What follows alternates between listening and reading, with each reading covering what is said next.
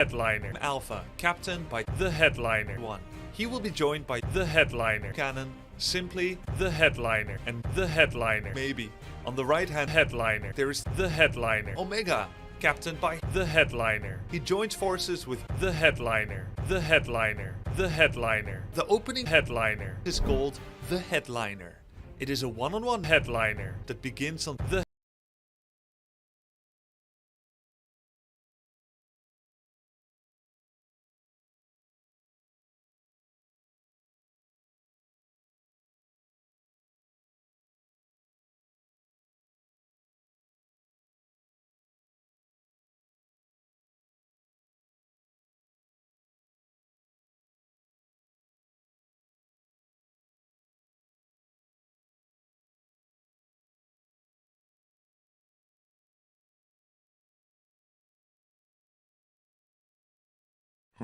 The Headliner.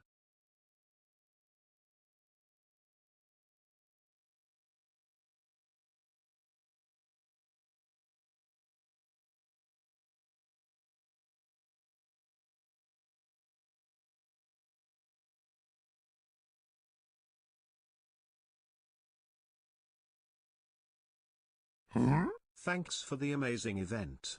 It already has been a lot of fun.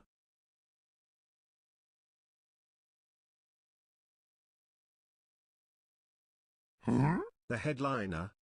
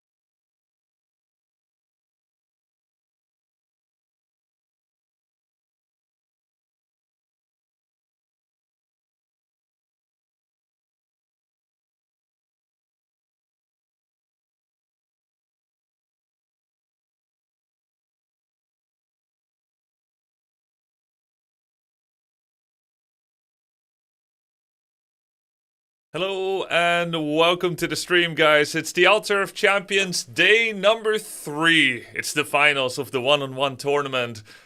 And I couldn't think of a better cast of streamers and players to still be in the bracket. Except, of course, maybe Maxim and Mary Maybe. Dante's and Tyler 1 will be our opening match, followed by Hera and Pox, followed by Simply and Yamato Cannon in the upper bracket finals, then the lower bracket. Wait, hold on. Yeah. Then the lower bracket finals, and then the grand finals. So it's losers, losers, losers. Yeah, then Simply Yamato Cannon. All right, there we go. 3 rounds of lower bracket, then Simply Yamato Cannon, who are 4th, and then the lower bracket finals, and then the grand finals.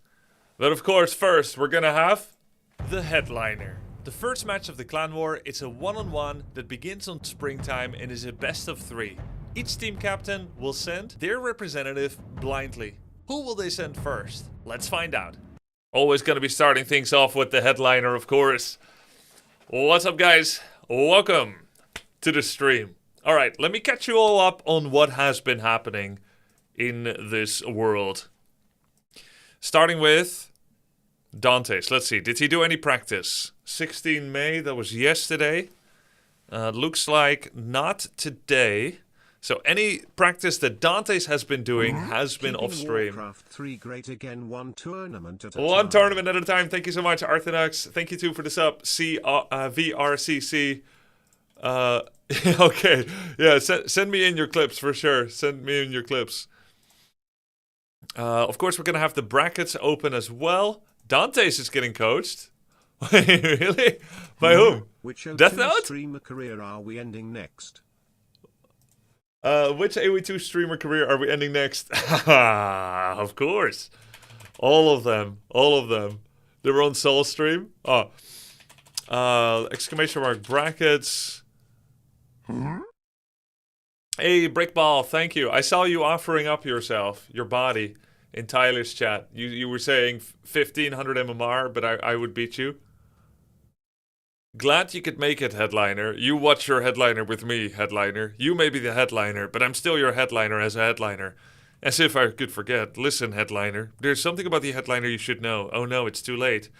These headliners have all been infected. They may look fine now, but it's a matter of time before they turn into the headliner. What? This entire headliner must be purged. How can you even consider that? There's gotta be some other headliner. There isn't! It's the only one. Damn it, headliner. The brackets. On Wikipedia, you can exclamation mark brackets them. I have them here too, of course. It's a little prettier here. Let's look at some clips. Cheese him level 1 then? Don't cheese him level 1. But what if it Don't think works, you bro? can What if do it it. works? Yeah, but what if I have a vagina? I don't know, like, it's a whole different concept, man. You have to understand, like, it's really Who is this coach? He's really speaking Dante's language. difficult because he's gonna create Hey GL the for fucking today. Hey, thank you so much, Folwar. Archmage. He got coaching from some Bosnian guy? Okay, that doesn't really narrow it down. You don't really get chance.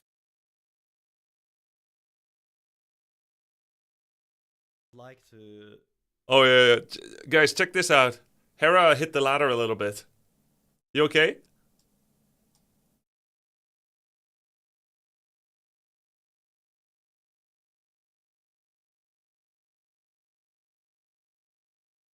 What's gotten into him? What's gotten into him? Death Note coaching? Hera's usual lean into tournament form? I don't think this is all because of Death Note coaching, guys. I think this is mostly my coaching. I think it's the Grubby effect. But it's also possible that it's none of the above. It's possible that Hera just amps up in the middle of a tournament. It could be Atriox's mental reset buff too. True.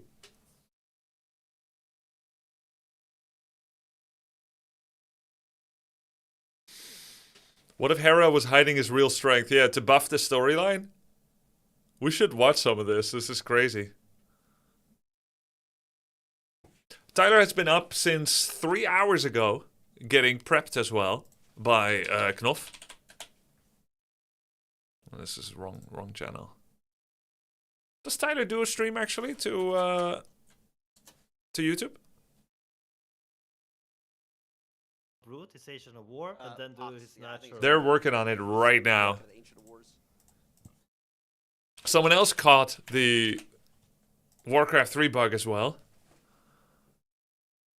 Sunglitters? Sunglitters is practicing.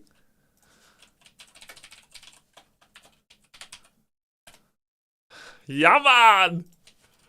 Guys, she's practicing, but I don't think it's going very well. We even had one of our mod sniper, apparently. Well, not in my name. It's going okay. Okay. Level 3 against 3-1. 4-2 against 7. 2 against 4-2. 5 against 5-4. 4 against 7. Oh, man. 7? 3. 3 against 7.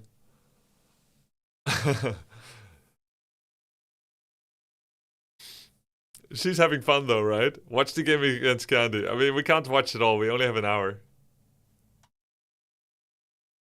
Is Tyler playing ladder? I think not, right? Yeah. Tyler's focusing on custom games.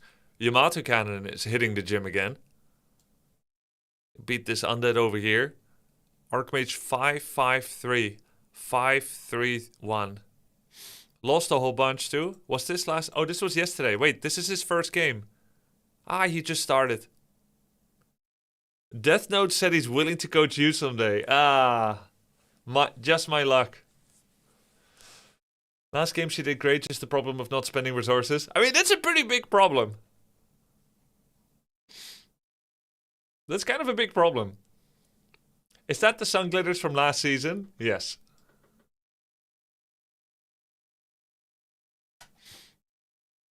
Yes, it is. I'm kind of curious about some of his highest elo victories. Take a little look. Take a little look. Hera training arc. What's this?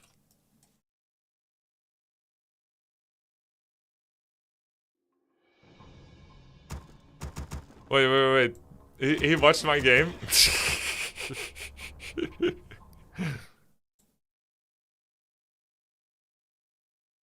Wait, I have no sound. Hold on. Did he watch it alone or with Death Note?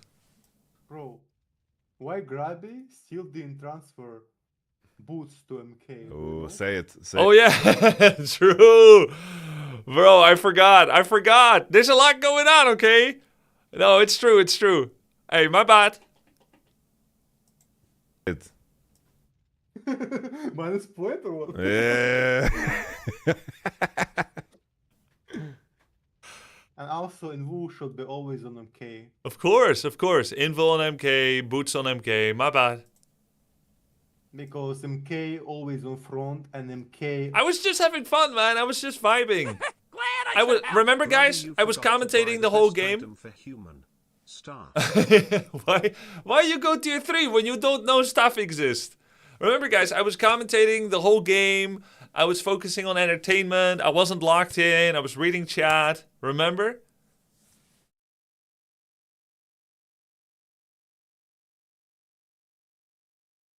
Bro was open mouth gaming? No.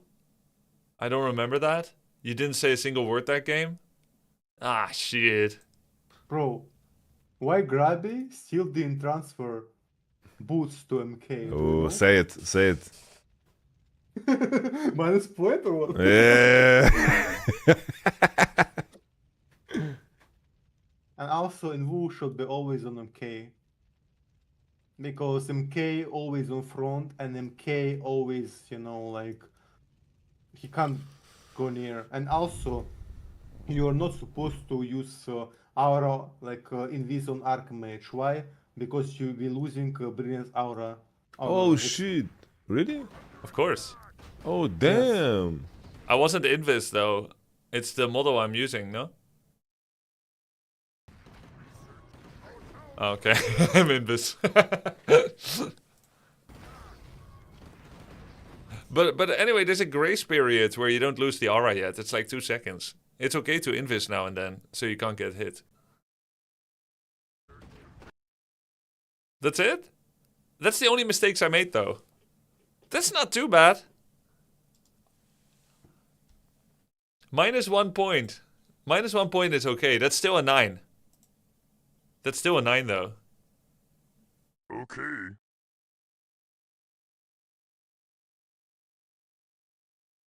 No, it's -1 out of 10.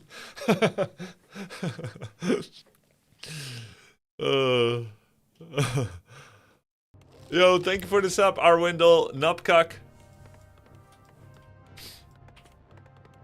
This is Hera's final game. Let's check it out.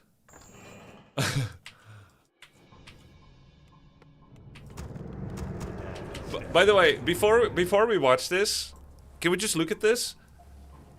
Any one of these would be an amazing story if they win. Simply, the guy that kind of everyone is ignoring.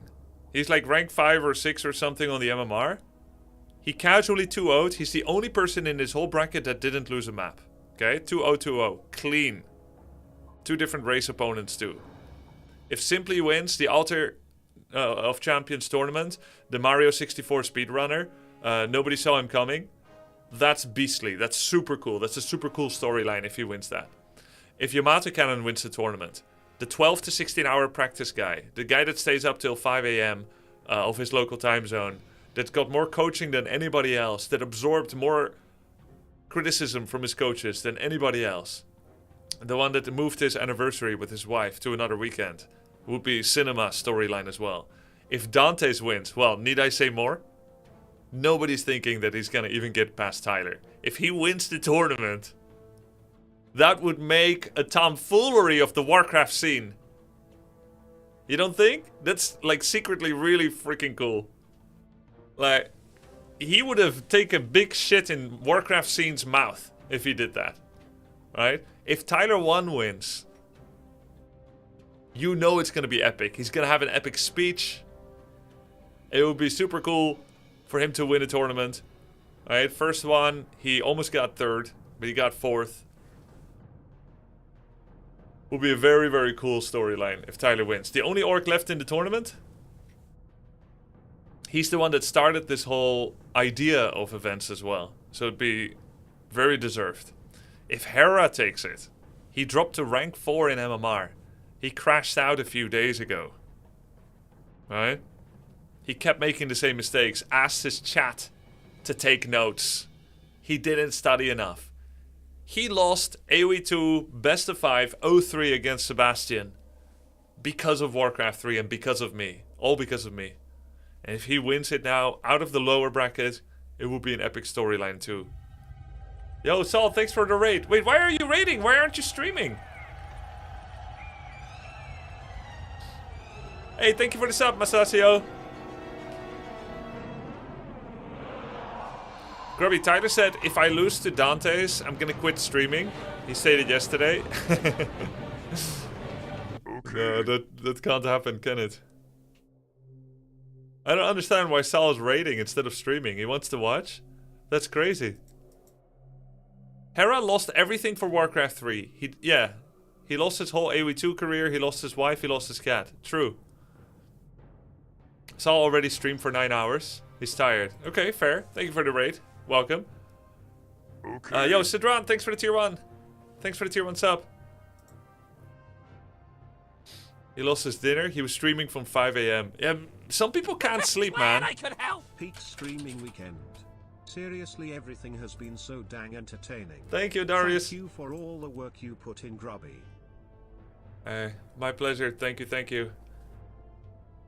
I think there was a mod that I had to mod in the channel too.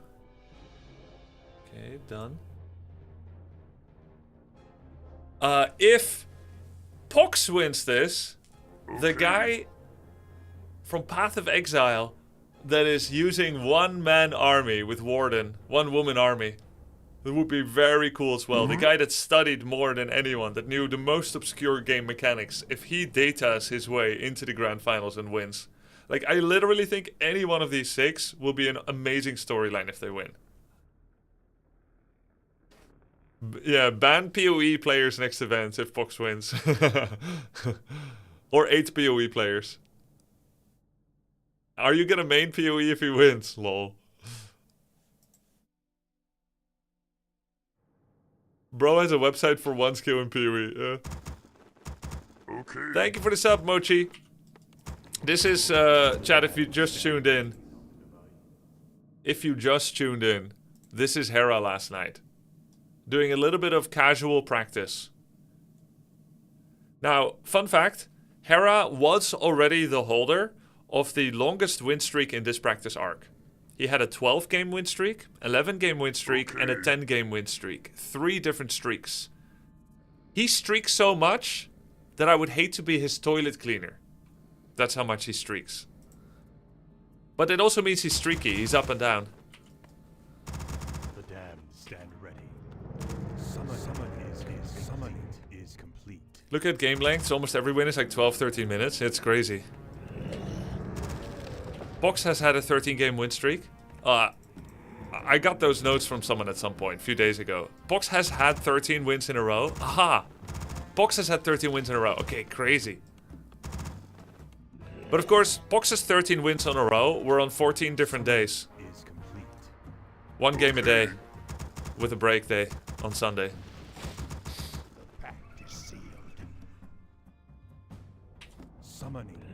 Hera streaking so hard he's banned from every football stadium. True. He's forgetting a goal production here. For the Horde. Hey, Sky TV, thank you, man. Thank you, Pasta Mosaic. Guys, Guys, before you miss any action from the tournament, which is starting in 50 minutes from now, make sure to use your Twitch Prime. You won't get any ads. If you have any. If that's something you want to do. It's always appreciated. Play the headliner. You want the headliner? I'll get you your headliner. I'll get your headliner right here. Welcome to the headliner. An 8-player the headliner. Today on the headliner, there is the headliner. We have 8 the headliners that are divided into 2 the headliners of 4 the headliners each. They will work together to win as the headliner. On the left-hand headliner, we have the headliner Alpha, captained by the headliner 1. He will be joined by the headliner Cannon, simply the headliner, and the headliner maybe. On the right-hand headliner, there is the headliner Omega, captained by the headliner. He joins forces with the headliner, the headliner, the headliner. The opening headliner is called the headliner. It is a one-on-one headliner. It's headliners all the way. Stop pressing on it. I'm not stop pressing on it. I'm not pressing on it. It's one video. Someone made it and posted it in Discord. It's so good. He sent me the video. Yo, thanks for the primes. Official Ninja, Seago, RS Owl, Just Relaxing, Anki 1011, Felder Pawns, Blackjack 607. Thanks, guys. Coil his ass. Yo, thanks for the prime. Happy Squid 89. Relaxing. Appreciate the tier 1. The headliner for today starts in 47 minutes, guys. Every player agreed to delay it by 2 hours to tournament. Yo, Ampi's playing Tyler 1 right now? Wait. On ladder? On ladder or they're custom gaming? Oh, they're practicing. Everything about this tournament is absolute peak. It is. Yamato's coaching by Death Note is some of the Yes. funniest shit I've seen all year. The main prior should be to not give him any more valuable. Just waiting for Oh him to shit, go they're now. gonna custom game. Cool. Yo, thank you, Celestia, Riot, Plast Bunker, Ballad Minton, Buzzda _ Maniac Neo. Ampi has been finding Windwalk. Yeah, guys. Look at this.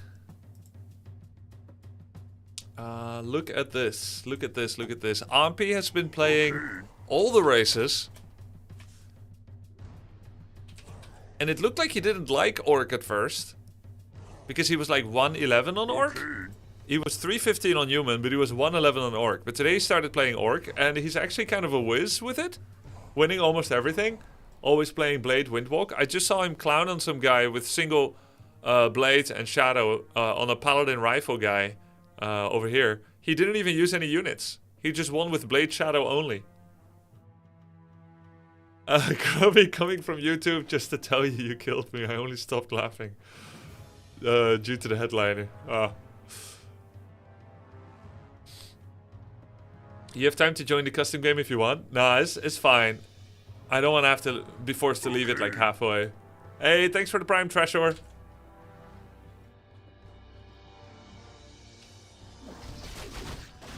Hera has an early ritual dagger. Nice splitting of his ghouls on headhunters. And continues creeping. Death Knight is very low. He does dagger over here. Didn't get a Nerubian despite getting harassed. Okay, I was expecting to see Happy levels of play. Like 14-0 is insane. But Happy would have still played this better.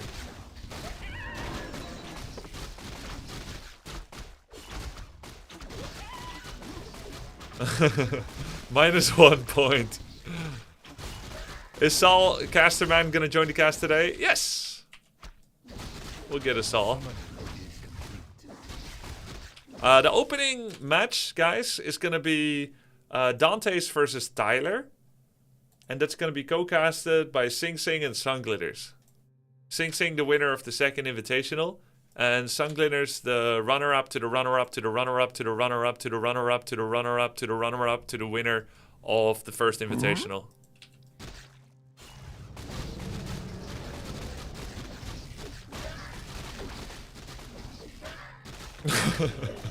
That's fucked up. Yo, Tsushine, thank you. C Santoro, thank you for the sub. Do you have a prediction for who will win the tourney? My wife asked me that earlier today, and I answered honestly. but I am not going to answer that to you guys. Some secrets you only keep with your wife. Did you watch any of Sunglitters' games? Yes.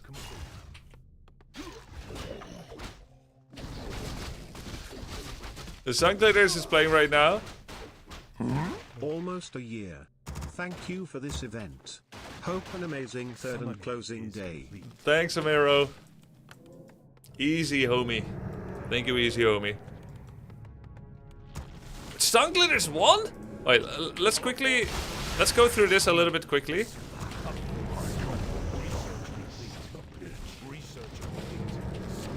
Is complete. Turn on W3 booster.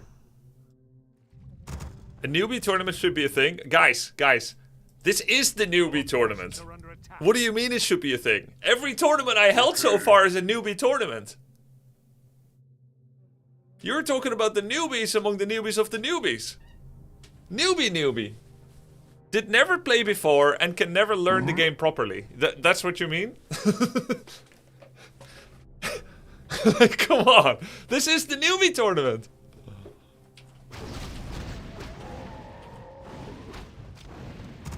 The falter of champions.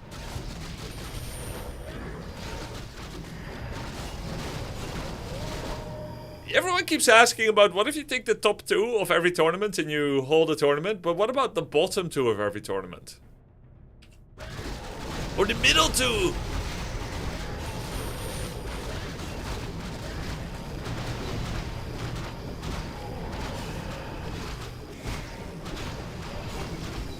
It's me, your wife. Can you tell and repeat what you said? Sincerely, your wife. Yo, thanks for the sub, Corporal Fudge. Oh my god. Wait. What? Our forces are under attack.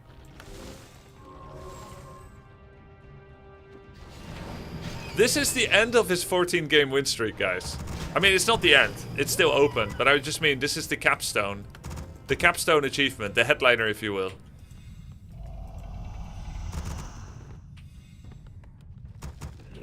$16-game win streak.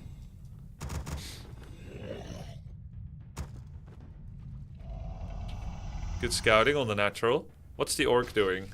Kind of AFK. Upgrades 1-0. What's his ghoul upgrades? 0-0. He has backpack. Ghouls and statues.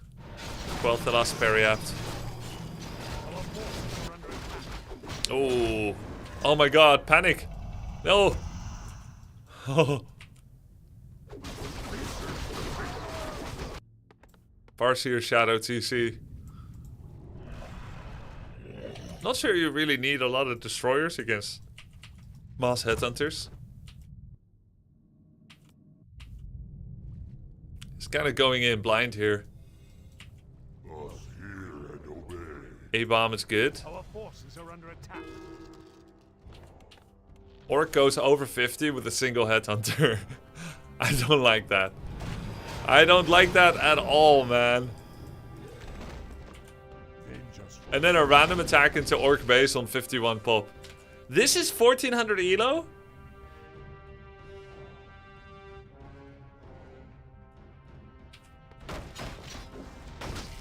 $1,400 elo, 51 pop, base attack against undead. I didn't teach this. We're under attack. Our town is under attack. Hera lost both unit production buildings. Destroyer in front, but it's on Blight.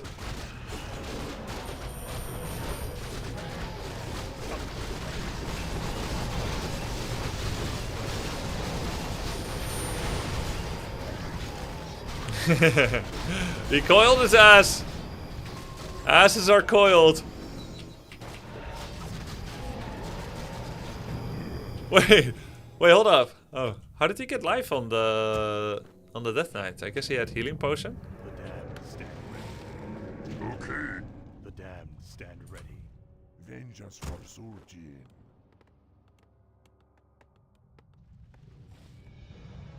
Hey, thanks for the Prime Disco Raz. Wait, why is Tyler practicing against Elf? Oh, he's preparing for Pox. Wait, that means that Ampi has to play Warden?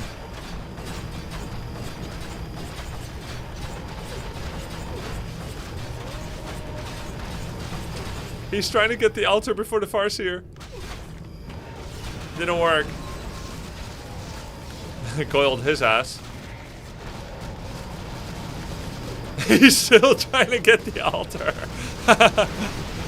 Altar of Champions, baby. Alright, pretty good, pretty good. Pretty good, man. Let's take a look at the headliner game. We got some practice going on. Tyler versus Ampi.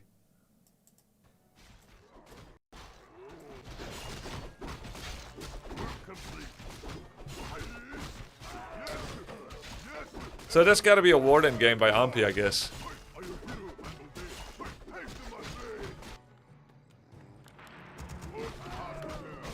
Yeah. Check Sunglitters' win, but this is live. This is live, chat. Sunglitters' win will be recorded in history. What do you mean, check Sunglitters' win? She doesn't have any. Can I even kill this camp without blade? Why people keep saying check her win? It cannot be found. I was about to find out. She killed a hero today? That's not a win.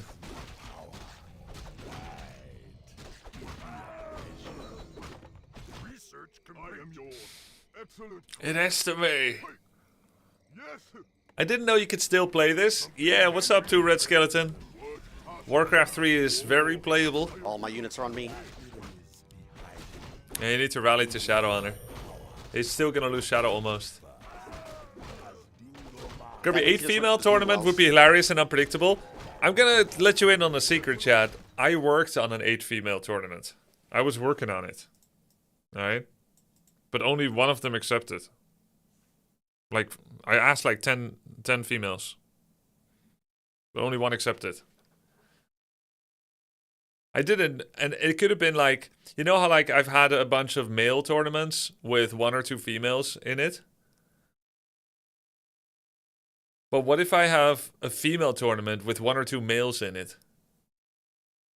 Dante's could join.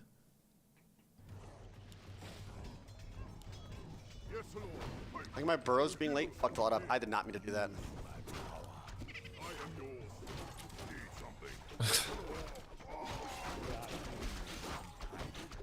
I just tried to flash. Am I doing my good right now?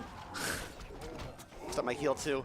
Bro, if my shadow's there, I just tried to flash. I don't know what the fuck's going on in my head right now, guys. I'm gonna be dead honest here. What the fuck? Guys, you should see the beginning of Tyler's stream. Check this out. All right, the water part. We went to like the fair nowadays. There, I said it. I actually have a life. I cannot sit here after tournament and review, evaluate, scrim, VOD, practice. I have a family. Then we went outside with the girls. I think I was prophesizing, by the way. Black, eyes closed. I woke up, and dude, I don't know what happened. At midnight, I woke up, I went to the bathroom, I laid in bed staring at the ceiling, pitch black, eyes closed, no cell phone, and I was just envisioning WC3, what I was going to do to win today. W. I think I was prophesizing, by the way. I think I was seeing my destiny and my future.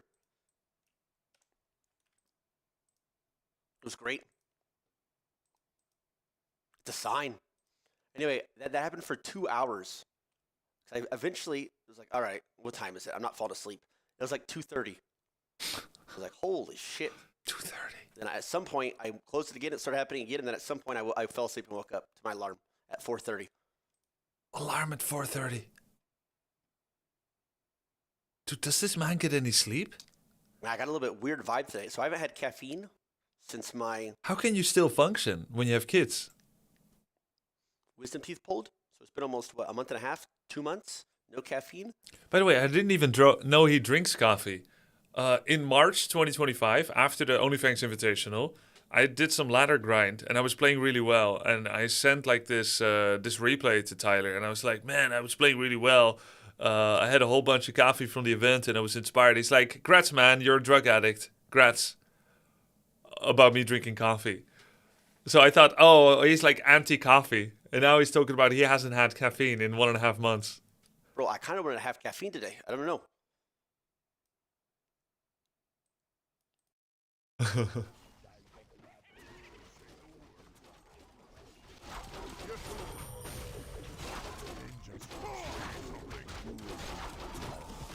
Grubby, did you stop playing League because of toxicity? Or did you grow out of the game?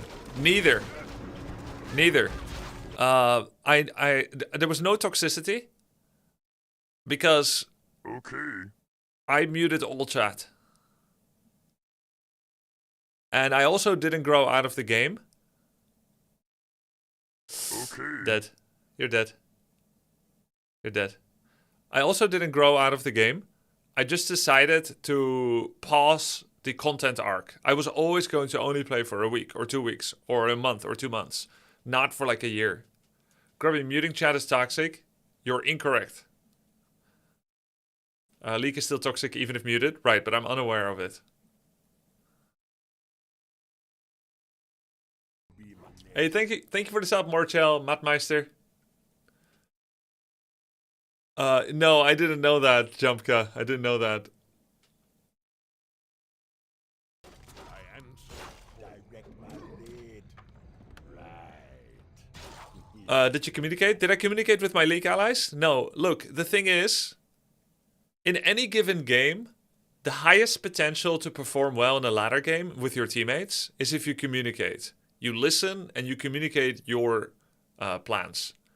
But in any given training arc of a team game, you as a person will selfishly grow the best if you completely mute and ignore everybody. That's just how it is.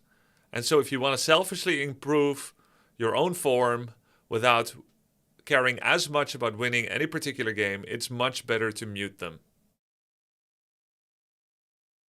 Now, if you call that selfish, you are right. If you call it toxic, I don't care. But that is the best way to improve. Being selfish isn't toxic? No, because I am putting my best effort into winning as many games as possible.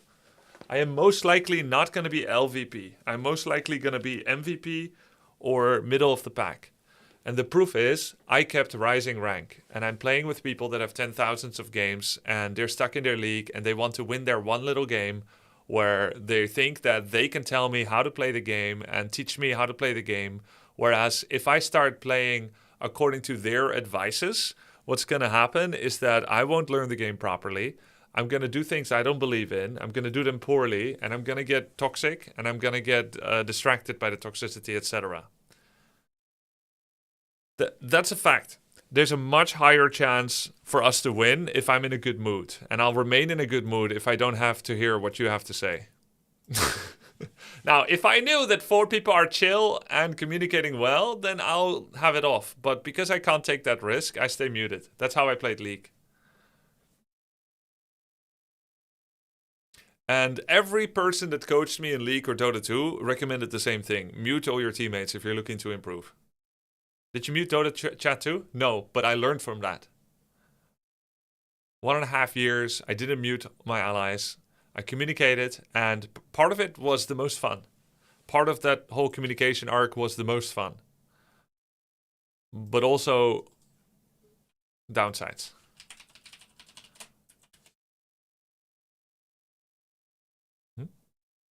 Where's her Twitch?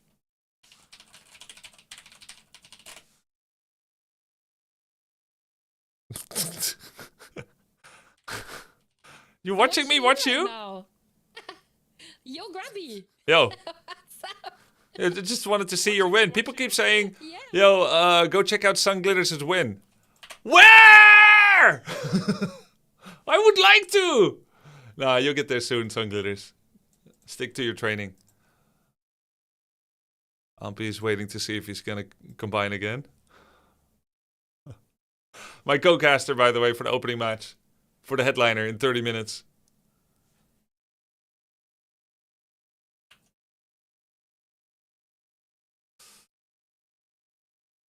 Don't let this distract you from the fact that Dante's did destroy the War Mill. Bro, the 2v2, the 4v4. In the 4v4, yeah, Dante's. This is Knopf's reaction to Hera's win streak. Here that Hera is doing well.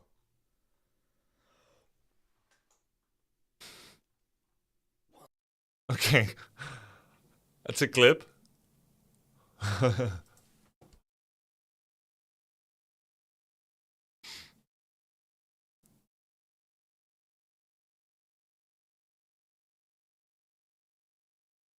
Look at this.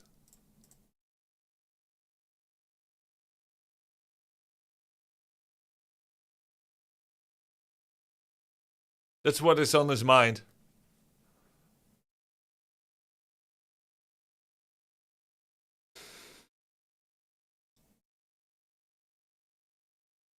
Dude, Ampe's kind of good with Orc now.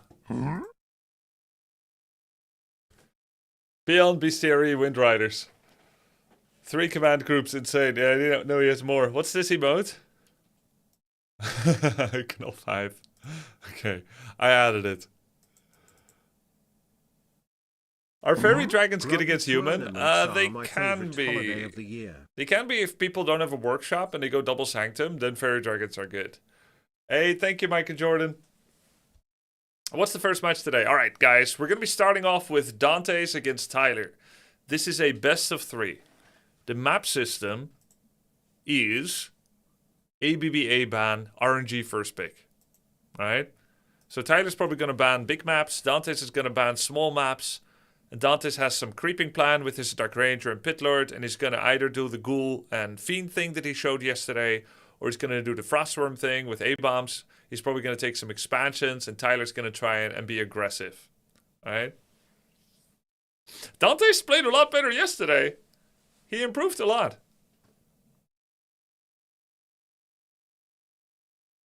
I hope they play with the open mic. Because it's solo play, I don't think I'm going to like join in and see what they have to say. But we may be able to get them like for a pre-game talk. I think for Dante's Tyler, we should get them for a pre-game talk. For Hera Pox, I don't think it's as important, but we need to get these guys before and after. West Coast US. Thanks Grubby 6 for a.m. organizing such a fun tournament and bringing people together around one of the greatest games. Inspired to play ladder again myself. Yeah, it's beautiful. Like when people are enjoying themselves, like even Tyler and Hera that can be emotional players, when they're enjoying themselves and they're vibing with Warcraft 3, when Sunglitters is enjoying herself and is vibing, when people are learning the game and making discoveries, it is one of the most beautiful games of all time. Warcraft 3 is a juggernaut in the gaming history, and it exists today because it is so damn good. Made by Peak Blizzard. Made by Peak Blizzard with levels of detail that we are still only now discovering. It's like, oh, that's how they coded this part. It's just so damn good. And I'm so thankful that people that really know Warcraft 3 retook over the classic team right before Microsoft took over. I can't say it's like, oh, because Microsoft took over Blizzard, that's why we're in a better spot again. But Reforged started getting fixed 2 years ago. All right? Well, is it about 2 years? Yeah, about 2 years ago. 2-3 years. Did you see Jerma was playing Warcraft 3 custom maps the other night? I heard about it. I'm not very familiar with Jerma's content yet. Is he a bigger streamer?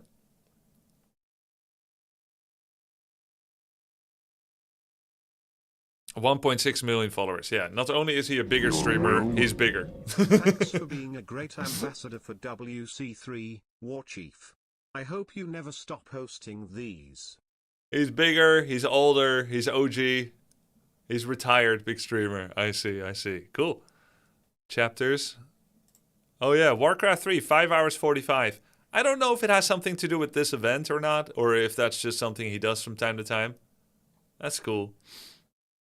Grubby, I think the tournament games are more fun when they have middle of the game pauses and trash talking, like the Tyler 1 Warcraft 3 tournament.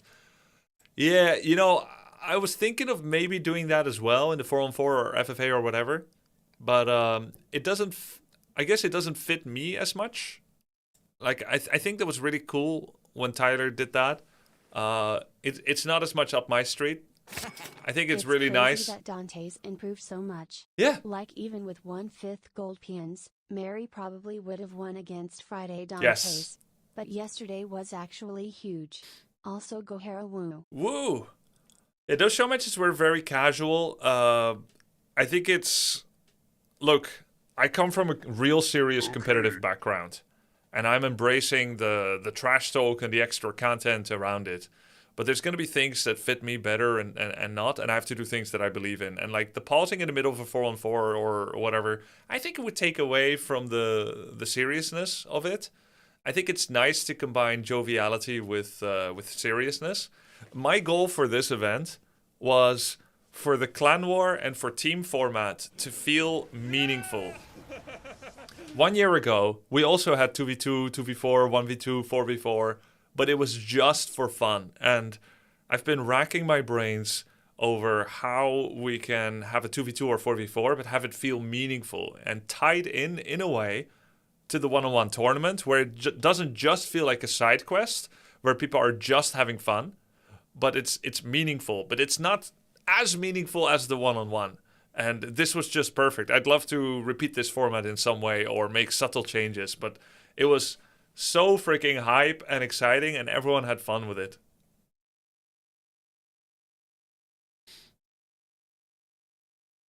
There's even a chance we don't get any mirror matchups. Yeah, that's awesome.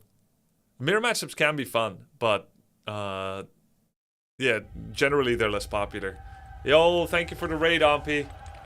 And see you later as a co-caster.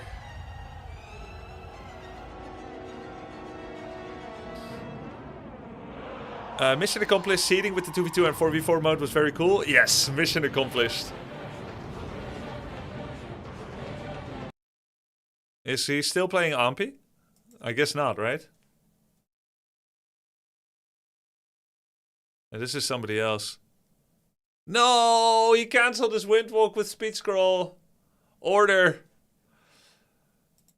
Has he seen the Death Note good for you clip? Yeah, I've seen the Death Note good for you clip. I've seen it. Let's see, who are live yet? Yamato Cannon is live. Tyler 1 is live. Man, he's still grinding away, huh? Is he getting coaching too? For the Earth base here. Okay. Yes. You have to go. You have to get active on the map. This sounds like Leon. Says you have to know where the opponent is, especially against undead, and the same here goes basically for Night Elf. Right? Makes sense. Yeah. You can send. When do the games start? The games will start in 21 minutes from now. This is a gentle parent coaching. Thanks for organizing this amazing event. Heart suit emoji. Hey, thank you so much. Even longer shot. Yeah. Well, okay, that was very helpful. Okay, you gave me a lot of advice, all of it very, very good. I really appreciate your time. Do you have like one thing that I did well? 43 years of Warcraft 3. Hey, thanks, Hamfist Jones. Good to see you again, man. One thing that I did well in the set. You want some compliment? No. You will not give you compliment, bro. Only one good thing that you did well is you just try to, find the most, scary coach, the most, relentless coach. Relentless. Relentless. The most ruthless coach. The best thing I did this game was take you as a coach. That's perfect. All right, makes sense. Well, listen, thank you so much. I really appreciate it. Thank you, Death Note. I love your coaching style. It's actually a lot of fun, and you're a very, very knowledgeable person. So thank you so much for your time, and I hope to put this. I hope to put this to good use. Proceeded to win 16 games in ladder. I had a message here from Dante's. Grubby, please allot 5 minutes after 4 p.m. so I may talk to my fellow compatriot and wish him well in the matches. Thank you. All right, Dantes, right you are. Let's have it. A little pre-match ribbing and a good little conversation between the two of you. Sounds good. Bit of friendly banter, mate.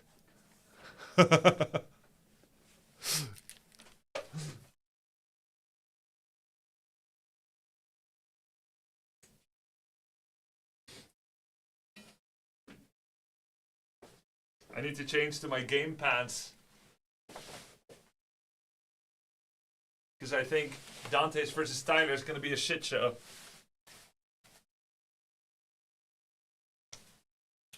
Alright.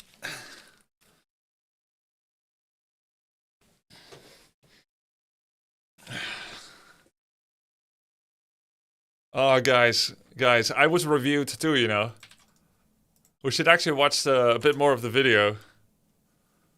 Take a fight here because he has only 500 gold on Expo. And this is my ladder game, I think, against... Yeah, this is my ladder game last night. First of all, thank you to the thank you for subbing Jamming 2026, Papatsuki, Botshibo, Vaxrin, Shermanley, Boasm7, Epic Player TV, Heroes of the Storm next event, Copium, lol. Twobbles with the gifts up, and CM Burns. Thanks, guys.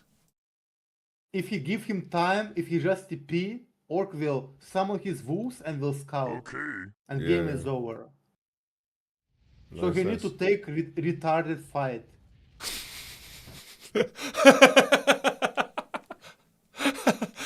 It's true. It's true. What fight? He's saying that I need to take a bad fight, though he used the synonym, because I'm buying time for my 2 gold mines to continue mining. Ooh, damn, what the... Oh, Ampi, okay, I see. Let's see, okay. Alright. Then, True King, him plus a player, maybe? The one we have there, plus a player? Ampi won't be available, all good. Oh, fuck? Bro, that's a rank 2 chain lightning?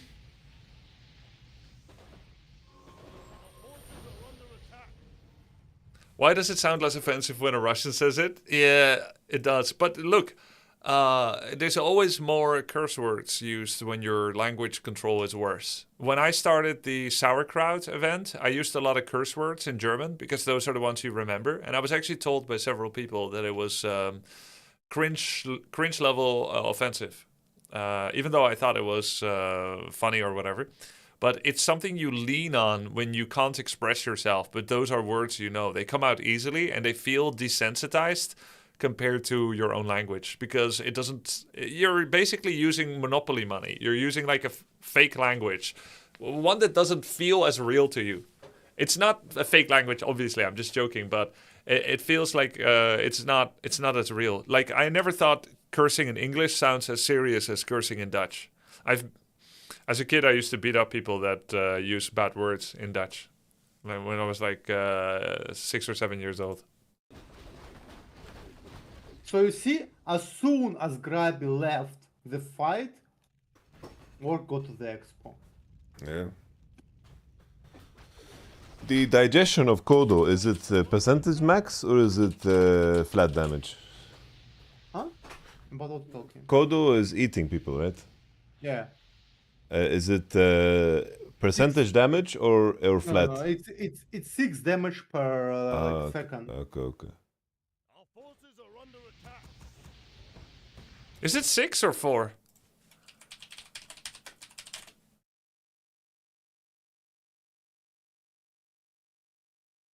It's 5.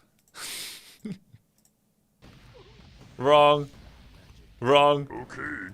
Does HP still work when eaten? Yes, that's why I thought it was 4. But I can't understand why Death Note thought it's 6. That's unacceptable.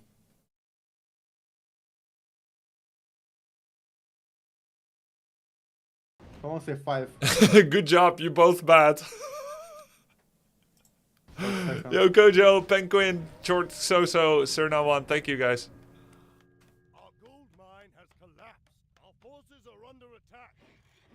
Yeah, Grubby is human.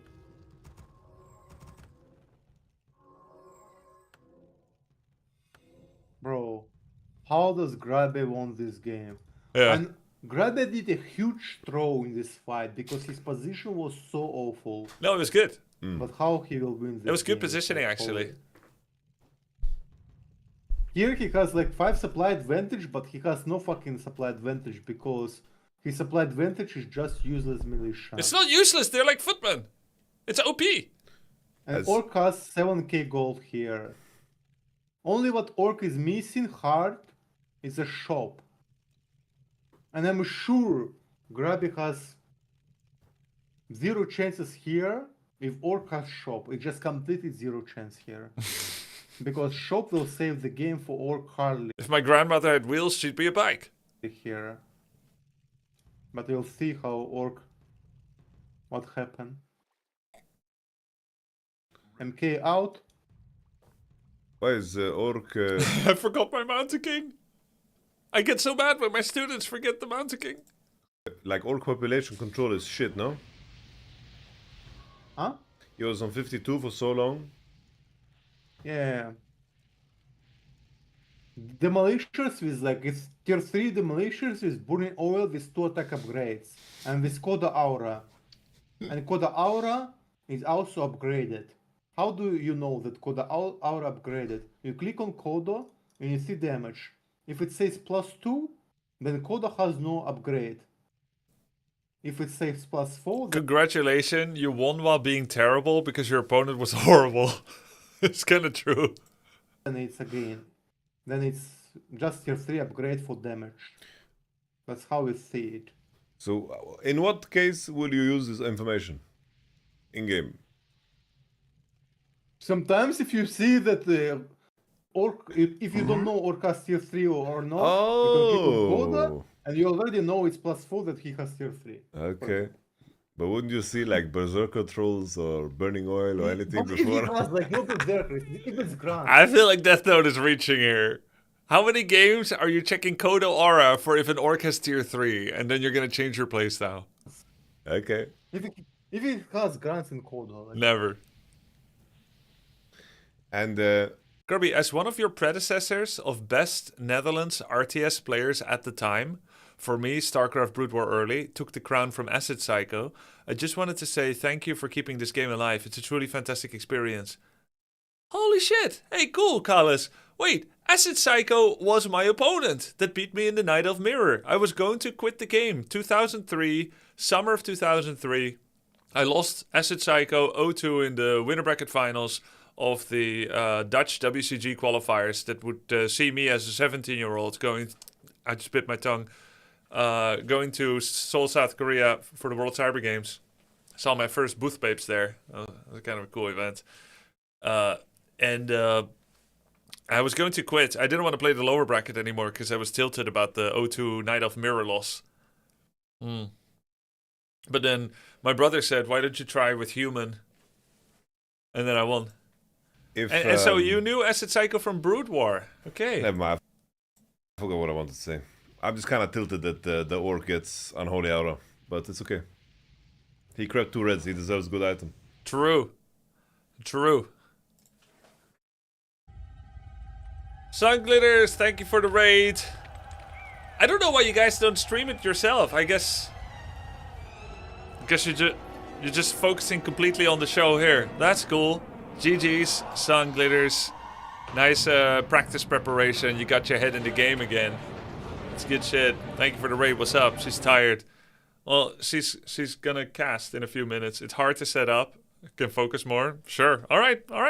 Cool. Is Dante's online yet? No.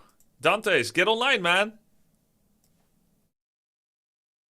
It's starting. I need you for the pre-game chat.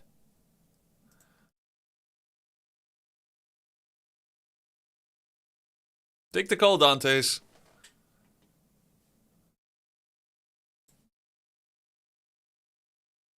Well, we can always run a little infomercial while I get everyone set up.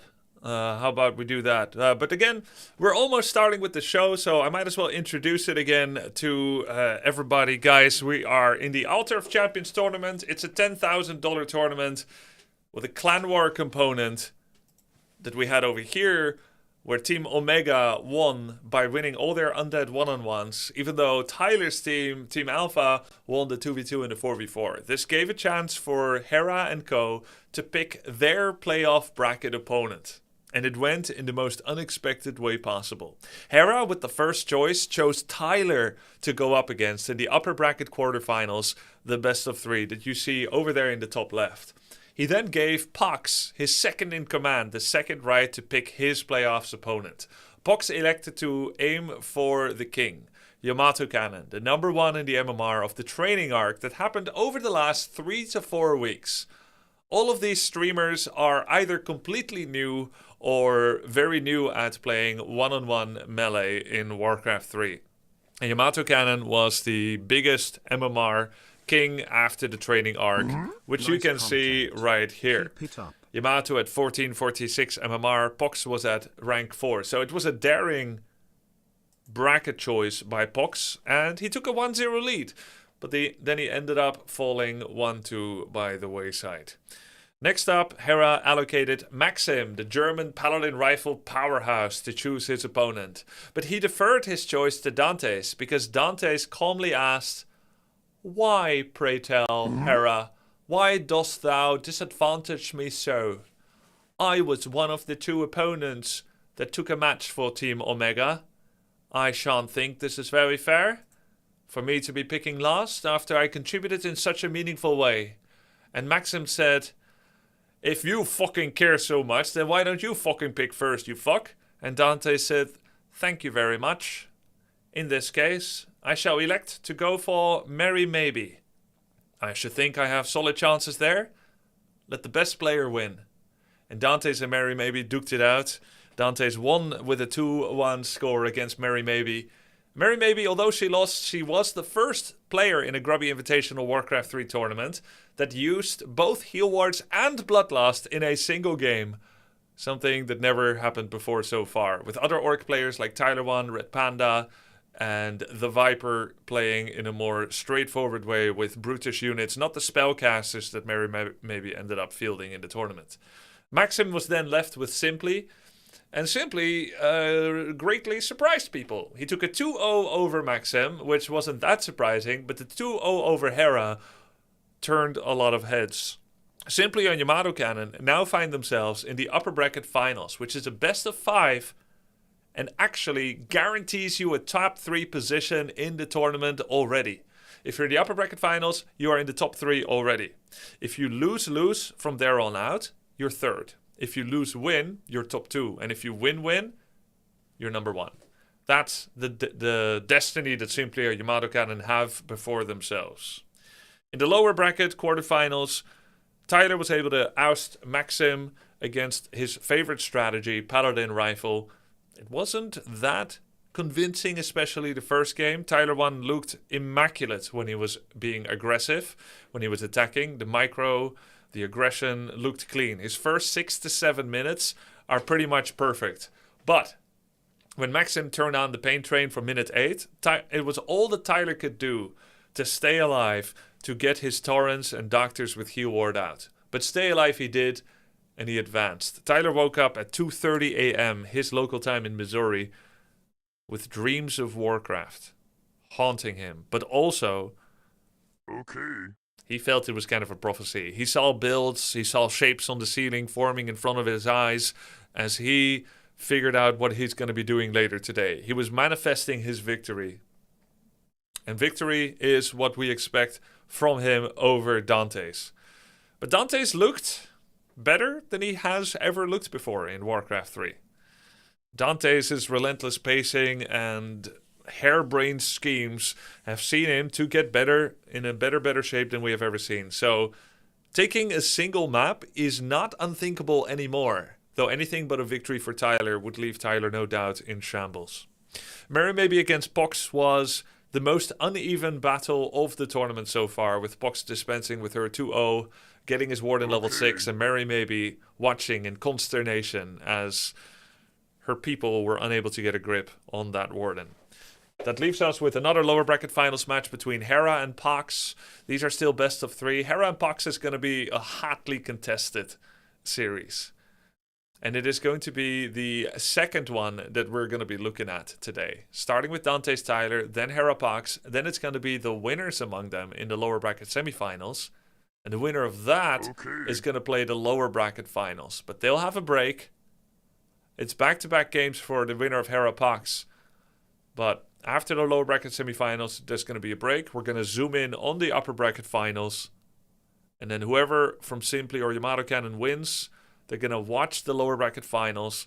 And then finally, there will be a grand finals. The grand finals is a pure best of 5 without the so-called bracket reset. Bracket reset is kind of a strange name, but it's the term that is colloquially used to describe the idea that the double bracket system remains true even in the finals, which means that the lower bracket guy would have to win 2 series in a row. That's not the system we're using here. We're going for an easier to understand, more clean, more competitive, pure best of 5. But there will be an advantage for the winner bracket person.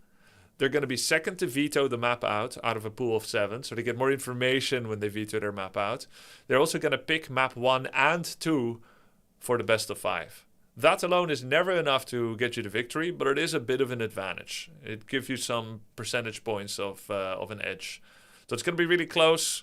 It's almost a pure best of 5 with some map advantage in the grand finals. All right? You also don't have to play as many series if you go there. I would invite Maxim to co-cast the set, but he said today's going to be a family day, and he was grateful for it. He's also not going to be awake that late anymore. One final thanks to everyone that subbed today. Benny Bombadil, Bram444, Ifalna, Jonica, and the Hoodie Zach. You don't have to stop on my account. I'm not going to be able to call it out anymore, of course, because I'm going to be focusing on casting the set. I'm going to be reducing the volume, but your alerts will remain on screen.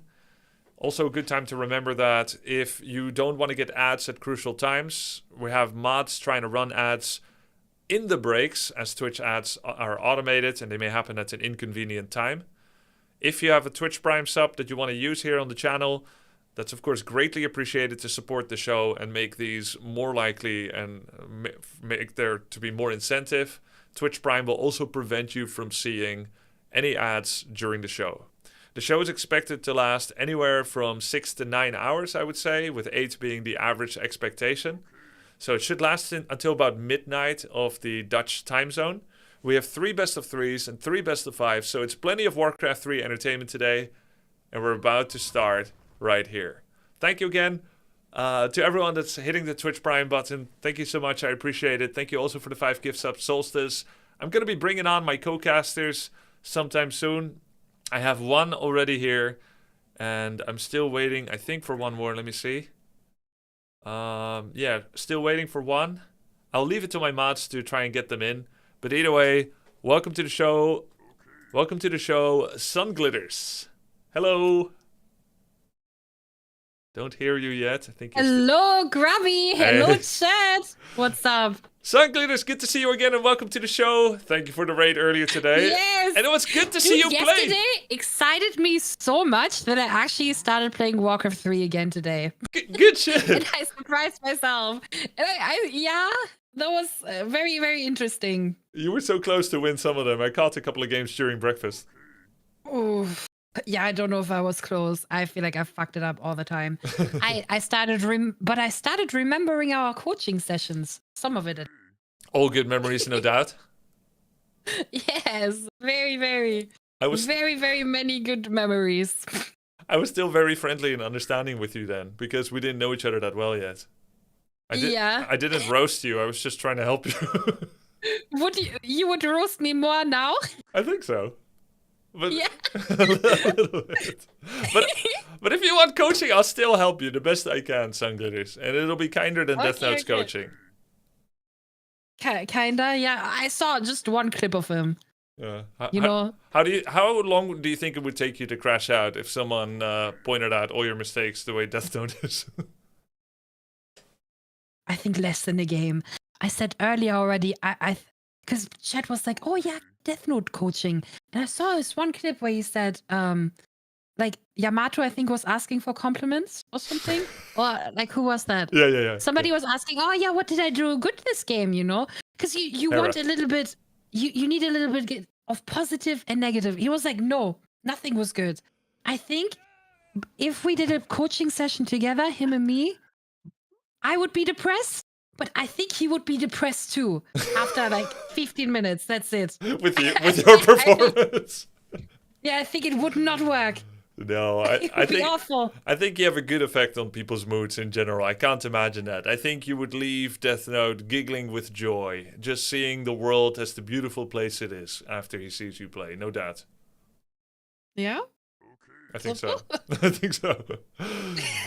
Sunglitters! How much chances does Dante's have to win against Tyler 1, do you think? Should I really be honest? Yeah, why not? 0. 0? But what if he asked for some cheese? I don't think it matters. I think he's just too bad. He's not as bad as me, but you know. But close. I don't think even close. I think Dantes would destroy me, like no joke. I see. I think I would be in total shock state. Mary would destroy me too. I couldn't do anything today. We also have a new guest on the show. Thanks for joining us today, Sing Sing, for another co-cast. What's up? We got a Grubby Invitational winner, the last one that was run. What's up, Sing Sing? How's it going? It's like, oh, good. Thank you for having me. It's good. Hello. Good to have you Hello, here. Sunny Glitters. It's good to have you here. Sing Sing, what do you make of the Dante-Styler match? I mean, if Tyler won, like, unblocks keyboard and monitor, I think there's a chance.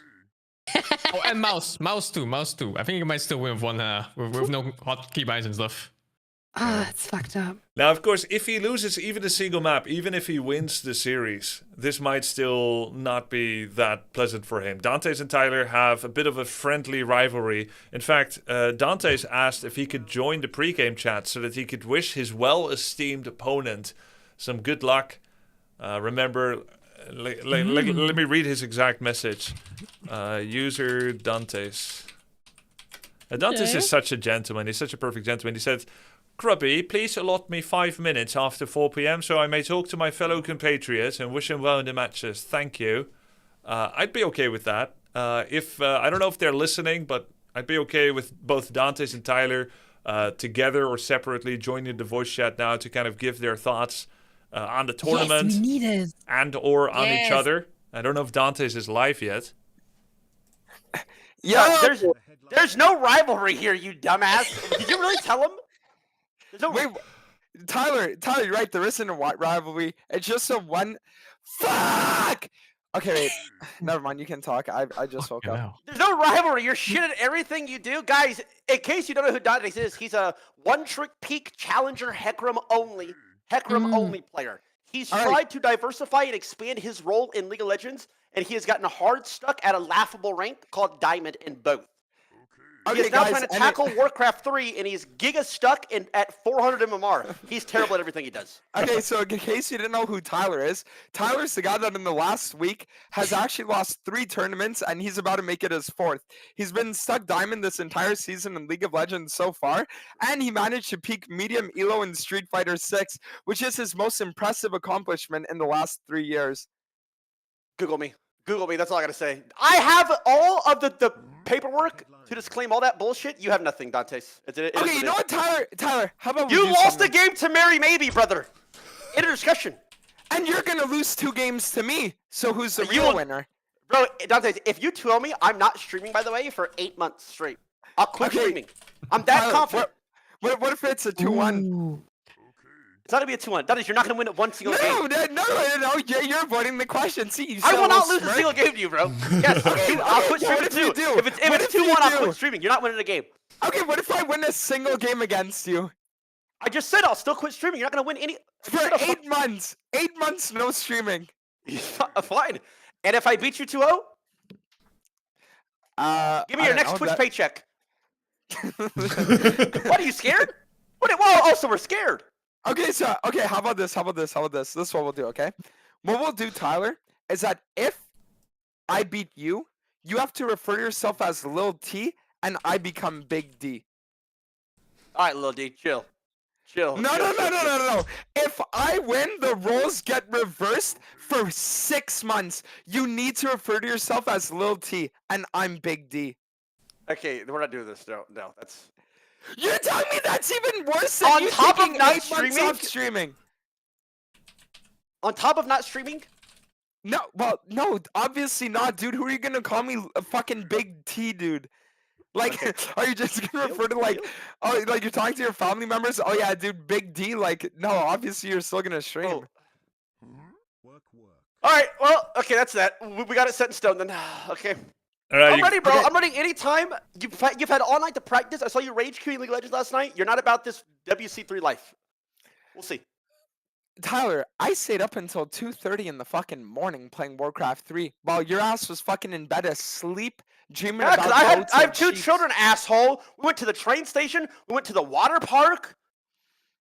I woke up at 4 a.m. I've been practicing since like 5 a.m. Well, don't worry. You're going to get back to your kids soon enough, bro, after I make Queue up! for you. Queue up! Start the fucking game! Look at you talking. Queue up, man! Yes, Wait, queue invite, up. man! Got the game name in the lobby, guys. Whenever you're ready, we got this show under the road. Good luck, Dantes. You'll need it, brother. Everybody pray for him. Hey, listen, I'd say good luck to you too, but I don't feel like giving it to you. I don't feel like anything. Fuck you. Bye. Bye. My fucking god, Jesus I Christ. love that. Yes. I enjoyed the trash talk. Holy shit. The best. Sing Sing, you got some Dota 2 memories coming back to you? Oh, I mean, when I was like 14, maybe, yeah. It was a similar scenario, maybe worse. In Dota 2, it was worse for you? Oh no, Dota 1. I think in Dota 2, people already kind of matured a little bit. This is like a League of Legends thing, I think. Like, it's not just Heartstock Diamond, it's like Heartstock fucking H15. Of course, you're also Euro-centric player more. Like, you're gonna have played more with Europeans who have different types of banter. Yeah. Oh, yeah, I mean, you learn all kinds of Suka blades. You learn them really fast. Let's see, let's get the servers ready. Oh, they got a really nice ping between them. At 22 versus 29, should I still turn on ping equalizer? I suppose I could. It's not a big deal. Tyler's ready. Looks like we're all gonna be ready. Is Dante's ready as well? We may not even have time for a headliner, guys. Wait, I'll just run one real quick. Hammerfall, here we go.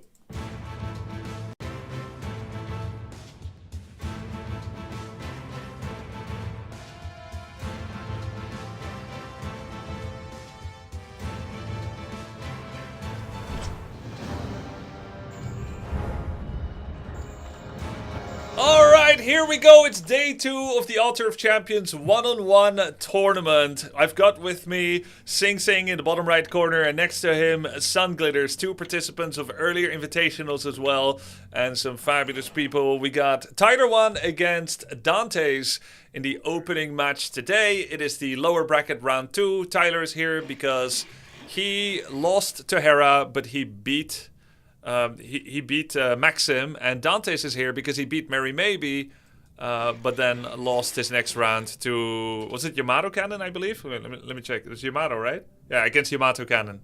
So they find themselves here for elimination. The loser here is top 5th shared and will remain there with $500 of prize money, but the victor will continue on and will make themselves top 4 and play against another winner of a lower bracket round between Hera and Pax. Here we go. Yep, congrats to Tyler to winning this round. Don't say that. Anything can happen. Yeah, sure. Anything can happen. You know, like Grubby said, maybe he did some cheese strategy. Grubby, did he message you and ask, yo, what can I do to get a win? No. Tyler didn't, but he has been planning his morning a little bit with actually Knaf, his fellow fitness buff coach. He was preparing for against Undead, though I don't think he would be caught dead saying that it was for Dante's Undead. I think Sound Glitters he's preparing for the eventuality of meeting Hera in the subsequent round. Okay. Yeah, that sounds about right. I think Tyler just kind of wins when he just plays his regular aggro. Sorry, did you mean that Dante's messaged me? I was assuming you meant Tyler when you said that. No, I did. I was asking for Dante's. No, that makes... I was assuming if he did, then that makes so much sense. That makes so much more sense than Tyler looking for a last-minute desperate cheese on how to beat Dante's. I was like, yo, isn't he supposed to like win anyways? No, I don't even know how I interpreted your question that way. But no, Dante's didn't message me with a question of that nature either. Damn. I feel like you should have. So Dante's is posturing for the Dark Ranger opening once again. It is Farseer against Dark Ranger. Tyler 1 with the Farseer meets, and he's disengaging from the Drain Life. Okay, damn, they're fighting early. I was playing earlier Walk for the first time, and I was trying to play like Tyler plays with his wolves. It did not go well. I lost in 9 minutes. Yeah, you can't feed the wolves. It gets real bad when you do. Although this strat looks like shit. I've seen his Dark Ranger stuff like, what, 4 times now, I think? I don't think it worked a single time. He kills like one peasant and TP's out. Can you describe the idea? Like, why do you think Saul 8-Man taught him this build, Sing Sing? What does this build mean, what Dante's is doing? It's probably like a really low chance to fail, right? Like you're tanky, you're ranged, you skill. You just kind of do it, and there's no real build, there's no order. Yep. Just go in and press your button. But I don't understand why he TP's out usually. Okay, so this seems to be a misappropriation, like a misunderstanding of the situation. So when it started, when Dante's basically could barely press buttons, barely use his keyboard, Saul 8-Man had him make this hero, walk to the enemy base, and start life-draining workers. And because Dante's had so little awareness of how to remain safe, he would usually get surrounded, take a lot of damage, and nearly die. That's when Saul would tell him to TP out. Another player, he might tell them, okay, walk away, get out of the base. But because he had so little faith in Dante's making his way out, he would ask Dante's to TP out and then just resume playing the game at home. But Dante's now thinks that that is a goal rather than a fix to a problem of his own creation. So TPing out is now something he does by default almost always. Oh, it's horrible. What a horrible habit. How did you connect those dots? They're not even dots. How did you connect it? It's an item! To be fair, he's... Oh, shit, you found him! He's teleporting again! Why does he TP out? Could he have walked away there, Sing Sing? Yes! He just You think clicked he it could right have in his fought zone. though? I would have TP'd too! Why? You can just walk away! Look how big Tyler's army looks! And he was alone! You know? I'll tell you a secret about these games. You have the same move speed usually. So if you have the same move speed and you're out of the distance, he cannot hit you anymore. Yes! It's over. You literally just walk away. Like, imagine being chased by, like, a bulldozer that goes 5 kilometers per hour, and you're standing in the middle of the road shouting, "No!" You can just walk away. Like, yes, you're not gonna win the battle, but you can just walk away. Yeah. ATPs. Farseer, almost level 3. He's getting some cool creeping in here. He needs 2 more kills to get level up. A little bit much damage on his headhunters. He's stealing away an important creep camp from Dante's. Now, Dante's does expand a lot. He's also over-making towers. Making towers is this thing that lower level players often do to feel more comfortable. It might be a good idea for you too, sometimes. I think it's a nice habit against Walk anyway. I did make a tower today once. I just forgot the other times. You know, the basics are coming back to me slowly. Yeah, that's nice. That's nice. It's been a long time. It's really hard to get back into these games if you haven't played for a bit. But Dante is part and parcel of his build. He always makes a whole bunch of towers, which makes it obnoxious to attack into someone's base. Tyler's creeping a whole lot more. You can see how the towers haven't done anything because Tyler's just like, yo, your creeping speed is really slow. You don't make a lot of units. I'll just creep everything. I'll take level 4 Farseer. And he's going for his map control army again of Raiders and Spirit Walkers, Sing Sing. Yeah, is that the standard? Because I don't actually know orc builds. This is the standard that gives you a strong 6 to 9 minute window. Once destroyers are on the field, walkers become a liability in optimal theory, but you get a maybe 2 or 3 minute period where you're stronger. The damage spread that Spirit Link offers and how it can disenchant, Howl of Terror, dark minions, skeletons from Rod of Necromancy, and to spread the damage of the Link, it's just very strong. Yeah. So how's Dante's doing right now compared to Tyler? Is it already bad, or does he? Well, we does he still have a chance? We should compare some metrics, right? Like he found 3 items, and we found 5 items in Tyler. Tyler's level 4 and 2, whereas Dante's is 1.5 and 2.5. So Tyler's leading by 2 metrics. Tyler's army size is 40 against 32. So Tyler's ahead in every single way, except he is playing, of course, the weakest race, Orc, and he's playing against Undead, the strongest race, Kappa. And Dante's has a strong base defense. So if Tyler attacks here, this is where Dante's is strong, but everywhere else on the map, Tyler is strong. Okay, so Dante's has to hope that Tyler attacks them and fucks up. Yes. Yeah, Then he would but have a chance. he's doing the smart thing, which is just soaking up the whole map. He's never attacking on that basis. And then you just get ahead in gold, you get your expo out, you make sure you deny his, and then your game is real nice and easy. And Dante's army is looking so fucking small, man. Like, what is that? It's like 2 spiders. It's 8 minutes in. Yeah, 2 spiders. There's a statue. Oh, we just got a reveal, so Tyler now sees, like, oh, look, he's making hella towers. The correct call against someone that makes a lot of towers is to have a strong map control army and to expand. And it looks like that's exactly what Tyler 1 is doing. Tyler found his army. Yeah, nice scout. That's really good stuff. I don't know what this attack is. He has a teleport skull, so I'm assuming that's happening soon. He's attacking right now. This is one of his goals. He wants to put himself in situations where he is allowed to click the town portal scrolls. Maybe it's like a league thing. You know, where it feels good to force people to a spot of the map and then you TP out. Oh, yeah. I guess it's fucking expensive in this game, though. It's 325 gold. It's a lot. He's just gonna kill, like, what? He's gonna kill 1 raider and then TP out? Oh, shit. Tyler's back, too, in the base. Yeah. It's gonna be a fat fight. Oh, my God. He's stuck. He's stuck in the back. Yeah, he's fine, though. He teleported already. Yeah, does he buy a new one? No, he didn't. Okay, from my new perspective, he just wasted a lot of time walking there and he barely killed anything. Yep. And then... Yeah, in this case it was bad, but normally that play isn't like super bad if you actually have units ready for it. Because you force him back to their side of the map and you get the chance to kill some burrows, you disrupt his eco, so it's not like horrible normally. It's just that he had nothing to do with it. He had no units. Yeah. Yeah. Yeah, it's a good play sometimes, but with the wrong situation right now. Also, forcing someone back onto their own side of the map while that person has orange camps all around him isn't as effective as when you pull someone back towards a depleted part of the map, then TP out to creep your own side. So Dante's did the opposite thing, but somehow Tyler isn't making use of it, which is also ironic. He should have, after that, immediately been able to creep his own orange camps, or maybe contest like a red camp. What is he doing right now?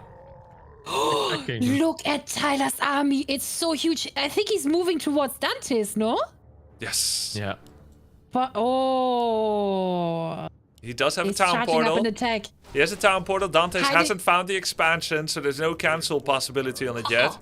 Tyler is spirit linking his army. He's going to attack into the towers. He's going in. Yeah, he's hiding behind the tree so you wouldn't see him at first, I think. Yep, just grouping up. Yep. It's actually equal supply on Dante. You know, he's like 2 behind. Yeah, Dante's is walking back too. He's pretty close. Going back to defend. But all his supply buildings are in front. 2 have fallen already. So while 1 worm is in production, the second one cannot be made right now. Tyler 1 turns on the speed scroll and tries to take a fight. He catches 1 fiend with an ensnare. Is going for a big war stomp. Gets 3 units caught in it. But he's also simultaneously fighting the towers. This is the best case scenario for Dante's. Yeah, in the undead base, the floor makes him slow, right? Well, it gives bonus regeneration to the undead. It's a bad place to fight. It's the towers that make you slow. Okay. He's not doing bad on Dante here, unless he loses Arthos here. Oh, nice wolf summon with the block. Chain lightning right to the face as well. He got his first dragon right now. Ooh, not bad. Yeah, but he lost Ziggurats, so he can't get the second one out. It's fucked. Well, actually, it's training right now. He lost so many units. Still playing, how come? What the fuck? That is fucked up. You're fucked, kid. Is he like twice his age? Tyler's starting to mine from his expansion. The macro not looking too clean. 1500 gold. Looks like he's typing up another storm rather than actually making units to max out to 50 or 60 population. Dante's AFK. Is he typing too? Look at Dante's! His hands are off the keyboard, man. He's like drinking from his Gatorade and whatnot. Yes, he's not even moving his units. Oh What's my going on here? goodness. Well, there's nothing to kill anymore on the side of the map. Everything got stolen or it's dead from him. Oh, damn. Yeah, Tyler really messed him up there. He stole like all the camps close to him. 2 dragons now. Third one coming. Is this just all he does? He just makes dragons? Yep, he makes dragons and then just waits for them. And sometimes he uses the Frostworms without a hero and town portal to accompany them. This is a special move that he developed 2 years ago in the FFAs that Tyler held, the casual format. It makes him feel like he's doing something sneaky all over the map. And while sometimes he got some good results with it, in Warcraft 3, this kind of move carries a massive risk because it's the town portal scroll that often gets your high value investments out of a bad situation. If Tyler finds these and ensnares them, it is not going to be good for Dante's. Sorry, mate. What's that? Okay, can you eat them if you ensnare them? No. Oh, that'd be No? sick. Okay. Ooh, Tyler has a huge army again. Meanwhile... And Dante's is just flying around with his 2 chickens, that's it. Dante's ghouls are AFK. Of course he has enough lumber, so it is whatever. He's also getting upgrades right now on his Frostworms, but he's over 50 pop. And there's an ensnare! Oh no. It's a 7 pop that is... investment. Oh my god, no! No! Oh man. Is he making the DK back? No, right? No, he forgot. No, he's just dead. He just he's remembered. dead. He hasn't been moving his heroes for Yep. like 2 minutes. He needs... What's going on? Yeah, he's just preoccupied with the Frostworm stratagem, the special Dante's move. He's waiting for his Death Knight. He's waiting for his 3/3 upgrades to kick in. He's almost there. He's at 0/0 upgrades right now. Ensnare on the Frostworm. Good army to take down Frostworms. There's a War Stomp. That does work on the air units that are webbed, Sing Sing. That is so random. Yeah. And the supply is not that far off each other. The Tyler has got a 13 supply? lot of gold in the bank. Kind of unnecessary. Once you're over 50, you should go straight to 80. Yeah. All the worms are going down here. Death Knight is here. Protects the scroll, Healstone to try and keep the TC alive. Chain Lightning to the face of the Death Knight. A single map win, and Tyler promised he will not stream for 8 months if Dante's wins a single map. Which is kind of a crazy promise to make for a streamer of Tyler's size. Yeah, that's insane. Yeah. But he's confident. And I can see why. Like, this is not even close. Though I still feel like it's closer than it should be. You don't get that sense, Sing Sing? Yeah, but it's because he's fighting into undead base without like doing anything about it, right? Yeah. Like normally you just 2 base and you go 80 pop and then you finish his ass, or you get like demo cards, whatever they're called. Yeah. Yeah, or you can wait. You can try to make a point out of it and just wait. Take a third, take 5 base, whatever. Or like you said, with Demolishers. Or a fully linked army with like 10 raiders. And he's also hitting like the worst buildings possible. Not the ones that are damaging back, but like the fucking... Yeah. Like the nothing towers. Yeah. Yeah, Tyler's losing a lot of his units. Yeah, he lost a lot. He's also pretty low on lumber. He's mining with 3 peons. Uh-oh. On lumber only. Dantes is fighting back with his hero. Wait a sec. I think he can defend. Yeah, for now he will. For now he will defend. He's also targeting some low headhunters. I don't know why he life drains a headhunter that's 1 AA away from finishing. Like, what is he actually thinking? What's going on inside? Town is under siege. With Dante? Yeah, well, like, what is he thinking when he life drains a headhunter that he could auto attack a single time? I don't think he thought much about that one. It's one of those moments where you see a button off cooldown and, you know, it's shiny. You just press it. Justify the memes. Whoa! His dragon took so much damage. So fast. -2 bats, that's 320 gold. Worm is still alive, and if he just lets it chill and regenerate in the back, it'll be ready to fight again in 5 minutes. No death. The... Go ahead. Sorry, does the ground effect heal the worm? Yes. Like the creep or whatever. Yes. Oh, what the fuck? Yeah, like flying. so random. You see where the shadow is? That is like the true location of the frostworm. If you tie it, yeah, that just counts. yeah, if you tie it to the ground X, it's actually lower when you. Oh no, actually, it is right below. It's just a perspective thing. Anyways, but yeah, if the shadow is on the blight, he heals. Oh, he got demolishers. They're coming. Ah, They're nice. just doing fucking nothing in the river. Okay, I see. Yesterday we had a game, Grubby, where you said if you would take over, you would have 10% chance to win. If you would take over Dante's game right now, what are your chances to win? I think I might still have a good chance to win. Actually, in this game, more chance than Mary against Dante's yesterday. I think it's still over 80% chance if I take over from the undead at the moment. But so he just has to lock in. He can do it. Well, let me ask this way, Sunglitters. If you try really hard and you really believe in yourself, or me for that matter, can we bench 300? Kilos? 300 what? Yeah, kilos. Like, can we...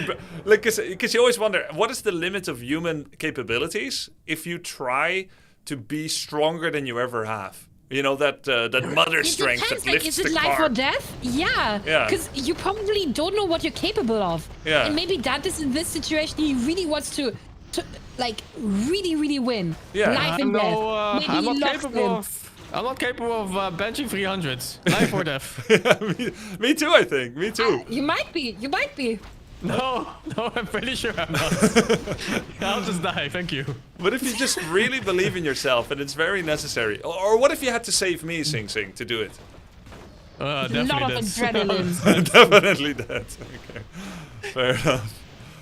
Fair enough. Well, that's unlucky. But Dantes is trying to do what he can here. He's doing good damage on the Demolisher. That's one Demolisher down. Both are getting ensnared, though. Tyler wants taking down the first Frostworm. There it is, level 6. He can Earthquake now. He's getting a position for the Earthquake. The ultimate! There we go! On the Boneyard, the Spirit Tower, and the Necropolis. There was only a hero that could heal on that unit. He has no money. What do you want him to do, Sing Sing? Yes, 650 gold! But Death Knight level 1.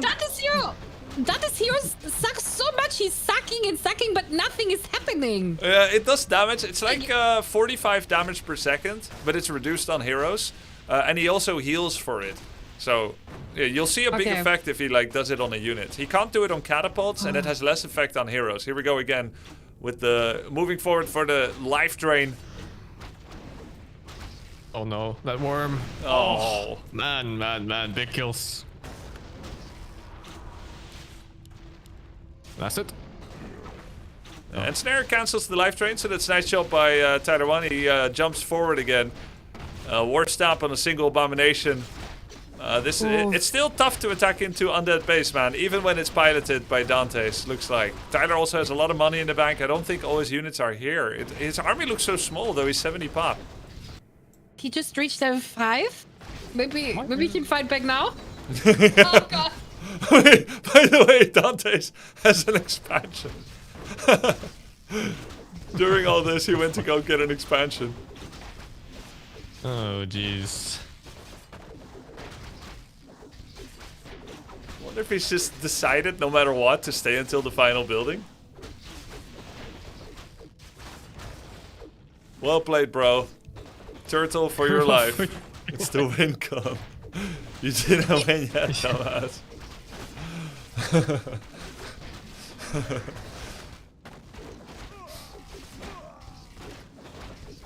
I was trying to find 8 people like this to play the tournament initially. 8 League players with conversations like this. But I'm not sure there's 8 Tylers and Dantes on this globe. I'm not sure if your ears would survive after the event. Fair. I think it will be fun. Another Earthquake on the Necropolis. Only on the Necropolis. Not on the Ziggurat. And not on the Gold Mine. Didn't hit the Gold Mine with it. Alright, this is not doing anything. Alright, you can cut it out now, Tyler. Oh my god. Oh, he's spreading units to build more random shit to stall. Oh man. His final He wants moments. to ram down He just wants to wear him down psychologically for the next game. No, make him really impatient. For his team Oh, Omega snap. captain Hera, he's wearing Tyler down. Yeah. It's all part of the tactic. He says, how sad, Lil D. Oh, no. Trash talk goes so much harder while you still have units. Under attack. What the fuck? What is this? Unfortunate you can't steal enemy gold mines that are being used. Well, this is a first in an invitational. That's his last building, the gold mine. Last one. Yeah. He will be revealed eventually, not having had a necropolis for a while. Dantes has the money to start necropolis. Ah, there it is, the final building. He's scouting. Yep. He's scouting his base now. Okay. I had this happen to me one time in ranked, and the guy hit a building under the laboratory. He couldn't see it on the minimap. Ah, he knew the special tricks. Yeah, it was fucked up. Damn, GG. GG. Tyler 1 gets the first map. No surprise, though perhaps surprising how long it took to take out Dantes. Of course, partially it's because Dantes, by a little bit, missed the optimal gentlemanly exit window. That was a part of it. That was a small part of it. So you think it's really BM what he did? Normally this is generally, yeah. This is referred to as BM, yes. Yeah. Even in a tournament? Especially Because it in does- the tournament. Yeah? Yeah. But you have to choose every advantage, right? Because There's no I swear advantage. Tyler's pissed. What's the He's pissed. advantage of allowing someone that's winning hard to extend that feeling? He's like extending the climax for Tyler of winning. Maybe it takes you past that point where it's not that good anymore because they kind of have to work for it. But usually the optimal mental thing to do is to make someone's victory feel very hard fought, which means you need to at least be close enough to someone where like you kill their hero. I have felt the mental edge of that before. Like you're winning and someone like takes out your hero and you know you shouldn't have lost it and you still win, but now you're -1 hero. It can feel bad. But this was just a protracted death animation with no real power in Dantes' hand. Okay. Yeah. He's just doing it out of spite.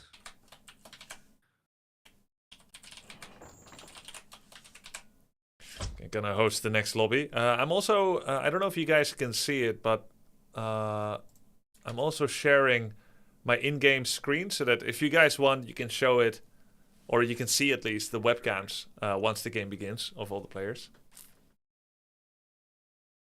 Okay. Okay, but you can also join the lobby again, publishing the game name. I'll join the lobby. Oops, I don't know how I tagged Viper twice.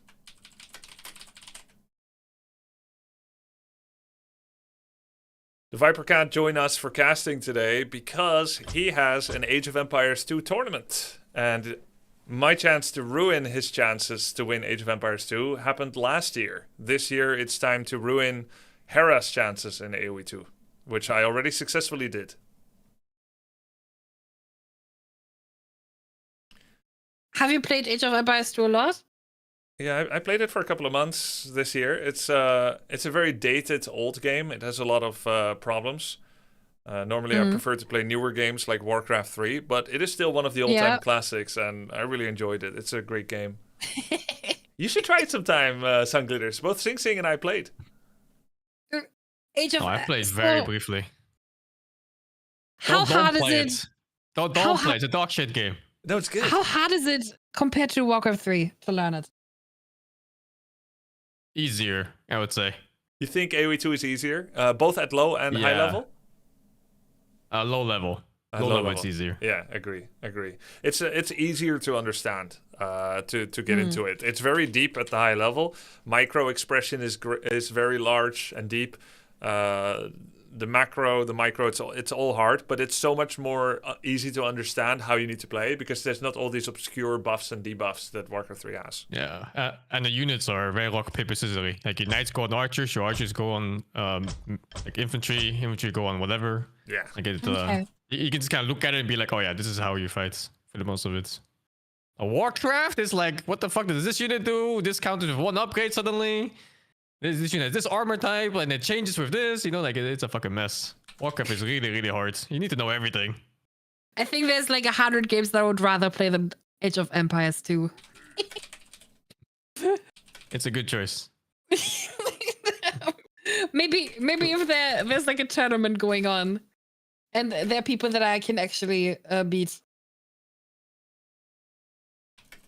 then maybe I would try. Maybe if Dante joins. Maybe it's just that it's fucked up. Look, maybe he will win this game. Who knows? Yeah, maybe picks fly. I don't know. It can happen anytime. Ever since Sing Sing won the coach or the observed game last year, I'm not a big fan of making big promises under no pressure anymore. Like the sock incident that I made. I'm actually so scared for Tyler 1 if he loses, like how he's gonna wriggle his way out of streaming. 8 months is a long time. Yeah, 8 months is a long time. What incident? What happened? The sock incident? There was a game that Sing Sing had no business winning. I said I'll eat a sock if he does, and he won it. Did you? Yeah, he won it. I never give Did up. you eat Donut it? player. No, of course. Oh no, he did not. He did not eat the fucking sock. No. What? Why? I didn't It know should have been a dirty gym sock. Yeah, it should. I chickened out, but I don't make those promises anymore. I learned from it. Okay.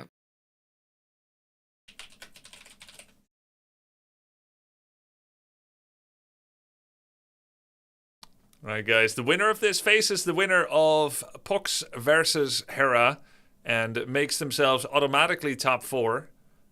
Tyler 1 is leading with a 1-0 score, as expected. Though I feel like it should have been less close. It wasn't truly close, but it was a little sloppy. And if he's going to want to have a good chance against Pox and or Hera, he has to bring his A game. It's possible that he is a man, though, that rises to the occasion. And he simply hasn't felt the need to. With Dante's yet. Okay, everyone is ready. I'm going to intro the map. This is Altar of Champions 1-on-1 tournament, day number 3. This is Last Refuge.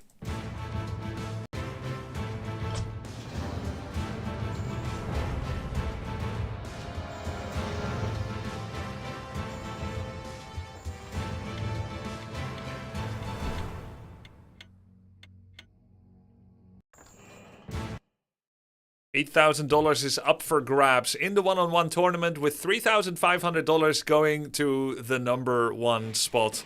But much more important than that is the bragging rights of winning a streamer tournament in one of the greatest games of all time, Warcraft 3. Tyler 1 against Dante's are in the lower bracket. They've won a match, they've lost a match, and they find themselves here in the second round. Tyler 1 is leading with 1-0. And Dante's is under the gun. One more match lost, and he will be eliminated. Sing Sing. Yeah, he's eliminated. Next. It's done. No! He So could Grubby- win. Oh, sorry. You may speak. Grubby, was there a time where Tyler 1 like really fucked up? You know, like just forgot to like mine the gold or something like that? Man. There have need been that. moments. So one thing he sometimes does is he presses the battle stations button on burrow, which pulls the nearest workers into the burrow. High-level orcs will actually control group their lumber peons or box select their lumber peons in order to put them in the burrows. But Tyler sometimes refers to his gold peons to man battle stations. Then even if you defend the base, you'll still have lost so much gold that you can't win anymore. It's not an irregular occurrence for him. Which is why he usually does better when he's on the offensive, when he makes a dangerous army. I don't remember Mary Maybe level incidents, Sunglitters, but there have been some sloppiness sometimes. Yeah, I was thinking about that because like the last game didn't look like very even. What is this? What's this? Strategy. There's a goal. What? Torrent what's it Chieftain doing? first? Is this a mistake? Well, huh? Oh, What is this goal doing? kill the workers maybe? There's no scouting way a he's little bit. scouting. No, there's no way he's scouting. What info could he use? No, he's just Look, he's harassing. attacking it. Tyler1 opens with the TC. He wants to play a fun hero. Wait, is this like an advanced way to inoculate himself against Scorn? That if he loses, he can at least say, but it wasn't a serious game. It was TC first, though. Or does he just want to get a more impressive victory with an off-meta opening hero? TC is the worst opening hero Orc can go for, by the way. Dantes is in his base with a 0. He's killing the woodworkers. Of course, they can just go into the burrow. Burrow is now defending the base. Heal self on the Tauren Chieftain.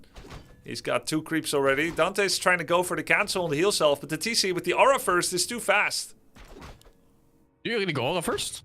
Yeah. Looks like you can just go shockwave to spend the mana. Yeah, Even on TC first. I agree. A lot of people, everyone in the game opens with aura first on TC, but I always open with shockwave, double shockwave the creeps for momentum. I think people do this wrong.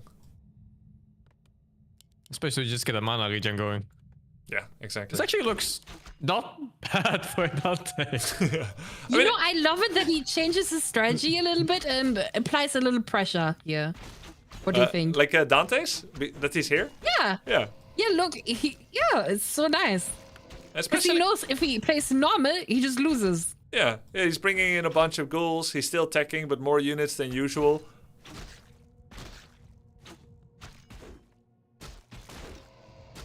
Tyler at least knows how to counterplay the life drain.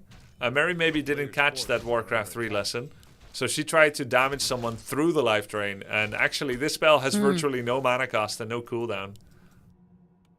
Tyler's doing about as well as you can against this level of harass. It is not a nuclear threat. Just a ghoul and a Dark Ranger. Well, he's canceling 2 more souls. Or 1 more if he hits that.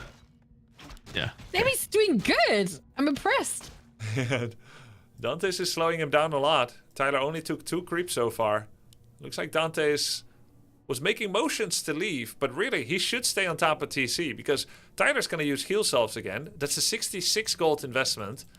If you can cancel that, you keep getting ahead. And it looks like Tyler's going to move into the Dark Ranger. Normally, the way you're supposed to do this, you're supposed to lead with units that don't have heal self on them so that you can protect the ones that do. That's minus 66 gold again. It's going to TP? No? Okay. Why? He was fine! That's crazy. Brother! That's so funny. I was like, he's doing so well. Like, damn. He slowed him down so much. He almost killed the hero, killed some peons. He just teleports out when he's gone. But he wasn't even being such a big gold advantage. Yeah. And now he lost it. It was huge. Yeah. He canceled like, what, 5 solves or something? Yeah. And now it's just gone. He doesn't understand or doesn't care about why not to use TP when you're not actually in danger.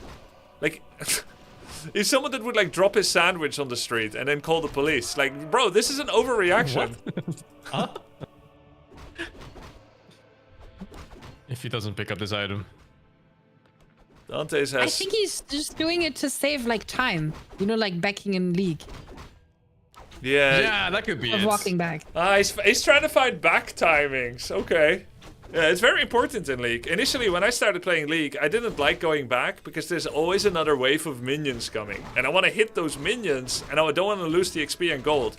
But as was eventually shown by coaches, one of which was Dante's as well, another one, Yamato Cannon, and many more like Alois and Tyler1, they teach you that if you don't go back on certain waves, then you will lose even more waves than if you stay because of the power loss of you not being strong enough to contest with your lane opponent, and then you'll miss other waves. So you're always gonna lose something, but you gotta limit.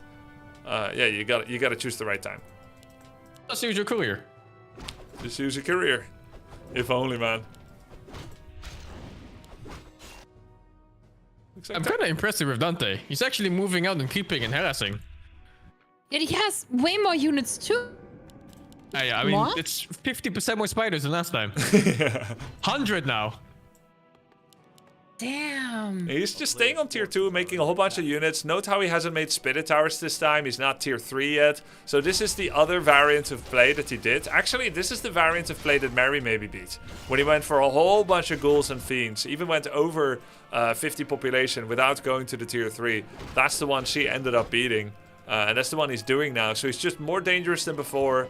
Macro a little bit flagging with the late cigarette, but getting some good creeps in. Whereas Tyler, he's doing the variant of play that he did in 2v2 with Yamato Cannon against Pox and Maxim. The one they won with the invisible raiders. That's what Tyler's doing here. He's gonna get raiders. He already has the pillage upgrade finished, and he's gonna try to kill buildings with it. Well, what is his acolyte? He's gonna expand. He's not taking his gold, right? Of course. That is playing like he's a new person compared to last game. Yep. The fuck That's am I crazy. looking at? Why is he taking his gold? Why not? That is across the whole fucking map. What do you mean, why not? They'll never think to look there, 5-head. I guess. Perfect. You like this kind of expo, right, son? Yeah. It's good. It's the one Dante Swatch. took against Mary Maybe. It never got found. He's keeping orange. Wow. The invitational participants like this gargantuan sea turtle camp more than almost any ladder player I've ever seen. They're scared of the red camp, and the corner camp feels nicely out of the way to the point where you may not get creep jacked. Mm. I think they're also afraid of red. Red camp is scary, man. You never know what you get. Tyler's attacking. Uh-oh. It's mass raiders. Painful. With pillage. There's no And now town he doesn't portal have on. the teleport. No teleport. Wait, when did he use teleport again, Sun Glitters? Wait, did he ever rebuy it? No! No. No, right? No. Oh, I guess No, this... to walk all the way and his base is dead. I guess this is why you shouldn't use your TP when you're literally not being attacked! Okay, he just arrived. But it's too late, no? Yeah, I think so. What's he gonna do? But Tyler Oh. teleported early too, no? Couldn't he afford a little bit, or was it a good teleport? No, that's a good He teleport. could have got gold mine. Yeah. Okay. Yeah, he could have gone deeper and snared the 5 acolytes on gold, take down the gold mine, put a grunt or TC to block the rest of the army. But at this level, for his level, this was decent. He killed a whole bunch of pillage. He killed a whole bunch of ziggurats. He pillaged them, which means that he recoups half of the damage, half of the cost of the original building. So the ziggurat costs 150. If you kill it with raiders, you get 75 gold from it and 25 lumber. So he gained loads of bank by destroying Dante's base. Where did your towers go? Oh, nice Your zinger. speed's cool. That's a good zinger. Ooh. A player's forces are under attack. Speed scrolling out. Tyler's at 50 population with raiders. He could expand at his own gold mine, make a bunch of towers, a common follow-up. He could get some attack upgrades for raiders, reinforce defenses, maybe towers to make sure that any desperate counterattack is never going to be working. And Tyler's fully doing the hit-and-run lame style. Yeah, typical orcs. They would rather sail to a different continent in boats rather than fighting you. Every game. Wait, you had a boat we game. You had a boat game. Another last- big attack. That is still creeping. Oh, he's gonna did get you see caught, him? no? Yeah, he's caught. Yeah, but they can't web land units, so they can just kind of walk through everything. He's gonna go straight for the Halls of the Dead. Raiders surrounding it with siege damage do a lot of bonus damage. Meanwhile, the creeps are still having a go, backstabbing that fiend. The Halls of the Dead goes down so fast. With Shockwave, Endurance, and Raiders, he killed it. If he now kills the gold mine or more ziggurats, there's gonna be very little supply left for Dante's. Dante's is still mining with 5. Ooh. A nice kill there on the fiend too with the Shockwave. Tyler's clowning on him. I'm glad he played this funny build. It's quite cool to see him deviating from the norm. 2 ziggurats down, Necropolis down. No chance to make new acolytes again. Though Dante still has all of his acolytes, so he could just remake his base. Damn. Actually, just put the Acolyte Scout, which is a really good thing. But I'm not sure if he intended that. Oh no, okay, no, I take it back. I take everything back. Don't try to upsell his decisions. If it was just a scout, it would have been a really good play. I appreciate But you now- reaching for rational decisions, Sing Sing. Yeah, well, you see things, right? You gotta make some logic out of it. It's only chaos. Okay, Dantes keeps remaking Ziggurats and Necropolis in the same place. He hasn't morphed them into towers, though Raiders are taking less damage from towers and doing more. They're really not the counter. The main counter to Raiders are ghouls, but Shockwave takes care of those a bit. Another counter is Abominations, but those aren't available unless you're on the tier 3 technology of your main base. And Dantes just got sent back to the Stone Age. Dantes is going for a counterattack. He's like, I'm gonna lose. I'm attacking now. All in. He is not doing bad on hero levels. Yep, that's why Level Tyler 4 versus 3 and 3. That's why Tyler should have made more units, go on reinforced defenses, and make towers. After a hit and run, people often do like some kind of counterattack.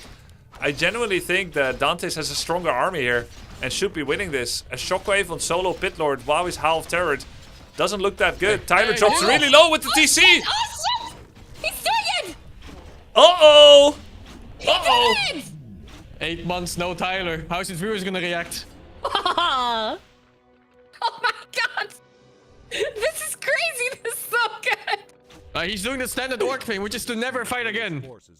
He shouldn't have fought in the first place. Is he winning? Well, He also found the expansion. Tyler isn't winning at this point. If he plays things well, he inches into the Voodoo Lounge, gets Clarity Potion, walks away, uses it, then comes back by his mana pot, and he spends 3 Shockwaves in a row on the Fiends. He can win this. And the Pit Lord isn't... Grubby, isn't this the best thing Dantes could have done? Of course. Yes. He went to destroy his base, then he was like, okay, fuck it, I can't win. I'm all-inning his base right now. It's Why genius. does net cancel? Why does net cancel a life train? It just does.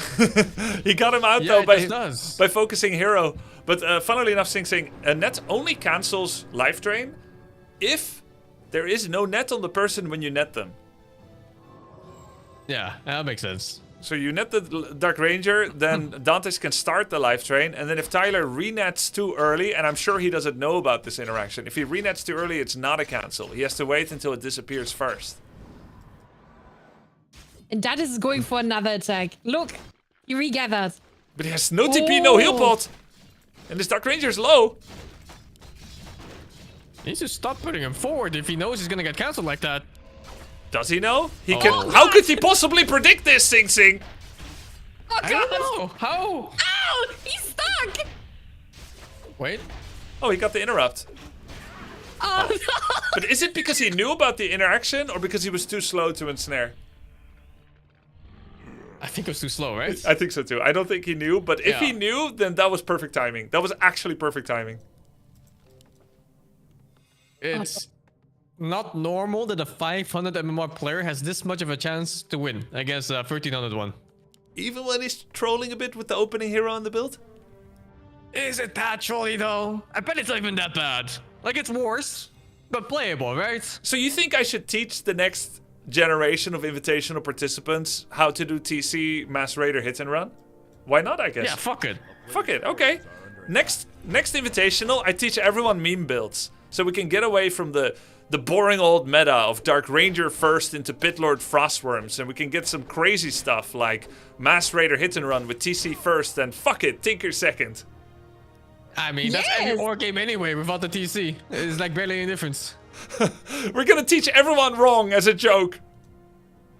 And what about coaches that don't have higher than 400 MMR? I can't think of any. Okay. But there's... Okay, Sungladdis, you're in. You're in. Thank you. Hey, check tech somehow if you see if his weapon does. 1-1 Fiends. Raiders are 1-1-2. Yeah, but the web upgrade. Oh no, he can't. He doesn't have it and he can't. Because he is tier 1. Oh. He never upgraded to tier 2 again. Pit Lord! Pit Lord shits out the Book of the Dead right before dying. Dantes is trying to click the wyverns. Did you see that? He's like, oh fuck! Oh, no. I don't have web! Why?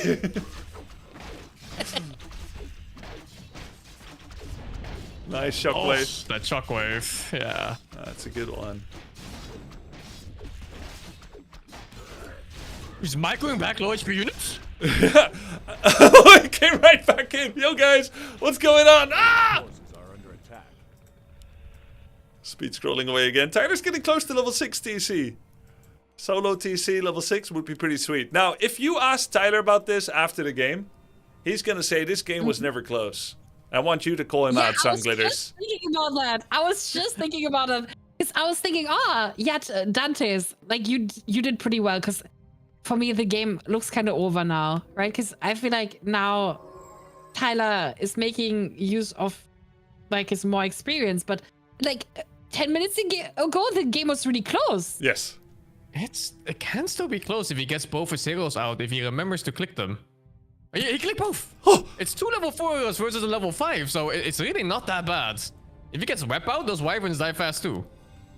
It's not that bad. Okay. Just started his Halls of the Dead. He has unwisely decided to pop from 50 to 53 pop.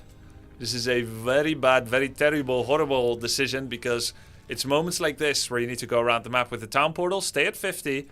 A player's forces are under attack. But look at this. He's getting attacked. Tyler's here again. He's targeting the Necropolis with Raiders. He's got a shockwave. They're gonna put Acolytes on 1 HP. Orcs are so lame, dude. Next wave is gonna kill everything. Boom, baby! No Necropolis, no Acolytes! It's a checkmate! I didn't know we're playing chess here. Look at Tyler's face. He knows. Again. It's literally impossible for Dantes to ever make money again outside of selling items or creeping. There is no Necropolis, there is no Acolyte. There's no chicken, there's no egg. He needs to go now, right? Dantes needs to go and take a fight without web. And the only unit that can hit air is a Dark Ranger. The Dark Ranger will have to kill 4 Wyverns by herself. Well, time to hit neutrals.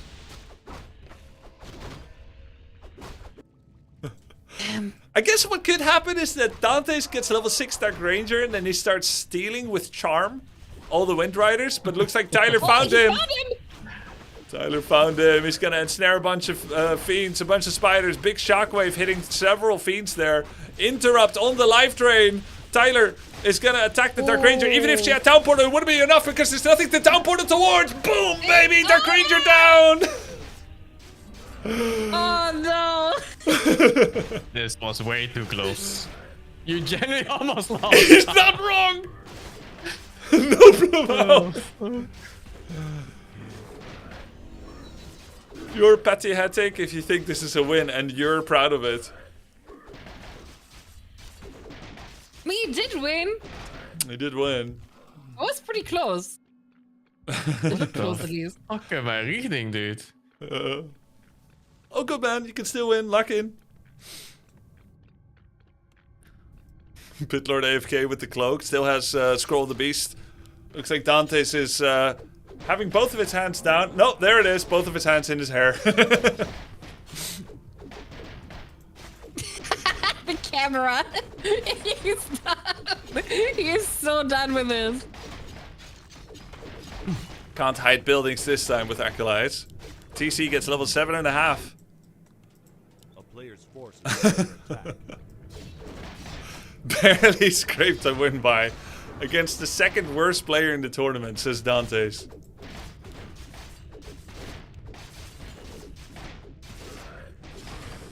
That's it. He's right? Chat is saying he's right? I mean, this wasn't Tyler's best build. It was still less comfy than it maybe should be. What if Tyler just wanted to give us a little bit of a show? That's why he did a worse start than usual. Yeah, I think so. Seems like it. It was too much of a stomp, the first one. Yeah, I think so. Yeah. You're never gonna win whenever Tyler runs you.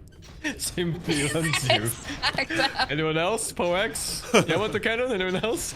What does runs you mean? Like runs through you? I guess so.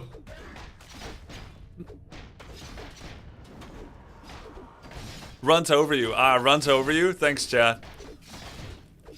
Yeah, but they would demolish you.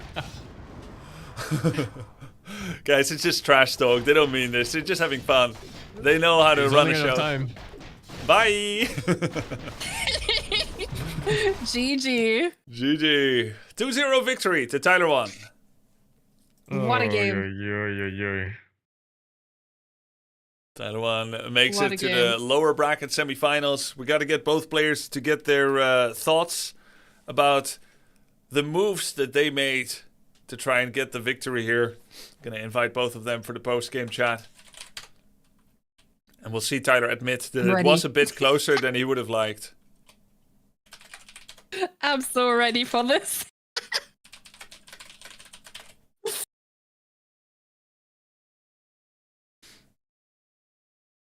After this, it's going to be Hera versus Pox.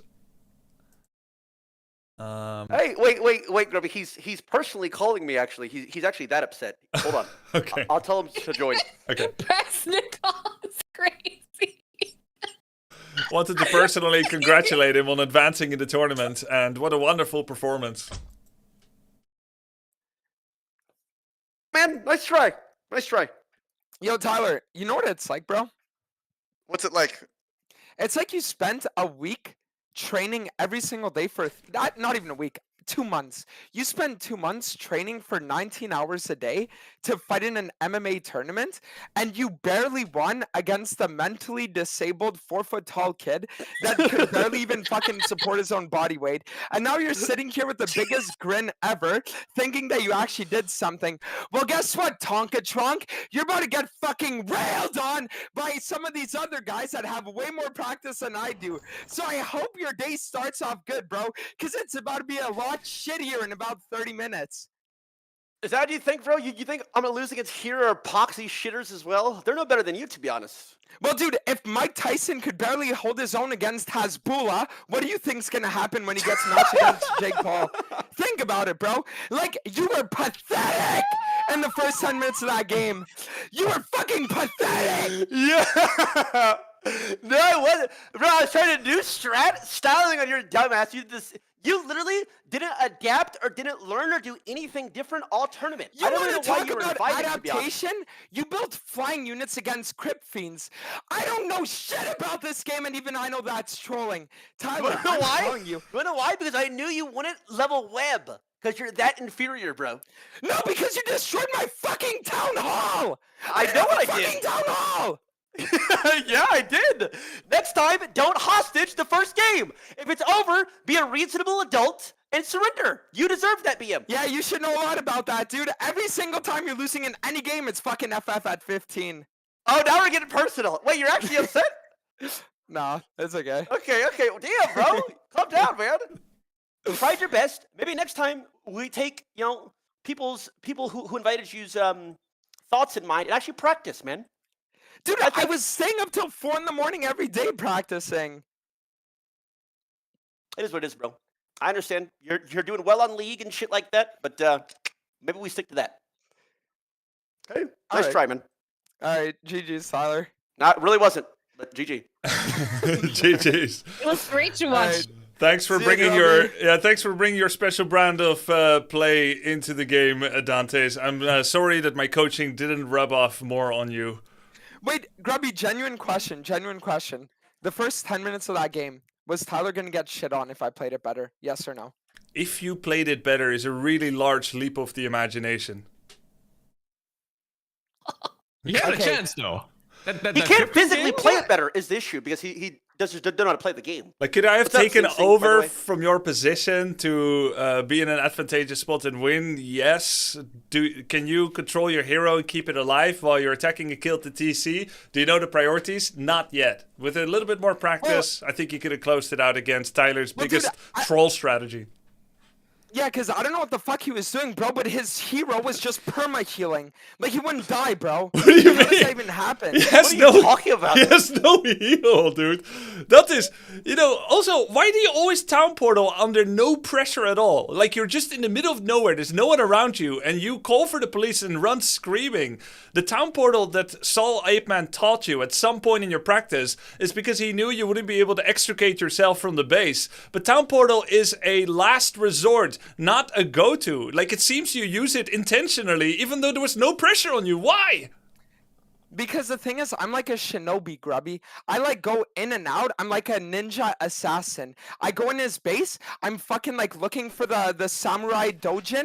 And then when I go fucking crazy, that's when I gotta bounce. But the problem was that he actually knew how to counter it properly because he's been watching my VODs 8 hours. I haven't. Yes, he has. He's been fucking in his call with his little coach. Mr. Knopf, I'm so fucking scared. Don's gonna run my shit in. Can we please practice Undead versus Orc for 9 hours a day? And it's like, unfortunately for me, that's the level that Tyler was willing to go to. So it is what it is. It was just about enough, Dante's. He found the one way to beat you. That's impressive. Tyler is a man of many talents. Dante's, thank you so much for joining the tournament. See you next year. Hopefully we practice more than a couple dozen games and we come with a hot new build. But I will say this, you improved a lot compared to the first time I ever saw you. October 24, Tyler's FFA. You were the Frostworm Andy that stood in its base the whole time. You improved beyond that. You showed several different builds. I commend you on your improvement, even though it wasn't nearly enough. All right, well, thank you, Grubby. And listen, great event. Thank you for having me. And I hope you get to crown anyone besides Tyler 1 as the winner soon. Okay. GG's, guys. GG's. GG's. Tyler, catch up with you soon. GG's. Oh my god. Jesus. Well, those were some good games to watch. That's quite an experience. Thanks for joining me for those, Sunglitters and Sing Sing. We're gonna be throwing it to a small break and enjoy watching the show, and I'll see you guys again sometime. Okay, bye guys. GG's, bye bye. GG's. All right, guys, that was the first round of today, the lower bracket quarterfinals best of 3 between Tyler 1 and Dante's. One of the more uneven matches I think we're going to be seeing today, with Hera and Pox coming up next, and it's going to be co-casted by Knopf. I think that might possibly be a duo cast. I'm going to be throwing it to a small break so we can take toilet breaks. I'll see you guys in a minute or two. Here we go. On Saturday the 16th and Sunday the 17th of May in 2026, the Altar of Champions 1-on-1 main tournament will be played out. Our 8 contestants are ready to go at it in 1-on-1. The winning team from Friday's Clan War has their picks of who they want to face in the brackets, with the winning captain having first pick, and then they delegate the second and third pick to the most deserving players of their team. That happened yesterday, and soon I'll show you today's brackets. Most matches are a best of 3, with the upper bracket finals, the lower bracket finals, and the grand finals being a best of 5. The grand finalist that comes from the upper bracket finals will have an advantageous map selection system.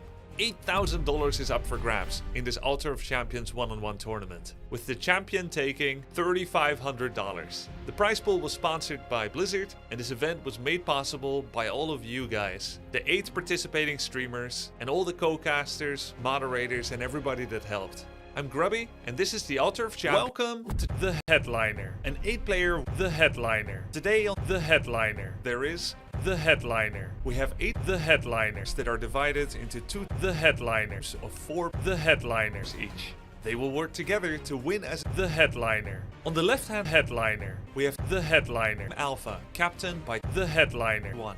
He will be joined by The Headliner Cannon, simply The Headliner, and The Headliner Maybe. On the right-hand Headliner, there is The Headliner Omega, captained by The Headliner. He joins forces with The Headliner, The Headliner, The Headliner. The opening Headliner is called The Headliner. It is a 1-on-1 Headliner that begins on The Headliner. On Saturday the 16th and Sunday the 17th of May in 2026, the Altar of Champions 1-on-1 main tournament will be played out. Our 8 contestants are ready to go at it in 1-on-1. The winning team from Friday's Clan War has their picks of who they want to face in the brackets, with the winning captain having first pick, and then they delegate the second and third pick to the most deserving players of their team. That happened yesterday, and soon I'll show you today's brackets. Most matches are a best of 3, with the upper bracket finals, the lower bracket finals, and the grand finals being a best of 5. The grand finalist that comes from the upper bracket finals will have an advantageous map selection system. $8,000 is up for grabs in this Altar of Champions one-on-one tournament, with the champion taking $3,500. The prize pool was sponsored by Blizzard, and this event was made possible by all of you guys, the 8 participating streamers, and all the co-casters, moderators, and everybody that helped. I'm Grubby, and this is the Altar of Champions, the one-on-one tournament. Let's play.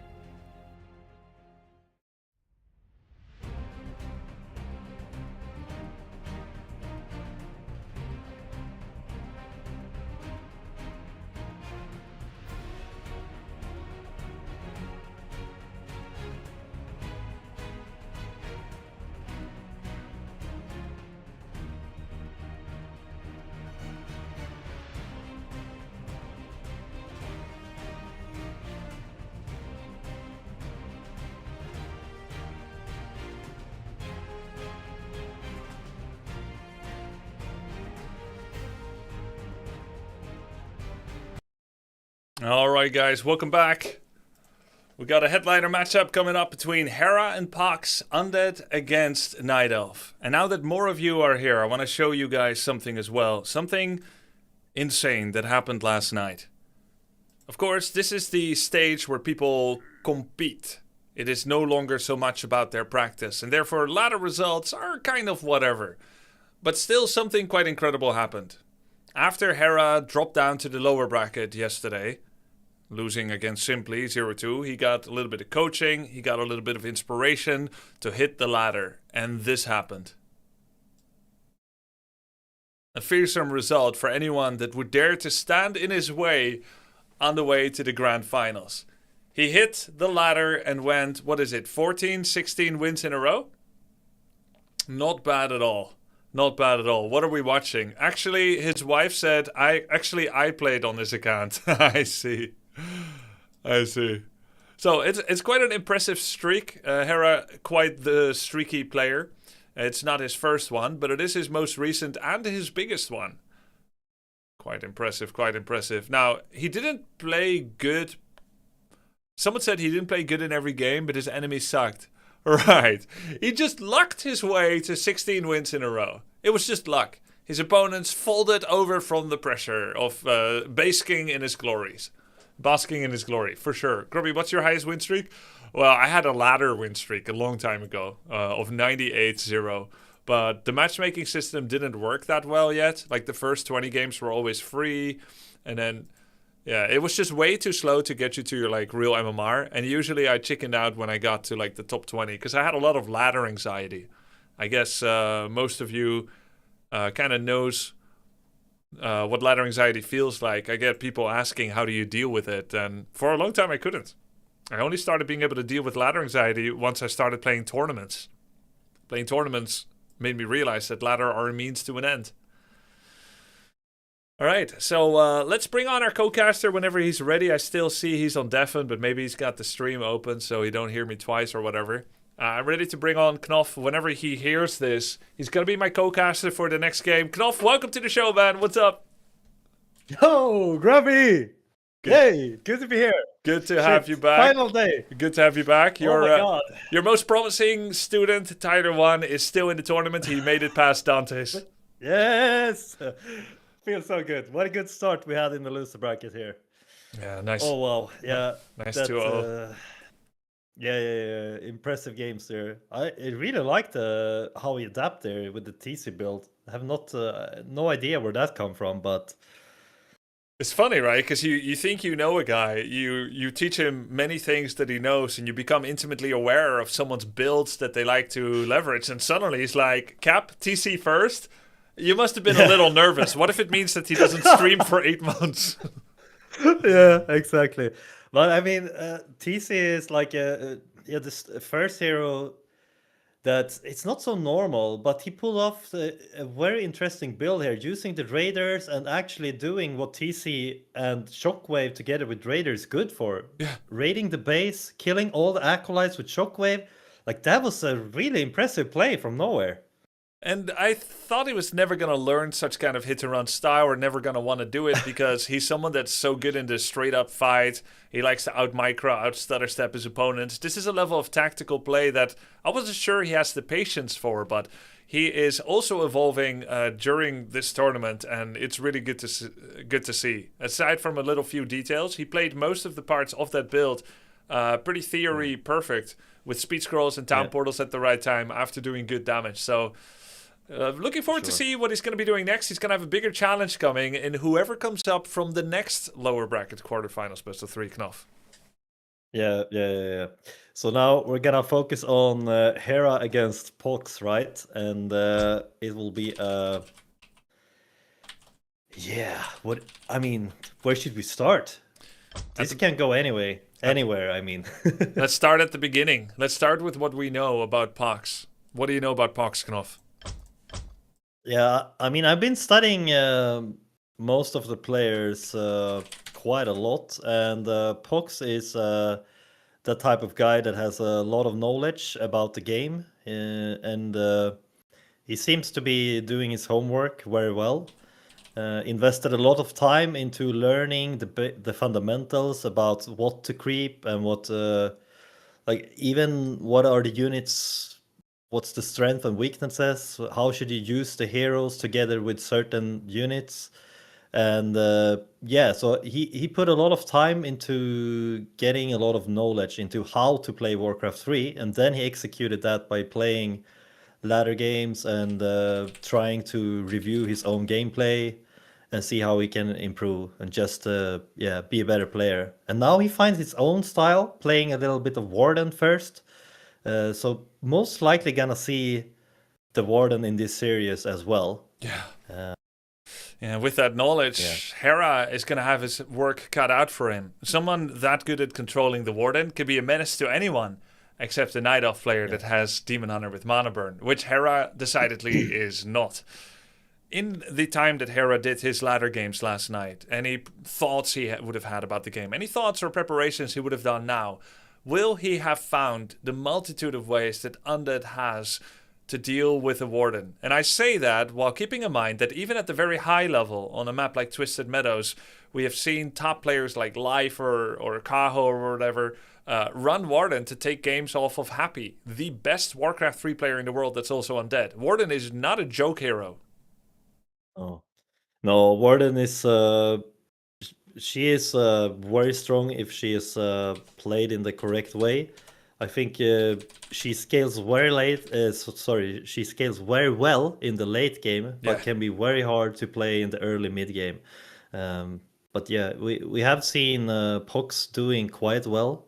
So yeah, it will be hard, and I don't know how much practice Hera has been getting against Warden. That's a good question, and it is difficult to find practice against Warden because it's such a specialist pick. It is one of the big tools that you can grab to, play a game of Warcraft 3, but not a lot of people do it on the ladder. Now, for those that don't know, Warden is a hero that specializes in mobility with her Blink teleport ability and direct spell damage with Fan of Knives or Shadow Strike. Shadow Strike is a single target damage that does damage over time and performs a small slow on the target as well, whereas Fan of Knives can hit up to 6 targets in a flurry of blades, doing virtually instant damage to targets around her, the ones that are most adjacent.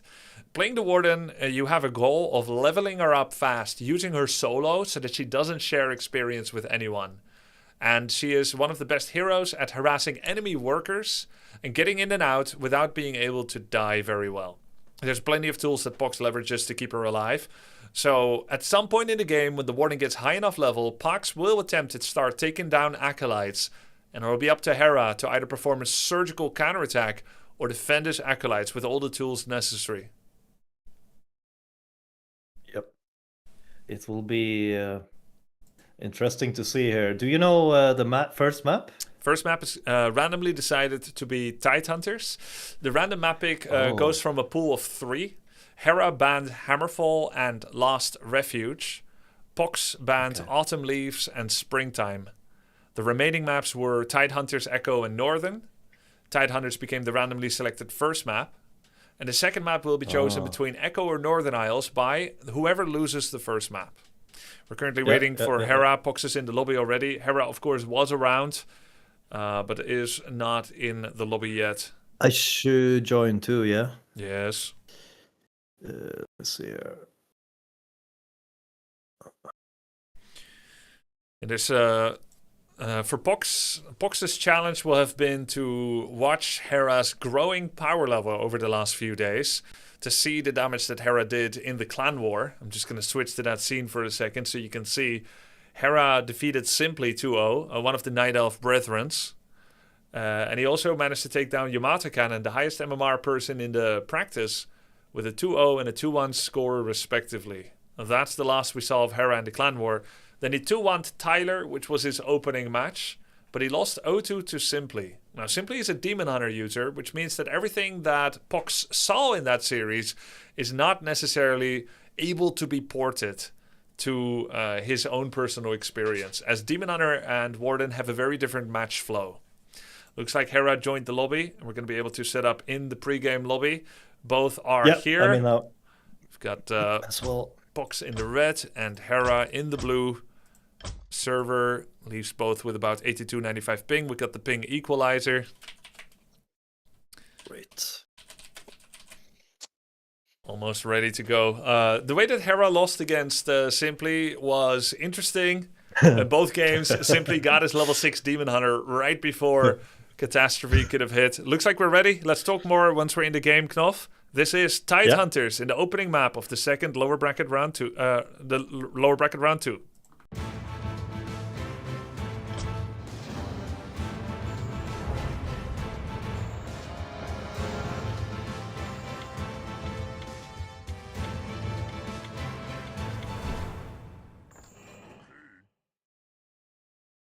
Our first game is underway of the second round of lower bracket, round 2. The winner of this series, which is a best of 3, will be playing against Tyler 1 in the third round of the lower bracket, Knopf.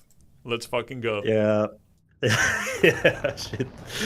Well, this will be a very interesting series because I think those two players are very, very strong. So it's really hard to say who's going to come on top here.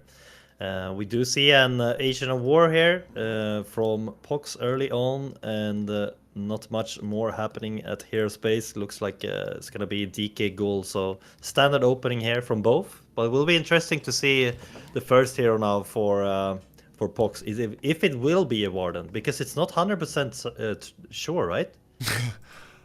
I feel like I'm willing to stake my reputation on that it's going to be Warden first. Okay. I've seen literally zero games where he opens with anything except Warden first, except in 2v2 or in Night Elf Mirror. I think it's going to be Warden. It is Warden first. Let's go. Yeah, okay. He did You do were right. Bottom and Keeper first in the 2-on-2 that you and I casted together on Friday the 15th. But that was an adaptation to the 2v2 and the 4v4 and so on.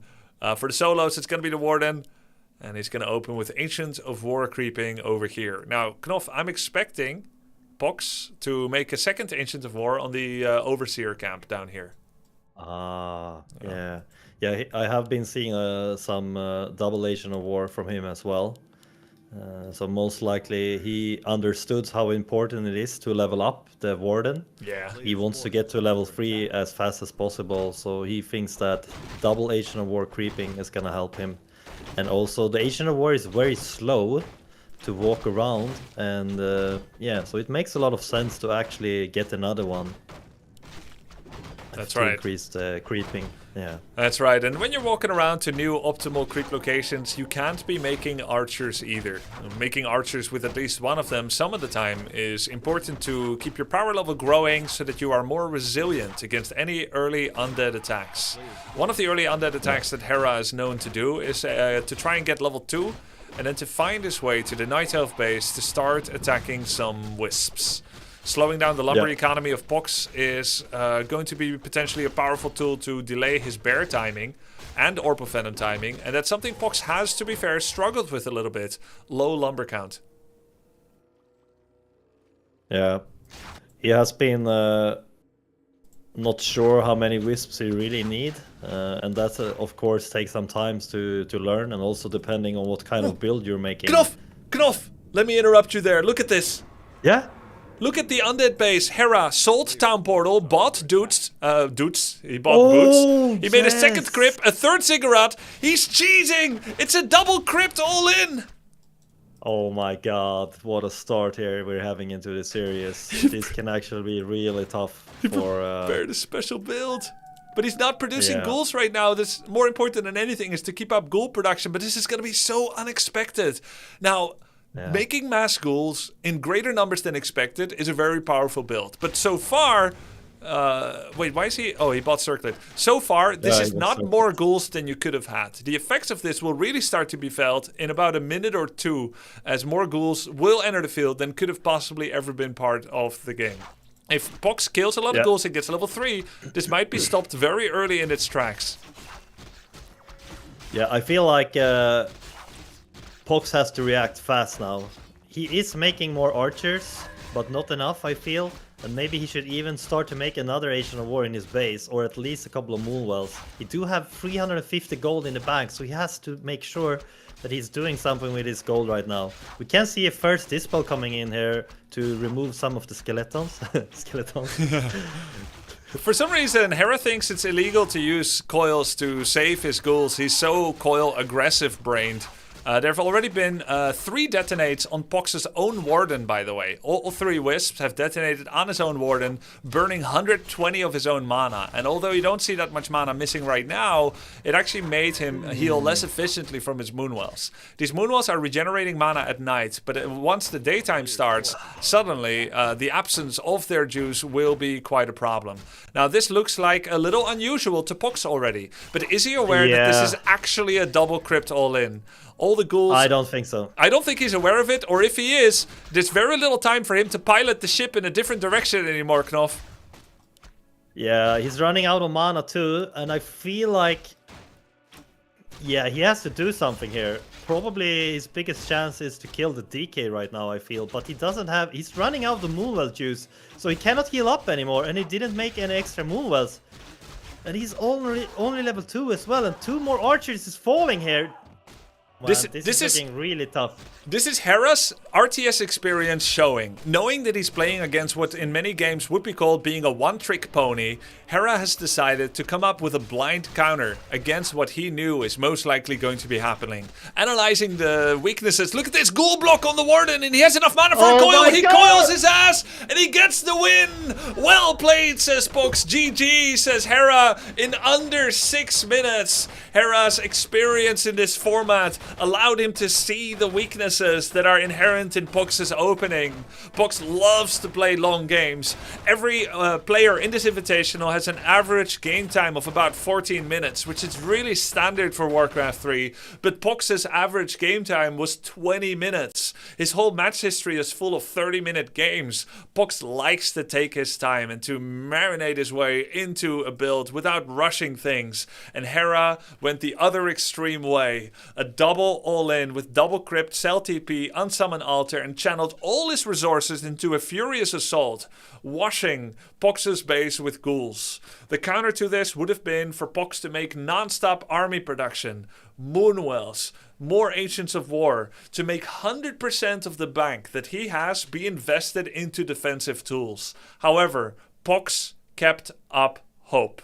And therein lied the problem. He hoped that the game would normalize into something resembling a normal game at some point, Knopf. Yeah, what a start we're seeing here from Hera. He's pulling off something very different here, and he made it look very easy as well. I think he's making Pox sweat a bit right now, because this is not the start that he wanted. He didn't get the time to get into the game, like you mentioned. So this is a great way of starting a tournament match. It's gonna be a lot of nerves involved now as well, I feel, because this giving here a great start into the series.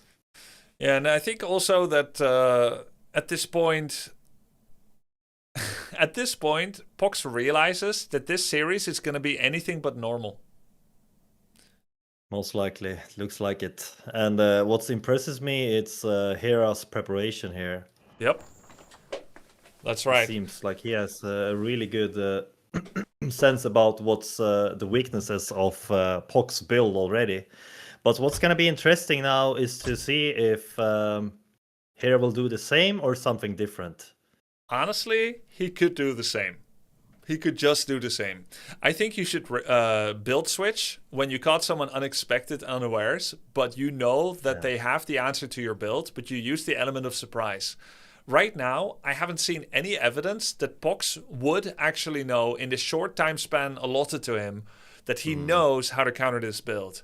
It would have looked more like Wisp making Ancients of War, Moonwells, and Non-Stop Archer production. He also detonated himself 3 times. When someone is shaking, keep pushing. Don't change and try to go past another point. Keep pushing the same way, and there will likely be no time to mentally recover or to come up with a strategy that would be able to stop this. Yeah. Yeah, let's see what's the second map gonna be here. Echo. And okay, Echo Isles it is. Ooh, yeah. This is also I mean, normally we do see Night Elves going for early creep camp here, the mercenary camp, which is a bit harder to creep, but I know that Pox has been practicing that. It's a creep camp where you can get... It's like high risk but high reward. If Hera would be putting a lot of pressure into the early again, we might see the same scenario here. But we will see if Pox is gonna play a more safe opening now, maybe even starting with some Huntresses. Yeah, we'll see. Haven't seen him make a single Huntress in solo yet, but we're going to see what's going to happen exactly. Let's get the second map of this series on the road.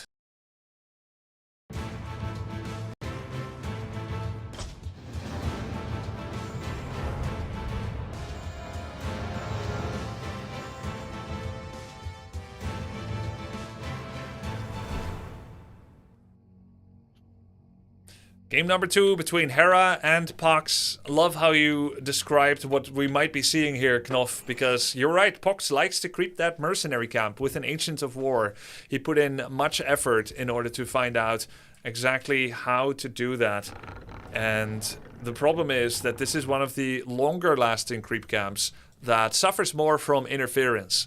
If Hera uses acolytes or ghouls to interrupt the creeping on the mer camp, that could quickly destabilize someone's plans. But where Pox could have opened maybe with Huntresses in order to completely try and change up the pace, or opening with a simpler camp, the green camp, to the top right of his own base, he's gonna stick to what he learned, stick to his guns, and try to propel him into a high-level warden very quickly, Knopf. Yeah, and we do see that Pox is gonna go for the mercenary camp here. Yes. Oof, I'm already getting a bit of nerves here. Yeah, let's see.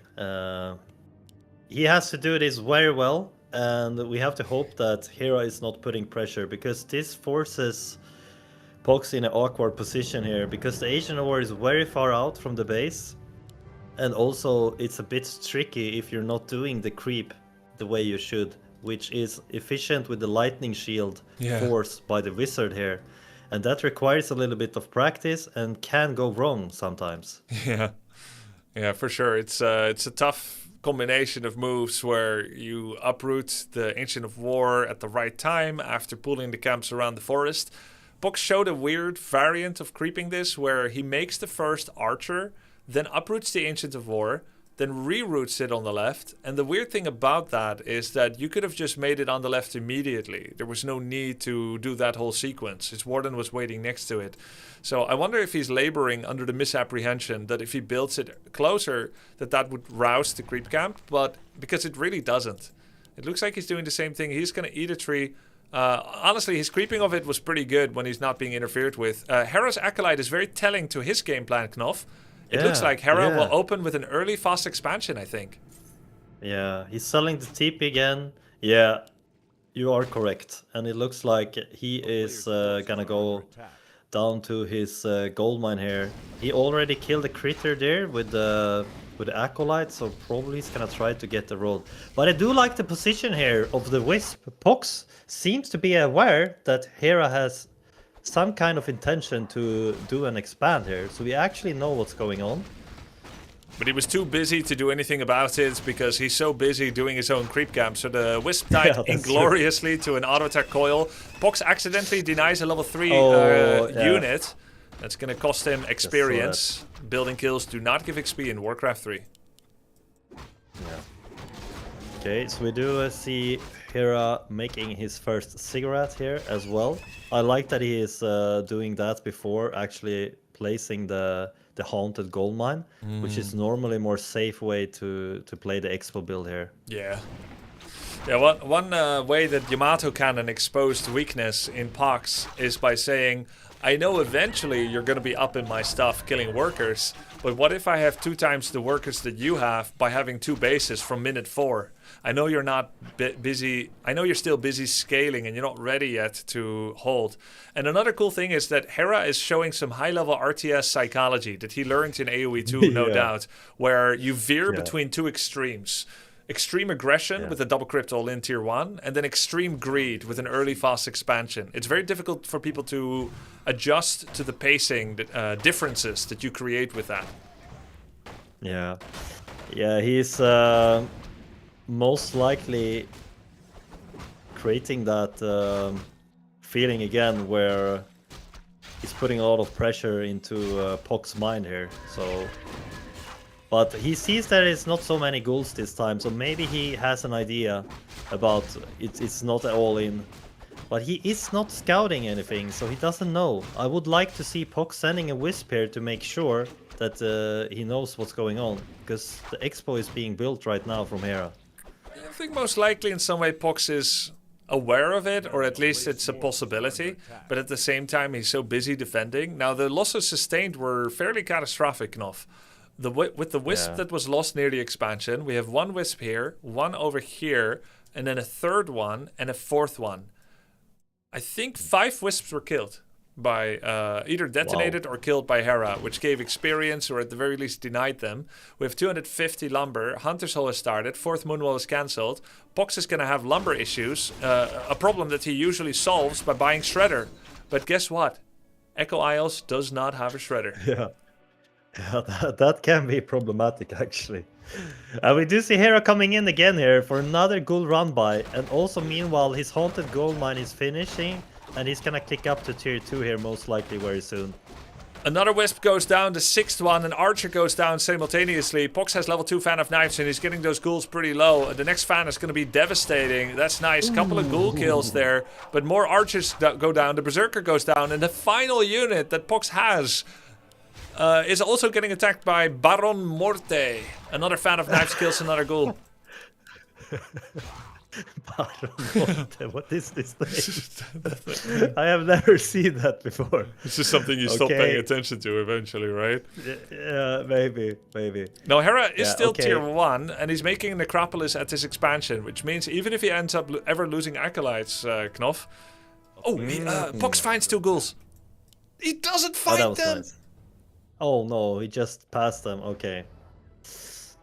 Yeah, and we do see Hera is still staying with his DK here to have information about what's going on. Pox buying a Staff of Teleportation, so he can teleport home. But what can he do right now? What would his next step be here? I mean, I feel like this boat has already sailed and Pox is not on it. That's what it looks like right now. We're looking at about 15 seconds or so until nighttime regeneration on Moonwells ceases to happen.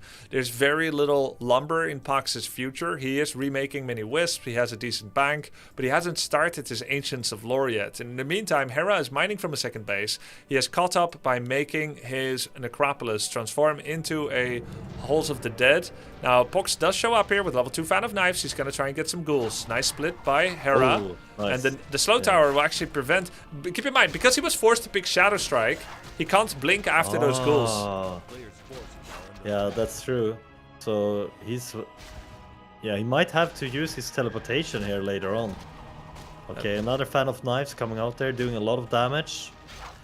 But still, every trade here is good for Hero right now, because he's the one that has the extra income, so he can be okay with losing some extra units here. Yep. He's also making a second crypt now to keep up with production, because he has that extra income. And the DK is also doing nice work here. Meanwhile, the Warden was in his base. You know what would be sick if somehow Hera was also aware of like gargoyle builds suddenly, because we've never seen him go gargs.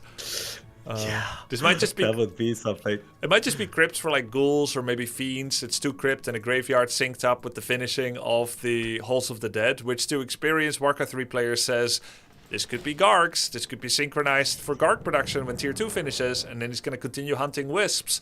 But we've never seen Hera make a garg intentionally. He has made some gargs unintentionally.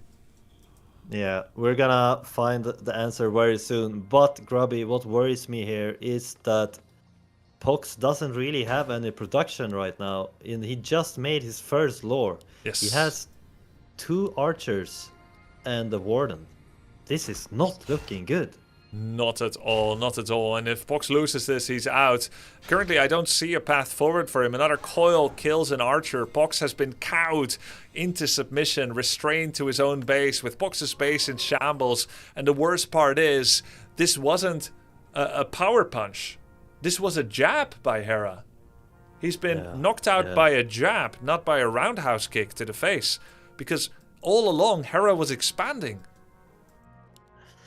Oh wow, yeah. I also like to see that Hera is also making a double slaughterhouse here as well. So he's gonna have 4 production buildings to keep up with the extra income that he's getting from the second base. Wow. So yeah, he's doing this very well. And we can also see that Pox seems to be afraid still for Hera coming into the base, because he made an Ancient Protector. Yeah. Yeah, Ancient Protector is something that can make you feel safe when you've been attacked a lot, but it is actually theoretically the most incorrect, not just a bit incorrect. Because you're already so behind on production and scaling into the game, what you need to equalize out on now is you need to now prepare for the final all-in because of how the enemy has a base on you, or you need to get your own expansion. And an AP is exactly wrong, even though it feels right. Yeah. And we do see also a Spirit Tower being upgraded here to protect the extra gold mine a little bit. Look at this. He also went for a double mana pot on the DK. He just wants to come here and do more wisp kills. And he said, what if I just stay in your base? That every time you leave your base, I'm there and I'm going to coil wisp or auto attack archers every now and then. And Hera's also staying on a single hero for now. He's gone to double crypt, double That's very slaughterhouse. interesting. Yeah. Yeah, I don't know what's the idea about that. Maybe he wants to get, I don't know, high level DK? Animate Dead Rush, Unholy Aura level 3 Rush to try and counteract Fan Something of Knives. like that. It's kind of strange. Yeah. I really like how Hera is using his macro skills here. I can see a little bit of his Age of Empires 2 skills putting in the work here, because he knows how important it is to keep up with the production buildings here. He has 2 crypts, 2 slaughterhouse, and he's been producing very well. He's down to 100 gold, and he's already 61 supply up against 24 of Pox.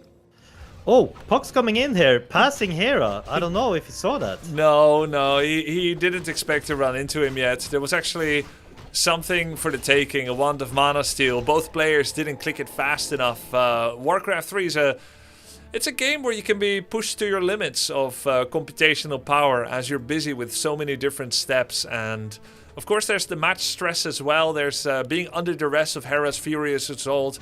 And both players comically didn't notice a high value item on the ground. Both had a full inventory, so it would have been a 2-step plan in order to try and take that item. Hera finally makes the Lich Queen. He decided to delay her so that he can synchronize her coming out with Black Citadel to buy the Orb of Corruption. He's also started Abomination, Disease Cloud, Destroyer upgrade. He's got 2 attack upgrades with his... he cancelled an attack upgrade. He was working on a second attack upgrade, only has 1. Yeah, Grubby, I don't know. I feel like Hera came in very prepared for this series. Yes. He is playing by the books right now. It looks like he had a very clear game plan about what to do here as well.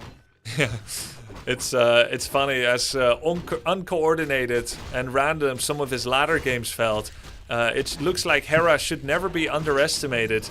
because Hera prepares for tournaments. He's got so much experience, and he's really bringing the pain train. Clearly done some preparations, come up with a couple of builds. He has studied his opponents, and Pox, that has breathed so much fear into everyone's hearts. Some of his opponents in this tournament, someone so competent and capable, so knowledgeable and so scary on the Warden, has been made to look non-threatening by Hera's preparation and builds. Yeah, Pox needs to do something really, really special here to get back in this game, because Hera has been on double income for a long time now. We can see that it's up to 68 supply, but we do have bear form coming in for Pox now. Actually, it's already finished, so he's gonna have his first Druid of the Claw with bear form here, so that's good against all the Fiends. Yeah, but now Destroyer upgrades is finished as well. There's an Abomination with Disease Cloud. We've got a lot of Fiends here. Destroyers chain morphing as well with full mana. Look at this, he's taking out the bears. This is the first bear going down as well. Any fan of knives can be counteracted by heal scrolls as well if Hera uses it at the right time. It just looks like a furious assault that there's no stopping of. Oh man, this is... what can I say? This is a very one-sided match here. Hera is playing so well. Pox doing what he can, but it's just too much. Well played, man. Wow. You're a different guy than yesterday. I couldn't say it any better. Everything just looks so clean. So high level what Hera did. So many good decisions. The little things. The coils, the novas, the prioritization, the pressure, the goldmine, the builds. Well played, man. You're awesome. GG, thank you. Hera with an easy 2-0 victory. And I lied earlier today, Knopf. I lied when I said that probably the most uneven game of today already happened. I thought Tyler's domination over Dante's was going to be the biggest mismatch in the tournament. But that's actually not true. I think Hera gapped Pox by a bigger amount than Tyler's second game against Dante's, at least. Oh, yeah. And that was a really big gap already. Now, Pox is incredible, and I'm not saying this to diminish Pox in any way, but the way that Hera played this, like he was never in any danger, like it was just incredible. Yeah, that was perfect gameplay here. It's very impressive to see. And even Pox mentioned that Hera is a different player today. And I'm thinking, how much can you actually improve just by 1 day of practice? Apparently a lot, which is pretty crazy. Right? And it's not just practice, it's preparation, it's experience, it's probably studying opponents a little bit. Hera did mention on a previous cast that he had some of his moderators giving him a little bit of extra analysis as well, you know, looking out for any tips and tricks to pick up any info on others. So this is all legitimate, of course. You can study each other's practice. It's a streamer event and anyone has the power to be able to do that. But do you know how to change your play, and do you have the ability to act on it? It looks like for Hera the answer is yes. Yeah, very interesting to hear their thoughts about this series as well, because that was not expected for me as well. Can't say anything else than that. Yeah, Hera was playing very, very well, and yeah, maybe Pox should try to see if he can make some other strategies work as well, to have a little bit more different builds that he can choose between. For sure. For sure. Maybe we can also have a chance to get Pox on the channel as well, to get him into this lobby. It looks like he's already here. Pox, you have shown such incredible play, and it's been so fun to have you. Unfortunately, your journey in the tournament is at an end, but it couldn't have happened to a stronger opponent, looks like. Honestly, I'm really happy how everything went. Despite I choked a little bit, he is not the same person I fought a few days ago, you know, like, and I'm proud of him for that. He really put in the time and effort. And as some people in my chat say, you know, the fact that he practiced so hard means he respects you as an opponent, you know, like I wish nothing but the best for him. I choked a little bit, but his pressure was relentless. You know, I wanted to go harass the workers, but then he was just constantly denying my wisps, and I should have harassed, but he just really got me in a good spot.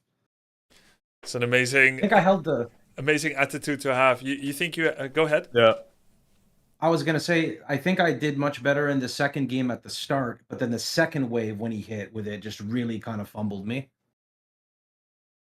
Hera, you showed a big improvement as a player. Welcome, congrats on the victory. And even though, of course, we commiserate with Pox's defeat, that's what competition is like. And you know that like no other. You looked prepared today, Hera. Yeah, I just want to say, obviously, first, G well played a Pox. I mean, you know, it is what it is. I feel like I had your number today, but I think you still played a great event, and you definitely made a name for yourself in the Warcraft scene. So, yeah, well played. GG's. And yeah, I think I had just some good prep. I had a couple coaches helping me. One guy in particular spent like 5-6 hours with me yesterday. Say so. I don't know if you guys know him. But... Oh, wow. No, Death Note roasted me on stream for like an hour, so he was also great. I shouldn't say he's great because he never said that about my gameplay or anything about me. He refused to give me one compliment. I asked him one compliment at the end. He said no. So Death Note's as harsh as they come. But I had Seiso as well. Seiso literally spent like 6 hours with me last night, and he was just awesome. So, you know, shout out to both coaches, of course. But yeah, just really happy with the win, and I think it was a good couple strats. Can I ask you a question? About your gameplay. So I actually this morning I woke up, saw your crazy win streak, and was studying some of your VODs. You played so much better than your actual games in the replays. So much better. Like today? Oh, yes. I don't know. Maybe a good night's sleep. I don't know. No, for sure. Like I watched them, woke up and looked. Your micro with your units was much better. Your pressuring was much better. The direction you chose to come from, like you may not seem like it, but you changed a lot. So it's very good on you. Thanks, man. Listen, I appreciate it. Yeah, I mean, it's great to hear. Thank you so much, bro. What impressive. We'll never know the secret on how you turn up to 11 in your tournament games, Hera, but you did, and that's what matters. You're gonna turn up to like 52. Experience. It's either the experience or the lunches. I'm not sure which one I have more of, but either way, it's helping. But your journey isn't done yet. We are going to be going straight into your match against Tyler 1, and therefore I'm going to kick you out of the call so that you can prepare for that and take your much-needed break. Yeah. It won't be long. Knof, I'm kicking you out as well because Tyler 1 probably would like to have a little chat with you. I'll just close the show with Pox before we go into break. Get out, guys. Take care. Yeah. Yo, Pox. Overall, you enjoyed the tournament, and I hope you had a good experience, even though you ran into the wall of Hera here. You know what? Losing to Yamato and losing to Hera, I'm okay with that. You know, like it was a challenge on both, but I wanted to challenge myself. You know, like I didn't come into the tournament. I'm not gonna say I didn't come into the tournament expecting to win. I did bring it my all. These players definitely take it more seriously, and that's not like a negative thing, right? You know, they're really locked in, and I just kind of wanted to go and have a lot of fun and see how far I could get, you know, with the attitude of winning, and I'm happy where it ended. You know, like if I had to do it all over again, I would do the same thing, maybe a little bit less stalling, but it didn't really matter because the amount of prep Yamato put in before he versed me, and then the amount of prep that Hera put in before he versed me, you know, would have been the same thing all over again. And I really respect the mentality they have towards that. Your experience compared to the expectation when I initially invited you for this event, did it like, how is there any mismatch between expectation and the experience? No, I mean, I would say when I first started, I was a lot more nervous than I am now. I still choked a little bit, but like overall, I mean, it's just exciting. Sorry, maybe I misunderstood the question. I mean, I'm very happy with how everything turned out. I'm just really glad to hear that. It's been fun getting to know you as well. Also, we should do custom games sometime. Warcraft 3 custom games. I do have some lined up. Actually, I got them compiled this morning. I have quite a few lined up. We'll see if from whatever anyone wants to pick from. Yeah, we'll see if people have appetite after the event concludes. If we're gonna do some customs together, maybe also I can find out to see if you'd maybe be interested to join for a cast later on in the tournament as well. Yeah. Yeah, absolutely. You just ping me or whatever. I'll just stay around, hang out here, probably watch the rest of it. Okay, that would be great. Thank you so much for your investment into the game. I know you probably made a lot of new fans in the Warcraft 3 scene. Your main game is Path of Exile, but you've now availed yourself very well in Warcraft 3 in an RTS. It's been great to see you, and we'll be seeing a lot more of you. Awesome. Thanks so much. Now maybe I can teach people the world of customs. I'm definitely going to come back from time to time in between my seasons. Sounds great. Thank you, Pox. GG's, and see you soon. Thank you. Have a good one. Have a good one. All right. Awesome stuff. Pox, what a great guy, and I've scarcely seen someone that has taken a defeat with greater grace. What a great guy. We should do a little shout out to Pox's channel as well. GG. Pox Righteous Fire Enjoyer, ARPG MMO indie game, Warcraft 3 custom game enjoyer. The next match that we're going to be having is Tyler 1 versus Hera in the lower bracket semifinals. That will be followed by the Simply Yamato Cannon upper bracket finals, the loser of which will face the winner of Tyler 1 and Hera. Who that's going to be, we will find out after the break.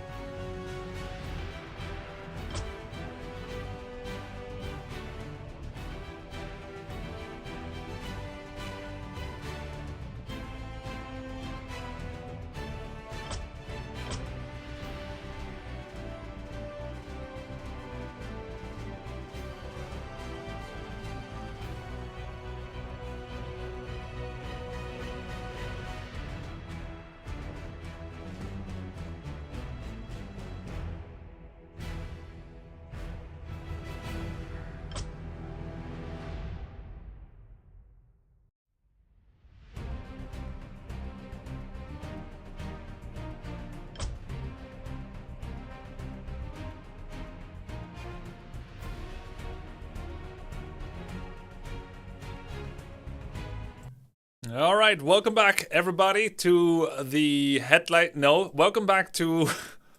Wait, that's a bit too much of a meme now. Welcome back to the Altar of Champions, to the lower bracket semi-finals, round 3. Altar of Champions is a 8-streamer invitational with people that have 0 or limited experience with Warcraft 3. I tried to find the coolest personalities that are willing to put 3 weeks of their life into a practice arc where they will eventually culminate in a tournament. And in this case, it was a tournament with a clan war that then progressed into a one-on-one bracket. This is the 3rd tournament of its kind that we have held. Initially, we had a OnlyFans Invitational, which was a group stage into a single elimination bracket. The second one was the 2nd Streamer Invitational, which was a full double elimination tournament, best of 5 in every single match. Now we have this clan war, where we had a 1-on-1, 2-on-2, and 4-on-4 to decide which team among Team Alpha and Team Omega would win, and then have the chance to pick their playoff brackets. Hera's Team Omega won against Tyler's Team Alpha. So through no fault of Tyler 1, who won all of his personal games. Both of them won their games. Tyler the team games, Hera the one-on-one. And Hera ended up picking Tyler 1 for the playoff brackets, where he stood triumphant 2-1 against Tyler 1. It was a close series, but it looks like both Hera and Tyler are going through various different evolutions, where Tyler 1 has impressed with new playstyles in both the 2-on-2 and in the series against Dantes, leveraging the power of mass raiders, pillage and hit and run.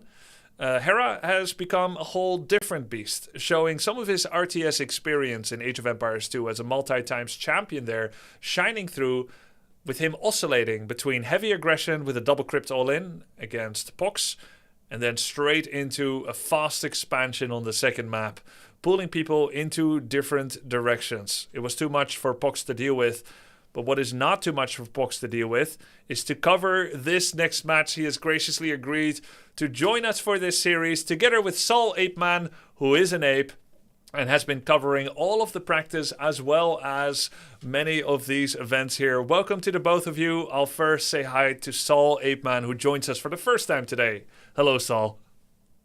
Welcome everybody. Thank you for the introduction, Grubby. And yes, you are right. I did cover a lot of preparation of the players, but today in the morning I woke up to the news that Hera is like playing on ladder late night, for him, and it's like 12-0.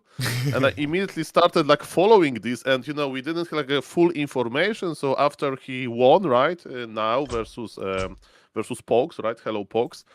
He said that he stayed with the coach, but we didn't know that, right? There's like a lot of speculation. Was the coaching with Death Note? Is that the championship? Like, what is it? And I can tell you that, yes, Hera has a lot of good habits now, so the coaching definitely worked. It's also, Championship Sunday, and Hera is a multiple champion in a different game, of course, but yes, Hera definitely is prepared, and I'm very excited to see him. And one last thing, today in the morning as well, Knopf was coaching Tyler 1 versus some in custom games versus Undead. Those two players definitely put a lot of preparation. All right, let's get this show on the road. The first map is going to be Tide Hunters, and then we'll catch up with Pox as well and his thoughts on this series. We're going to jump into it. We're 10 seconds away from these two giants clashing.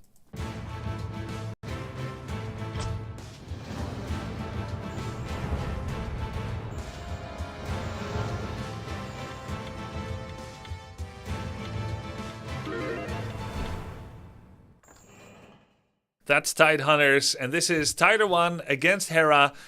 It's the first map of this round in the bracket. Pox, your thoughts for this series?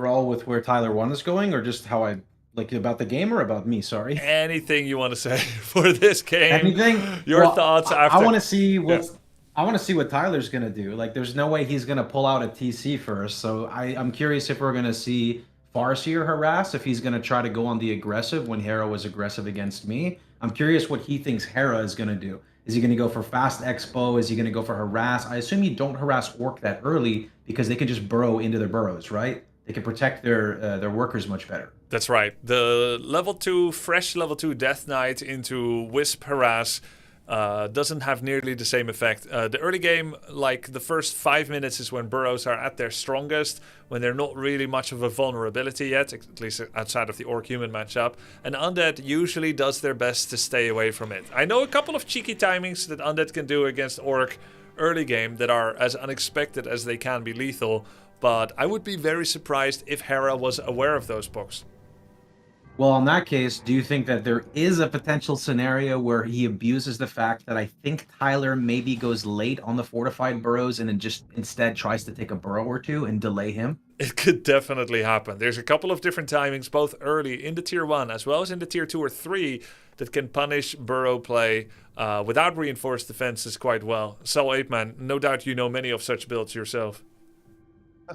I mean, I'm wondering as well, right, what Hera is going to do after coaching in the games on ladder. I've noticed that he got better with creeping level 3 and especially level 2 under Farseer pressure. But on the other hand, Tyler 1 pressure is very, very good. Grubby, I have only one question. Are we going to see Spirit Walkers on tier 2 by Tyler 1? I hope this mistake was removed by coaching, because yes, playing Spirit Walkers versus Undead sounds crazy. I have done it before. I've done it before. If you go for Spirit Walkers first, you need to not overmake them. You make one, probably the maximum. Maybe two, but probably just the one.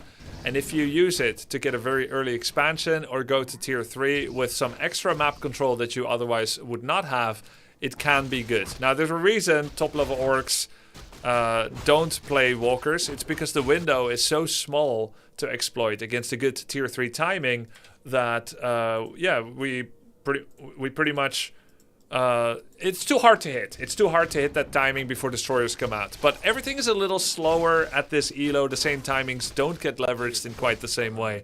So it can be better here than in Lin versus Happy. Don't you think, Saul? That's a very good description, and you know that the timing is so small that I haven't seen it that much. But the first thing that surprises me is that Tyler 1 is creeping, right? When they met yesterday, Tyler 1 was trying to harass with level 1 Farseer. Now he's going for level 3 creep road, and both players are creeping. I don't see Ritual Dagger on Hera, so his Death Knight is half HP, but Aura should do a lot of here. But yes, both players are creeping so far, no fireworks. And yes, when level 3 hits, I'm very curious to see what's going to happen. I've never seen Farseer creep like this before. Is this a common thing? Looks like something new that he prepared. Farseer is the de facto early harass hero. That's the strongest level 1 hero against other level 1s. But yeah, it definitely happens. If you go for an early level 3 Farseer, or even with level 2, there are windows that you can exploit against people, acolytes. There's this build that I like to play in 2005, where you rush to level 2 Farseer, you wait until nighttime, you get the Staff of Teleportation from the Goblin Shop, you have Speed Scroll, and then you Speed Scroll into the Undead base with your wolves, and you straight away target 2 different acolytes. You chain lightning at the same time, and you kill several acolytes while they're mid-tech. It hits at something like maybe the 5-minute mark, 5:15 before the Necropolis completes, and it can just be game-winningly strong. You can then Staff of Teleport out to your expansion, where you have an expansion building already. It's very powerful. Looks like Tyler might be wanting to do something like that. And get a Farseer, maybe go for some acolytes. There's 2 windows to exploit, either during tier 1, which would be now, he's going to be late, or after tier 3 has been clicked.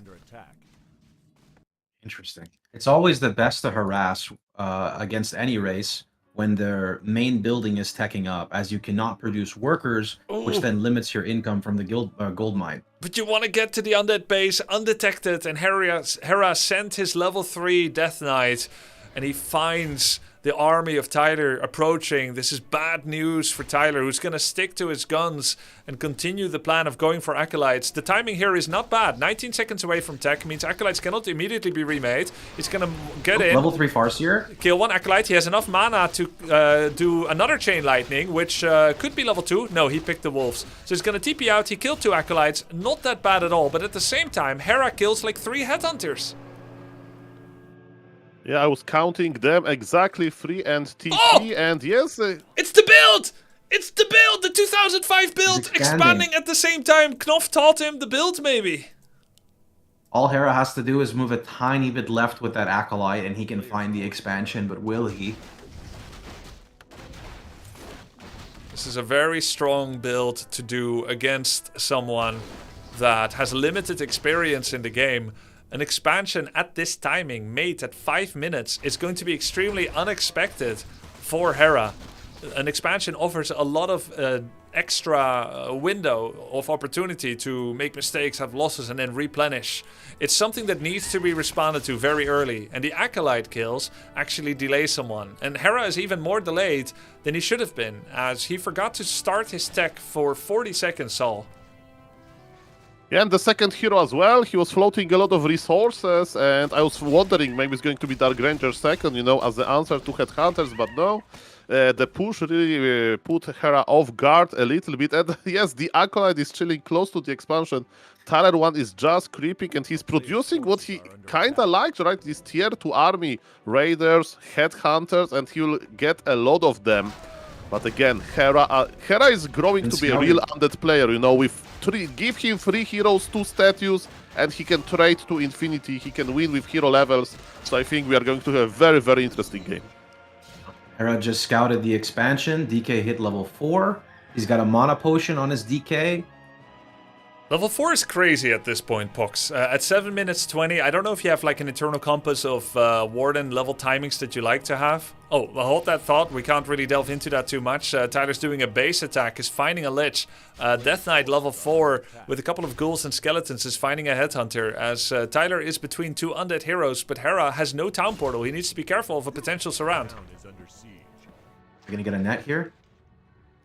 It's gonna net the Death Knight instead of ghouls. Ghouls are a certain kill if you net them.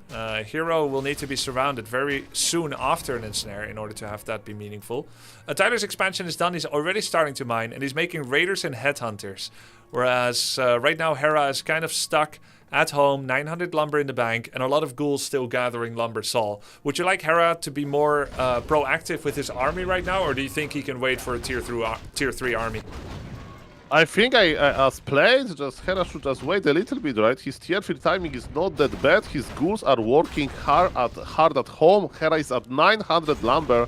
He's taking the ghouls right now. He won't need that much lumber in this game. And of course, tier 3, then he can decide, right? He can counter-expand. It would be that shocking, right? If he makes a better army, he can allow to be like a little bit behind in gold. The game is definitely open, and I have only one question. Did Tyler 1 develop some kind of taste for base race after what he did to Dantes, right? With this shockwave destroying Necropolis, killing all acolytes. I wonder if Tyler 1 is going to do it again, but he's not buying a new Scroll of Town portal, so it kind of looks like he's not going to be like, you know, base racing, basically. Yeah, it looks like he's just trying to make... Yeah, Sobi Mask is really good for the Death Knight, and it looks like Tyler's just trying to make the strongest possible army in order to fight Hera straight on. Tyler's doing some clever 50 pop save up, while not quite fully mining yet, but mining a good amount. The level 2 TC timing, not as strong as it could be, but look at this, many items are still on the ground. The Lich was supposed to pick up these items. There was a small glimpse for Tyler to see those items, but I'm not sure he's really aware of it. Lich was shopping for the Orb of Corruption, and Lich forgot to pick two very good items that were hand-picked for the Lich. Hera is in a very bad position, and yes, he can hide in his base, but the items will be there. I wonder if anyone remembers to take those items. There's about 300 gold of items lying on the high ground over there that Hera meant to give to his Lich, but his Lich was buying Orb of Corruption. Hera's kind of shaking right now. He's got his Destroyer upgrade ready, and he's working on Ghoul Frenzy, but it's past the 10-minute mark, and the perfect window of time to attack has come and gone. Tyler's expansion is in full swing. Now, Hera is aware of this, but it just so happens that the way that the Undead race works, they want to play around these two timings of Ghoul Frenzy and Destroyer upgrade. And so Hera is taking his time. And while that may look weird to RTS aficionados that feel like expansions need to be countered early, it is true, but some patience it needs to be had by Undead players that see expansions. Though, I think, Saul, Hera is overdoing it. He's creeping Lich. At least Lich got the items. This is certain. Circlet of Nobility and Glove of Haste were picked up from the lab. Tyler 1 is really enjoying his time, and he's transitioning to some Wind Riders, which is pretty interesting. There is no Fiends. There is this rule, right, that versus Orc you don't make Fiends, but there's one exception. If he transitions into Wyverns, you need some web, or Gargoyles at least. That's right, that's right. Either one of those would help a lot. And I also get some important information from people that are watching some of the personal perspectives. The Acolytes, it does not have vision of the building. He sees peons now and then, and so it's really, we're not sure if he's like super aware of it or not, but either way, a fight is breaking out here. Ghouls are weaving into the headhunters. The War Stomp is pretty darn good. In comes the Destroyer. Destroyer is being target fired by the Wind Riders. Now would be a perfect time for Tyler to press the heal scroll button. He's losing. There it is! Huge heal scroll by Tyler 1. His units get really healthy as I lose control of the camera. Hera's army is getting destroyed here. This might honestly be one of the best games I've ever seen Tyler play. He's rising to the occasion in a way that I have rarely ever seen. Oh my god, TC gets level 4, Tyler crushes the fight. He even still has bonus resources in his inventory. With the True Shot Aura, the Invul, and the Heal Scroll, with a expansion fully mining, Hera has run into the brick wall that is Tyler 1. And will now need to try and find a window to, in some way, get back into the game, Pox. Looks like Hera's gonna go try to counter his expansion right now with 3 ghouls. He's got vision of it. It's not really gonna do much when the orcs can burrow and actually kill the ghouls. This is a tough spot for Hera. I think he's gonna try to creep jack right now, but it's really dangerous. At least he doesn't have any raiders, so he can't get net. Got 1 right there. I'm curious, did he have the healing scroll on his DK the whole fight, or did he buy it after they disengaged? I believe he already had it, Pox, and possibly missed the window to use it correctly. Now, Death Knight does get level 5. He still has Sobi Mask. Coil Nova is quite a powerful tool. there might be some kind of crazy situation where several Coil Nova kills get Tyler 1's heroes. It will be his challenge to not let that happen, Pox. Yeah, a ghoul goes down at the expansion, and even if an undead has a weak army, you do not want to fight a Coil Nova, especially when DK's 5 with his mana and in Lich 3. That is very dangerous. Undead has ridiculous amounts of sustain with a shadow in the back, so he could easily just keep picking off the units. Tyler's doing really good with the aggression, though. I like the split on the wolves. He actually got vision of him just because of that. Wonder if he's going to flank him or just go for the base. Yeah, you're right. You're right to describe that situation. He has 2 choices. Looks like he's going to go for the base, maybe get some pickoffs on reinforcements. Meanwhile, Tyler's reinforced defenses burrows actually is able to stop the ghouls from killing a lot of peons, though he has momentarily not noticed that he hasn't put them back to gold yet. Still, Tyler's in a commanding position. He's committing a cardinal sin of attacking an undead base, which is usually not wise. But is his advantage big enough, Saul? The supply lead is huge, but we are inside of the undead base. How important is a slaughterhouse? I think it's very important. There's only 1 statue on the ground, and look at Tyler. He's recreating some Dante's move, you know. I don't think this TP was necessary, but Tyler was like, I'm so ahead. I destroyed the slaughterhouse.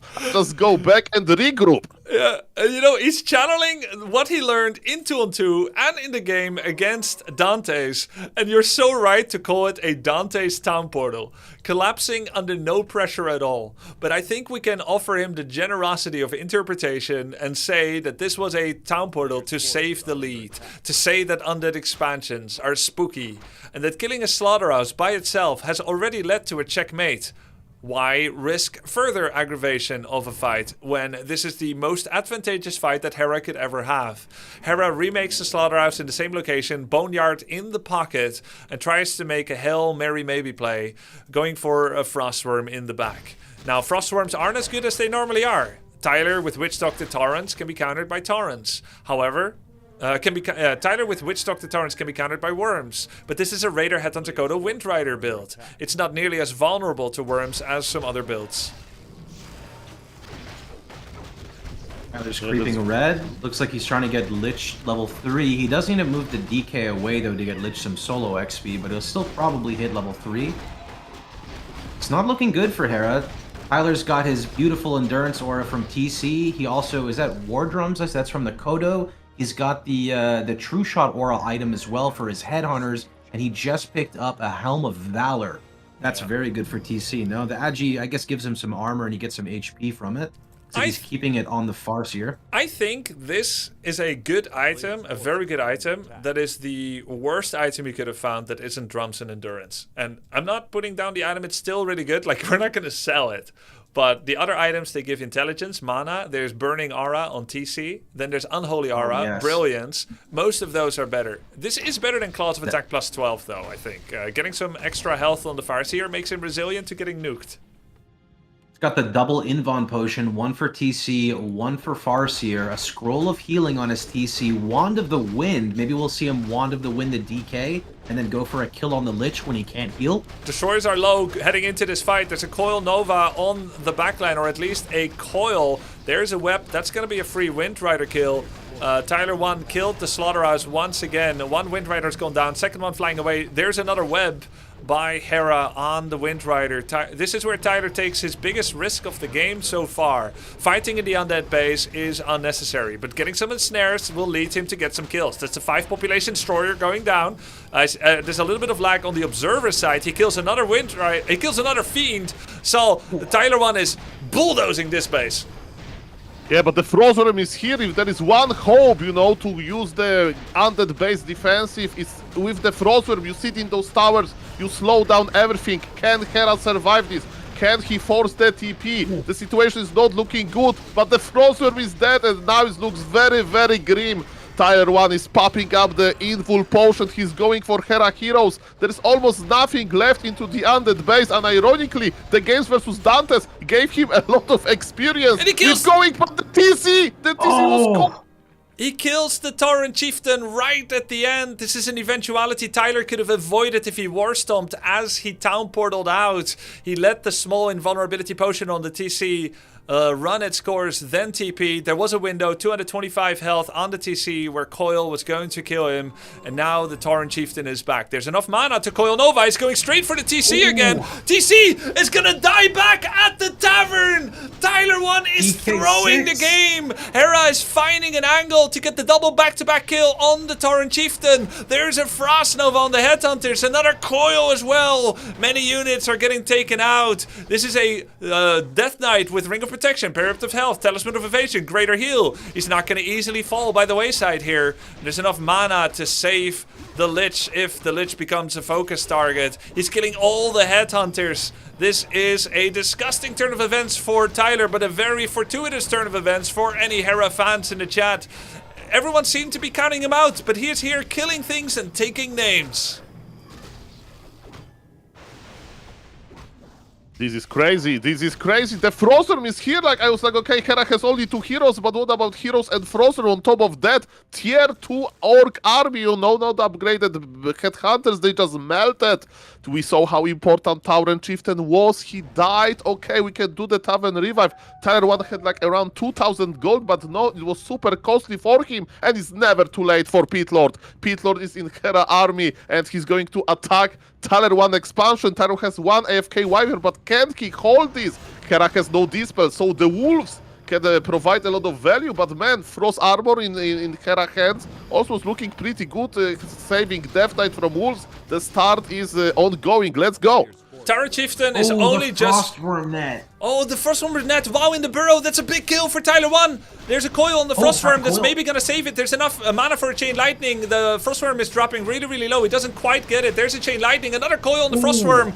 And he's gonna survive. The Tauren Chieftain is somewhere on the map, running all the way to the south side of the map. I'm not sure where he thinks he's going, while the Burrow is firing at the Frostworm again. The Frostworm goes down. Tyler1 gets that kill. He still has Speed Scroll in order to get away here as well. He's targeting the Lich right now as his Farseer drops low, and his TC is making a circuitous route back to his main base.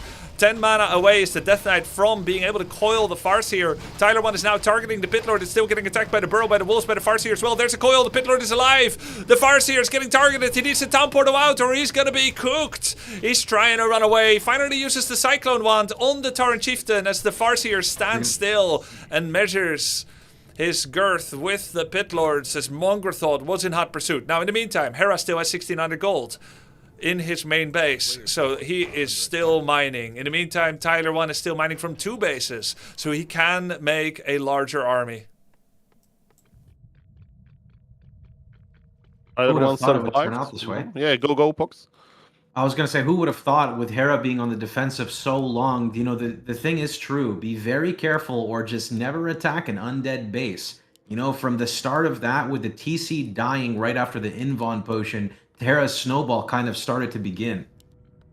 It's like Hera's going for an expansion now. Tyler almost saw it, but the Wolves just despawned. Ah, I see. Yeah, we can see how quickly advantage can disappear in Warcraft 3, right? Tyler1 had everything, double base, a lot of gold in his pocket. He was pressuring deeper and deeper into the undead base, right?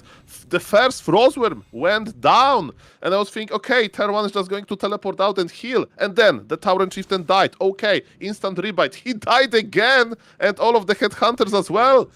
Tyler1 is on tier 3 and he's still making Headhunters, not Berserkers. At least we have Troll Bad Riders, they are pretty good versus Frostworms. And yes, there's 1 Frostworms on the way. Undead heroes are very strong, I know that much, Grubby. That's right, that's right. By the reckoning of a pro game, Hera would now officially be in the lead, as DK Lich are better PvP heroes, whereas Farseer TC are army controlling heroes. Hera's also making higher quality units in Frostworms and having potential to get destroyers as well, whereas Tyler is working on bats and headhunters. Hera is now officially ahead. The only way that in which Tyler 1 is still ahead, he has better consumes and permanent items on his heroes, and he has a larger bank and current income. He doesn't know that Hera has an expansion just yet. So, this game could still go in any way. Tyler has to go over 50 population and use a larger army to try and get a kill. Also, War Stomp level 3 is a huge tool in order to shut down the ability to coil at an opportune time. Let's see what these Bat Riders will do against the Frostworm and how Hera will use his coils and novas. Tyler 1's main base has run out. He's getting his Berserker upgrade. He's spamming Wind Rider production. But Saul, he needs time to get those units on the field with a large bank and only a limited production queue. I really like what Tyler 1 is doing with his Shadow Wolves. They're invisible, they're now in the middle of the map, but not to attack the Undead army. They are sent to attack Undead economy. And versus this, you either need a full base wall off, which is like really hard to do, especially on expansion as well, or to keep Destroyer in the base. But when the moment the wolves are turning back, and they'll expire, they'll do actually nothing. I don't know, maybe Tyler 1 was afraid of Undead army moving. And don't worry, I think he will send new wolves. Farseer is an intelligence hero, so definitely Farseer can afford it, but those wolves, they need to do something. They're checking for different gold mines, but he's actually using them in the fight. A free kill by Coil Nova as Hera is using mana, which is a regeneratable resource to kill real units. Tyler 1 is mad, and he jumps after him. Both bats are getting webbed right there as a Destroyer is being target fired. TC in a good position to do a War Stomp. Is he going to stomp? There it is, a War Stomp. As his TC is dropping really low, really fast, Box. He hit the Invon potion, everything looks good. The Bat Riders are coming around from the back, focusing the Lich. We got a Wand of the Wind going on the DK. Another Stomp, looks like Focus Fire on a Destroyer of Bat Riders coming in. Was that a Healing Scroll I just saw? I think so. Another great War Stomp as Lich is being targeted. A triple hero stun. There's an enemy dead, but it's only on 2 units. There's only 2 ground units that died as Hera uses his ultimate ability and wastes a lot of mana on a single thing. Chain Lightning on the Pit Lord, but he gets a coil from the Death Knight last second. Tyler maneuvers his TC away from danger, which is a clever play. He comes back in again when it's a little bit safer. Chain Lightning level 3. Pit Lord goes down. The Pit Lord is down, and Hera runs away with 2 units as his Destroyer is forgotten and almost kills a Wind Rider. A huge fight by both players. Tyler 1 having the advantage there.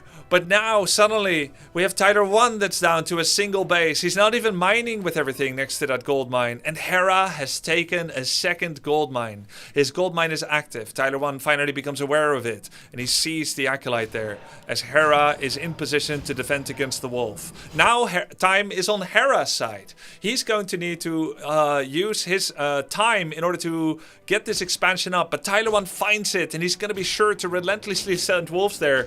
And Pox, if a single Acolyte dies, this TC may get level 6 of it. No, it's actually like 3 Acolytes, but okay. A few Acolytes. Still, a TC leveling in the middle of a combat fight, like nobody's really going to expect, and then instant reincarnation. Reincarnation's going to be big. When a hero dies like TC, but he has reincarnation available as his ultimate ability, it will come back to life with full health and mana after about 5 seconds. Is it 5 seconds, Box? You know, I'm not sure. Maybe 3 to 5 seconds, no longer. It's not that long. And it doesn't give experience the first time he dies. Now, here's a problem. Tyler 1 doesn't have Healing Salve running on his Farseer. He's very close to being able to get Coil Nova nuked and dropping really low. One Wind Rider runs into a tower that Tyler 1 is focusing right now. Farseer runs away. He used the Heal Scroll trying to stay alive. There's another coil. Tyler needs to TP out, and he does. He does, but he lost 2 Wind Riders in this attack, killing nothing. Nothing.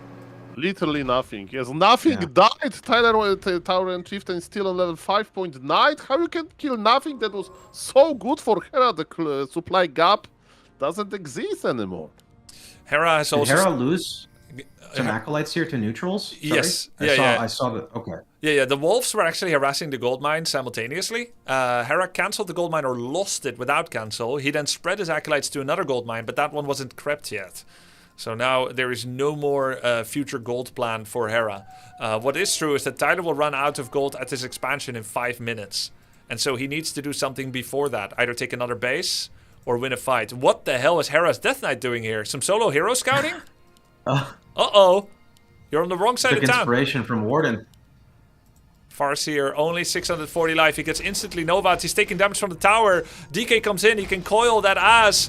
Coil on the Farseer. He runs melee. Uses invulnerability potion. Targets the Lich. But where the hell is his TC? It's stuck behind towers. The Farseer has nothing anymore. He runs away. He gets attacked by Frostworm. What is this play by Tyler1? The Farseer gets coiled. Oh my god! Melee Farseer without a town portal. As Tyler focuses the Frostworm, he gets the kill, gets TC level 6. We're gonna see a stomp come in here. Yeah, this Tauren Chieftain is ready for everything. You try coil Nova this Tauren Chieftain and he'll resurrect and is going to be very costly in mana, but man, the disease cloud is spreading, the ghouls are here, Hera is so efficient. Hera's so efficient, getting a lot of kills with the Coil Nova. He's level 7 and level 5. This game is reaching epic proportions. As Hera has correctly analyzed, there isn't a lot of crowd control or reason for him to respect Tyler's army. His Death Knight is just walking forward. He keeps starting coils, but as vision is lost, it interrupts the thing. There's a War Stomp, there's a Raider. Now, if he was good at surrounds, he should hint the surround right here with Raiders and War Stomp. But all that Tyler's doing is just attacking, and he lets the Death Knight get away. That should have been a kill at higher level. Again. He's just gonna go away. Nope, okay. The regeneration on the DK with the Sobi mask, he heals mana faster than his Farseer does. It's so crazy. Yeah, that's a lot of regen. Acolytes. Not including the statue either. That's true. He does need a statue again. It's coming. Another Frostworm is coming too. Hera's at 54 population. Tyler1 is going to run out of gold in 3.5 minutes, Box. Ooh, looks like Hera's going for another expansion. Well, yeah, another one with the Acolyte. Tyler's going to have to make a play here, though. Like you said, 2,000 gold is left in the mine, so he's going to have to either take one of Hera's or go after the one that hasn't been crept yet. Tyler1 is Hera's doing a good job scouting.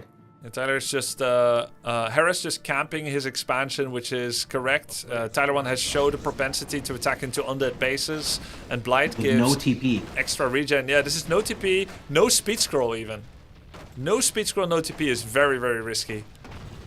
With a very weak army right now as well. 3 units. He's panicking, I think. 3 units.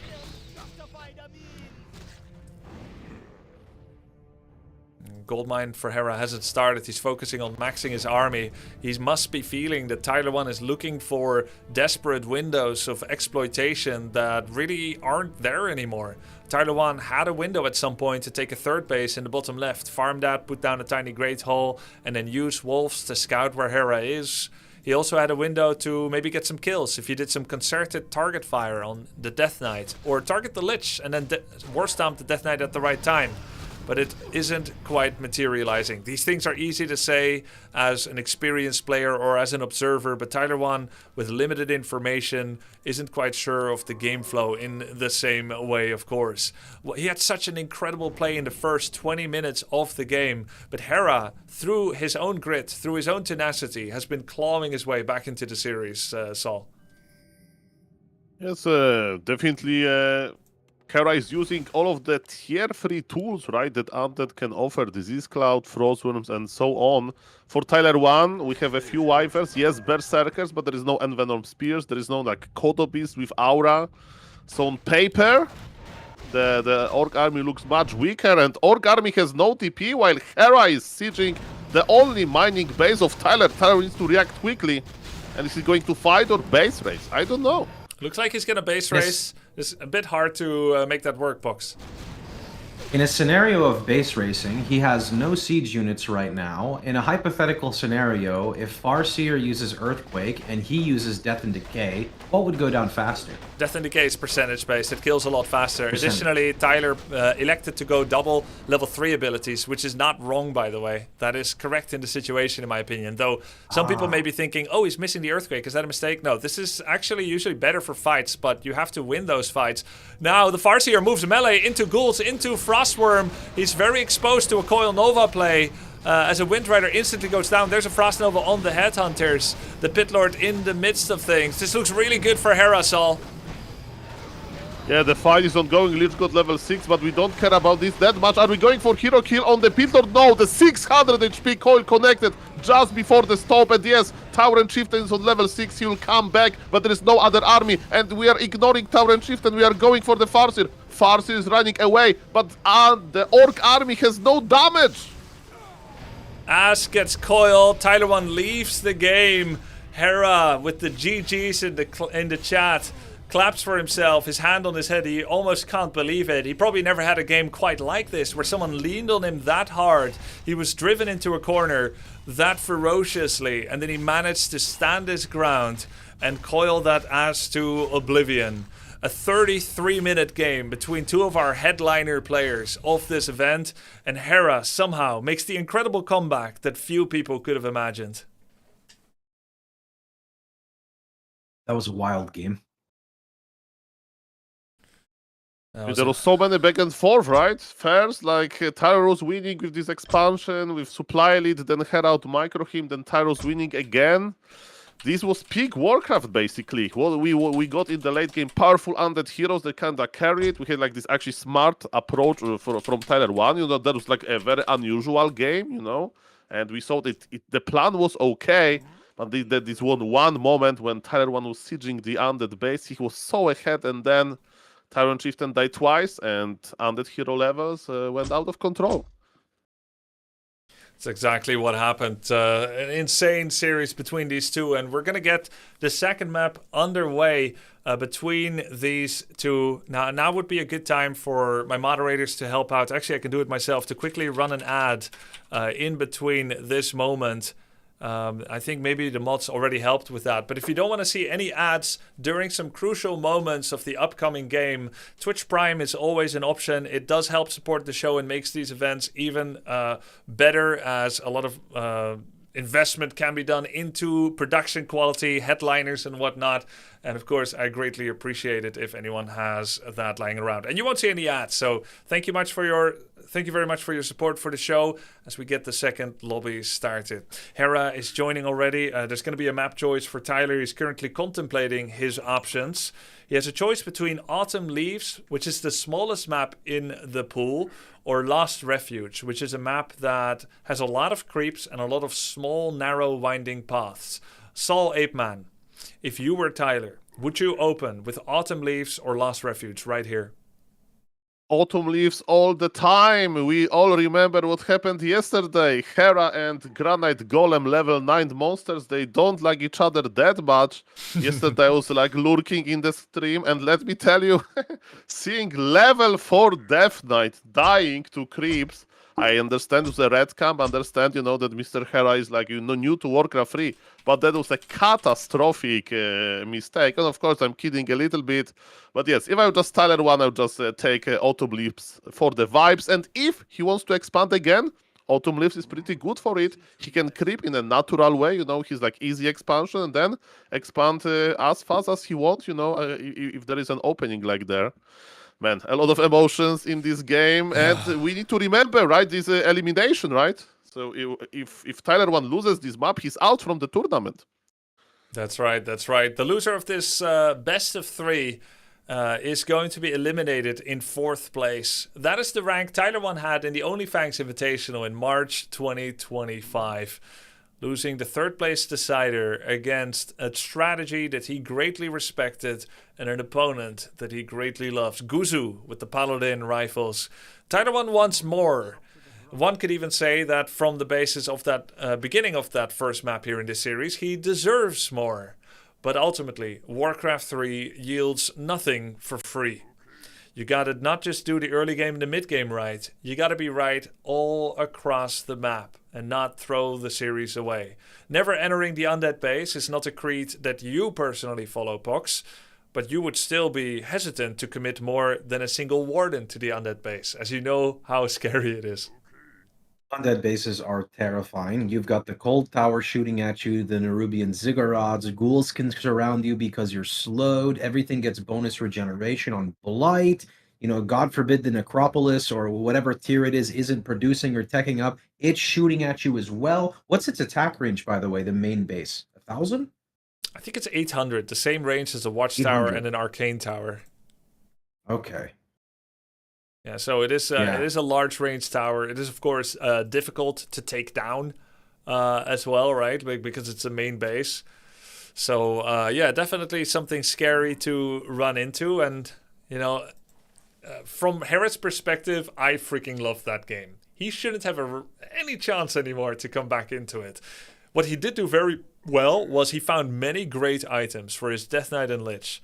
He farmed a lot. He got level 4 Death Knight by minute 7 and 20 seconds. And then he got level 5. And he played his cards right. He didn't overcommit without a town portal. He kept himself alive. And he stayed in his base. He eventually took the counter expansion. But it was Tyler's game to lose. If he had only is a thought that's going to be on many people's minds. If he had only, quote unquote, if he had only TP'd a little earlier, if he had only war stomped when he town portaled out with his Tauren Chieftain level 5 deep in that undead base, if he had only waited till an 80 population army, then he would have had an army size and strength that would have been difficult to contend with.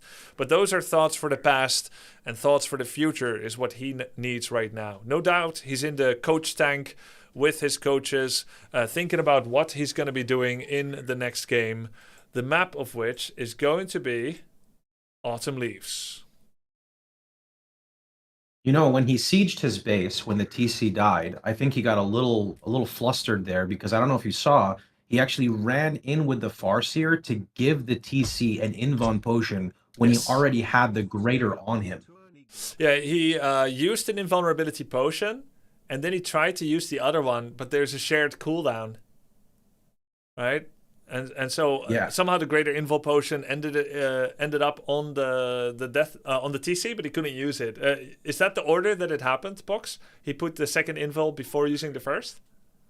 Yes, he put the second invuln potion on the TC with the Farseer, and I think that's when he was used. I think between him and the TC, he had the Farseer and the TC. There were 9 consumables across everything, from TP, heal scroll, clarity, healings. I was looking at everything, seeing if he would get the juggle on correct. But I mean, sometimes, you know, you go into an undead base, you just start getting slowed, you're surrounded, everything kind of just goes to mush. Yeah. A big mood difference between the two, as Tyler has his hands in the air as he was talking back angrily at whatever was being said. I don't know if it's his chat or coaches. He was not happy with the result there, whereas simultaneously, Hera smiles. And I think that's very symbolic of competition in general, not just Warcraft 3 competition.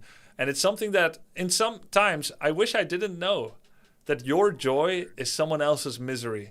That as you win and you get an achievement, someone else is having a bad time. But that's what competition is like, and it is symbolic for many parts of life. And this is how art imitates life. You have to be willing to stand for what you believe in and to fight for what you want to achieve.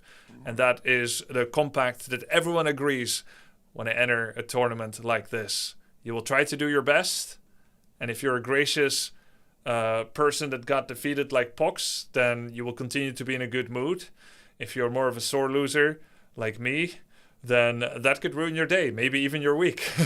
Or perhaps you just hide it better, but you were graciousness itself. No, I mean, like I said, when I came into this tournament, I used to have a very different mentality for video games. You know, I used to only play hardcore in every game I played. I would push myself to the limits in terms of like game balance. And then maybe like 10 years ago, I started burning out from every type of game I played. So I went with a more casual approach. Not casual in the sense of I play less, you know, I still play games 16 hours a day, but I look more for fun rather than trying to break the game at every single angle. And I'll still break it, but it's more of a natural thing rather than forcing myself. And this allowed me to kind of find the joy again in playing video games. So coming into this tournament, I was already a bit nervous because it's bringing out like the competitive side of me, but I think I handled it really well. I think you did too. It sounds like a very healthy mindset that I'm sure some people could learn to benefit from as well, to try and adopt, though it's never easy. I certainly have tried to feel that way before, but sometimes that competitiveness has a mind of its own, it almost seems. But I'm very glad for you that you found such equanimity of spirit and that you're able to enjoy games without the Spartan approach of where it's only fun when you win.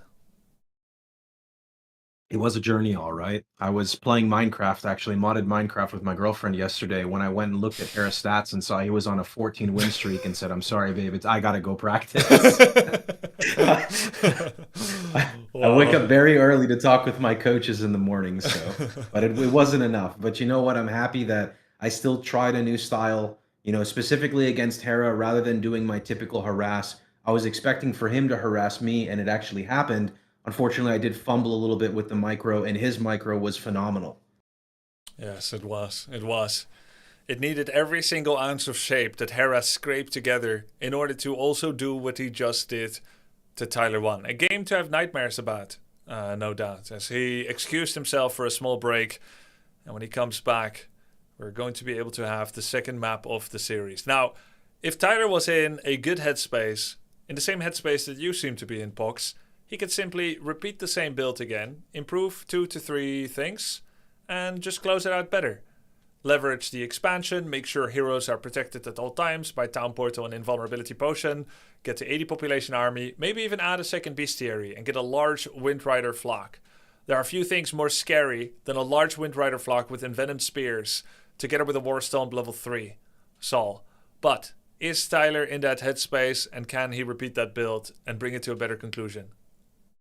That's a great question. Actually, I was thinking about this myself because from the one side, one hand, he met Imba, right? He was doing so well. It was like a little bit like Pala Rifle, right? You like damage the Paladin in the start, he damaged the undead army.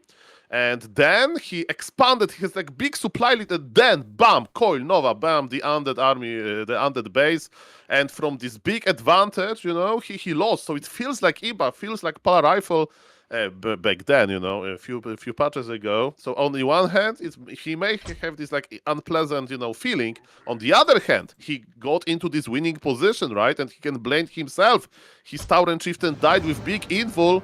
And if it's going to happen again, we'll see, because the map is loading. Let's go. Map is loading. No map overview. Both players are getting... we've waited long enough. We had a little bit of a break from both, so I'm just going to click on that button immediately. It's Tyler 1 against Hera. Hera 1, 1-0 in the lead. All good, bro. Do nothing well and win again. We love Undead. It was Pala Rifle experience. It was Pala Rifle experience. You can see Mr. Tyler 1 is adding a new strategy to the Imba category, I guess. Yeah. I think that... that list of Imba is growing by the day. You didn't seem to complain against Dante. Lock-in champ, it's not the race. He did the same thing, lol. 25 minute against 500 rating. Well played. Okay, Grubby, give me your honest feedback. Is it a compliment that Hera is that Tyler 1 is comparing Dantes to Hera? Is it a compliment or not? By Tyler? No, I mean, because, did I do a good job or a bad job as a coach? Because, oh, Tyler says, okay, all of the others are the same, so it's a good or bad thing. I think you worked with a very difficult challenge, a special needs child, and you gave him the best possible chance for success. And I think that's to your credit. Dante's looked better with your builds than I think he would have under my tutelage. So I think you did good, and you have nothing to be ashamed for. Yeah, I thank you, because I was trying to give him this idea to play defensively in the undead base, and in kind of natural way it happened in game that we saw just between Tyler and Hera, right? So Hera knew that he had to wait until the storm is over, but I'm sorry for talking a little bit long, because we have a different opener. Pokes definitely knows a lot about this hero in the Orc Altar. Oh yeah, Blade Master. We have two choices we can go with. We've got Mirror Image Creeping, and then we've got Windwalk for very early harass. There is a shop coming up right away. Does this imply he's getting the Healing Salve and a Clarity and just beelining? Yes, beelining for the undead base, no doubt. Tyler also sold the go. Town Portal. He gets 1-1-1, the H, S, and the C, the Heal Salve, the Clarity, and the Speed Scroll. He's missing his optimal tech timing, but not by many seconds. He also momentarily forgot that Second Burrow is not part of this build. What I think we're going to be having here is a Blade Master Shadow Hunter play, as was meta maybe about a year ago to half a year ago in the Orc versus Undead matchup. Bestiary ×2 when Tier 2 finishes, with a bunch of Wind Riders and Tier 3. This is a build that focuses on a large amount of Wind Riders and spends the early game either trying to disrupt the creeping of an undead or going straight for the acolytes. Now Hera didn't make an early Nerubian tower against Farseer Headhunters, but it is perfectly timed against the Blade Master. Somehow Hera was prepared for this as well. The Nerubian tower being finished is not something I expected, but Hera's scouting finally knows what it sees. Many times did Hera lay eyes. Oh my god, even the build layout is good! There's a secret place for acolytes to escape towards, though he didn't get one of the acolytes there. And ignoring the Blade Master while continuing to creep and simply letting his Nerubian and the special escape panic room here to take care of the blade is great. However, Hera didn't execute it that well. He could have simply pulled the acolytes here and the blade could have never gotten there. Together with the Nerubian, he had a checkmate on that harass. Even so, Nerubian being finished did help him a little bit. But I would still count that one as being in favor of Tyler by quite a large margin, Saul.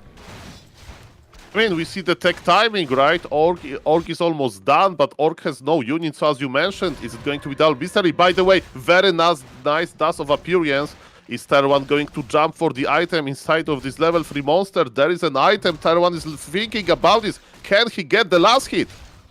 He's trying. Aaron needs to take that ghoul off. Oh, he steals the creep. Did. Doesn't get the item. Windwall cooldown. He's gonna run away. He's still dusted. That's the second dust. Killing the creep is nice. It's a nice little XP denial after getting 2 acolytes. That's about as much as you can get. Now heal solving and getting another clarity would be optimal. There's a small little funny thing that could happen where the acolyte might cancel the heal solve and or the heal solve clarity. Hera would need to have really good map awareness in order to make that possible, or I guess Tyler could hit him and then it could happen. Hera doesn't recognize. Yeah, there we go. Heal solve cancel. He does. He does. How nice. Yeah, that needs to be manually done since workers will not attack automatically. The only exception there, I believe, are militia. Yeah, or when workers get attacked by other workers. They're like, okay, I can handle those. Ah, okay. Kind of like a trainee versus a trainee. That's kind of cool. I didn't know that. That's right. Tyler 1 going for the double bestiary. He has enough supply available to make 2 Wind Riders. But within the next 20 seconds, he needs to make another burrow so that he can keep up Wind Rider production. And there we go. There it is. And he has a clarity running here. He caught wind of Hera's Death Knight, who is level 3. Very good creep route by Hera. There's a graveyard coming as well. And he sees the ghouls, the skeletons, and the Death Knight coming. You can't really do anything until you have a Shadow Hunter with Hex coming out, which is 15 seconds away. But he still starts damaging the ghouls a little bit to make use of the remainder of his Windwalk timing. Oh. Let's see if he ends up using the Crystal Ball offensively when Blade Master attacks and using it to reveal. Usually it's mainly used to scout expansions and see what the enemy is doing, but can also be doubled as a form of invisibility reveal. Here we go. With this much mana, it's perfectly fine to Crystal Ball and start spamming Coil on the Blade Master so that he can't do much. Starts attacking a burrow. The first Wind Riders, they feel late to me, like they weren't started at the correct time. There's also a couple of auto attacks plus a coil that could lead to a peon kill. Tyler didn't pull any peons out of his gold, so this is perfectly fine to defend with. Wind Riders are in production. Hera is going to have to choose one of 2 ways to deal with this. When his tier 2 finishes, he can start Gargs, or he could start Fiends right now and then do a web upgrade when tier 2 finishes. Hex, ghoul attacks have begun. Hera should cut his losses and stop sacrificing ghouls here and just run the rest away. But he's trying to save every single one. A touching sight. I mean, it's working for now. I'm not sure if it's worth wasting the time, but it's definitely working. Oh, here come an entire army of ghouls, actually. It's going to be a bit problematic versus the Windrunners. He did actually use the Crystal Ball to see him. He's got enough mana for 2 Ghouls around! easily. Ghouls around! He almost got the Shadow Hunter Ghouls around. Tyler 1 moves his blade away, heal solves and clarities himself. The Shadow Hunter will continue to be threatened, as Wind Riders against Ghouls is an unfair battle, where Ghouls cannot Looks like attack a third back. Wind Rider's coming out right now. He has a third already. Down goes Ghoul. Should be chasing with the Shadow. The amount of mana that Shadow has, you could kill 4 more Ghouls. And he's just going to start creeping, which is not good, because now he loses his heal self clarity. It gives a window of exploitation for Hera, who could coil and steal the creep. And he does. Might even get the item. Doesn't have the inventory space. He could summon skeletons and take the item, and he does. Ooh. Good plays by Hera here. As another ghoul goes down, Hera is pressuring air units with no anti-air. There's still 1 more coil, and the surround on the Shadow Hunter! A hex on the Death Knight as Wind Riders are fighting against and dying to a creep. The Troll Trapper is the anti-air that Hera needed. A creep camp that should have no. never begun has taken names as Hera gets a kill. And Tyler 1, with a large bank, is struggling against an army that he should be beating. He's using rock and he's losing to scissors. We're gonna get another crystal ball reveal here. Need a heal pot here on the blades. He's very low. Oh, he attacked and canceled his windwalk. Yes.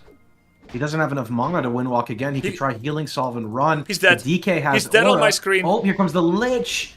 Oh, he's not in range for the coil. He's trying to get in range. The heal salve got cancelled. He heal salves again. Reapplied it. Web We've is had an finished. idle Wind Rider in the base for quite some time now. Web is finished in 4 seconds. There's 2 fiends here. Looks like Blade Master is safe now. He has more HP than one coil can deal, but Death Knight found him. Blade Master needs to start running away. There is mana almost for double coil.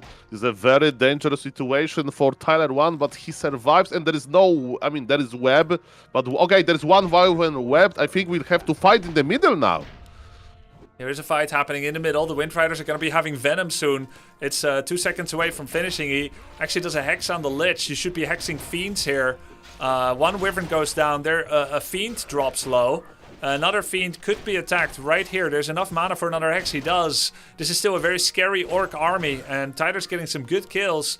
He's at 34 population against 33.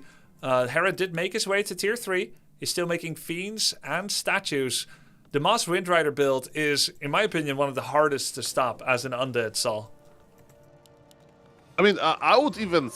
okay, it's hard to stop, but it's also hard to execute as Orc, right? For a long time, Tier 1 had no army, right? Solo Blade Master, no Grunts, no Headhunters.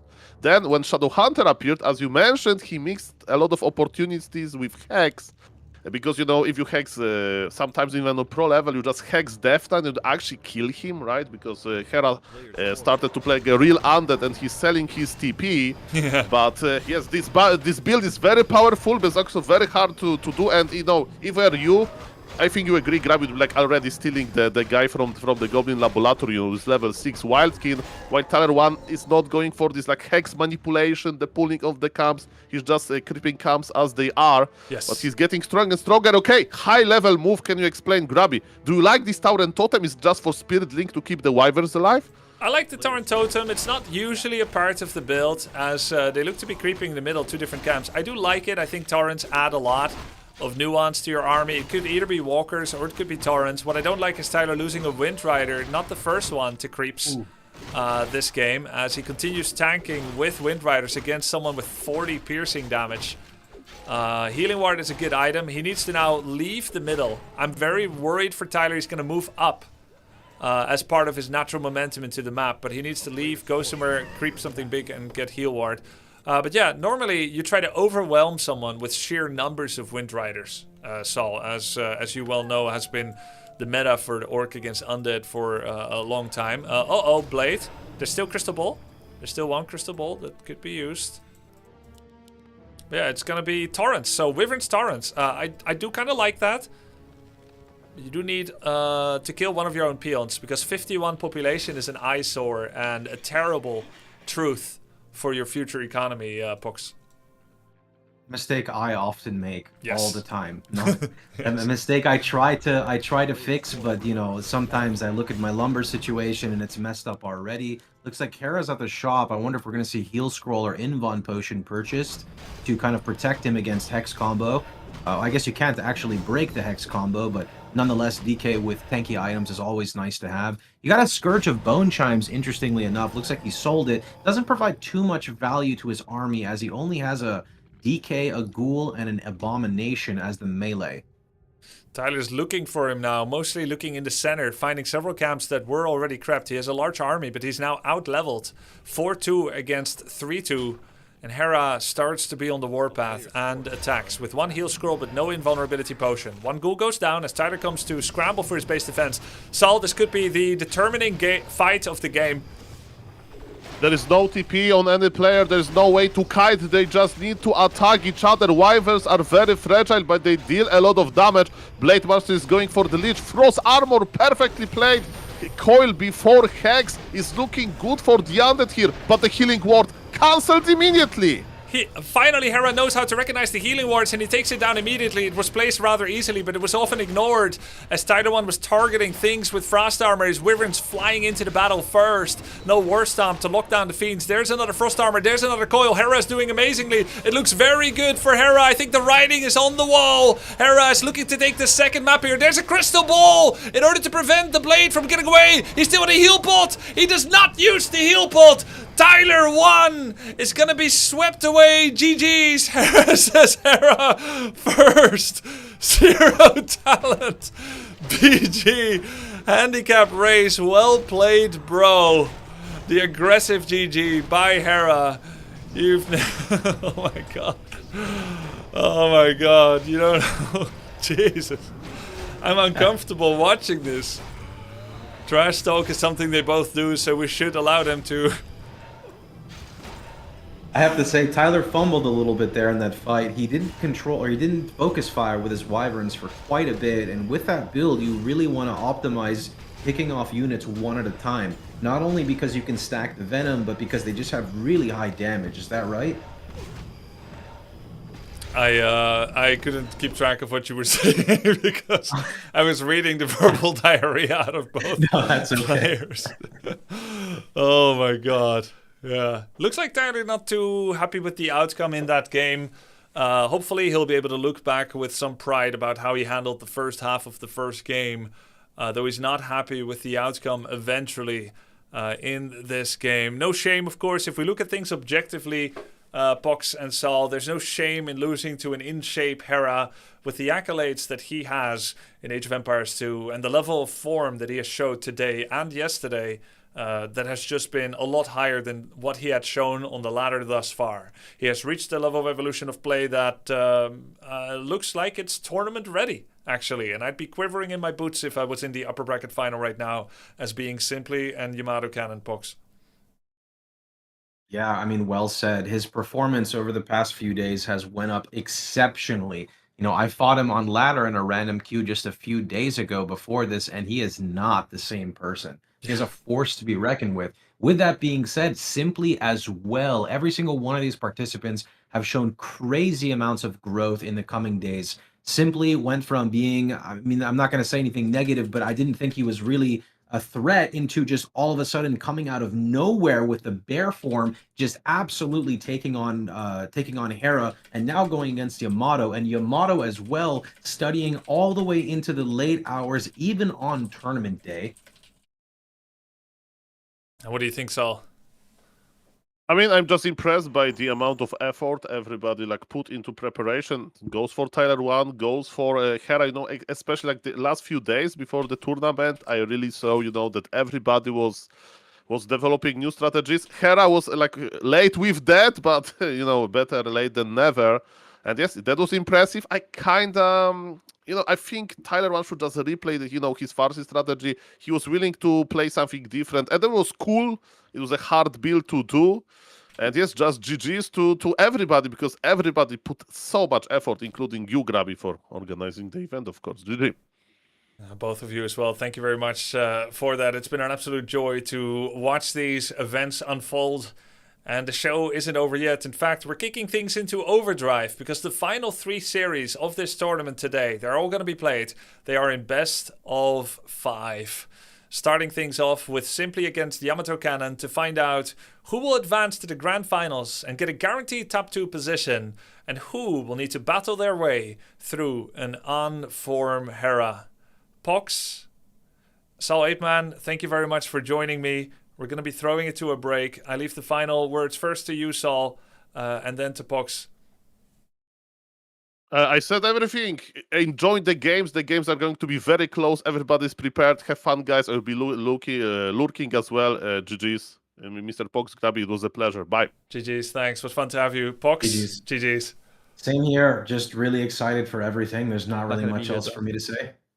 Sounds good. Thanks for coming on, and we'll be keeping in touch. All right, guys, we're going to be throwing things to a break. Things are being kicked into overdrive. We're going to be going to our upper bracket finals, best of 5, with Simply and Yamato Cannon, right after this break.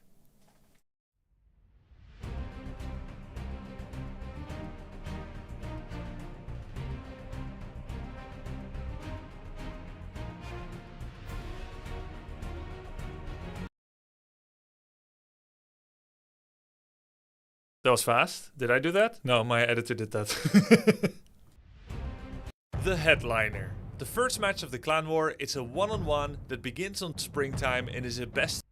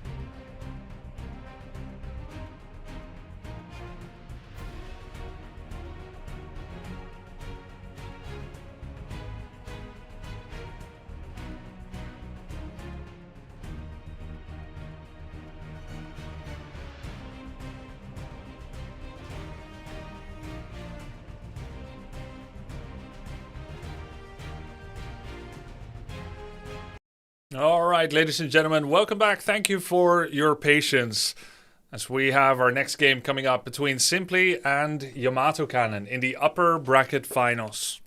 It's about to start and getting on the way, and I want to thank you all for your support. Got a lot of subs coming in. Bailey J, The Atomic Muffin, JCar HRB, Unreal X-Man, Bodo, Boitlin, Kingslayer, Jendo, Finkai, Rasama, and many more have used their Twitch Prime here. Appreciate the support, helps a lot. And it makes sure that you don't see any ads when the action starts picking up. We're always trying to run the ads in between, but there's some automation going on when the game goes long. So that's something that you can do. We're going to be bringing on 2 new casters for this, as we have a special guest from a previous season that is going to be able to join us, as well as the man that almost won the first map against Hera just now. To cast with us simply against Yamato Cannon, we have brought on a special guest from a previous tournament. Welcome to the show, Dendy. Yo, what's up? What's up? Hello, Yo, everybody. Long time no see. Looking good, man. Looking good. Good to see you again. Thank you. Happy to have you here. Happy to be here. Let's cast some Warcraft 3 together. Dendy won the first Warcraft 3 Invitational that I ever held in March of last year, showing some great human play. It's going to be able to help us make sense of what Yamato Cannon and Simply are going through here as well. And then we also have with us Tyler One, who nearly did it against Hera in the first map. Welcome, Tyler One. Oh, what up? Dindy, what's up, bro? What's up, bro? Nice to see you again, bud. Nice to How you see been, you, man? Good. Dude, what was that fight next to neutral camp? Those trolls were basically playing for Hera, man. Oh, you mean game 3? Oh, I was trolling. Fuck this game. I was just griefing. We practiced double bestiary once, so I was just like, okay, the game 1 pissed me off. I think I could rant about this forever. Game 1 pissed me off, so I was like, all right, fucking get me off this game. So that's kind of why I went dead. I didn't know what the hell I was doing, I'll be honest. It was pretty close, I think. Oh, game 1 was close. Was pretty close, yeah. I think I had what, 80 popped, like 30 popped the entire time. I just hate, dude. I think there's so many crutches in this game. Like Undead Base pissed me off. I'm getting coaching, right? He's like, don't attack Undead Base. Don't attack. Until when? Ever. When do we hit Undead Base? Just ever. I mean, I'm damn near 80 pop. When do we ever hit Undead Base? Just don't. Just like take in the third. Dante's game, took me 30 minutes to beat him. He's a 500 rated player because he built his fucking towers in the base and just sat in it. Well, you need to get a 3rd expo. You want me to get 4 fucking expos in a game? What are we even doing, bro? Anyway, yeah, that one pissed me off, so I sent it. Yeah. You been playing a little bit? Dendy, you haven't played Warcraft in a while, Dendy? Yeah, I'm eager to play. I'm about to start soon, I think. I'm gonna play some Warcraft, but I was watching a lot, guys. I was following your games, had a lot of fun. It was pretty fun. It was dope. Oh, nice. Nice. The game at its best is such a fun and great game. Of course, it can sometimes be mildly frustrating. A little bit frustrating. Get Blizzard to do something. What are we doing, bro? Get Blizzard to do something. Why is DH still a thing? DH or DK? DH. Sorry, I'm like pivoting to DH as well. Okay. We're about to watch Simply. He plays DH. Can't beat Hera's degenerate shit. So I mean, DH is broken as well. Yep. Yep. Do either one of you want to join the lobby, or am I just gonna restream the in-game? I can jump in. I posted the game name. Actually, it's fine. I will watch stream if yeah. Okay. No problem. Okay, then I will be sharing that. Can you tell me if you see this? Oh my! What's that? Is that working okay? The in-game screen? I have black screen so far. Is it totally black or mostly black? I don't know. We see you and like all the casters, not the actual game. Oh, okay. All right. Well, then I'll share another screen. I'll just share. I'll just share pretty only nice the game screen. when it begins. Yeah, you won't have the player cams, but you'll have the in-game view at least. I guess this part isn't working yet. All right, when the game begins, I'll be able to share the screen.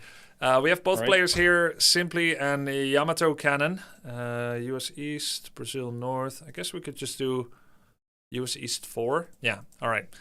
I just have to get them on the right colors. Looks like Yamato's kind of vibing, man. He's playing right now. It's a bit weird. You never see him do that ever. I've been watching his stream. I haven't seen him play yet. I have never seen him look like he's having fun at any point, to be honest. He's been like locked in, reviewing like a student taking notes. Yeah. Have you seen some of his... Watching him being coached, it's so hilarious. It's so much fun. I was laughing my ass every single time. It's crazy. I don't know what kind of style is that, like of this coaching, but it seems like Yamato is coach himself, so he knows how to deal with that. He's like unshakable, you know, like he's just soaking the information and just, you know, keep going with it. It's so much fun though to watch it as a viewer. It's crazy. I don't know. Yeah, I feel the same way. It was super entertaining to see, and I must say I don't think my ego would have allowed me to take the coaching of the truthful nature that Death Note was delivering it with.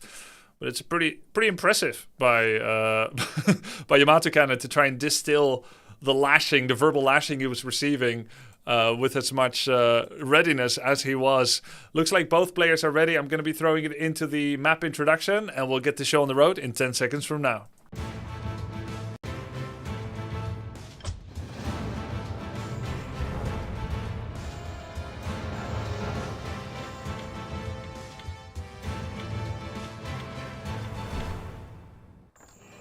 Autumn Leaves is the randomly chosen opening map between Yamato Cannon and Simply. Simply impressed everyone when he went 4-0 in the first 2 rounds of the upper bracket, coming in from the 5th seed location, MMR-wise. He is now in the grand finals with a guaranteed top 3 position. He plays the Demon Hunter for the most part, unless he prepared something different this time around. And he's against Yamato Cannon, the person who probably did the longest streams in preparation of this event and has given up the anniversary celebration with his wife yesterday in order to focus on this. Normally a coach in a pro league team, Yamato Cannon now has a chance for himself to shine brightly with his own performance. Simply is a Mario 64 speedrunner, and he's now trying to speedrun the upper bracket finals, Dendy. Sounds fun. I don't know before, what hero will... Oh, we're asking for remake. Interesting. Yeah, we can definitely do that. I guess that server ain't that good. We do have a ping equalizer in order to make things more fair. But if that server isn't good, we can simply try another one. It's the benefit of running this event on W3 Champions. Yeah. Shout out to WC3 Champ, guys. Make sure, if you haven't already, they have a Patreon to help support them, or else this amazing, awesome event wouldn't even probably be possible, right, Grubby? I think it'd be a lot harder with that, for sure. I'll post a link. Never mind, don't bother. It would still be possible, he said, so fuck him. It is what it is. Oh, never mind, there's the link. It's a lot better for having it. Let's see, Yamato Cannon. Can you remake your W3 champions? Yamato. Restart. Can also open the window. A little bit toasty in there? It's getting a little toasty. Nice suit you got on today, bro. Fancy. Nice little chain, too. Is that real? What do you mean by real? No, it's plastic. Oh. I see you always dressing up, Tyler. Don't think I don't see it. Anytime you have an event, you wear your sleeveless suit jacket. Yeah, bro. It's a prestigious event. You got to look prestigious yourself, is what I always say. You had a lot of prestigious events recently. You're doing like 7 events at the same time. How you do it? I'm not sure. I've lost every single one, so I guess I don't, bro. Still content. Hey, yeah, I'll just keep signing up. I'm due a win at some point. Dindy has a nice shirt on too, though, Dindy? Right? Yeah, but I don't have chain. Like, need to work on it, so I look more. You start streaming more. You need to get your I have it somewhere. I just forgot to put it on my butt. Bro, Dindy, can we talk about how last year I whipped your ass? Yeah, we can talk Human about that. versus I was thinking about that game. Like, I remember the game that was so close. I think I was telling also that the games against you were like one of the hardest that I played. Because there was a game where I like TP out, I don't know how many times out of a fight, and it was so close. Where with Archimage and Mountain King, yeah. Your Mountain King first was so annoying every single game. Oh my god. You're like the only person who does that. By the way, I've run into it in like solo queue like 2 other times. Nobody goes Mountain King first. Dude, if I remember correctly, I surrounded you Farsif and you left the game. No, was it? Maybe one of them. Maybe, yeah, I can see myself doing that. Yeah. Yeah, Mountain King is just so much fun. I don't know. I hope maybe we're gonna see it. But yeah, it's just hopes. Just hopes. Where? Oh, here? In these? I think Yamato just plays Mountain King second. Maybe we're gonna I'm see talking about first. Mountain King first, Giga Chad, run at you, that little short shit. What about simply as somebody who want to do it fast? Is there like any crazy strategies you can apply as Night Elf, Grubby? If he wants to do it fast, it's smart to do something aggressive, Dandy, because Yamato Cannon is most likely going to expand every single game. One classic build that you can do, instead of just playing Demon Archers tier 3, if you know someone is fast expanding, is to bring the fire to the shins of Yamato immediately with double Ancient of War Huntresses. You make it look normal at first, but then you add the Hunter Soul on the second Ancient of War. Nice, 10,000 ping Yamato. Yeah, that's one thing. Yeah, I don't know. We had a timeout. I guess I'll just try another server again. Okay, try again. But yes, mass huntresses is something you could do, and I do think Yamato looks best when he's in charge and when he can keep pressuring, and he looks a little worse when he's the one that gets attacked. If this was Kriolofus... Wait, what happened? Simply just left. Sorry, go ahead, Tyler. I was going to say, I wonder if Yamato does do the same thing, because what we've seen so far is people that have done the same thing over and over again have been punished. Like, that guy, we saw him yesterday, he looked really good. Hira had prepped something, it looked like he was a silver player. Like the game didn't even look playable. Yeah. So Yamato kind of does the same exact thing every single time. 90% of the time, I'll say. That he did build tanks yesterday. So you kind of like anticipate it. I don't know if Night Elves can do anything different about that. Like, does Simply have a, what's it called, the little horse guy with double Huntress Hall Rush? Yes. Is that working against human? Yeah, that could work. So, and if in fact, I don't think Yamato Cannon has much practice against it, and he wouldn't be expecting it from Simply either. I think that would be a great play that he could do for sure. Horse Rush. That sounds funny. There was double Huntress when you played, right? Didn't he? Sorry? Double Huntress, double Ancient of War, Huntress spam? Night Elf? Yeah. It's pretty strong. Yeah, I'm about 2 base human. Like, for me, when I was playing human, it was always hard. I don't know. Like, it's so hard. You need to micro so many things. Like, if you don't, bro. No, you're not. Now, I'm just about getting over the last series. Now you're going to rile me up calling human weak. Are you trolling? Don't start with me.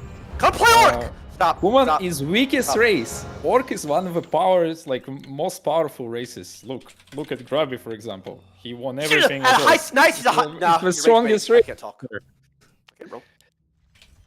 At a high level, sure. Go play it at our level, bro. Let's talk about it. We have to build 80 different units, you understand? You have to do something different every single fucking game. I cannot do the same thing every game. You understand? Dude, you don't even need to micro your units. Your grunts have the most HP ever. No. Grunts! You putting in TC grunt rushed every game? You build 2 grunts, you build raiders, you build walkers, you build torrents, you build zerkers, witch doctors, you build every unit has to be built in certain situations. No. Let's talk about the game, just please. ignore headhunters and witch doctors and just go for tower and grunts and just heal me with your Rasta and GG. You cannot lose. And you go Griffins? And then what? For Griffins, it's 30 minutes of gameplay. You need 2 bases, 3 bases, micro everything. Meanwhile, I'm doing that. Your grunts are killing my peasants. What do I do? Okay, you're right. Well played there, Diddy. All right, guys, we're in the first map of the upper bracket finals, round 3. It's Simply against Yamato Cannon, and while Simply is still wolfing away some food, even now, mid-series, mid-game, that usually doesn't benefit my play, but who knows what works for him. The game has begun. Yamato Cannon has opened with a standard opening with Archmage and Footman, whereas Simply has opened with his trusty Demon Hunter, with Ancient of War on the greedy spot that immediately gives level 2 if it's farmed successfully. You share screen, Grubby. Oh, sorry about that. Yes. Had a pretty big window while you guys were currently while you guys were eating. That shirt's for sure coming off, by the way. For sure. Yeah. This series, of course, is a best of 5, so a simple cheese is not going to be enough to get the victory here. You need to show quite a lot of depth to your play in order to be able to win here. So Simply is going to open with a double Moonwell. Of course, he doesn't know if there's going to be a fast expansion yet, but from Yamato, we know that's generally going to be the plan. Dendy, what are you looking out for Yamato to do here after he establishes this fast expansion? Attack Night Elf. Constantly pressure him. So if you're attacking first, nobody can attack you. They're gonna be busy. Microing. Usually. Or you protect your second base. One militia has gone down. 2 creeps here for Yamato Cannon. At least there's no low peasants that can be exploited by an opponent. Simply purchased a Circlet of Nobility from the Goblin Shop, and he finds a ring. Demon is level 2, and he has gone for Immolation and Evasion. No mana burn this time around. What do you think about that, Dendy? That's interesting. That's gonna be big harassment. If he find a way to get into a peasant line, it's gonna be on Yamato micro, like how he deals with that. Because if you spread up everybody in different directions, Immolate is not so powerful. And on other side, maybe Archmage can do a lot of damage with Water Elementals. But Yamato lost the game of chicken. He lost his mental, and when he saw the Demon Hunter coming, and he actually turned around, even though he had an open base attack against Simply's base, he comes back in order to try and attack the Demon Hunter, but this Demon Hunter has 2 items that offer survivability, and he has evasion. He already killed 2 peasants. That's -3 for Yamato Cannon, Tyler. Yeah, he's got to bring them all back from his base. It's going to take forever, delays everything. Another one goes down. Does he get another one here? He kind of hit like a truck. The circlet's going crazy. So much damage. Was it like an idea because of Circuit and Ring of Protection? Like because he found the Ring of Protection, he built circles, so he's like, oh, I have a lot of armor now, I can tank a lot, and that's his plan to ignore mana burn? I think probably he was always going to be doing that, Dendy. Whatever item he would find first. The Circlet was purchased from the shop. Any item would help kind of in this, though I think Ring is probably the one you like the most. Immolation Evasion is a more unusual ability choice that we see together that both Simply seem to like, as well as Ampi, who is a friend and his mentor and coach for this event as well. Dropping the Circlet to get more healing. By not having mana burn, you're just a lot tankier. You're a lot better against Footman. Usually, in the mid game, you can use a Book of Retraining to finally have mana burn. But for the early game, this kind of owns. But why Simply is ignoring the attack, I'm not sure. What's going on here? Aye. There's a little bit of lag here. It might just be a bad server that we should be using another one. Simply is actually ignoring this, which is kind of wild. He's gonna stop the expo. He's gonna go for stopping the expo, but his wisps are in danger, man. This is a wild decision to make. He's sending it. He says, "Fuck it, all or nothing." Does he cancel his Moonwell in time? I feel like the Footmen are wasting a lot of time with that Moonwell. It does finish. Oh my god. This is a crazy He's gonna decision. cancel it. It's a crazy decision to make. He's lost many wisps. He's going to lose a Moonwell as well. Hunter Soul is on the way. He's going to try and attack the Town Hall, which is 3 seconds away from finishing. 0 seconds it finishes, but he will kill many peasants. His mine's going to go down. Look, there's more Footmen coming in. Oh no. I think attacking the Town Hall here is not the play. It's way too tanky for Demon and Archers to take down. Simply had an amazing start, but he's kind of throwing it away here with this decision to run across the map. I mean, this is such a big win for Yamato Cannon. It's crazy. He lost so Very many good wins. exchange for him. this has to be game over, right? Because, Yeah, I mean, I think so, Tyler. Yes. I mean, yeah, his expo's already up. He got peasants coming. Yeah. Oh no. And he's losing archers. Oh my. It's not over. It's not over. Demon Hunter, level 3. He's super powerful now. Trying to see the bright side of the situation there for Simply. Dandy. He does have Immolation level 2. He can get some more mana from the Moonwell, but without Boots of Speed, it's going to take him a long time to run those footmen down. He's going to let that one get away. I think we've had 10 Wisps dying already, Tyler. It's going to be difficult to come back. Yeah, that's about what, like 400 gold just gone. He has no buildings on the map. He's not teching, like, he's making Wisp. This is... Oh, finally a production building. Is it Ancient of War? It's going to get canceled. He pulls some of his foot and just go try and cancel it. Just trickling a little bit of damage on that while continuing to attack Demon Hunter. Funnily enough, Demon Hunter is of course stronger than the entire army here. Double detonate by Simply is kind of a crazy decision when you have so few Wisps already. There are some units and Wisps somewhere on the map, and Demon Hunter is kind of his one-man army. He's bringing an Ancient of War! Oh shit, Bankup's on the way, boys! It's coming back. Ancient of War is going to fight. 2 lords were built How outside. powerful this hero is. Look at this Demon Hunter. He's doing it solo. He's solo defending entire base. He's trying, Dandy, but it's not really working out. In the meantime, there's an expansion running. Yamato has started to go to tier 2 already. This lore is getting cancelled. Simply made one big judgment error. He was in a fantastic spot. All he needed to do was when he was standing right next to the footmen to engage them directly. The damage that he had done already against the expansion was more than enough to play a fair game going forward. He was in the lead. If he had gone for the footies, that would have been good for him. But Yamato Cannon, he made a decision to attack, and he was, for his part, luckily ignored. And now Yamato finds himself in an amazing position. And if he doesn't blunder this away, he should be able to see this to a comfortable victory. Oh my god, he gets the mine as well. Holy. I mean, there's no way you keep playing. Right? It's rebuilds for free, so... But look at his gold. He has no gold. While Yamato says he knows he has expo. There's no way. He's at 10 pop to 42. But it's Demon Hunter. Maybe he can still win. I mean, maybe if he was playing Undead instead of Night Elf and he had 1 power up, maybe then. Final Moonwell getting attacked. It has very little health left. It does have mana. Demon Hunter's gonna take that. He detonates on himself and on the water elemental. Moonwell goes down. There's 2 wisps. 9 population for Simply. He's refusing to cede the position. Right now it feels like playing some kind of Dota, you know? You have your hero and you go against everybody. Tangled Gold Mine cannot be repaired while it's still being produced. It goes down again. Wisp gets killed. Not even detonate. Level 4 Demon Hunter. Okay. Well, what if he gets level 6 Demon Hunter? I mean, maybe. He's at 18 gold with no gold mine. Never lose Does he even hope. have Never wisp? surrender. There's one Does wisp. he even have wisp to send to the gold mine? There's 1 wisp over here. There's 1 wisp over here on 2 different gold mines. Then there's 1 wisp in the main, and there's 1 wisp over here. So that's the 4 he has.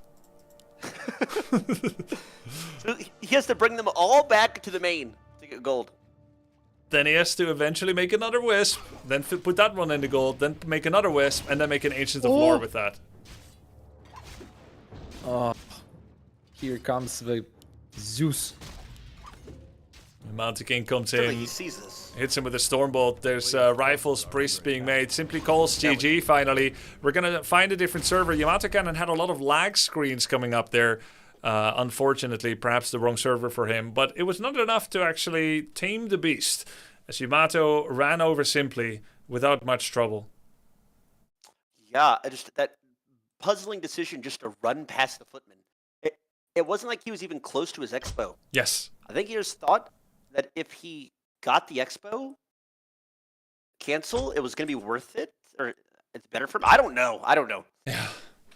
You're right, Tyler. If he was already next to the expansion when the Archmage was entering his base, he can pull all his wisps away, put his Demon Hunter in the worker line, kill 4 peasants, then Town Portal.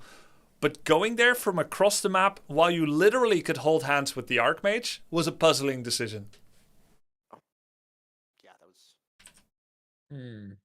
He thought about it. He thought about turning around, and then he didn't, and then he turned around and he didn't. That was... We'll see. We'll see what he does next game. Because there wasn't too much of a game there, actually, when that happened. He was doing really well. Got a lot of peasants. Yeah, clicking the Town Hall is a move that simply was taught during his coaching as being something that you can do with archers.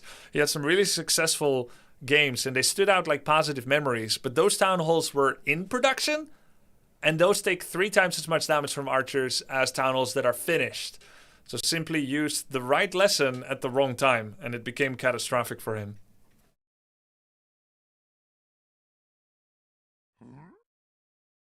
Is it powerful enough to go with your Demon Hunter harassment into main base of human?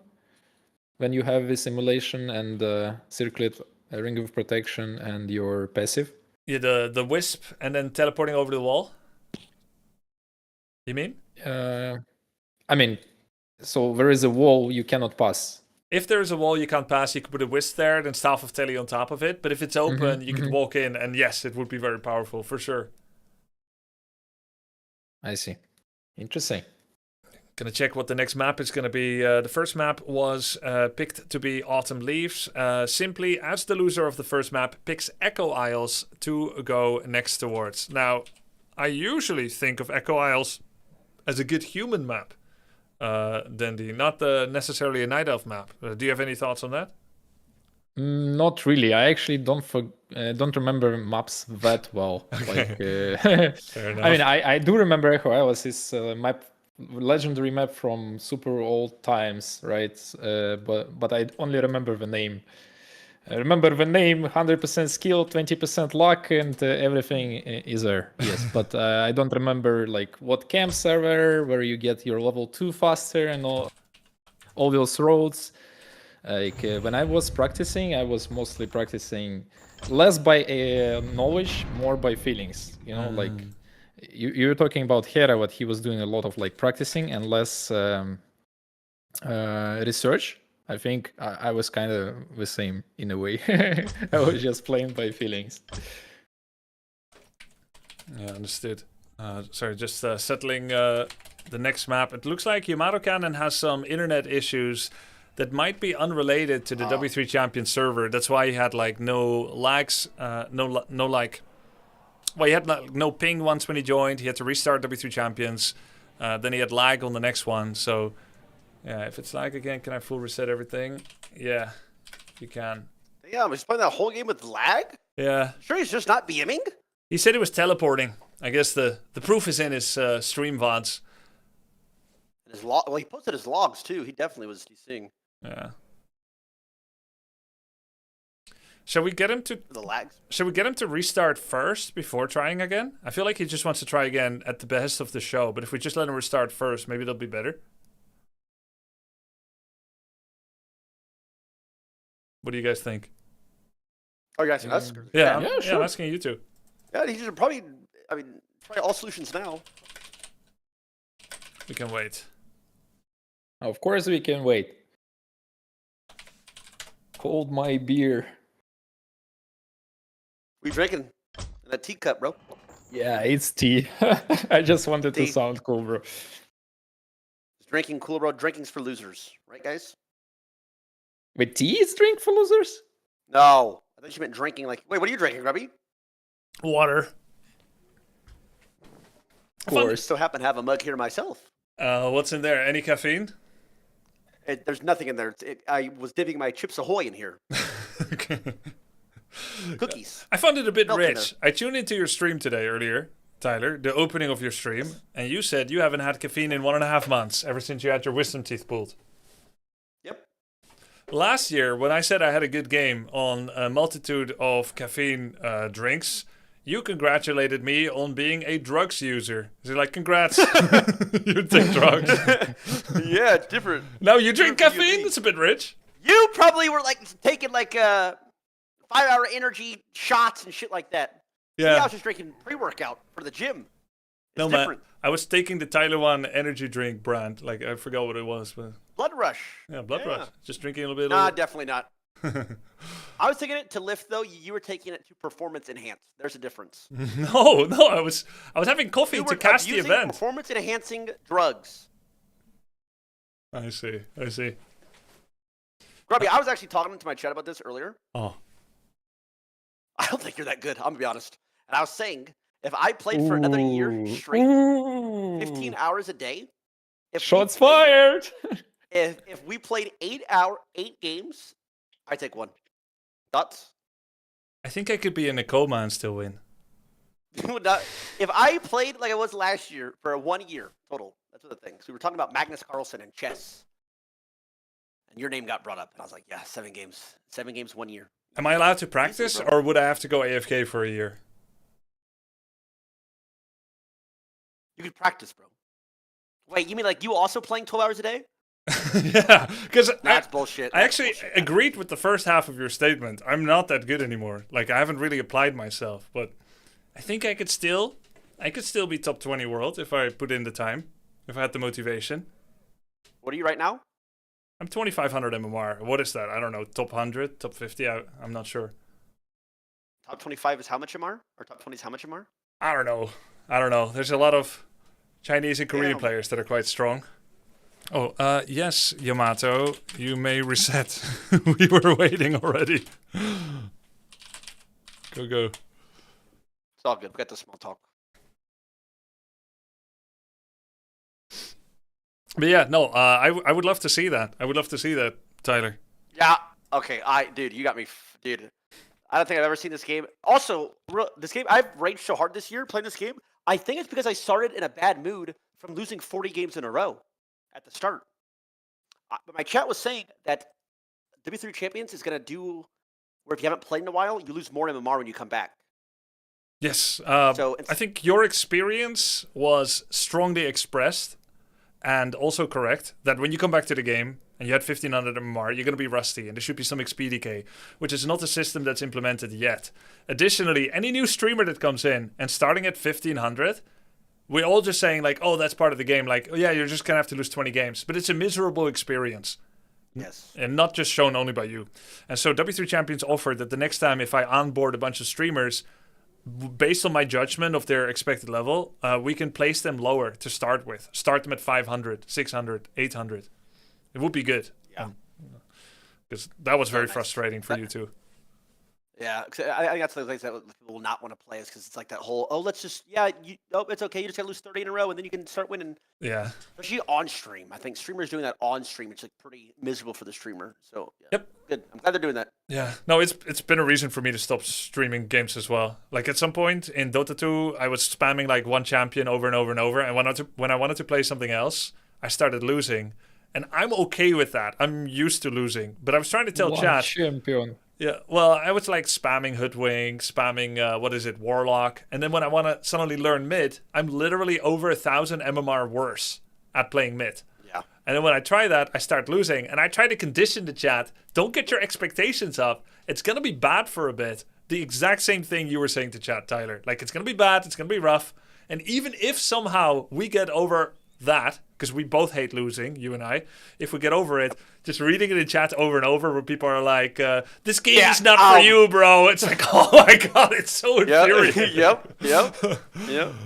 Oh my god. Oh, yeah. I don't know, it was easy for me in League of Legends when I was playing this one hero called Nocturne and spamming it. It was so easy, Grimt. I was flying up to the sky. But yeah, but you came from Dota, so that's like right? So you played Dota, then played League, so you already know some basics of MOBAs.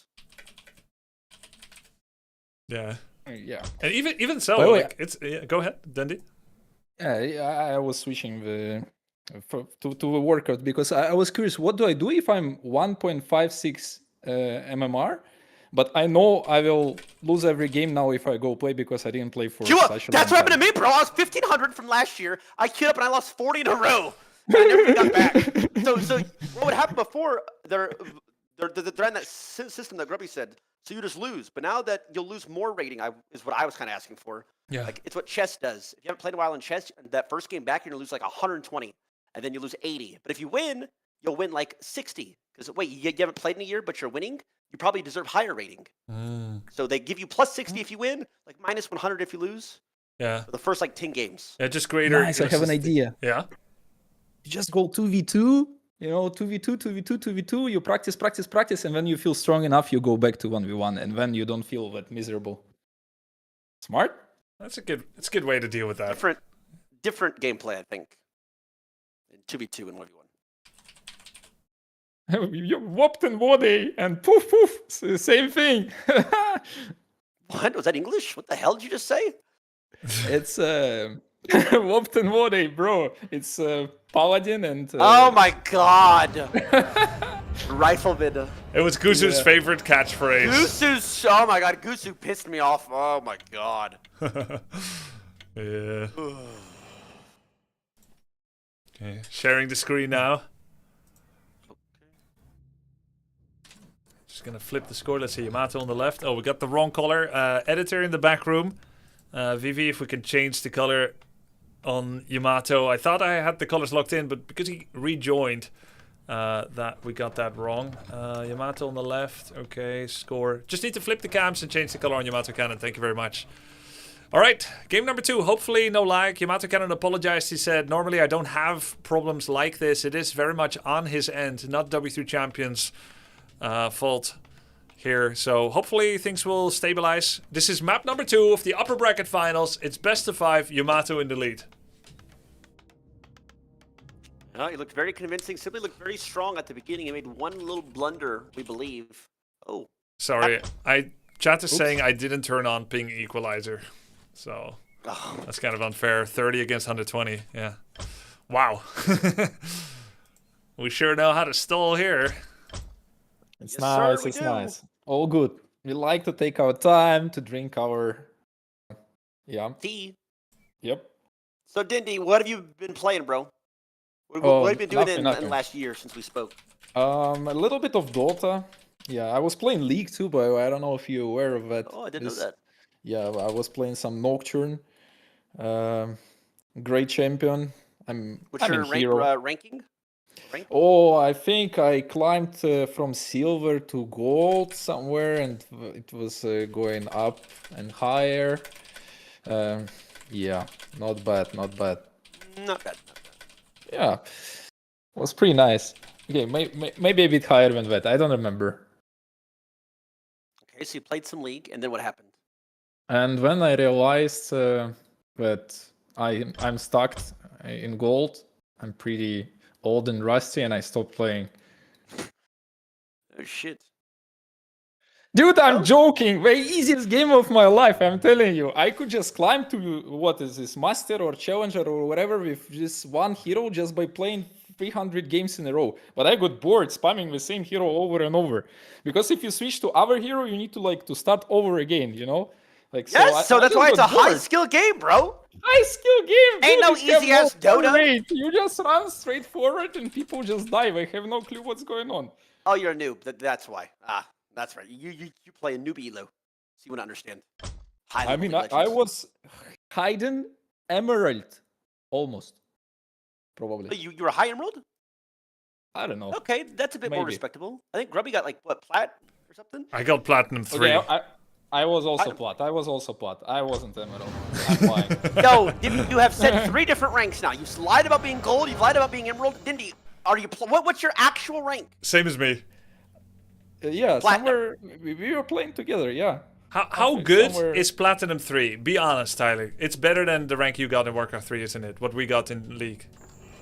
Platinum 3 is Ludwig elo. You have an understanding of the game.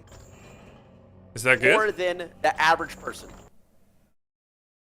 I mean, statistically speaking, it's good. Statistically speaking. Do you know the top percentile of it? I've been told top 10%. Okay. Oh shit! Oh, didn't they? We're top 10%. That's pretty nice. Not bad. Emerald 4 is top 10%. What if we keep practicing, Grubby? What would happen? Can you imagine? Plateau. Beacon plateau. No.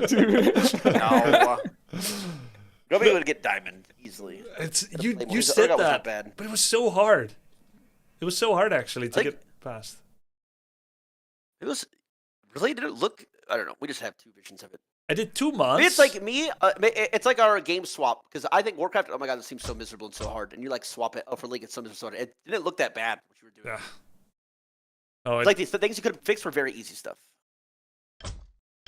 I mean, the theory is one thing, like learning back timings, but the mechanics, like the knowledge of all the different enemy champs, it takes so long until you download the knowledge of 170 different champions. Too many champions, for sure. It's crazy.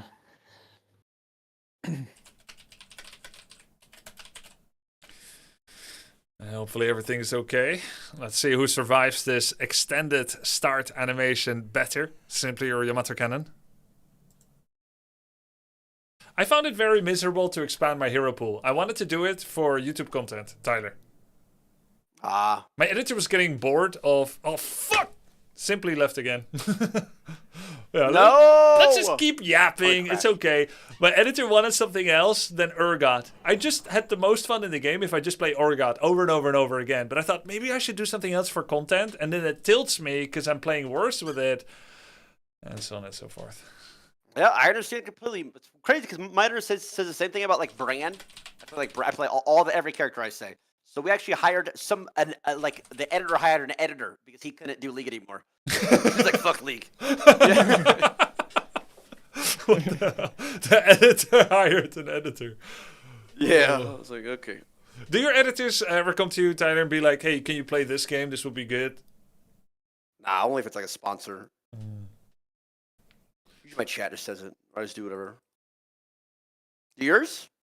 Well, he has preferences. He expresses them. He knows that in the end I make the decisions, but he's like, you know, this game that you were playing just now, the variety, it's actually doing quite well on our YouTube. You could do more of that instead of this one. Yeah. I see. Yeah, or sometimes I push a lot of content from one game, but then it gets 1K views on YouTube, and he just stops uploading it, even if I want it. Yeah, but that happens to my dude. Unfortunately, that's my WC on YouTube. So he's like, can't upload that. Yeah. I was like, I get it, bro. I get it. It's weird. YouTube algorithm's so funky. It's just so, and God forbid you're doing really well, and you upload one bad video, it like puts you in the shadow realm. Yep. Yeah, I mainlined League for a bit on the main channel where I do Warcraft, and people are like, okay, that's pretty cool, let's see it, and then suddenly it tanks, and then when I go back to Warcraft, it doesn't recommend the videos anymore because all the Warcraft fans ignored the League, and now the algorithm is in the shitter, and it takes like a month or two to restore. Yeah, YouTube working in such a weird way that you need to do like one thing on one channel. Yep. Like basically you can have like 10 channels for every different thing, and then it's gonna work. All right, we try again. Attempt number 13. Here we go, game 2. Let's go! High. Your League journey was fun to watch. Yeah, I'll play it again. But the thing is, I just want to play Urgot again. Like, I don't want to learn new champions. It's just, like, really lame to stick to this comfort, but it's when I have the most fun. But yeah, anyways, that's going to be some other time. This is map number 2 between Yamato Cannon and Simply. We are in the lobby. I'm going to be sharing the screen with my illustrious co-casters. And we have an immediate lag screen. Oh my goodness. Oh my god. Wait, is Simply lagging too? I thought it was Yamato at first. Maybe it's swapped now. I don't think his camera's even working. Look. Oh yeah, you're right. Now it is. I once asked someone, you okay? Because I thought they were lagging on ladder. And they said, yes, why? It's because they made such a terrible play that I thought they were lagging. That's BM. Did that on purpose. That's BM as fuck. That was BM, but it was unintentional. Looks like Yamato also got some tea, because he's dancing all the time. He has some specialty, maybe. I wonder if it's not, like, again, I've never seen him do that. I wonder if it's not, like, nerves. Bro, my first game, I was feeling adrenaline. I'm trying to watch this. Dude, your first game? I was feeling adrenaline, like, yeah, today. You played so well. The build was so good. Did you know that's a Grubby build? Is it? Yeah, I did that. Farseer tier 1.5 expand as you're going to tier 2 and then going TC with a single bestiary, Acolyte harass. It was so good. I was so proud of you doing that. Just need a little bit more patience and to play it out. Defensively. That's why we expand, man. You can't go into the undead base. It's bullshit. You can lose 70 pop army against double hero. If you had added a second bestiary, went higher on Wind Riders and actually maxed out to 80 population and never step foot on black on the Blight, And he's just- Dude, okay, dude, that is not. This is. That's just don't go. Just don't let him creep. Don't let him expand. Oh, it is what it is. Okay. Standard openings. Yep. Nice scout. A player's forces are under attack. Very curious to see how simply he's going to play it. His start was so strong, but he made such an uncharacteristic error, at least uncharacteristic to an experienced player. We know what he's thinking. He wanted to stop the expansion. He's had a lot of time to think about it, though you can get into a good or bad headspace with a break like this. It really depends. And his Ancient of War creeping still looks clean. Technically, the demon doesn't need to stay here. Oh no. Oh no. He Ancient of War denied himself a creep. Also notice that he started that small green one instead of the big marketplace one that Ox does. Yes. It's a more aggressive variant because you finish it faster. Yamato Cannon is blundering as well, by the way. He sent his Water Elemental first into a camp that has a Dispel. So because the wolves disappeared, he's going to probably lose this... oh, he almost lost the Militia. Not quite. So he still kept it okay. It wasn't as good as it could be, but better than what Simply did. Because even after Simply finishes this whole camp, he's not even going to be level 2. Very good items, though. Holy crap. Oh my god, he bought an item from the marketplace. Maybe that means he wants to go aggressive here. I think so, too. Take one small creep for level 2. Can be a peasant. Could look at low peasants in there. The 4 farms tier 1 shows Yamato Cannon is definitely going to expand again. Simply is exactly where he needs to be, but he needs to keep his demon healthy until Yamato actually pulls the trigger to go for the expansion. Oh, nice nighttime. You should just hide here with Archer and wait. Like a ward. Yeah, exactly, like a ward. Militia are coming in. Simply has to bide his time and stay healthy. This isn't it. He wants that level 2, but this isn't it. There's way too much damage taken early on. Oh, he's getting creeps. That's new from Yam. We don't see him do that. He's gonna try and creep this without his hero, but this only works if he came here earlier with his militia. This is gonna be a really awkward 6 peasant creep because it took so long for him to get there. This looks like something he learned and is not applying that well, but you know what? It looks like it's still good enough. Wow, that's pretty cool. You never did shit like this, did he? Yeah, I never did this. That's actually so OP. You're taking 2 creeps and just farming with peasants. This one's gonna die if he doesn't move it. Oh, the trapper retargeted to the berserker. And he's about to get level 3, right? Yes! Like from these creeps. 4 minute 30, level 3 in the enemy base. Oh no! Why, Yamato? He summons a Water Elemental before he gets level 3. Gonna be considerably weaker now. That's why human is so hard to play. You need to think about so many things. Shut up, man. Gonna get it still. Still good enough. Still gets the cancel on the Hunter's Hole at 99%. Things couldn't be any worse for Simply. Denies himself a creep. Loses the Hunter's Hole to an attack. There's a detonate. And there's an expansion going to be up and running for Yamato Cannon sometime soon. He keeps detonating himself. Does he know that it does friendly fire to detonate? That's a good question. Oh no, The Yamato. Exo behind it. This is what he should have done in the first game. Just keeping his archers and demon hunter at home, attacking footmen, trying to save archers. And just taking it from there and then eventually making a counterattack. Simply's gonna pull one wisp into the mine. Replaced it. There's that visual bug, but rest assured he's at 5 out of 5. Yamato Cannon is level 3. A lot of footies out of this one, so it's a lot of experience. The Demon Hunter is also level 3 now, so it doesn't look that bad, right? Yeah, it's the Hunter's Soul cancel is not good. What Simply probably wants to do now is... Oh, wow. So he's going straight to tier 3, so that even though his lures are late, at least he'll be tier 3 already. The thing is, Yamato Cannon is well rehearsed with his play, and he's going to do another cancel. Simply is going to make a similar decision as before, most likely, where he says, I can't just be pulled back all the time. I have to attack. And he's actually going to town portal. Ooh. Oh my goodness. This is rough for Simply, I'm not going to lie. Yeah, it doesn't feel good, Tyler, when the enemy has an expansion and there just doesn't seem to be anything you can do against it. Dude, I feel like there has to be some type of way or some strategy to stop this expansion other than going DH and just running at it. Yep. The best Night Elf player in the world, Spirit Moon, with almost $750,000 in prize money winnings. He often does that double Ancient of War Huntress build that you alluded to should be a good thing. I also don't think you should just play Demon Archer and hope that you play everything perfectly and letting someone get away with an expansion. Yeah, it just feels so bad. I think the Horsey can also early expo themselves. Yeah, if you go mass hunts, you can put on pressure, you can fight, you can be in many places, maybe eventually get a counter expansion, then transition to better units. For now, Simply is on the defense with his standard army. He's trying to get his Hunter Soul up. It's greatly delayed. Simply needs to kill as many units as possible and then hopefully find a way for him to have the game open up once again at some point. But Yamato right now is double mining and there's not much that Simply seems to be able to do about it, Dundee. Yeah, 1,000 gold. He's doing circles. He's holding Simply on base, and he keep on macroing so good. Like he just keep on producing. Look at his buildings here and there. Lumber mill. Is it tier 2? It's tier 2. Oh, yo. What's gonna happen soon?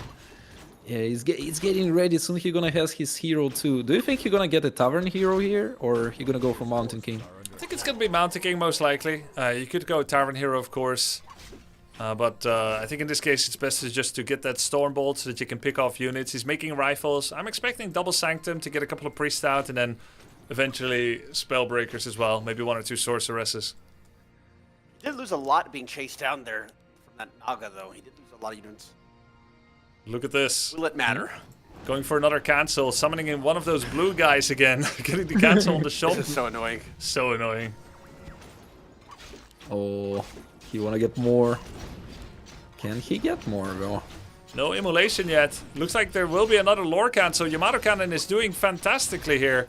Is it going to be a cancel or a kill? It is a cancel, last second. And he remakes it instantly. Huge delay to all the units that Simply can produce. So much gold? Yamato Cannon is producing double Sanctum. He does have his rifle stuck in his base for a little bit, but it's only because of this builder peasant. He's not truly stuck. Also, his coach Death Note is going to be very pleased that 46 population is the exact pop that Yamato Cannon had when he reached his tier 2, so that he can fit in exactly 2 priests at 50 population. And another water elemental summon over the wall. Who is this guy? You know, Yamato Cannon does a lot of habits that are looking so pro. Oh no! Oh no! And he got the building. It was not cancelled. He thought he could triple detonate, kill the water elemental, but it was too late. That's -4 wisps and a lore. Ouch. Entire time he's still just teching up, building. Oh my god. And he got this rifle protecting his base from all the dangers. Simply taking the tiniest camp on the map. Not much of a consolation. Simply should be thinking of one of 2 things to do right now. Try to do some kind of all-in, get some hero kills, or counter-expand. There's no middle way possible where you take a few creeps and continue playing the game. He's just gonna try and, is he even gonna try and level his? I think he's gonna run at him here. Oh, this could be a fight. No, wait! You don't see the human army right there? He does a retrain on the Demon Hunter. Oh, he wants to go for the mana burn and the evasion now. This is correct play, by the way. Going for a retrain. Yamato Cannon tries to do this around. Doesn't quite get it, though. Just a keep for him. Couple mana burns. No. Mana burn before stun. Mana burn before stun. Okay. Yamato Cannon. So annoying, actually. Yamato Cannon doing a good job just creeping the camp under his nose. No heal scroll invul were bought by anyone. This is kind of valuable, but at this point, honestly, I'm not sure that Yamato kind of needs it. He has started double Arcane Sanctum Spellbreaker production. He's mining from 2 bases, 66 population and going beyond. And simply has yet to get his first bear on the field. He's even only got 3 Moonwells, only now making an Ancient of Wonders. No Staff of Preservation, no Orb of Venom, and he's not even going to have population space to get a 3rd bear. The game feels very over. But simply is going to try and give it his best shot. Also very unfortunate that we seem to be having some lag screens here that can't be helpful to his mental. True. You're losing, you're getting all your buildings canceled, all your wisps keep dying, you have to detonate them, and then you think you're finally coming back, boom, DC screen. Yeah. And hopefully, I mean... What do you do in those kind of situations? Some yoga? Test your mind? A lot of Focus. A lot of sighing, yeah. It's very hard when you're in a bad mood like that, or getting to be in a bad mood from like that. It's very difficult to get out of it. You need a laugh, you need relaxation, but at that moment you're not really enjoying it. So yeah, it's just you're just gonna have to do your best and just see how it goes, I suppose. Huge army, 73 population already. That looking scary. It's gonna be hard to fight. Yeah, simply kind of just waiting for his Orb of Venom coming out from the shop. And then not waiting for it. Yeah. Oh, running right into him. Oh. And a Bosch on Mountain King. Naga getting target fired there. Rejuvenation on the Naga, but it gets stolen by the Spellbreakers. This is an autocast spell.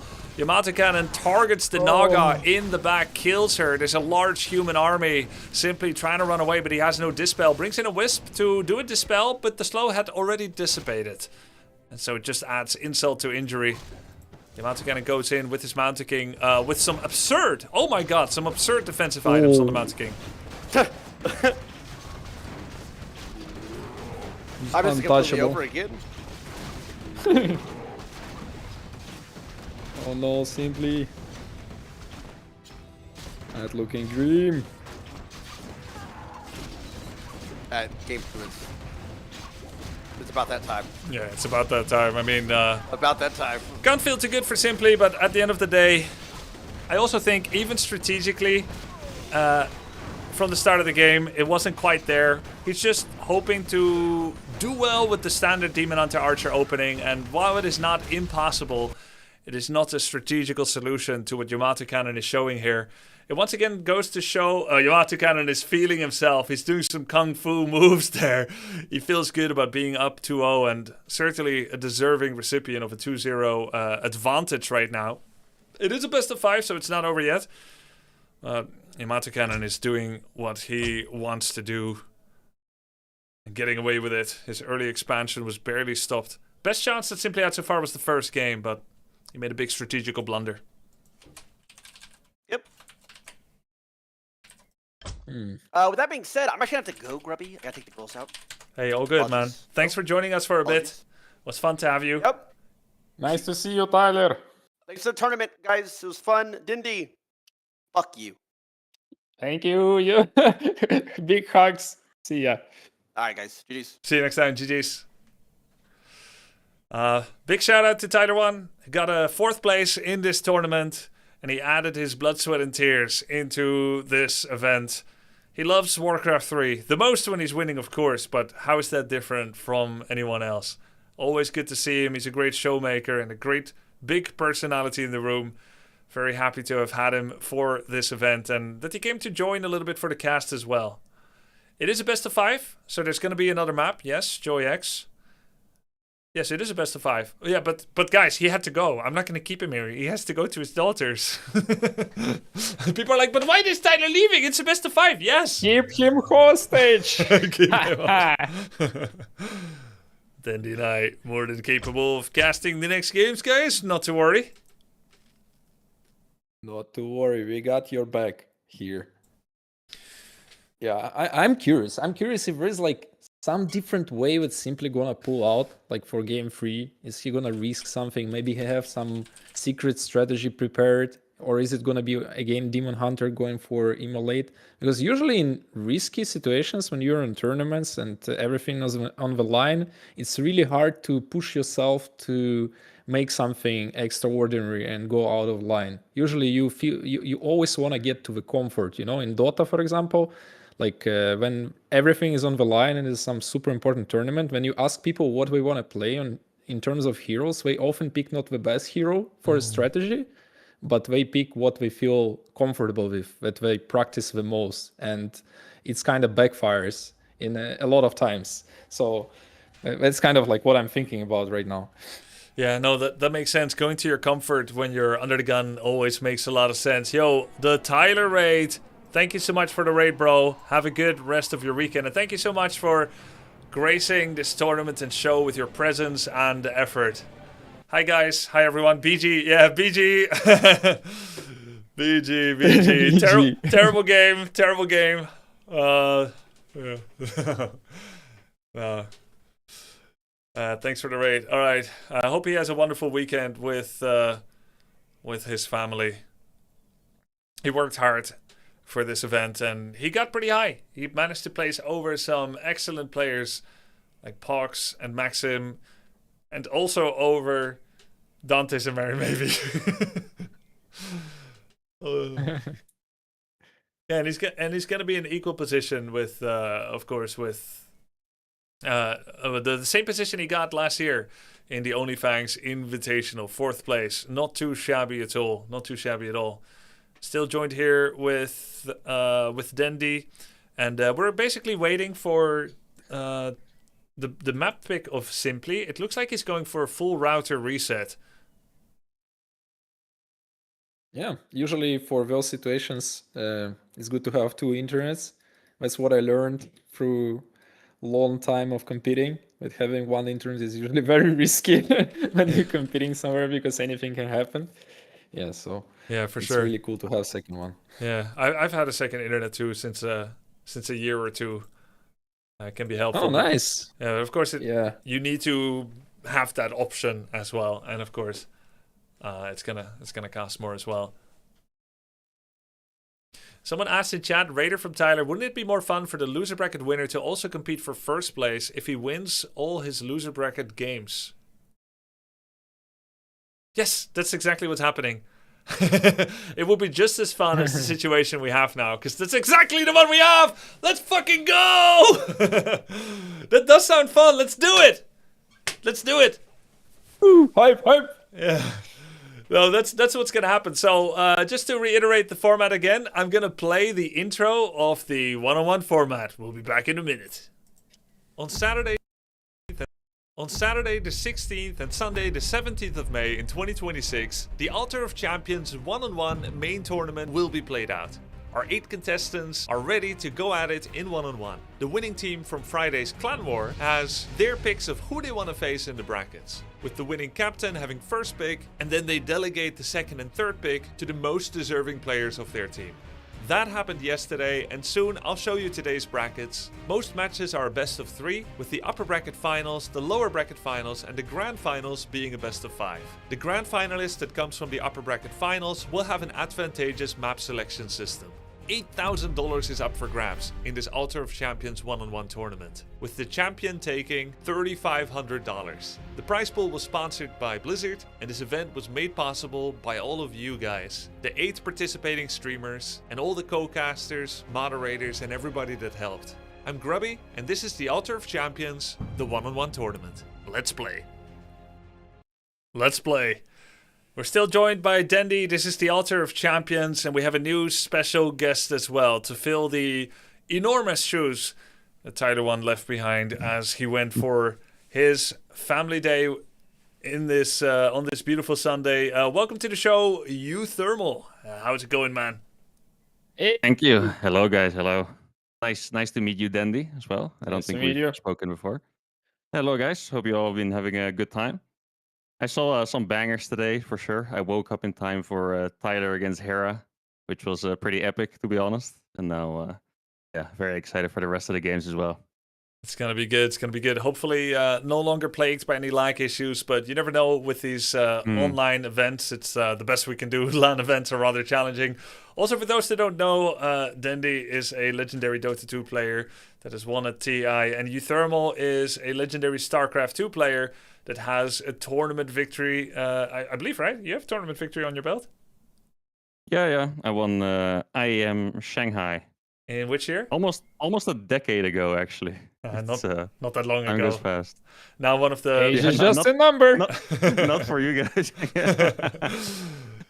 And one of the premier StarCraft 2 content creators as well. Euthermal has recently had a number of series on his YouTube channels where he tries new RTS games, including StarCraft Brood War, with titles such as I played 100 games of Brood War and this is what happened next. Age of Empires 2 is also a notch on his belt. And Warcraft 3 has been his most recent passion and hobby project and content project. Are you at 100 games of Warcraft 3 yet, Euthermal? Yeah, I'm at like 150 actually. Oh, you overshot. I've extended. Yeah, because well, first of all, the games in Warcraft 3 were faster than I had expected. I mean, okay, if you compare it to Age of Empires 2 especially, 100 games of AoE 2 is like 400 games of Warcraft 3, you know, in terms of time. But I felt like there was so much left to learn, so I'm gonna go for 250. That's my current goal. Oh, cool! Wow, 250. 250. Are you gonna make one or multiple Warcraft YouTube videos out of it? Well, it depends on if people watch it. To be honest, one to begin with to test the waters.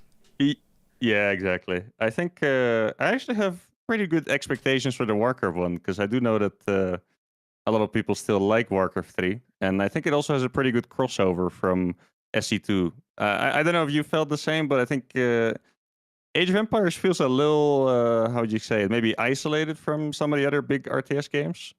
Like, I think the audience is not quite the same, so... At least, I thought you meant engine-wise, or you mean audience-wise? Oh, audience-wise, yeah. Like, Age of Mythology and Age of Empires both, they seem to have a completely different part of the RTS audience. So. I think there are games that are like lifetime games that need so much specialization that there's so much comfort level built up that if you want to stay good at it or decent or at least acceptable to your own preferences, you kind of need to play it and keep up with the meta changes. That's kind of, I think, what you're also referring to. Similar things can happen with League of Legends and Dota 2, where you have very entrenched player audiences. Even Warcraft 3 is not really different from it, but it also depends a lot on what some of the bigger content creators do in order to try and build bridges. And I guess that's a little bit what Hera and I are trying to do as well, is to make RTSs not just an island, but to show some of the beauty in different RTSs so that there can be more understanding and enjoyment, most of all. More entertainment options for everyone that enjoys any of these games. Yeah, Hera has been quite vocal of it as well. You know, that we should have been doing this all along, basically. Yeah. Very important to share love of the games that we are playing with community and people, I think. What you do in Grubby is amazing because, in my opinion, Warcraft 3 is probably the best game for sure, like out there. And I feel great when I see big numbers of people, following the game and watching those games and, enjoying them. And when people sharing the love to the game to others, like others can enjoy the game much more, right? Because if you wouldn't be doing that, probably not so many people would try the game and watch the game. So it's pretty great. It's really nice. We should all fight for our games that we love. Yeah. It's been very fun to see a new group of people starting to play the game as well. In the meantime, we have one player joining the lobby, and the other one, I'm not sure the exact situation, what's going on with them. Yeah, we're gonna try to get everyone into the lobby. Was it a server issue that we were having, or what was the... At first it looked like internet issue local with Yamato Cannon, and then it looked like maybe WC3 Champions timed out, but that can also be as a result of local internet problems, and then Simply was lagging in their last game, so it looks like everything all at once is kind of happening. classic tournament experience, right? Has to happen at least once. Yeah. Looks like Yamato says it's fine for him now. He has joined the lobby. Next map is going to be Northern Isles. And the big question that will need to be answered is the shirt coming off going to be what's simply needed here? Will simply be able to find an answer. That's his superpower. Let's go ahead and fix the colors. This. No delay. Bear mode, guys. That's a map where you build Expo as human. Because it is a map, right? It is a map, therefore you build Expo. Yep. I remember this one. Dude, I remember some leaders were doing like double bar crush on this map. That was Yes. so powerful. Yeah. It's some glitter started playing a little bit again today, Dundee. That's so sweet. I think we would be the same level if we go play right now. No, I don't think so. She still accidentally takes workers out of her gold mine, and yeah. If she stays at it, of course, maybe, possibly. All right, hopefully all internet problems are a thing of the past forever. This is a best of 5 with Yamato Cannon in the 2-0 lead. Simply will need to win 3 games back-to-back if he wants to keep alive his dreams of directly going to the grand finals from the upper bracket. In the lower bracket, Hera is waiting to prey upon anyone that falls towards it. It looks like Simply is 1 map away from being that guy to re-challenge Hera, someone that he previously beat 2-0. The map is Northern Isles. The opening is Altar, Moonwell, and Ancient of War. Now, Euthermal, you're new to the game. You're new to Warcraft 3. You play as the human race, and you play against Night Elf. Have there been Night Elf builds that are deviating from the standard Demon Archer Bear approach that you have seen personally? I've played. I mean, it's almost always Demon Hunter, and a couple times I've played against Keeper of the Grove, I think it's called, with the ranged units. Yeah, the Entangle, the Treants. Yeah, the Entangle, exactly. Yeah, that seemed pretty powerful. I don't know if it's objectively good, but if you're new and you see your unit, get stuck for 10 seconds and die every time, it's pretty intimidating. So that was pretty good. But besides that, I think Night Elf actually had the least variation. They have a hero that I saw in the 4v4, maybe the Priestess. Yeah. That I have literally never seen in a 1v1. Not a single time. I didn't even know it existed. So, yeah. People still do Priestess versus Priestess if it's Night Elf versus Night Elf, or not anymore? Not any of the players we have in this tournament. What Pox ended up doing in Night of Mirror, had it ever become necessary in the tournament, was Keeper of the Grove into... oh god, lagging again. Keeper of the Grove into Mass Hippo Riders. Mass Huntresses does still get done, but it's not often. Now, I have an executive decision to make here. I could go for the remake, since there is lag here. It seems probably best to do that. If I leave here, we can do a remake, go on a different server. Or we could keep playing, considering that Simply was lagging last game as well. I guess I'm gonna have to rely on the players talking about that themselves. Simply was lagging last game. And so I guess we can't really be too much of a chooser or a beggar, considering, that's just the state of the game today between these two, unfortunately. So let's keep it going. We could go for a BattleNet switch as well. I can't pause because there's no referee function. Oh, okay. Yeah. I was gonna say it's probably best for it to be up to the players to decide, but I know from my own experience that if you're in the game and you're lagging, it's very easy to just push through it, and it's not often the best outcome. So, and here we see a very long lag as well by Yamato already. The weird thing is, I've used several different servers for the lobby, like Netherlands, France, England, and US. Maybe 4 different servers already. We could go to BattleNet instead, but what happens there is that it will be greatly favored in favor of one player over the other. Might still be the problem. Might still be advantageous. Even, I could turn off ping equalizer, but then there will still be a 80 to 90 ping difference between the two. Oh, should I leave? Is it just me? No, it's not you. The game ended. The game has already ended. I also see you lag. You're holding me hostage right now. Nice. I like to do it. If you guys can hold the conversation for a little bit, I'll just dive into what's happening with the moderators and we'll make a decision together. Does that sound okay? Yes, Sure. absolutely. So you saying you're gonna play 250 games and then make a video about it, right? Yeah. So I did it in Brood War and AoE 2, and it's Mhm. like I tried some different format. Like in Brood War, I just played 100 games and recorded them all, and then made like a script and stuff. Mhm. Then in AoE, I just showed like 10 different games, and I think in Warcraft 3, I thought it would be nice to play like 3 games instead. So you see like hopefully big improvement. So I showed like game 1, and then 1 game in the middle, and then the last game, something like that. Mm. So you're gonna try different races, or you're gonna just spam one race? What is Mm. like your? Mhm. For now, I'm just playing human because I Yes, feel like it. best race. Woo! Nice, Hey, good earlier choice. you were saying it was the worst race, though. I mean, it's the worst when you're fighting against others, yes, but it's the best because you're basically like human, right? We are not those ugly orcs or those elves or whatever, like all those creatures. Mhm. By the way, I hate undead. I don't know how people play with race. Whenever I see it on Battlefield, I just want to cry. Like, it's so annoying to play against those.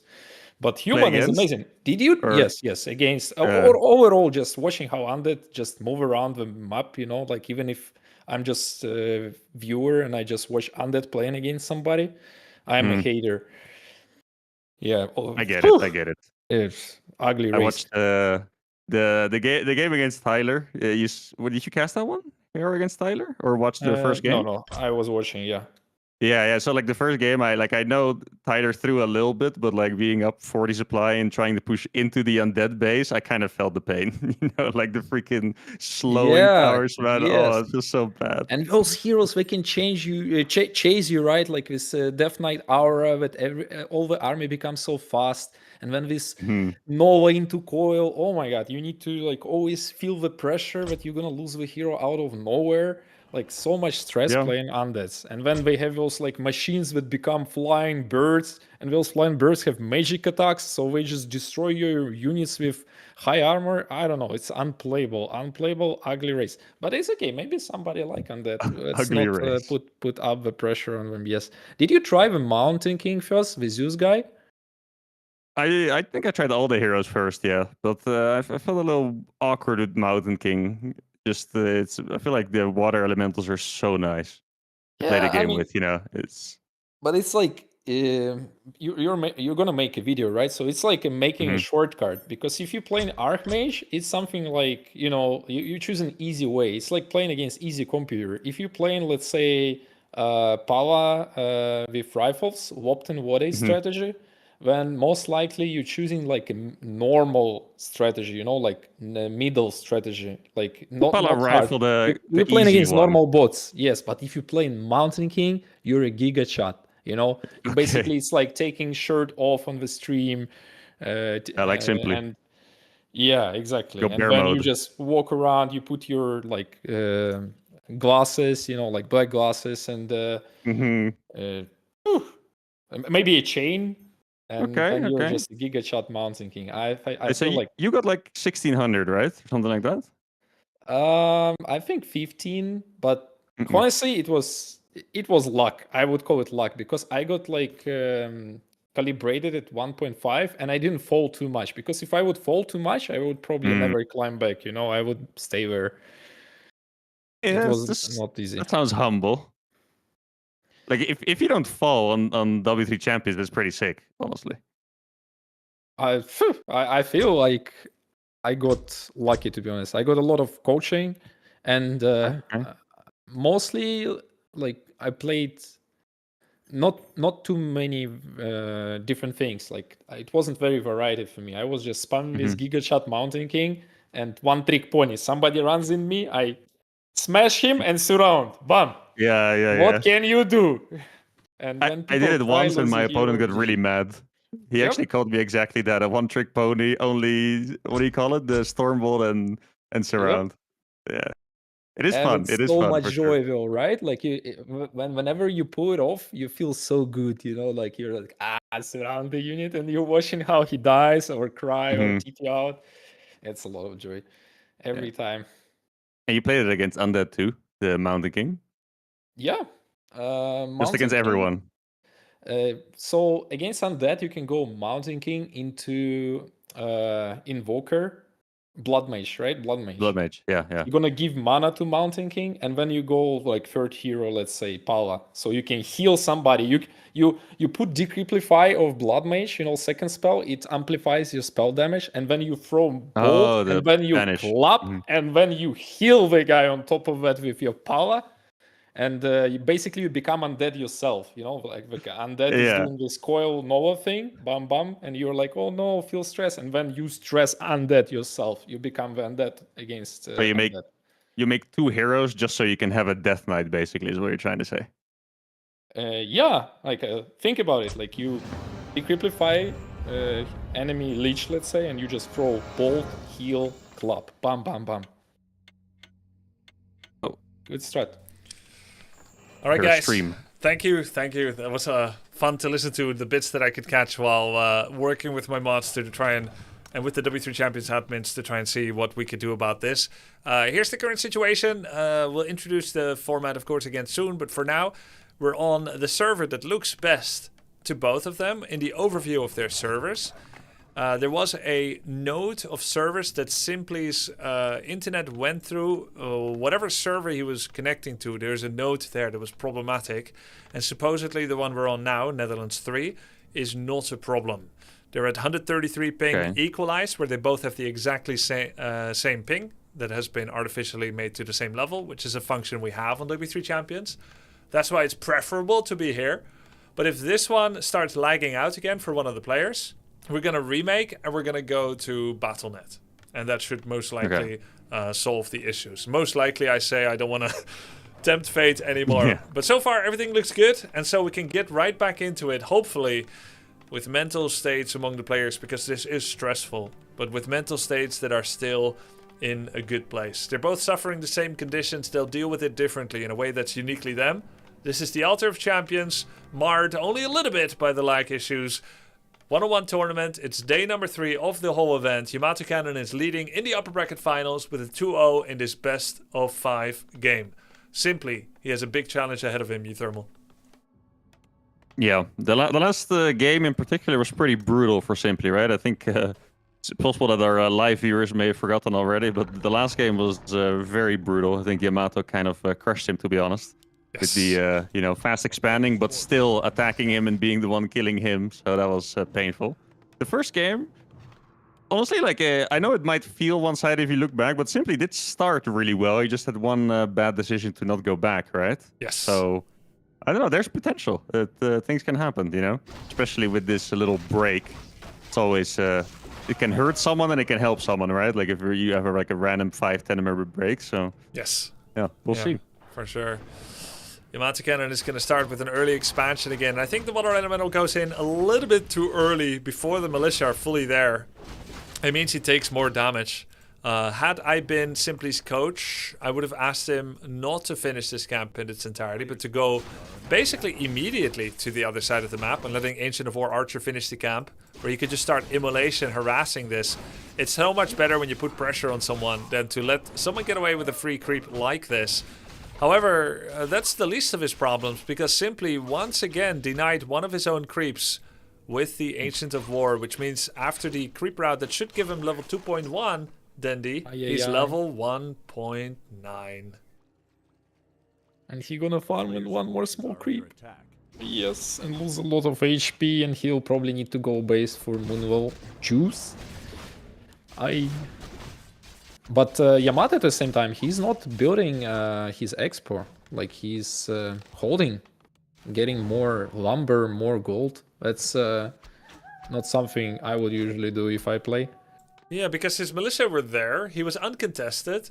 He wasn't harassed. The peasants didn't die. And then he just leaves. But he still has 4 farms, so it makes it look like he's still going to be fast expanding. But he's doing it kind of in a weird way. Now, I don't know if this is prepared or coached or him just coming up with a different cadence to his play. This might be like, how about you think, normally someone shows up to harass, but you're not there. But then you take a later expo, but you harass with AM3 at the same time. Yeah, that's what I think he was going to go for. It's very powerful. It feels like very powerful idea. 4 But minutes. at the same time, probably you need to do some scouting, right? Like if you're doing a scouting, like let's say you send a peasant or a footman, then you are aware if Night Elf is coming for you to harass, and then you can make decisions. But it's much harder to make decisions depending on what is enemy doing and react to that. Ooh, Yeah. beautiful. I don't love Yamato's decision to just take this fight. I think just going for the wisps again could be really, really powerful. He had a position to just ignore the demon, but at the same time, he's hurting the demon hunter. He's losing a bunch of footmen though. I kind of like how this is going for Simply, guys. Yeah, there is no dust, right? No dust. No, it doesn't seem like it. No. But Sorry. Simply accidentally keeps moving the archers that were supposed to be hiding. It's like they lost their faith in their Cloak of Shadows. And then they die anyway. Yeah, you told me it was permanent, right? So you can actually just hide them forever as long as it's night. Is that correct? Yes. Yeah. That's exactly right. I think Yamato maybe delayed his expansion a bit. I mean, my personal experience against Night Elf trying to expand is that if you get unfortunate with the Demon Hunter coming in at an annoying time, then it's pretty easy to get cooked. So maybe because the expansion feels a little bit further away, he wanted to be a bit more careful, or maybe he thought his militia were too low HP. Could also be the case. Expo finished, 5 minute 30. It's not the earliest possible expo, but there it is. Simply has also gone to tier 3 already with double lore, so he's going to be able to have his bears. He's waiting for money for Naga now, and it should be available here. So we're going to have another skirmish, this time with Naga. Frost Arrow didn't get turned on fast enough.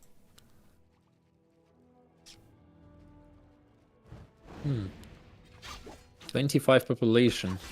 Tower done in 5. He's going to try to go for the cancel. Nope, he's not clicking it. That means Arcane Tower is going to be buzzing his mana away. I actually thought it was going to take a little bit longer for the tower to get up, but it finished at pretty much the perfect time, I think. Like 5 seconds, and now the Demon Hunter is completely out of mana. No more immolation. That's going to mean that the Archmage is going to be able to spawn another water elemental, and this is going to be very painful for him. Those are level 3 water elementals as well, so they really pack a punch. Nice retarget on the Naga as well by Yamato. He's gotten pretty clean with it. That was many footmen killed, but with units being completely out of mana, it's going to be hard for him to heal up. He has 3 Moonwells. He's going to actually start with Dryads, which will help against water elementals and against the initial push, but now he should have loved to have bears actually to rejuvenate his Demon Hunter. He will drop his circlet for greater healing efficiency. Should be picking it up again, will he? Yeah, there we go. Nice. No, not again. It repeats from previous game. Yeah.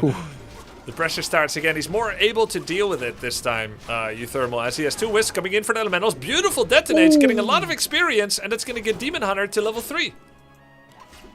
This time he also didn't dispel his own, or take the mana from his own heroes, right? Yep. I saw him do that a couple times in the previous game. I also didn't know that was a thing, by the way, until I saw it happen in the previous game. So this time he avoided it perfectly. So, I mean, either he got lucky or he adapted very quickly. Either way, it was a very impressive battle there. Yamato Cannon has no town portal. There is a small opportunity for Simply to do damage on the Archmage if you get some good slows and blocks. Yamato Cannon is saying, I'm going to cancel your shop. But this wasn't a convincing story because he doesn't have the damage here. He has enough mana for... Slow. Ah, no, arrow! Yep. But there was also no TP on that Archmage. Could he have died there, potentially? Yeah, well, if you do good blocks You and you have boots or you use one Dryad to block, gonna get in range. Then how do you like Yamato's position behind this? He has a lumber mill, 6 peasants here on wood. Here he has 0 peasants on wood. He's making guard towers. Do you think he's in a good spot? He's in a great spot. I feel it's like very hard to pressure right now. Anything. His main base and his expo, like it feels like a little bit untouchable for now. So he's definitely gonna get an advantage pretty soon. He's already on 1k gold, 40 pop. Great item here on the Demon Hunter of Simply. Scourge Bone Chimes is going to give extra sustain. Oh, he's TPing. Archmage has no town portal if he TPs and locks him up. Oh, no, he TP'd in a safe position. Yamato! He TP'd Run! in a safe position. What is Yamato doing staying here, though? That's crazy. Simply has a boots. He could follow the Archmage. That was a crazy play. If Simply just simply cast Fork Lightning or Frost, that would have been a toast Archmage. If he TP'd differently, that would have been a kill as well. Yamato Cannon made a blunder, but he was unpunished. Yeah, I think maybe Simply was more afraid of losing Wisps than focusing on killing the Archmage there. Yeah, I do think, even though it's not looking bad for Yamato Cannon, obviously, I do think it's a nicer game for Simply, because what he struggled with so far in this series is really just being attacked while trying to do other stuff. And this game, even though he was attacked, the fights weren't that bad for him, so I do think it's the most comfortable game for him so far. Yeah, makes sense. Makes sense. And he's getting a lot of the stuff that he wants to get. Masterclaw training is done, abolish. He's at 37 population with his units coming out. Now he wants to shave off some units of Yamato Cannon, who is quite late with his Arcane Sanctums. And we're going to have a Mana Burn level 2, finding a Mountain King. There's -100, and Yamato Cannon doesn't have a lot of space. Oh, you don't want to hit farms. No, you don't want to hit farms and lose all your mana. No. Try it, please. Aye. This is still a stronger army for Simply. He's definitely the more powerful one here, as Yamato Cannon takes this fight without calling Militia. The Sanctum is making one priest. There's no more mana on the Mountain King. There's a lovely Scourge Bone Chimes rejuvenation action that's keeping everything alive here. And Simply doesn't have Frost Arrow turned on, so he's not catching as many rifles as he could. Nonetheless, Demon Hunter's fast and he can kill many. Really, a really good fight here for Simply. Don't forget that even Yamato, he was in a good position. He does want to fight with his towers. Really good deny there, yeah. He does want to fight in range of his towers, and if Simply stays in between the bases, it's really hard for him to do that, because he wants to connect his army, but he can't really send them, to the other side of the army, because then he gets caught. Final Moonwell is there. Simply is making more bears. He's going to keep needing to find reinforcements, killing rifles that are coming out of the gate. Without Frost Arrow, it's hard to really stick onto those. And there's also a full wall off. In this moment, it's not killing farms that you need to do, but counter expand. Make a Tree of Life and create a plan B for yourself, while continuing to take any units pick off that are outside of the city gates. This Arcane Tower is doing so much work, by the way.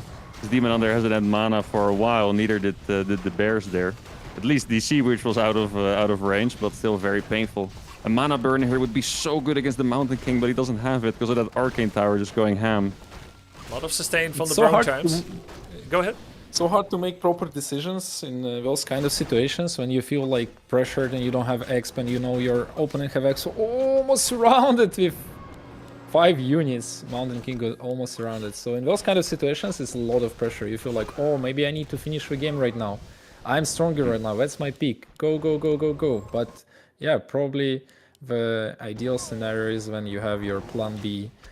Yes, often it's kind of miscalculation. Yeah. Not working on that plan B. He's pretty much just trying to go all in at this point. Still doesn't have Frost Arrow turned on, so he's having trouble sticking to those units, and he hasn't noticed what's more. But he did bring Orb of Venom to himself with a backpack with a bear. That's pretty high level stuff. And the Dryad now coming in is going to help him to pick off units as well. Simply is still the stronger fighter here. He's killing many units as Yamato Cannon. Oh wow, look at that! Level 4 against level 3 against 3-1. Even though Yamato Cannon has all the army, it's Simply the one that is getting kills and saving units with staff. One rifle stuck in the back. Oh, he found his Frost Arrow button. Very, very important. As you can see, this fight has been so efficient for Simply. Yamato has so much more money, but he keeps picking off units over and over. Yeah, the Militia were now finally coming in. Now, probably going to have to back off from this fight, because those guys are sneakily strong. Nice Fork Lightning, level 2. Just fighting straight into the Militia. It looks like Demon Hunter's taking almost no damage at all. Looks like a good fight for Simply. He's gonna transform his bear, do a rejuvenation. Spell Steal would be optimal, and he does it. Spell Steal goes to the rifle. who now has a rejuvenation as well. Sorceresses are the king here in moments like this. Another nice staff. We have a rejuvenation on the Dryad. Simply did Huge kill micro. so much more. Really, really good micro by him. I don't think Yamato's really getting the right units out, though. The Sorceresses and the Spellbreakers together are going to be very good against all of this, pretty much. The Bears, the Dryads, and the Heroes. And yeah, those Heroes, by simply just not having any mana for a long time now, is also very painful. 1-1 upgrades for Simply. He's staying at 50 pop, so he doesn't mind that much less dandy. 100% income against 140% against Yamato, who's in upkeep. With very high hero levels, we might be seeing a Demon 6 coming out again if Simply continues to keep this up. That would be poke to see. And I feel like this hero is the one who actually can do wonders for you. And it can really beat the armies alone in some situations. So hopefully we're going to see it and it's going to be a huge battle. But right now, yeah, economically it's looking a little bit grim for Simply. But his hero's looking pretty OP. I don't know, this level 4 Naga also, no, not bad. Like almost level 5 Demon Hunter. That looks scary. I would be afraid of those heroes if I'm human right now. Yamato Cannon is trying We saw to... Simply... yeah, I was going to say, we saw Simply do some crazy strat against Hera, right? Where I think at some point he literally gave up his Naga, so Demon Hunter would get solo XP and have a good level 6. So maybe that's his special move, his ultimate, and if he could pull it out again, it's going to be pretty freaking epic. Klaus! +8, and he's listening to Grubby stream. He got his expo. This is plan B. Yeah, this is good. It's a little bit far away, so he still needs to uproot it and then reroute it on the gold mine. It's not quite close enough to entangle, if that's what he thought. Meantime, Yamato Cannon is getting his Mountain King up to level 3. He also got a Book of Retraining on the Archmage, who's going to be switching out of Water Elementals into Blizzard. That's going to be big. The Spellbreakers upgrades are 1-1. With the Blacksmith currently not working. So it's 1-1 breakers. He is sharing XP with the Archmage. This isn't that bad, because Brilliance 2 is good. The item, Cloak of Flames, pretty good on the Mountain King. Mountain King is Bolt Bash, no clap. And Simply has a Town Portal on his Naga. He's gone over 50 population with a bunch of Dryads. 4 Dryads is his most recent addition. That's a lot of Dryads, actually. And he's gonna take mana burn damage on his demon once again to kill farms. This is not correct, but it doesn't seem like he knows that. Frost Arrow is still off as well. So that's something to think about when the fight begins once again. Demon is just happily tanking 300 mana away against the Arcane. But still has enough for 1 or 2 mana burns when the fight begins. The rifle that was stuck behind the farm is gonna get taken out. That's Naga, level 4. Demon is very close to 5, and Yamato Cannon comes back. Now, there's only a 10 population difference between the two. Yeah, and most population of human is peasants, alright? Like, it's a lot. So it depends if you're gonna use militia well, if you're gonna go around with militia. Ooh, Blizzard! Nice mana burn on the Mountain King. A lot of Dryads in the back. Mountain King is dropping really low. He doesn't have a lot of items to try and keep himself alive. Blizzard is huge though on the Bears and the Demon Hunter. Staff was already used to try and save Bears, which means that the Demon Hunter was at risk. The final mana burn was absolutely clutch, or a bolt would have taken him down. Those are a very painful fight for Simply in the end. I feel like he made the correct moves towards the end of the fight to save a lot of his units, and especially the Demon Hunter, but still didn't look very pleasant. And it does indeed seem like Yamato's, mass spellcaster, sorceress style is doing super well for him.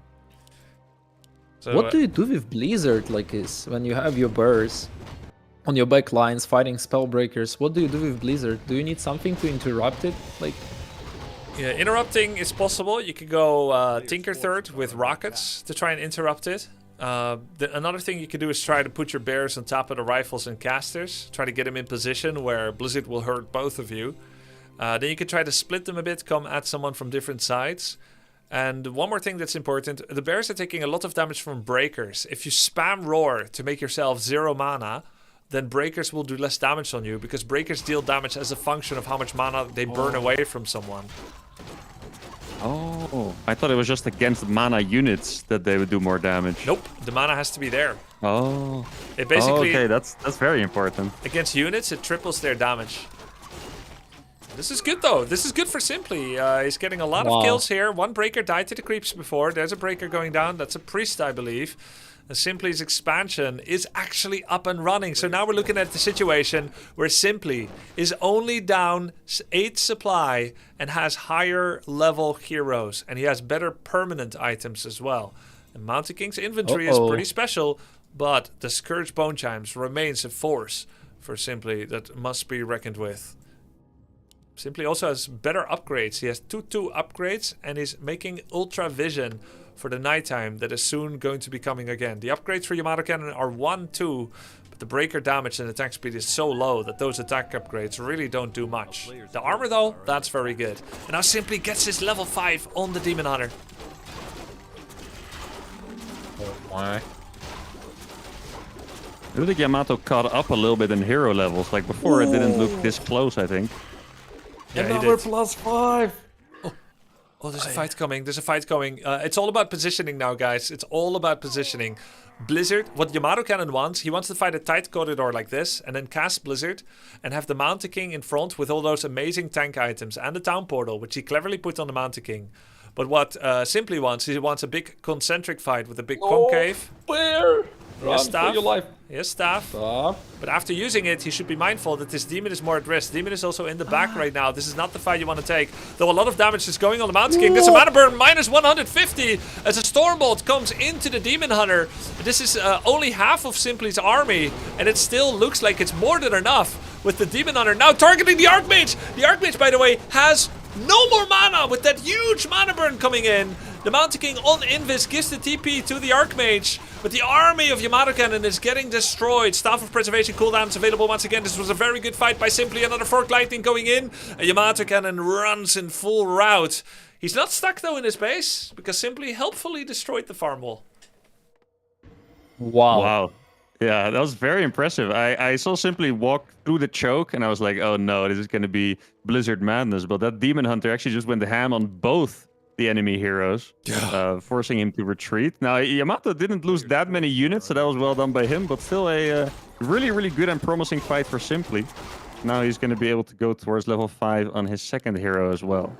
5.1 Demon Hunter. We are getting there, guys. We are getting there. It's getting scary. Yeah. There's still one. Double boots now. Nice double heal scroll purchase for Yamato Cannon. Yamato Cannon also maxed his way to 80 population. He only has, well, how many priests is this? He only has 2 priests, so it will take a while to heal up. He's currently in shock at what he just faced. Has 2-2 upgrades, 1 attack upgrade on his rifles as well, and he's finally maxing out. He has invisibility on sorceresses. Priests have dispel ability. He's also added a couple of mortars to his army, which is clever. But a size army that he has here is very difficult to micro Dendy. There's so many different control groups you need to have. Yeah, I hate human army. That's so hard. Like, you have all those units who have like no HP, and they just blow up in a second. You need to like split them up, target proper units, and then micro everything around. Like, your head is just boiling. It's everything is blowing up in your head when you're playing human. I wish I'm orc, you know, or undead. Just right click, put your hands off keyboard, and enjoy the win. Yes, I have that experience every time I play Orc, that's for sure. That's why I choose that. Helm of Valor, incredible item on the Demon Hunter. +5 strength and agi. This is one of the best items Demon Hunter can find. He gives the boots of speed to the Naga Sea Witch. Because he's so greedy for stat items on the Demon. The best choice would have been to put the Bone Chimes on the Naga. Keep the boots on the Demon Hunter. But okay, not bad. There is Naga in the front, which is a little risky. But where the hell is Mountain King? Mountain King is at the back! The Spellbreaker wall is getting destroyed here. Yeah, massive blizzard on the bears, but it still doesn't look like that great of a fight for Yamato. Ooh, is still alive. What is Mountain King doing? He's just standing next to Archmage. There's a mana burn, minus 150. There's still 2 heal scrolls on Mountain King, but he's late. The Archmage is exposed. It's getting attacked now by Frost Arrow and Dryads. Yamato Cannon needs to get an invisibility on this Archmage, but he uses heal scroll on the Mountain King. Good target fire with the mortars on the Dryads. It's a very close fight still. Demon Hunter's getting close to level 6. The Naga slowly dying. Does Simply notice it? He does! He moves it! What micro? Mountain King, Mountain King! Mountain King! Level 6 on the Demon Hunter! Level 6! Huge! Everybody is bleeding, everything is red, there's no mana for a Blizzard. Mortars are destroying the Dryads in the back. Simply is caught in the slow trap of the human making. Wow, using the Dryads to remove the slow on the bear there requires a lot of presence of mind that I didn't think could be there anymore in such a chaotic fight. Simply now has a Demon Hunter level 6. He was macroing during this very impressive unit production during a fight of such chaos as Yamato Cannon loses. Double heal scroll, loses his Mountain King. The bear that was sleeping in the middle with a town portal on it! This bear has a town portal! Thank you very much, says Yamato Cannon. And he will pick up the town portal forthwith. I wouldn't be surprised if he would have walked past it, to be honest. You don't expect a random bear to drop a freaking town portal. Definitely would have missed that one myself. Now, it's not just Demon Hunter level 6. The Naga's 5.9 as well, by the way. So, yeah, amazing fight for Simply there once again. I do think the Mortars had a decent amount of impact, but personally, I'm not quite sure what Yamato should be doing now, because the Bear Dryad plus Heroes army seems to be very painful to deal with so far. So what's happening here is that Yamato, being the one to expand earlier, and with the gold mine on Northern Isles having less gold than the main, has ran out of double gold mine income simultaneously. He wanted to rehire the tavern from the center, but found himself just short in change. And then he started his Mountain King revive in the altar, rather than having it as an option earlier on. So his Mountain King has been delayed interminably, as he starts long distance mining with his peasants in a gold mine, which is going to give him a very slow rate of gold income, and yet it is absolutely correct. Yamato Cannon for the human faction will be able to make one final stand, whereas Simply is rolling in it.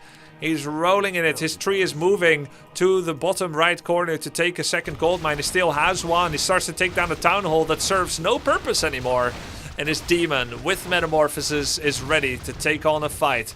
Anytime it should find him. It looks like Simply has done the impossible and has started his comeback in this best of 5 as he sends his Dryads to take down the towers.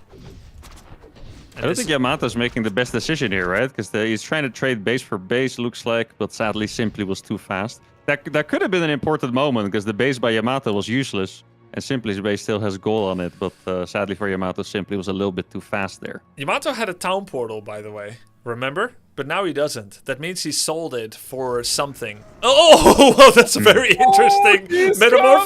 Metamorphosis timing, pretty interesting, but I guess he's going to be able to use it to kill some peasants.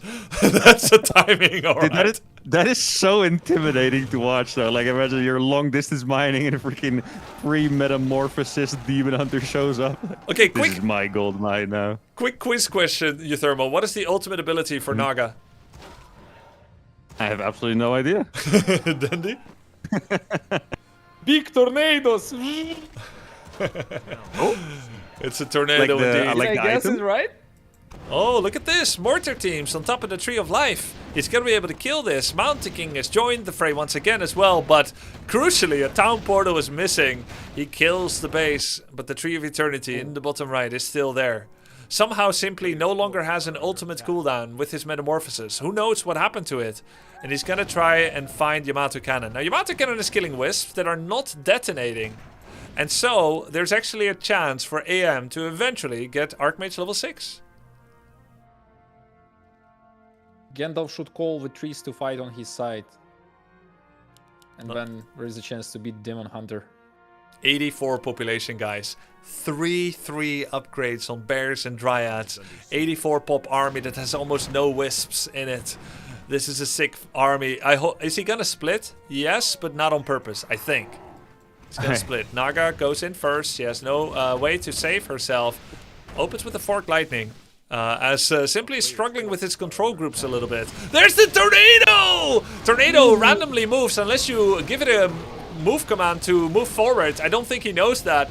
Tornado will slow units that are nearby. You can tell that in particular the Mountain King is very slow. Another blizzard on the bears, but the Mountain King is surrounded by bears and Demon Hunter. He goes into the air. Flying. He actually gets saved by the tornado. And he goes down. So cool. GG! 2-1. Simply takes the third map. Beautiful, man. What a game. The comeback, beautiful. That was very enjoyable. I love that. Huge. Well done by long Simply. game. Incredible game there. Unbelievable. Simply showing that solidity that he had displayed earlier on in the first and second round of upper brackets. And then after all the lag problems, after both players stabilizing and finding their footing once again, straight up Simply won that game in amazing fashion with the eventual counter expansion, very good upgrades on his Bears and Dryads, and some amazing fighting with his Demon Hunter Dindy. Yeah, everything looked like worked for him so much better than previous 2 games. No building cancels, cleaner farming pathing, good attack when he got his timing, like he got first 2 Dryads, and I feel like at some point Yamato Cannon was running away a few times and losing too many units, which really pushed forward like Simply heroes to higher levels, and after that he already amplified his lead with Bears when he was in between bases and just keep killing units and killing units and killing units. Yeah, maybe. Yeah, everything worked. Like everything worked for him. Even felt like you were telling that maybe there should have been like faster expo, right? So for a plan B, but in the end he put it later, so he had more gold advantage, right? Yeah, for sure. I think he played it very well, actually. Very good flow. He understood how he needed to play the game. Then you're right. Personally, I think he mostly won because he was in bear form, but maybe IRL. maybe that's just me. It does seem like he feels comfortable with that. You know, it stands equivalent to any player at LAN that has ever showed up in his shorts, beach pants, take off the socks and whatnot. If you're comfortable, people have shown up in pajamas on a grand stage in front of a public. So why the heck not? If that's what it takes for you to... Yeah, look at that. Look at that. He's feeling himself. God. Hopefully not literally on stream, but overall he's in good spirits. He seems pumped up, man. Outside of the bear form as well, just like the general demeanor seems yapping. It's looking good for him. Yep. I think for Yamato it could be a very annoying loss as well, right? Because he probably felt like the early game went well. He's up 2-0, and then all these lag problems, and he kind of loses this one. It's probably not as nice for him. So let's see if Simply can bring us to a game 5. Yeah. Yamato need to pop on his song again and dance a little bit, because yeah, ultimate form should fight against ultimate form. Some kung fu moves. Mindset is everything, and it evolves over the course of a game. And whoever keeps their spirits the best, whoever has the most confidence, despite everything that can possibly go wrong, is who is going to come out ahead in series like these. Best of fives test not just your builds, your micro and your macro, but also your endurance and force of will. If you can get a webcam Don't forget color to turn change. the Discord stream Thank on, you. by the way. Oh, If you, yep. Thank you for the reminder. A lot of moving parts here, but I'm getting a lot of great Yeah. help from the mods, and thanks for the reminder too, Uthermal. All right, feel you. here we go. Game number 4 of the upper bracket finals. The winner is guaranteed top 2 with a secured $1,800 of prize money minimum and a chance to play in the grand finals. The loser of this best of 5 series will drop down to the lower bracket and play the lower bracket finals against none other than the legendary Age of Empires 2 player, Hera. Scary. Oof. And playing against Undead is always scary. Yeah, 100%. Undeads are a difficult race to play, as I really wanted to see how Hera would perform on Undead as well. As at the highest level they're strong, but at the lowest level they're the least represented race. As the Ghoul Shuffle to keep them alive, such a low HP unit, even less than a Footman, can be challenging. But a player of Hera's stature and skill should be able to deal with it, or so I figured, and he's so far doing very, very well for himself. Yamato Cannon has picked Hammerfall as his go-to for map number 4. And he is going to most likely keep the rock golem here with the pool camp. He practiced this 5 hours straight yesterday, chat. He practiced this over and over. Now, yesterday he made the mistake that the Footman pulled into this camp and then aggroed a second camp. He does it again. Almost does it again. Not quite. All right, this is better. His coach may be pleased. As Yamato Cannon starts creeping this I'm camp. not sure about that. Okay, his coach is never going to be I'm not pleased. sure that's gonna be pleased with this. Did you see that Absolutely they were no reviewing chance. my game as well together? And Death Note was slagging off my human play. Really? Yeah. -1, he said. Of course he would. Oh yeah. Completely deserved. He's like, look at this. Grubby still has Butsu speed on Archmage. He's not giving it to Mountain King. And then always there should be invulnerability potion on Mountain King. -1? Reportable. Yamato Cannon has the 3-minute window to start his expansion. He's missing it. But there it is, 3:02. Terrible. 0 out of 10 score for that. It's 2 seconds late. So he did go back to the faster expansion after the last game, and that's interesting. Now, Yes. Demon Hunter is approaching. This could be a good time, right, if we just go straight for it. Yes. Footman, run away, run away.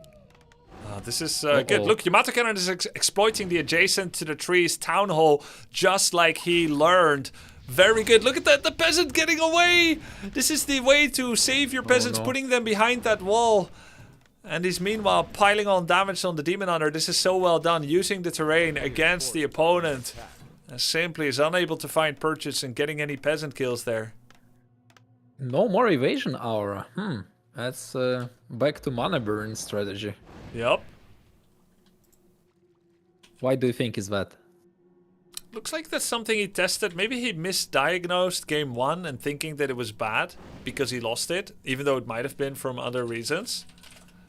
Or maybe that's just what his instincts are telling him is better. Mana burn has been doing well for him, and then he doesn't need to get the Tome of Retraining. Yep. I don't think Mana Burn is super good to have for when Mountain King comes out, but that is going to take a little while because of the fast expansion. So the Tome of Retraining sounds logical to me still, but maybe for that reason. Or maybe he's just tired of freaking water elementals all the time. Yeah.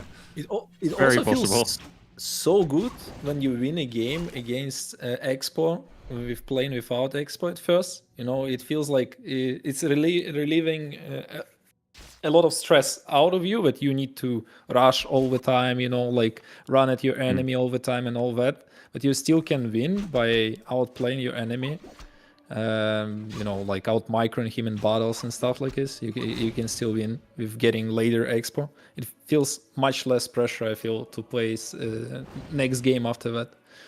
If I would be Night Elf, I would feel much better. Oh, nice deny by Yamatocan. Virtually impossible against the 2 auto attacks by Demon and Naga that were coming in at the same time. Yamatocan is trying to do what he can. Kind of like one of those birds that are trying to fly in front of the nest to distract some would-be predator that's going to prey on their eggs. The Yamato Cannon is trying to protect his flock of peasants in order to keep the demon and archer and Naga away from his expansion. Simply has one more tick of immolation in him as he runs in. With Demon Hunter not having any mana, I suppose it doesn't really matter anymore if he gets hit by the Arcane Tower. This is a fight where Simply has more firepower. And Yamato Cannon already pulled in Militia just like he learned in order to try and defend against this threat. The correct move is to walk away until Militia are forced to go home again and then come back again. Both of them are playing so well this game. I'm really impressed by both of them. Yeah, it feels very clean so far from both. I don't think Yamato lost a couple more footmen than he could have, perhaps, to the Demon Hunter. But still, it hasn't really been a problem so far. Obviously, his expansion got up uncontested, which is great. It was perfect Militia, like right in time. So he completely defended the base, and now he have like his expo fully power working. But here we see that Simply also, like, meanwhile he was fighting, he didn't lose any units, and he have everything ready. Like his Ancients of Wars are up. It's gonna be a lot of pressure again on Yamato. Yamato has a small chance to lose the Goblin Shredder, which is taking threat right now from the camp. He needs to aggro his own town hall with it. Oh no! No, he's gonna lose his Shredder, guys! Just to express how big of a deal that was, what just happened. A Shredder costs 375 gold and 100 lumber. It's 4 supply and it mines as fast as 10 peasants. That was going to secure him a lumber income for the rest of the game. Now, did he need it? 1, 2, 3, 4, 5, 6, 7, 8, 9, 9 peasants, 10 peasants on lumber? I would argue maybe he didn't even need it. But still, why buy it if you're not going to use it? And it died to the creep. So meanwhile, Simply cleared his expansion, so now he can counter expand at any time. Looking really nice for him. And Yamato Cannon is going to launch an Archmage level 3 attack on Simply's main. That's actually the second shredder I saw so far, and the other one was the one that Pox lost to the camp. Yeah. What? So not a good ratio so far for the shredders. TP It here. was like buying Rolex. You bought Rolex, it's cool, but do you need it? No, so whatever, just give it away and keep playing. That's Dota money speaking right there. All right. Was it a TP? 350, right? Yeah, so it's fair exchange now. Yeah, 325. It got buffed. Let's say the cost was lowered a little bit. But that's still a pretty big loss. Simply does get his level 3 too. He's going to go for a mana burn level 1. Guess he didn't pick his ability yet. I think I would have just walked back if you're this close, but he decided to town portal. Yamato Cannon is going to be happy with that. Now, Yamato a little bit low on lumber. Some idle peasants, dead shredder, power building. Overall, not too bad. He's staying under 46 population so that he can make double priest the moment these sanctums finish. He has a nicely fortified expansion. He has started to work on upgrades. So Yamato getting everything he wants. Whereas Simply, oh, look at this. Nice footman scout by Yamato. And Simply is going to kill it. I do really like this decision to attack again by Yamato. So far, that's been, you know, what's doing the best for him against Simply, just trying to get the wisps. And that's probably also why he TP'd back instantly last time, because Simply also realizes he wants to stop losing freaking wisps. It's a lot of self-detonates. Double abolish though to take down the Wall Elemental. Good job by Simply. Dryad is getting attacked. He's going to fork Lightning. Tries to connect with his Demon Hunter, but stuck out by the Dryad, so one footman will survive. Mountain King should have been creeping during this time, but it's so hard to multitask so many things at the same time. Overall though, that was a good play for Yamato Cannon in order to buy time. Now it's time to get the Mountain King to join the rest of the game, and it's time for Simply to find Yamato Cannon on the map, make sure he has enough lumber, and then eventually counter expand. It's the lumber part in particular that's going to be challenging because of Yamato Cannon's pressure. If you look at Yamato's resources, you can literally see the pain of the shredder. Yeah. Like he would have had like 1,000 more lumber right now if the shredder didn't die, you know? Like it's actually crazy. His coach Death Note told us. Go ahead. Both players playing so well right now, I feel, and I don't see any mistakes almost from Simply side. Like it feels like so clean, right? Simply, maybe a little bit low on lumber, but really nice of him to get the red spot here. From Yamato Cannon's side, he's making a mistake by being at 53 population for so long. You know, he's getting the transition ready. Death Note taught him that you shouldn't make more than 4 rifles against Elf. They are your bridge to a better army. Mortars are better against Dryads than rifles, because rifles will generally just hit bears.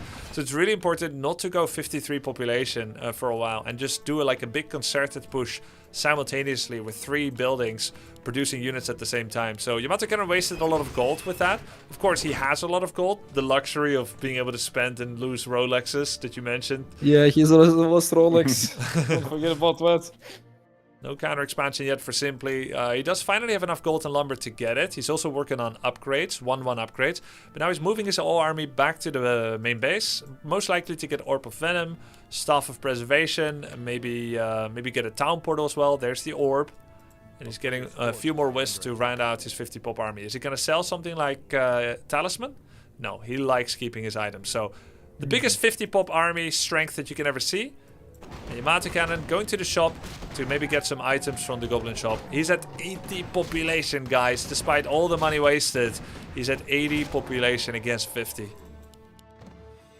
Yeah, it feels like it's going, you know, Simply is playing a good game, but compared to the last game, he really didn't get as many quote-unquote free units. Like, I don't know if you remember the last game, but there were consistently rifles and priests and footmen rallying while he was camping in between Yamato's bases, killed those all. Now he didn't kill those, so I do think it's looking tougher than last game for sure. His heroes are not that far ahead in level. Demon Hunter's basically the same as Archmage. A little bit ahead, but compared to the last game, I don't think it's looking as good. Yeah, you're quite right. Not as many unit pickoffs. We just had Yamato Cannon drop Gloves of Haste on the floor. He rescaled to Blizzard once again, and Simply's going to find him during a red camp. This is a creep jack, which is the best possible thing that could happen to Simply. Yamato Cannon is going to have to town port him out, but he might lose some units. He gets the healing ward, gets the Turtle 7. Ward. Oh, he lost no units to Simply. But he is going to get the camp now, right? So a little bit of XP and stuff. That's what he gained there. Yeah, stealing and 4 using creeps. the TP scroll, of course. Stealing 4 He creeps. TP'd on pretty good spot, right? Yes, this would have been very smart and good spot to TP to, knowing that you then want to get the other red spot. But I think Yamato doesn't know that it doesn't exist anymore. It's still the best place to TP to, because it would give him position on countering Expo. Oh. He's coming. The only thing, does he have a TP on Mountain King? TP, Mountain King doesn't have it. Archmage does. No. Not either, because the overlay didn't update. He's gonna get in position to get... Oh wow, TP He and a got one, and second he's gonna... heal scroll. Uh-oh. -1 peasant. Can he cancel the Expo? Yep. Yep. Second attack upgrade That's... coming for Simply. It's going to be 2-1 against 1-1. He's killing the workshop. And by the way, no towers in the main base. He could run in and start killing some peasants. Huge respect to Yamato for no towers. No pussy gaming. Huge. That's how we do it. Yes. After last game, it's a crazy decision, by the way, because that power drained like 2,000 mana in the last game. It was the one. Okay, Demon will be pulled Oh, back. so he's going to TP back. Probably the right decision, right? Because he's just on one base. Yeah. Ooh, he's in such a bad spot, it feels like, right? He's a little bit stuck. Blizzard's gonna hit hard. It's hitting all the bears and they're not fighting. Rejuvenation on the demon, he staffs it away. Double heal ward by Yamato Cannon. This is gonna be the fight of his life. A huge Blizzard once again hitting everything. Yamato Cannon is doing fantastically. Okay, he can get to Moonwalls now. Oof. Oh, where is the army? Where is the army? Grubby, Yeah, where is the army? Moonwells for which units? There's basically nothing left. There's a red HP Demon Hunter that's going to be able to use them, but there are still so many units for Yamato Cannon here. This could be what sends him to the Grand Finals. Naga Sea Witch trying to stay alive, getting attacked here by the Mountain King and Spellbreaker. She has Rejuvenation. It's not being stolen yet. Demon Hunter comes back with the Ankh of Reincarnation, but there's not enough units left. This was the worst possible fight for Simply to take, and Yamato Cannon exploited that position beautifully. All the pieces were assembled. 2 bears come out once again. Demon Hunter's really low. Naga's low. It's going to be so hard to stay alive. There's a Rejuvenation on the Demon Hunter, somehow slipping away, even still, as the Naga becomes the new target and will fall. Yamato Cannon is looking like he's set in position to get the 3-1 victory in the upper bracket final with the Naga Sea Witch's death. Oh. Wow. GG, well played is called, and Yamato Cannon does it. Beautiful set of games. Yamato looking very, very strong, to be honest. Very powerful. That was beautiful. Humans. Nice. Humans. Beautifully done here. Wait, Humans won both invitationals so far, right? Actually. Yes, but I don't want this to take away at all from anyone's performance so far. I think it's been deserving performances by all participants, each in their own way, have shown great skill.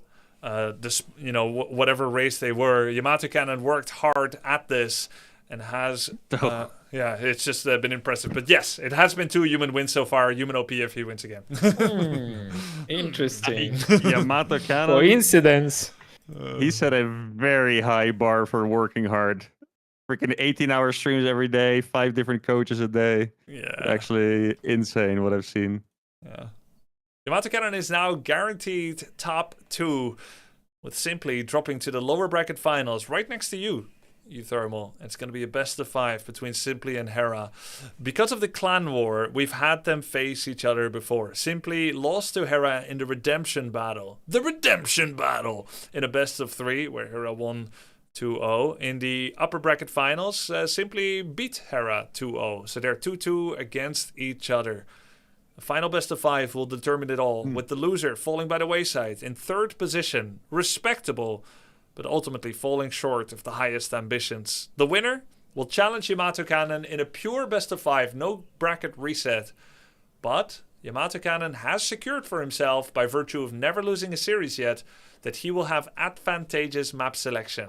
He will pick the first and the second map in that best of 5. So no losers pick for the first 2. Only the third one. That system happens once again. So he's the favorite to win the tournament, but Simply and Hera might have something to say about that. Yeah, and I mean, it was a crazy showing there from Simply. He definitely tried his best, but, you know, at the end of the day, Yamato really just pulled it out, and he played really well. But we'll have to see how it goes. This Hera match is going to be a big one to remember. But yeah, it's definitely been a great tournament, John. What do you think, Jim? Well, Jim, I mean, sorry. I just had to get it out. GG's, Yamato. Well played. GG's, brother. GG's, bro. You are tough, bro. Like your bears are the fastest bears in the land. You know, they fucking show up. Like the one game I'm not harassing you. Like fucking, I just see that chest hair, you know, in my mind. You know, just flashing. You know, it's and it's like the stress of playing against agility heroes. Like every footman, you're like, the metamorphosis is coming. It's coming. Demon 6, that's my win con. If I don't get it, it's over. That's the only way I win. It's tried and true. GG's. You know, blessing of a match. Yeah. I wish you the best of luck against Hera, of course. A part of me wants to face Hera, because if I go into finals and I skipped Hera the entire time, like it would be, you know. But you know, Simply you're a clan bro. So if you win, I'll be very happy. Yeah, very happy for you, man. I will get a little rematch action. It will be demon hours, but I'm drinking my 3rd monster already, so I'm zapped, bro. I'm completely zapped. All right, rest up, buddy. GG's. GG's. GG's. Simply, you'll probably need a few minutes break before you start against Hera. Good luck for that one. On that note, I think should probably let you go out of this call. How long do you need, actually, you think? I'm good. I could go like now. Oh, fine. All right. But That's if great. you want a couple minutes, all good. No worries. Yeah. Okay. Yeah. I'll take a minute. I'll just eat like a banana or something. You can get ready for that. GG's. Glad that the lag problems kind of disappeared. That was unlucky, but both of you, with good mental fortitude, showed your best 2 games. I think these last 2. So that was a lot of fun to watch. Grats Yamato. You'll be waiting in the upper bracket and watching the action. Do you want to watch the action from the casting seat, or do you prefer to spend it by yourself? No, like, well, not by myself. I'm about to get flamed by Death Note. Okay. that's my plan. That sounds good. Need to lock in, you know. Need to lock in. Yeah. Like the enemies are so dangerous that I would have too much of a good time. Holy, is that Dandy in the call, bro? Big fan, Dandy. That's crazy. Yo, what's up? Holy, Man, dang, you you're a were legend, destroying. man. It was fun to watch. I heard you're also Great games. human goat. Yeah, human gotta keep winning, you know. Yeah, I mean, it's the hardest race, so we need to stand strong because we're getting Agreed. surrounded by elves, Thank orcs, you. and everybody here. Thank you. Human by far the hardest race. Like absolutely. If you 2 play Power bases. Rifle, okay, 1200 MMR, it's easy, okay. But after, bro, every unit needs to counter every unit. Every hero and enemy team is 10 times stronger than yours. You have Archmage level 3 and that's it. You can build fast and Archmage level 3. That's all. No other power for human. And when you become rich after 2 bases, you can get your Rolex and drop it on the ground, like no problem, you know? Yes. Is Rolex type of teleportation or? No, that guy, lumber guy. Shredder. Oh yeah, oh yeah. It was in honor of honestly, It was like donation. it was.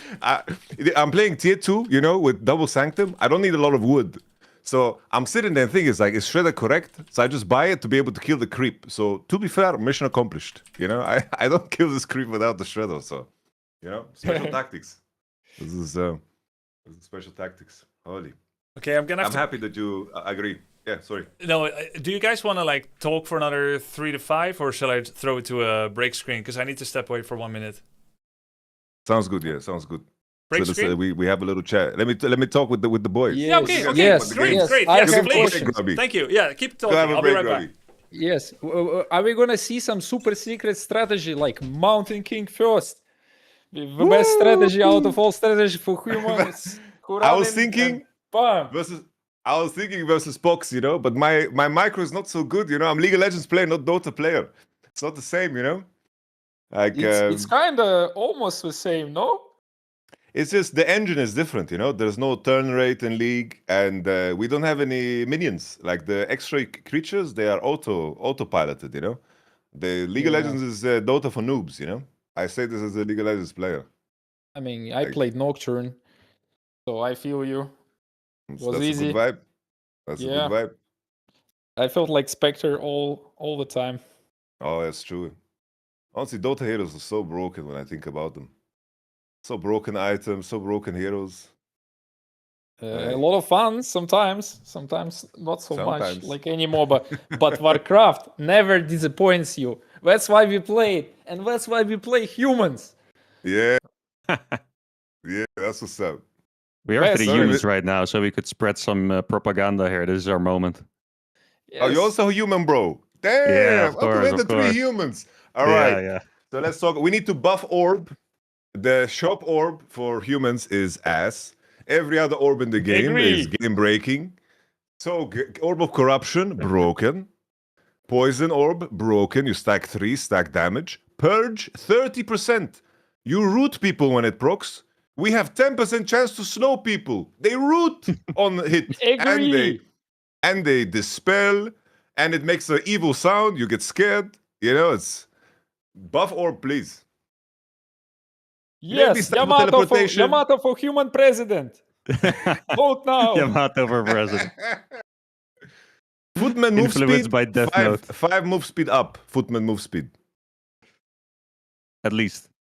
At least. Okay, this is a bit too much. I feel like I'm power tripping. We have control over Grubby's stream. So we can say what we want. I'm sure the balance team is... Give power rifle more damage, so we do more Oh, yes. whoop and worry. Let us do long range rifle on tier 1. Yes. Tier 1, Like mortars. long range rifle upgrade. Would Like be good. mortars. Yes. Yes. Or like sniper in Dota. Sniper in Dota shoots from very far. Oh, yeah. Well, the last time I played Dota was when they released what's Clockwork? Is that the with the ult is like long range hook? Yeah, probably Clockwork. Last hero they released was a frog that's playing songs. It's a bard. You need What to the fuck? actually hit your music in the right moment, or you're not You need gonna to hit play your music. notes. Yes. If you don't hit the music, you don't do anything. You just run around like a frog, which is great. Really? Yeah. That sounds like my champ. That's a lot of fun for sure. It sounds like Until it's Bard not in League of fun. Legends. Like Boba, yes. holy, what The else can we Delta's change for actually human? crazy, though. For human? Yeah, let's nerf the other races. Let's do this. Yeah. How about the Nerubian Tower no longer slows, it's just decoration. Ooh, yes. I like that. No one likes to be slow. Agreed. Yeah. What we change for human, we nerf Nerubian Tower. I want to attack, man. I don't want to just sit there outside. Yeah, What what else do can you we do cook? against undead, guys? What do you do against undead? It's like feels like the most annoying race to play against. What do you do? I think that if you're sitting there and undead can win with 1 base against 2 base, I think structurally there's a flaw in the game.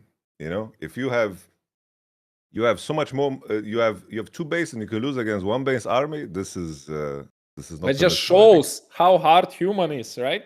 And how Yes, easy yes. other races when you can win with 1 base. With 1 base, dude. If I can play human with 1 base, I play every game 1 base. Yes. Just give Same. me that. You don't need to That's macro. You honestly just what I do. control your 1 Mountain King. You run around and smash people. Bam, bam.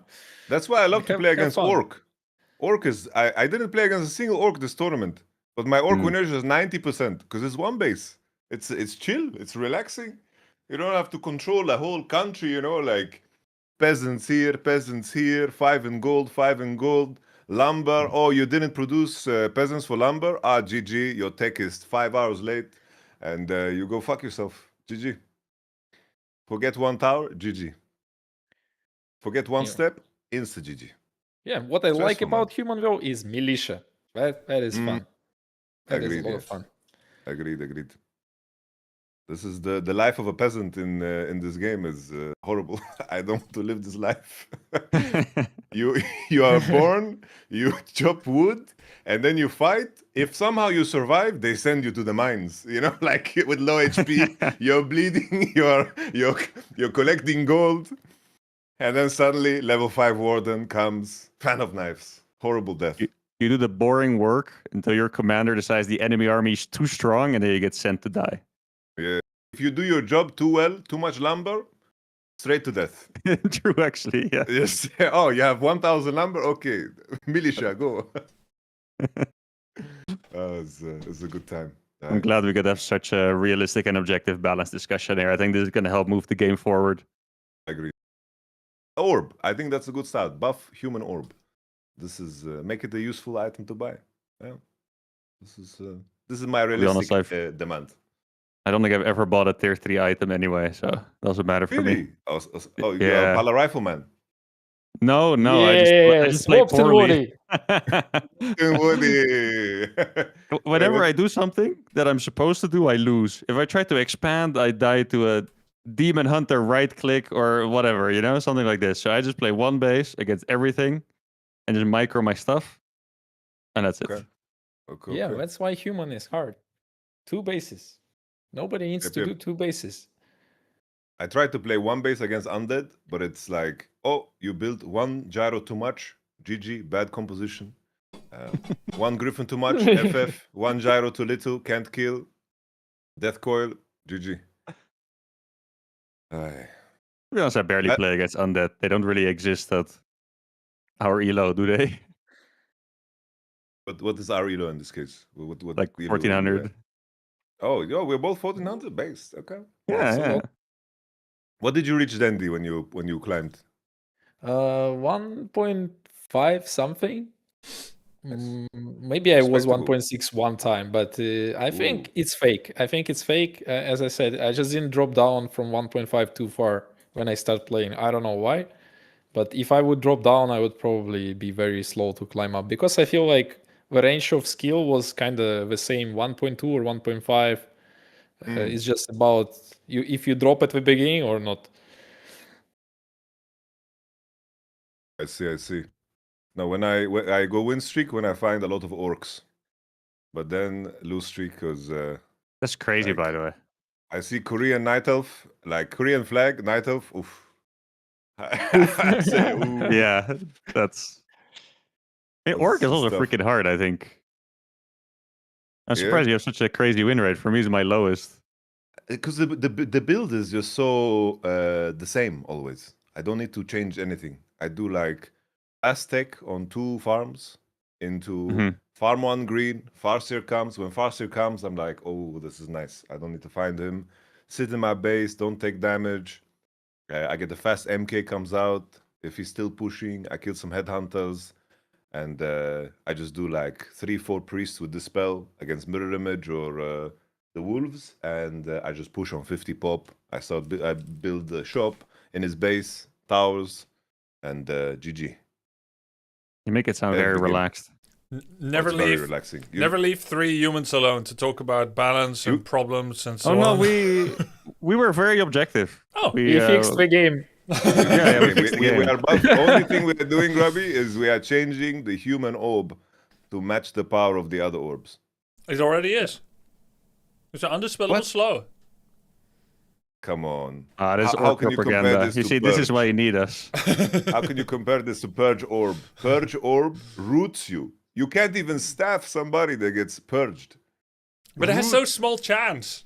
It has such a small chance to hit. 30%! It's less on That's heroes. higher than the human orb. It's 30%, but only 10% on heroes. It's an undisclosed probability.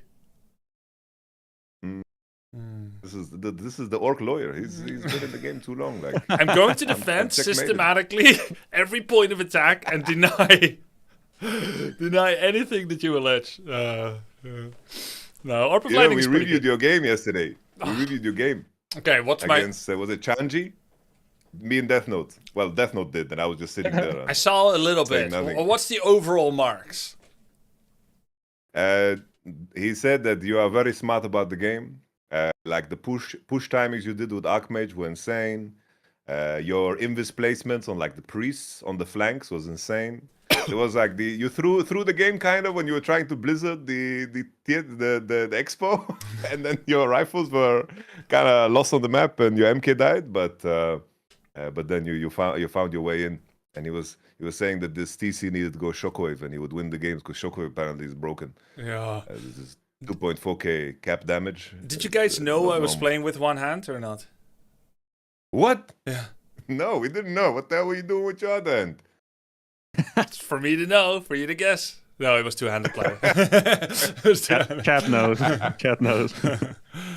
And also your pool was disgusting. Which Like one? on the creep on the first one, you know? Well, I don't do well with negative reinforcement, and even though it wasn't targeted at me, I need a gentle hand when being educated. I was listening to your stream with him, and I was feeling like I didn't deserve to exist anymore. So I was doing pulls on Hammerfall, and then I was like, okay, 4 seconds, 5 militia. Maybe they're gonna watch this later because Death Note said Grubby is trying right now too.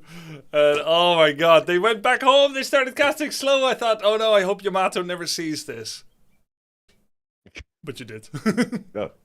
Death Note felt a disturbance in the force. He knew a human made a mistake somewhere, so he went out to look for it. Yeah. Honestly, your pool gave me confidence for my pool today. I did it on Autumn Leaves. Did you see Oh that? my god. Well, I lost a lot of aura at criticizing your play in that moment when you saw that. Will you ever respect me again? Oh my god. No, of course. You're bro. You're my goat, man. I've been telling you this since the day I coach you in League, bro. You're like you invented esports in my mind. You and Hiton, like you guys invented these esports for me, man. It's a blast from the past. I wanted to ask, Grubby, can I ask what do you think about the game? Warcraft 3? What did you like? What didn't you like? Give it no about my game. You got to 80 supply very well despite going to a horrible supply of 53 with one rifle again. Yeah. But you did cap yourself at 4 rifles, like Death Note said. You also you were at 46 population every time so that you could fit double priest in your 50 pop army. That was good. You got loads of heal scrolls. You did more than I was used to seeing with your Archmage, keeping it alive. You took a big risk. He fucked up when he didn't kill your Archmage. When he TP'd on top of you when you had no TP. But you did so much over the course of all the different games with your Archmage. So much harass. Turning his attention away from your expo. It was clean as fuck, man. It was really good. You evolved to new levels in this tournament as well. And it was incredible to see. And your job isn't done yet. I'm looking forward to more. Okay, this is the perfect segue to me now going to get coached by Death Note. The perfect one too. Okay. You can come for another compliment after that, because I think you'll get some from him, though. I think he must be pleased with you, but we'll find that out later. Yamato, thank you so much for holding the fort here a little bit. Appreciate it. We're going to move to the lower bracket Appreciate finals. it. Peace. Gentlemen, thank you very much. Appreciate all of you. Take care. Bye. All right, Euthermal, Dandy, thank you so much for making the show even better as well and being here. It was great to see the both of you. Have a great weekend. My pleasure, man. Let's speak soon. It was a lot of fun. Yeah. Enjoy the last couple matches, guys. Grubby and Grubsters. Gonna be epic. Thank you. Thank you. Have a good one. Take care, guys. All right, let's go. We're going to host the lobby. I'm just going to check what the map is, and I'm going to be introducing my 2 new co-casters as well for this lower bracket finals. It is none other than the lucky charm of Hera, his mental coach, Atrioc. Atrioc, welcome to the show. Welcome back. Grubby, Hey. I'm so glad to be in this room because we had too many humans complaining about human balance. We did for like 20 minutes. We need to break it. Turin doesn't play human, right? No, he doesn't. Let's bring him on as well. Yo, Turin, welcome to the show. What's up? Hey man, all's good. I was about to say the exact same thing, man. I was sitting there for the past half hour listening to that propaganda. Oh, propaganda, bro. Oh no, it's so sad. The That's worst. too buttery. I have so much The worst. gold and extra expansions. How do I possibly get through it? I know, man. I know. What do you play, Atrioc? Are you an undead guy or you play orc? I'm a night elf player, so you're not gonna like me either. But I think we can put our differences aside for this one moment. No, I think we can unite here. And yeah, I do think night elf is difficult to play. So yeah, we're on the same page, man. Thanks, man. I didn't see your expression on your face, so I don't know if you're rolling your eyes, but if you said it for real, I believe. No, I feel like Night Elf has a lot of tricky stuff, man. You got a micro, you got to be doing the staves. Your units are a little bit squishier. Bears, you're going to be shifting and doing a lot of mechanics with like rejuves and whatnot. I feel like there's a lot of expression there. Yeah. People never give night. You know what they say? Grubby, I want you to back me up on this, all right? As a pro. The moonwells aren't as easy as they sound, all right? It's the mana. When the mana's low, it drains the whole moonwell. And you're like, they're not as strong as they sound, bro. Whenever you lose your mana, you suddenly feel like they suck. I swear. I think people need to know that there's a real... He's grimacing. Well, you're not supposed to see me. I was going to give you the political answer. I thought you'd like that. No, well, they're really easy until suddenly they're not. If you sip too deeply from the Moonwell Cup, then suddenly you can find too greedily and too deep. Yes. You have no more juice to be had. Yes, true, brother. Night Elf Brothers Unite. It's cool we have a Night Elf and an Undead caster here because I think this is going to be a really, really good match, especially because Simply 2-0'd last time, but Hera is on a vengeance tour. I mean, since the depths of his depression, he went like 15-0 on ladders, shot up to 1400 elo, is now like a menace. 2-0'd Tyler, 2-0'd Pox, who beat him on ladder just like Pox is the reason he got depressed. Pox beat him on ladder with Warden. Hera went into a tailspin and then turned it all around, and now he 2-0'd him. So it's actually a very, very exciting match. I don't know who's even the favorite here. Yeah, well, they had two run-ins with each other already, Atriarch and Turin. In the Clan War, Simply lost 0-2 to Hera. Then in the upper bracket, he won 2-0 against Hera. And now we have a best of 5 to decide it all. I'm just going to make sure to get there. Oh, it's best of 5, huh? Oh, wow. Yeah, it's the best of 5. This one, the last one, and the finals as well. Now, for the best of 5 finals, Turin, I know we discussed format a little bit as well. Turin himself is also a big-time tournament organizer, keeping many games alive in the competitive format, from Dune Spice Wars to, you name it, actually, Warhammer, and what else? You've ran a lot of tournaments, so we had a bit of a talk about the format. Yeah, absolutely. I think that the best of 5 here is going to be it's going to be very solid. And I had a question actually. So I haven't seen too many of Simply's early round matchups. I know that we did see Warden play coming out of Pox. Does Simply ever bring out the Warden, or is he usually more traditional, using like Demon Hunter with Naga and that playstyle? He's very traditional. Demon Hunter, Naga, Bears Dryads. You know, he's the archetypical solid Night Elf. And I think he's really gotten it. I think it's what allowed him to make a big surprise run in this tournament, is he didn't try to do any gimmicks. I mean, he really went with almost the life, he's the best Night Elf player style of like, I'm going to get the strong army hit the right time. Yeah. Yeah, it'll be fun to see. And I mean, for myself, anecdotally, when I was playing on Warcraft 3 Champions, man, the Warden was probably one of the most annoying things to play against. And yeah, I remember asking Grubby for advice there, and using the Zeppelins and a couple other mechanics to get around that. But man, I would imagine that Hera is probably going to be happy to be playing a more standard path. And Hera himself also does seem to have adapted kind of that one base undead aggression, Death Coil, Nova, destroyers. I don't think he's fast. Has he fast expanded in any games in this tournament? He's learned how to do it. He did actually. Okay. Yeah, he did fast expand the second game against Pox. He opened with a double crypt all-in, selling his shop and selling his town portal, and I believe selling his altar. Double crypt, full ghoul all-in, and he overwhelmed Pox's Warden. And in the second game, on Echo Isles, he actually switched to a fast expansion play, still did a big ghoul attack, which is such a high-level RTS thing to do, is to open with heavy aggression, and it's an actual all-in, overwhelming someone. Yeah. And in the second game, you make it look like it's the same thing, but there's actually an expansion behind it. This is so high level. You say AB, he thinks C. No, this time it's actually a D in your base. Yeah. And he's sticking mostly to Death Knight, correct? He hasn't been using like Papa Roach or any of the alternative heroes? Yes. He's in his practice, he's done some Lich first. He actually opened up with Cryptlord first, which he thought was an atrocious hero. There's one hero he hasn't touched at all, and it is your favorite, Turin. The Dreadlord. Yeah. No, dude, the Dreadlord is my bread and butter, man. But I feel like one of the first things I immediately did when, in your last invitational, and I was just like, okay, how am I going to get better at this? Let's go look at undead players. And I started looking at like Happy's videos and his streams, and I tried to emulate that style, that like one base aggression. You know, it just feels like he wins games with like 2 ghouls and a Death Knight, and it just didn't work for me. But it seems like Hera has found a way to make that one base Death Knight play work, which is so much harder, I think. Okay. Yeah, sorry for the interrupt. Atrok thought maybe there was an Ancient War self-kill denying experience. This did happen to Simply several times in his upper bracket finals against Yamato Cannon, but not quite yet. But yeah, I see what you're saying there, Turin. Using an alternative hero, Dreadlord, in order to sidestep the need for utter perfection, like Happy dominates with, is totally understandable. And in your place, I would do the exact same thing. Find a pocket build that people get very little practice against and leverage it. Yeah. Cryptlord is so easy though, man. Like ever since he's your expanding. event, He is expanding. He's doing it. Yeah, he dropped the this. I think he dropped the thing, right? Doesn't he? Doesn't that mean he's going to drop a acolyte here and make the Ziggurat and? Not necessarily. You could make it look like you're expanding and then actually not doing it and sliding in attack. I think he's doing it too. This is what my teacher said when I was overthinking things. This is interesting. He might do the thing where he expands and then is aggressive again. I think what he's learned about Night Elf is that there's this time when you have like a few archers and a hero, and your wisps are so juicy. They're just so easy to hunt down.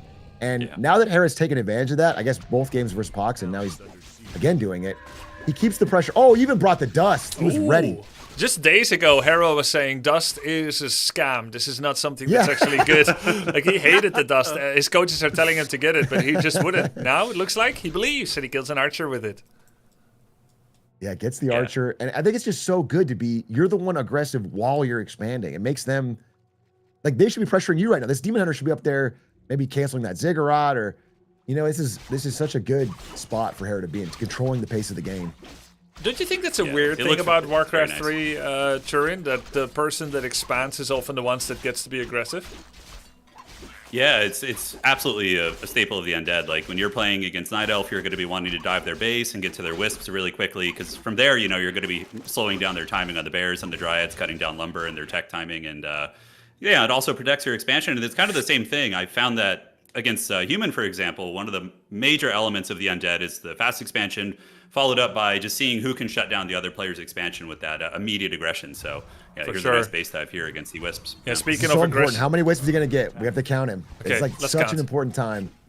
So he gets one. One via detonate. Two in the back there. Oh, look nice at the transfer. Swap. Nice swap. There's one up at top. If he swaps it. Ooh, good nice play. Swap. Really good play by Simply. Really good play. That's a kill. That's a second one. I think That's some sweaty stuff, man. Three wisps have gone down, 2 detonates, 1 actual kill, 1 wisp in the middle at the start of the game. That's a 4th wisp. That's 2 kills, 2 detonates. That's still really good for Hera, especially since he's expanding. Yeah. He's killing all the archers. Also getting archers. Yeah, this is going so well for Hera. This is what I'm talking about. He's really mastered this now. And it's changed the whole, you know, he doesn't... The Night Elf timing is so much slower, and it's no longer a big, scary, like 9-10 minute bear push now. It's going to be just a little bit, that much slower because of the lack of lumber. Demon stuck. Yeah, and he's going to be if he cancels this? Oh, no! Yeah. Oh, no. This is brutal. I mean, this is like exactly what Yamato Cannon was doing to him, but, you know, Yamato is rolling up the level 3 Archmage and canceling and shutting down the games early, and it's kind of, we're seeing the Undead version of that. And yeah, Necropolis in the back, extra Acolyte production so he can tech up as well. It's looking pretty rough here, man. Archers are going down in droves, and even the mine is getting destroyed in the back. Yeah, I heard the dreaded ghouls back there. Oh my god, man, look at that. If I'm on ladder and this happens to me, GGing and then saying some bad things about my opponent's mother. I'm before I quit, bro. Oh, dude. Dude, is he going for the mine? Is he going to go for it? If he gets the mine, it's actually over at the... Oh my god. There's only 4 wisps in the mine right now. There was a lot of good wisp swapping. 1 ghoul tries to get away. It will get targeted one more time by the archer, and it goes down. I'm not even sure that Hera needs the expansion. Got a couple ghouls. Yeah, Hera. Yeah. This is painful. He did get some ghoul kills, but he's just so behind. Yeah, Hera's micro is pretty incredible, man. You know, coming into the event, even seeing him training in the earlier rounds when he was just climbing on the Warcraft 3 champions, that was obviously the knowledge gap was there, but man, his micro's always been really on point. Yeah. Finally, it One looks thing like I hope he does if he faces this again. Oh no, Legion of War getting bashed too. It's like on the perimeter of leash aggro range, so it's only getting attacked sometimes and only a little. It's not a full-blown destruction. Yeah. No cancel. That's a full dead Moonwell. Minus 180, minus 40. Oh, brother. God, he look at is Hera's so resources poor. too, guys. He's He's got like poor. 800. Oh. You know, it's funny. Somebody's gonna have to sell his shirt. Some may think that I was bringing say in no. a wolf into the sheep pen by inviting Hera into a tournament with not RTS champions. Initially, it didn't seem like I misjudged too much because he was not rising to the top of the MMR that fast. And I thought one way I can nerf him is not to put him on human, because if I put him on human, he's going to be able to fast expand and then just out macro people. Yeah. He's doing it anyway. He's doing it anyway. He cannot be He contained. found a way, dude. He found a way. Oh no. Yeah, no, I think that was wise. Man, what do you think his MMR would have been at this point in the tournament had you put him on human? What are the ballpark guesses? You for win in that? tournaments. He would just be over. He would have just won already. Yeah. They'd be coming for the Warcraft Pro careers, not just He'd these be streamers. dueling Grubby him, on stream. Yeah, He's battling Grubby on ladder. Yeah, I would have quit Warcraft He's in already. yeah such a Grubby would comfortable retire. spot. He'd be driven out by Hera. Yeah. Two bases up on pop, good hero levels. I think if this happens again to Simply, I really hope he skills up Immolation, because it helps so much against those early ghouls. I don't know what he's gonna do here. I mean, Immolation is nice against the ghouls, but I also feel like Mana Burn is just so freaking devastating against. well, you can do Death Knight both. who I mean, wants you to be skip hitting both. evasion. Yeah, and you can that, do I both. think Yeah, you could. You Yeah. certainly could. I think expansions like this must be stopped in the following way. First of all, you should assume it. Secondly, you should scout it. And thirdly, you must go there immediately. So I would be comfortable if you just left the item, you Ancient of Warcraft this without the demon, and you just move it straight across the map. You bring one wisp here, Immolation, and as someone starts creeping the camp, you gotta be on top there. This solve the expansion later thing that we're seeing from the participants is just putting the game on hard mode every single time. And Hera's absolutely correct for putting people in this spot, recognizing that there's a lot of money left on the table to be picked up by just getting that expansion, knowing that people are playing their own game. They're not playing counter Warcraft 3. They're playing their own development. Oof. Nice going over there. Now, Grubby, not to doom and gloom this, but if you were in Simply's situation, if you were just in the dregs here, you're really, really behind, does he have any options for, like, what is the best option for a comeback here? Is it just going to be kind of being cagey and creeping? I mean, maybe trying to snipe some acolytes to the expansion, and what would be his best path forward here, would you say? Man, I think it's a barrel in. I think it's just a barrel in and then barrel in into this base and try to barrel in. try to kill as Say many that fast, yeah. try to kill as many acolytes as possible. But is it crazy for me to say that if I think that I took over from Simply here, I don't even know if I could win this game anymore, even though there's a big MMR gap? He's in such a bad spot. I think it's fair. He only has 4 wisps in Goldmine. He has almost no lumber. His bear timing is very slow. It's 10 minutes, and he hasn't even finished tier 3 yet. yeah.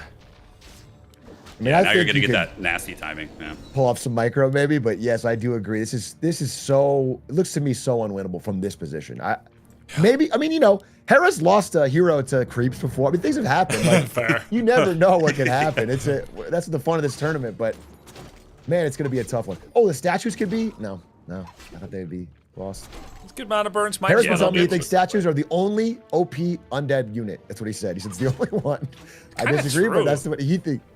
You think so? I think Statue and Destroyer are good undead units, and Yeah, I was everything gonna else. say Destroyer. Everything else is bad. Maybe Banshee is good, but it's like kind of hard to fit them in. Fiends are, of course, a jack of all trades. They're not super impressive by themselves, but they have all kinds of utility: range damage, web, burrow. Web. Yeah. Yeah, looks like he's coming out with Frenzy goals right now, so he's researching Frenzy, going to be supplementing his army a little bit, probably just to deliver the finishing blow. But yeah, he's about to get that really big power timing of getting the Orb of Corruption on the Lich. He's got the expansion, Tier 3 coming up. I think we're going to be seeing some Doom push coming in soon. Yeah. Who's that bear? Who's the bear? Are you telling him to lose the bear? You just want him to suffer even more? No, I said don't lose the bear. Don't lose the bear. Oh, I thought you said I thought you said lose the bear, just like Palpatine over there. No, I'm not Palpatining him. The It Emperor would just break like, my heart. Kill it. Whenever you Kill it lose a down. Druid of the Claw that's not transformed, you feel like such a doof. It feels so bad, dude. Because they're so squishy. They're just a big, squishy, friendly bear until they transform. You got to protect them and hug them until they evolve. Hera's just at the buffet, man. He's just going around town picking up gold experience items. He's gonna be so strong. I can't commend Hera enough for his macro management play. He went to 50 population, tier 3, made sure he got all the important components of his build. Double crypt, double slaughterhouse, but stayed Double at 50 slaughterhouse. population with double income. If you stay at 50, you get so much money in the bank. He put 1,500 gold in the bank, and then he simultaneously, in one fell swoop, produced from all 4 buildings at the same time, making a tiny window going from 50 pop straight to 80, all the while getting upgrades. This is exactly how I like to teach people to play the game and approach the game, but it's so difficult to understand for people that come from other RTS or have no RTS experience. Warcraft 3 is a beast of its own. The upkeep mechanic is difficult to understand, but Hera is showing a level of mastery here that I didn't think he was going to be able to reach in such a short time.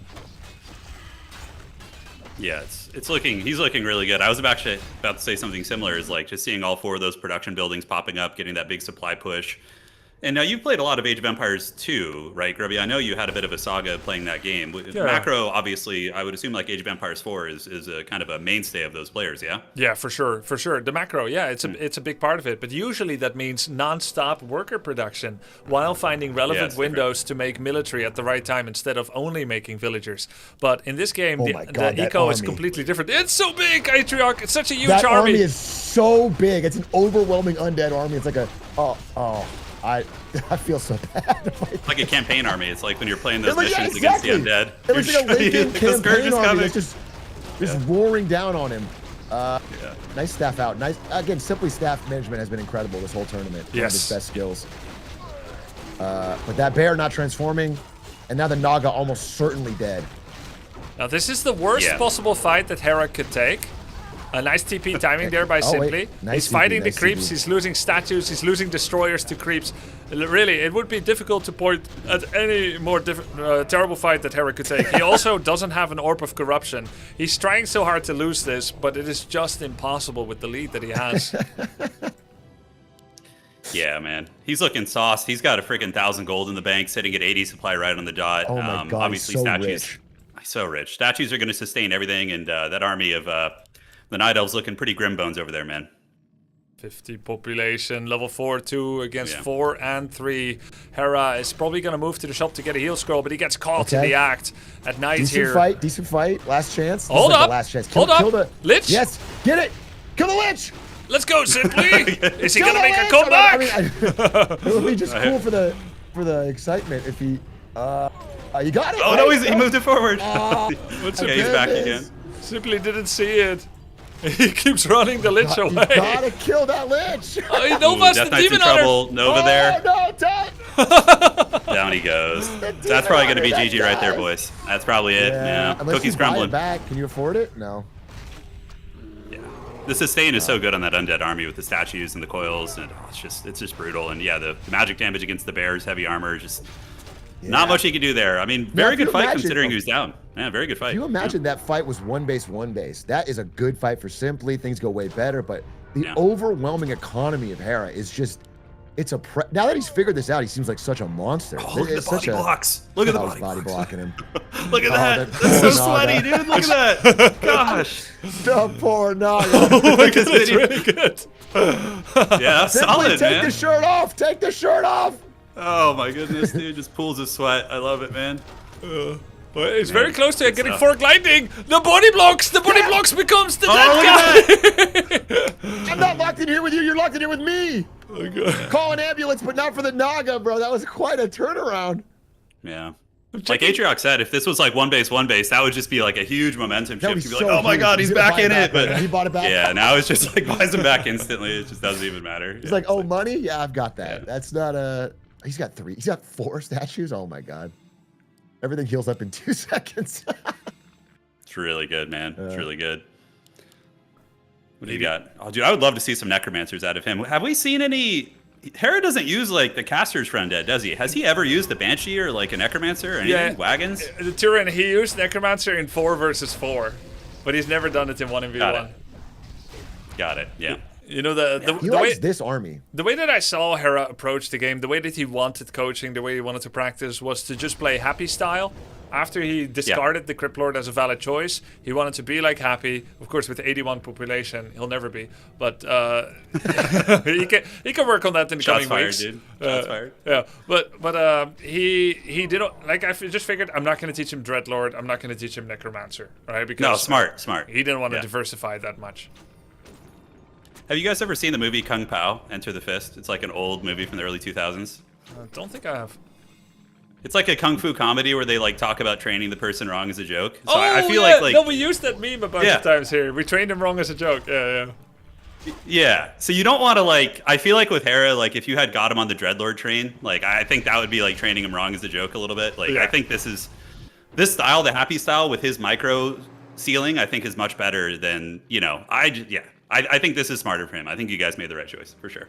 89 population now, 3 attack upgrades, 1 armor as Just well. going for 100, 89 population. Still no Orb of Corruption though. This is some honorable ass undead play that doesn't use the sound of doom. Broken item. Dude, these bears are. This is tanking. It's just straight up killing bears with fiends as the destroyers are targeting the Naga Yeah. for the most part. Nice mana burn by Simply. He does a lot of good stuff, but he was just hopelessly economically behind in this first map of the best of 5 of the lower bracket finals. Hera is moving in to claim his prize of that first map victory. And Nova will finish off the Naga and the Demon Hunters. All that stands between him and a demise. Hera takes the first map. GG. GG, boys. Well played by Shout Hera. out to Well Simply played. though Yeah. for lasting that long, man. Despite being behind in the 2 base, I felt like he fought really well. He just needs to put some pressure on that early expansion, I feel. Oh yeah, his actual fighting is quite good. I mean, It was as good. we Yeah, saw solid. in the 2-0 he had against Hera, like he can win fights, he can scrap with that army, but this economy difference was all the difference. I heard, by the way, if this series does go 1-1, they'll both take their shirts off as part of the. So we gotta hope for Simply this time to get a real epic showdown. Yeah, it was a good match. I remember when I was playing against Night Elf in your last event, like one of the most stressful elements of when I was playing against Loco, like all those games felt really close, and he just had some brutal early game pressure on my expansion. So Grubby, you were saying after the first camp that was crept by Simply there, should he have just beelined it straight and just like kind of ran past? But then again, his wisps are under pressure. It's kind of a tricky predicament to be in. What do you do there? It is tricky. It is tricky. I think you can kind of try to assume someone is going to expand. That's always tricky because you want to confirm it to be sure. But you have to be, in my opinion, against human and undead, you have to be aware that expand is a huge play, and that if you just lose by default by not attacking it, then it's better just to put yourself on the opposite side of the map with a bunch of wisps, a demon hunter with immolation, and just start attacking ghouls. You're probably not going to get the Death Knight. You're probably not going to mana burn and win because then the ghouls will just hit your face. You got to be there when they start the creep camp.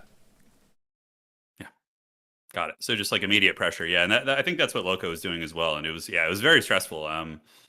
And I would assume Simply, has he played that way? Like in the earlier rounds of the tournament, have you seen him been doing like heavy aggression? I guess he did it against Yamato in the game that he had success in and was able to win. So perhaps we could see it here as well.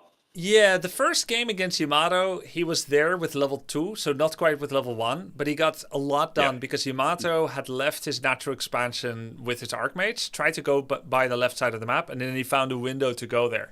That's the second option. If you're not there when they're starting to creep, you need to position your hero to go around the defensive army of the human, or in this case, the undead player, and go unseen and connect with the peasants in some way. Usually with a Staff of Teleportation, so you can make your way home without losing a Town Portal scroll when they invariably start going for your wisps. That's smart.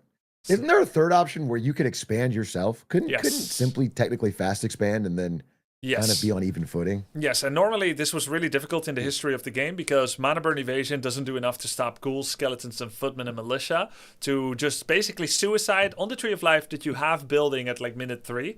But in the current version of the game, with Immolation having been buffed to have more DPS, especially level 2 and 3 Immolation, but even level 1 and consuming less mana, you can use Demon Hunter to kill many footmen and ghouls while they're going for your tree. Then Atriarch, even if the tree gets cancelled, you have done so much damage on the footmen that you can then leverage that to be in a more positive game state.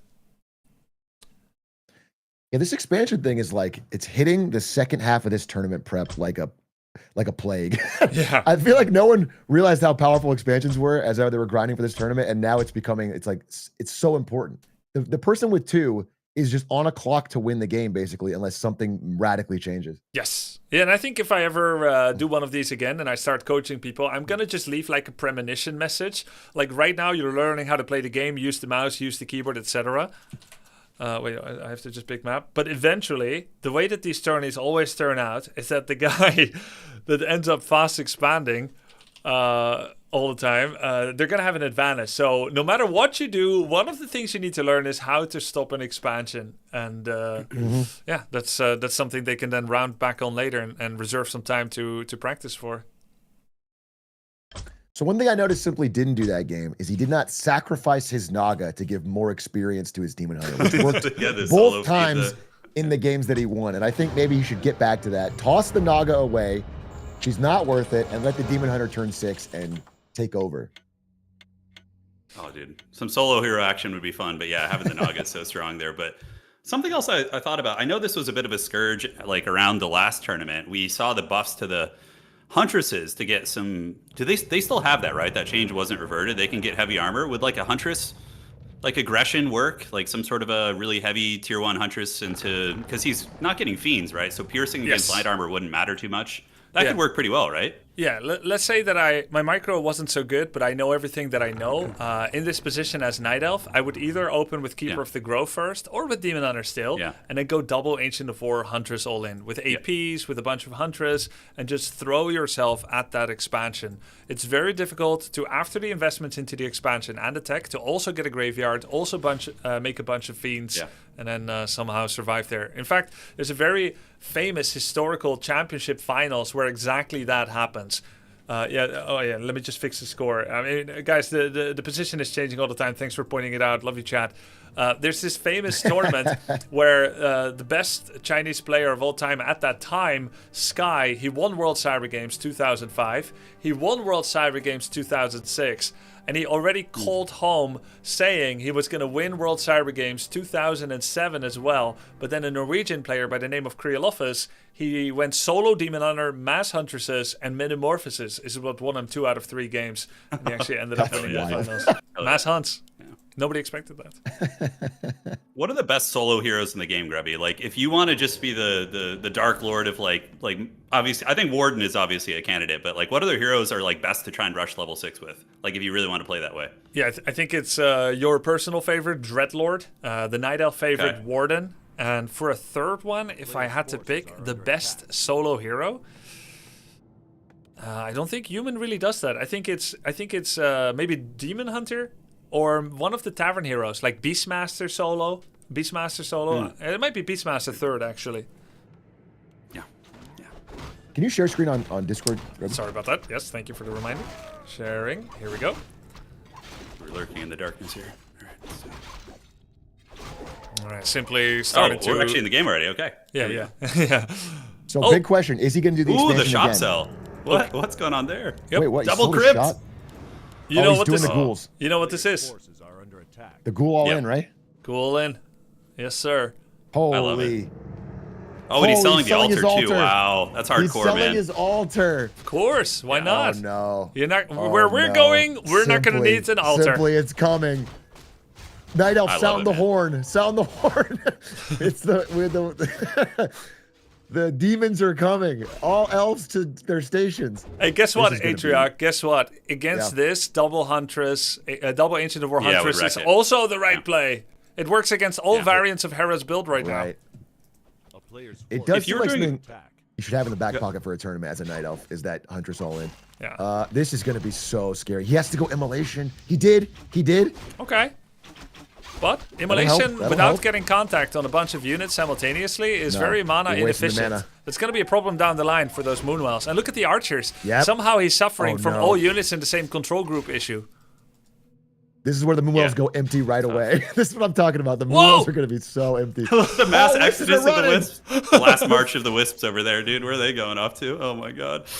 Oh, this is brutal. No, this is brutal. No wood income now. Oh god. Yeah, another one bites the dust. Archer's dying as well. This is looking pretty cooked already, man. Goodness gracious. Yeah, that's tricky. Taking the Wisps to Isengard. Oh, yeah, he is. They're going straight. Look at this! This ghoul! Oh, man. Oh. One ghoul. One ghoul to rule them all, dude. Yeah. Oh, he's attacking. The He's Wisp mining just- wood up there. Did you see that? Oh no, this is such a Benny Dude, Hill the shit, Wisp dude. are on Look a at him chasing parade. these guys down. Yeah, Yeah, Yakety Sax starts playing, dude. Oh my god. Oh, dude, no. This is tragic. There's only a few wisps left. They come home with a story and a sad tale of their fallen brethren. Do you think the Death Knight is the best hero for the Ghoul all in, or would be like going like Dreadlord or Cryptlord, for example, to get like some beetles to just stack in there? I What think would be your against opinion on Night that? Elf, Death Knight is correct. If you're doing the same double Yeah. crypt all in against like a human, I think you want it to be Cryptlord, and against Orc, it can be with almost any hero. But I think Death Knight definitely correct against Night Elf. This is where it really starts ramping up, Turin, as more and more units are going to come in. Look at the ghouls traveling over the map, and simply most likely unaware that it is a double crypt all in.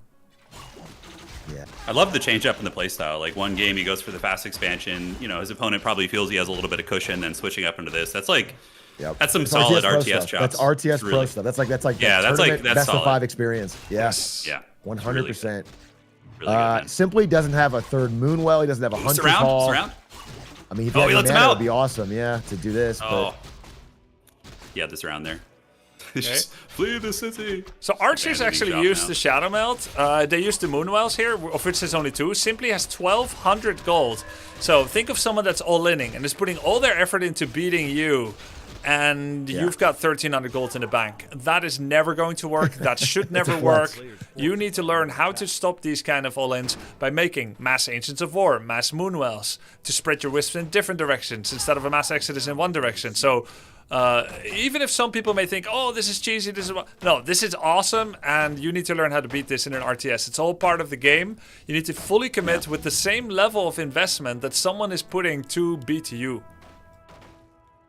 Strangely enough, this isn't something you see on ladder. I mean, occasionally you'll usually see an undead player attack Night Elves with like a couple ghouls and go wisp farming and then retreat after that. But this isn't like a common thing. This must be something that one of his coaches, I think, ingrained in him, or said, "Hey man, this is going to catch your opponent off guard." Oh, nice surround there on the Demon Hunter. Beautiful. Look at that, man. So sweaty. I love And the coil on his ass. Demon Hunter goes down. That's a GG. Man, this is looking good, dude. That's clean, man. That's clean. That is clean. He even kept his Death Knight out of range of the demon so that he couldn't get his 120 mana burned away. Does the long distance DK level 2 coil. A clean victory here and keeping Simply off balance with a variety of different builds. Now going into the next map, Simply has to wonder, what am I going to face? Classic? Oh, yeah. Fast Expo? Or double crypt all in? To be perfectly fair, based on his response to that, if I'm Hera, you do the same thing again. That was right. I mean there was just, it wasn't even close to the right answer to what you had to do, and so I don't think he's going to learn it in one game. But I don't know what I mean, that was a really well crafted build, even with the unsummoning and everything to get the max. That's gonna Atriarch, be very, very tough. Something I discovered over the course of many back-to-back RTS tournaments, that if you brought a new build that people didn't know how to beat and you won a tournament with it, if you had another tournament, even in another part of the world, within 6 days, it always worked again. Because 6 days was not enough for people to figure out the counter. But if it was after 2 weeks, or like 1.5 weeks or 2 weeks, then people would have a counter. That's how long it takes pro players that get to go home and think about things to figure something out, like a sophisticated new build. Let alone 1 minute between the series maps. I don't think there's any text-based coaching you could give Simply right now that would give him the solution to that in 1 minute. It's just not. I mean, that was an overwhelming attack so early. Yeah, he would have to. Yeah, I don't know. But I think the fact that he's up 2-0, I think it's fine to take a risk and just even try the repeat strategy just to close out the series quickly, right? He's got a lot of cushion in this best of 5 series. So, who is this coach, by the way? Who's been coaching Simply? Does he have someone helping him out? I think Simply probably received some coaching from Kevin Warcraft 3, who's a 2400 MMR German Night Elf player, semi-pro, and then also Ampi, who was in a previous tournament, the World of Warcraft Raider. He's great. I'm not sure if there's anyone else outside of those two, but definitely those two. Apparently, Kevin was awesome. Oh, awesome coach. I'm getting a note in chat that Hera has practiced this rush with Seiso, who I believe is from Australia or New Zealand. Sorry, I don't know the difference. And he's like... Same thing. He's a 2300 MMR player that mains Undead. He rushed Seiso playing as Night Elf, who is a random player with almost semi-pro MMR. And Hera won 1 out of 8 times against Seiso. Wow, that's impressive. Yeah. That's insane. Yeah, Seiso's really good. I've seen him play before. But He's Simply's very, very got solid. this. Simply's got this. He can do what Seiso couldn't. Come back, baby. So much That's shade crazy from training. a Danish guy. Oh, I hear that Seiso NZ is from Australia. Okay, thank you, Chad. It's in his name, Seiso NZ. I guess New Zealand. All right, my bad. Hey, I didn't know. Okay, so Yeah, I think the Huntresses has got to be the most. I mean, Huntresses are one of those kind of units that obviously you can micro them effectively using the Shadow Meld and whatnot early on, but they are kind of a unit that I think are very beginner friendly. You can just kind of A-move them and micro your hero around if you want to.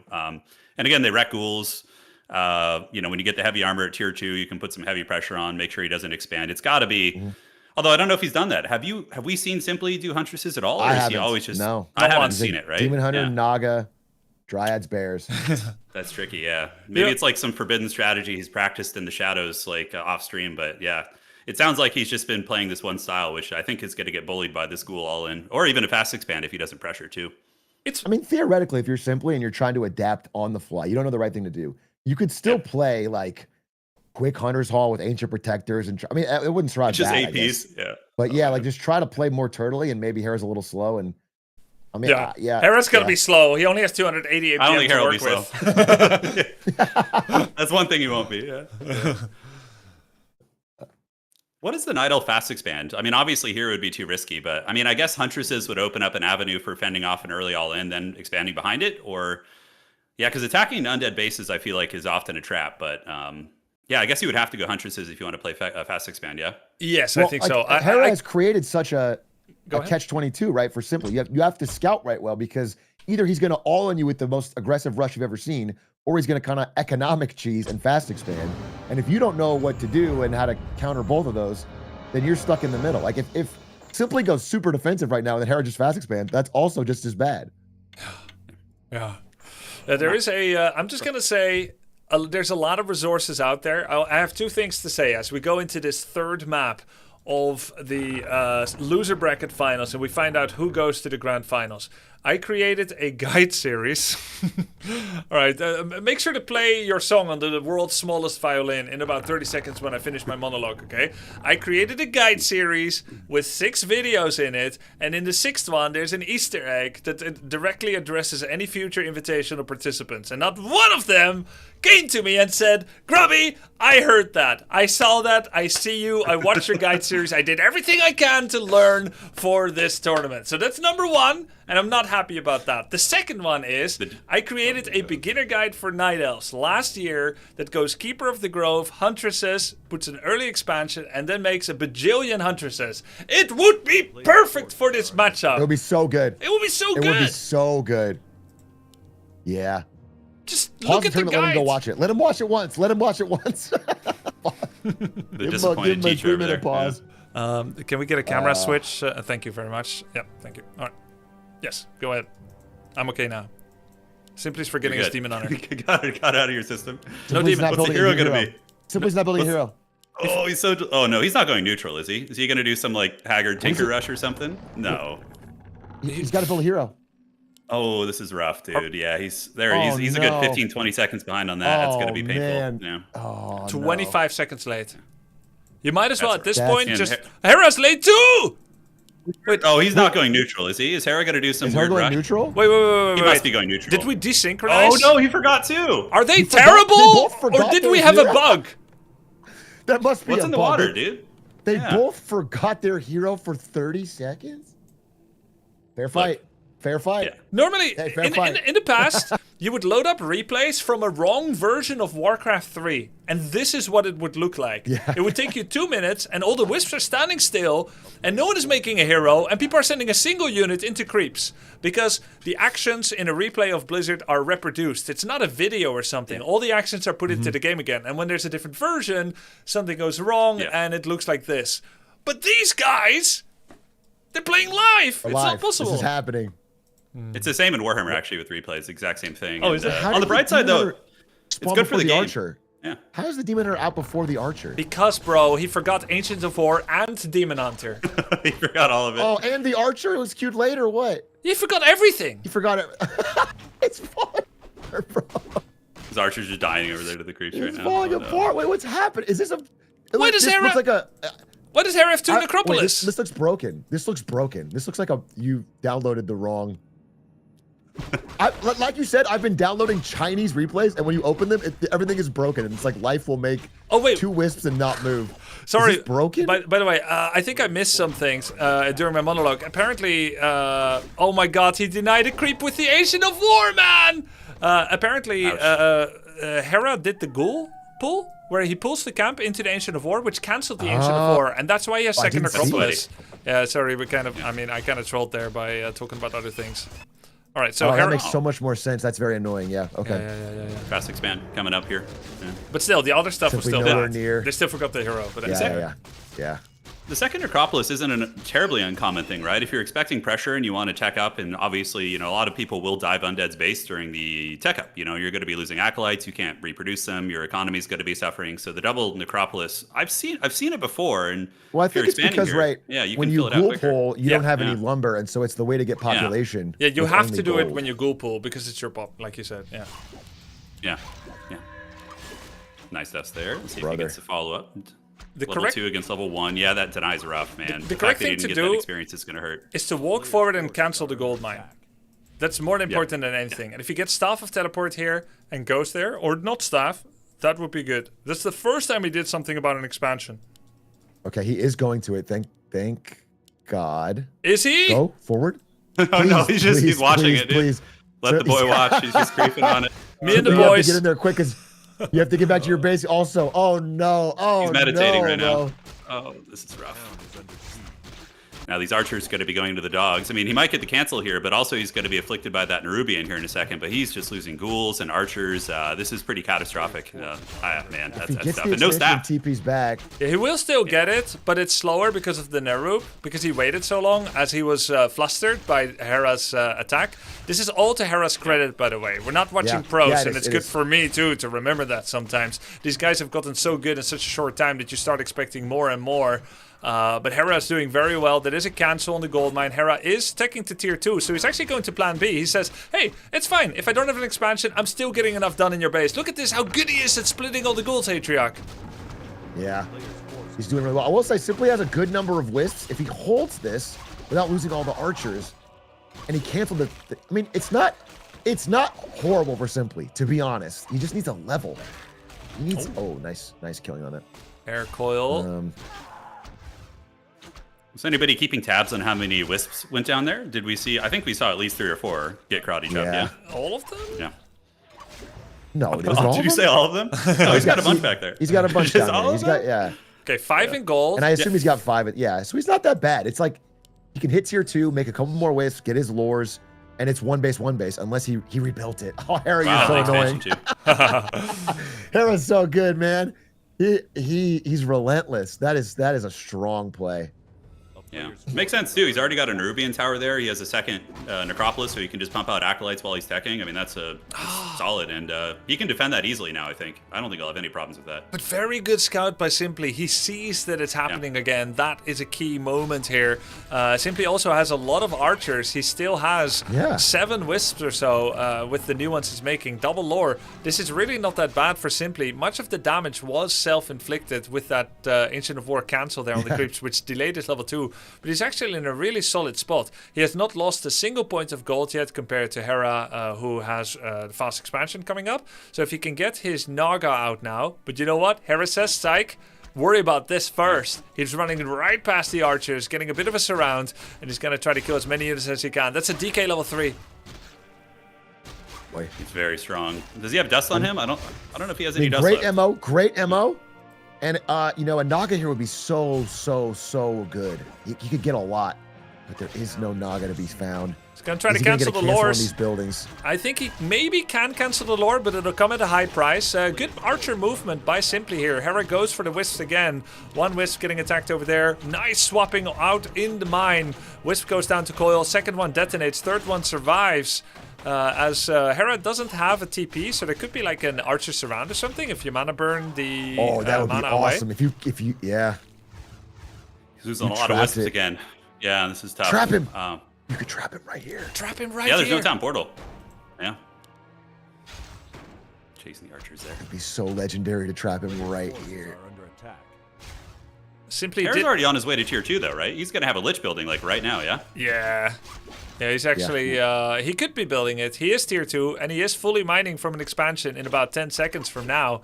Wait, that's a Wolof? Oh. Wait, surround! Come on, man, he's trying! He failed! He tried though. He saw the opportunity. Yeah. That was so close to killing the...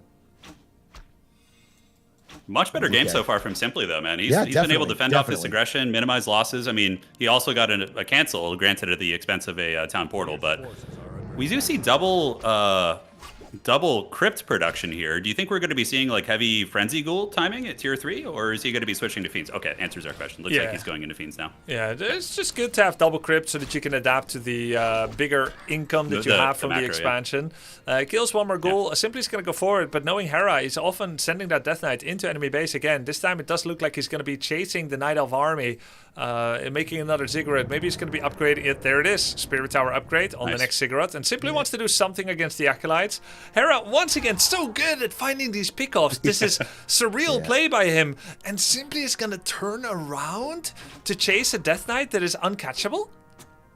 Yeah, it's great. That's very Age of Empires, right? Like I remember playing Age of Empires 4, for example. You're, getting all in by an English player. They're pushing you with longbows, and then you'll have your horsemen like in between your base and their base, like picking off the reinforcements there. It's so clean, and yeah, he's just the longer this goes, the worse it's going to be for the Night Elves, and just distracting with the Death Knight speed. He even looks like he might be willing to take a fight here, which is certainly something. Yeah. That's level 3. If you were Night Elf here, Grubby, would you consider like not going to tier 3, massing Dryads and trying to, like, I don't know that it's possible. I did teach Simply this, that sometimes you should do Mass Dryad's counter expansion in certain situations, but I don't think he knows to identify when that is. And honestly, with the mana being so low on Moonwells, bears are the only way that's ever going to give you healing again. Surround! Oh, Surround! No. He's Oh, surrounded! no. Oh, that's so rough, dude. You might be able to get the... Yeah. Oh, but he replaces it with ghouls. Oh, the coil! Oh, level up, dude. So dirty. That was Oh, sick. my so dirty, man. That was Oh, sick. no. Hey, Hera's a monster, bro. He's a monster. Yamato Ken, are you worried? Hey guys, do you know that He's feeling? sweating bullets right now, dude. Do you know that feeling when you're having one of those days where everything just seems to be going right? Yeah. Oh, I'm glad. I wasn't sure. Oh, Hera. That was the end of it. I was. Okay. Well, I'm just saying that. I was setting you up, bro. It's a yes and. Okay. Where's the end, man? No. Everyone in chat goes no. No. That's funny. Yeah, well, this This looks guy's like a man. Hera's having one of those days. Just saying. It's a good time to have it, man. And I can definitely, this feels very familiar. I remember when I was waiting on the top side of the bracket for your last event, I was like watching Sing Sing just go full like, Terminator on the bottom side of the bracket. I was like, oh God, he's playing well today. He's coming for blood. And yeah, it looks very similar here, man. Yeah. We'll see though. Yeah, I mean- Simply still got some fight in him. If you're Yamato and you're watching this, it's definitely like put some sweat on your brow. This guy's coming. He is the Terminator. Human though, I feel like is a little bit trickier to like these ghoul all-ins and things like that. I feel like with the militia and the the quick level 3 on the Archmage with the water elementals, it's much harder to kind of pull those kind of tricks against. I think well, here we go. We have a fight into the expansion. We'll talk about that later. But Oh, I like using the fake Demon Hunter to tank all the towers. I That's thought really it nice. was a fake Demon Hunter too for a second, but it's the Oh, it's color. not. Oh, it's just blue. No, it's just it's the Nubian effect. Yeah. Oh, never mind. He's just taking all the towers. Bro, I actually thought it was fake too. It has almost the Yeah. same color with the Nerubian effect. Nice though, he gets a fair amount of accolades, so not terrible. He's only going to be buying himself a little bit of time. We have 49 against 58 supply. It could be a lot worse. He does have his bears, and we don't see Destros or Orb of Corruption yet, so a bit of a window here potentially for our Night Elf homie. An Orb of Yeah, I Venom mean, last either. game. Yeah, Hera took a while to get the orb, and so if Yeah. he forgets it this time, that would be. I mean, this position is way more playable, way more fightable.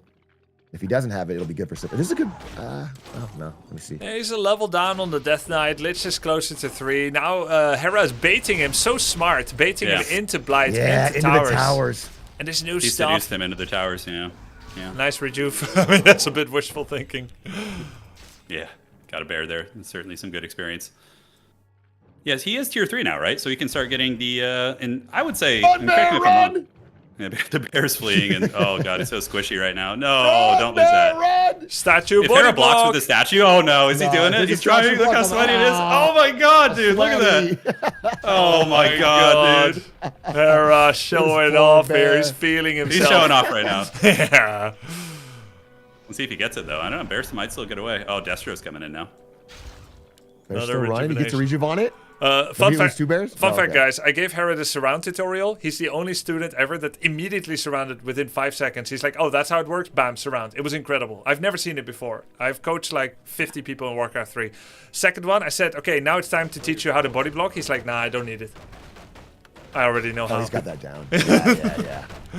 And that's a thing in Age of Empires as well. Yeah, it is a thing in Age of Empires, but it works a little different here. It's different engines. That very same day, he started doing it, usually with statues. Like, without me teaching him anything about it. He understood how the units work now. Fight's coming in with Destroyers, going to be eating rejuves and doing magic damage to the heavy armor. No Orb on the Lich, though. Not a bad fight for Simply. He's Solid got Orb fight, of solid Venom. fight for Simply. He's targeting the Get Destroyer down. He yes. remembered it. Nice mana burn on the Lich. This is a very good fight Very for nice. Simply. Might be a bit of a throw by Hera. This bear is still alive. Very nice. Ooh, sketchy, man. This is nerve-wracking, man. This fight's heavy duty. He gets away. There's a mana They're both pot. low. There's a mana pot on the he's got- DK. He man. can have a surprise coil coming in. Another Destro killed. I mean, this is playing really well. Is it going to be a similar situation to what we saw earlier, where Hera's economic advantage just kind of drowns out these nice picks, though, by Simply?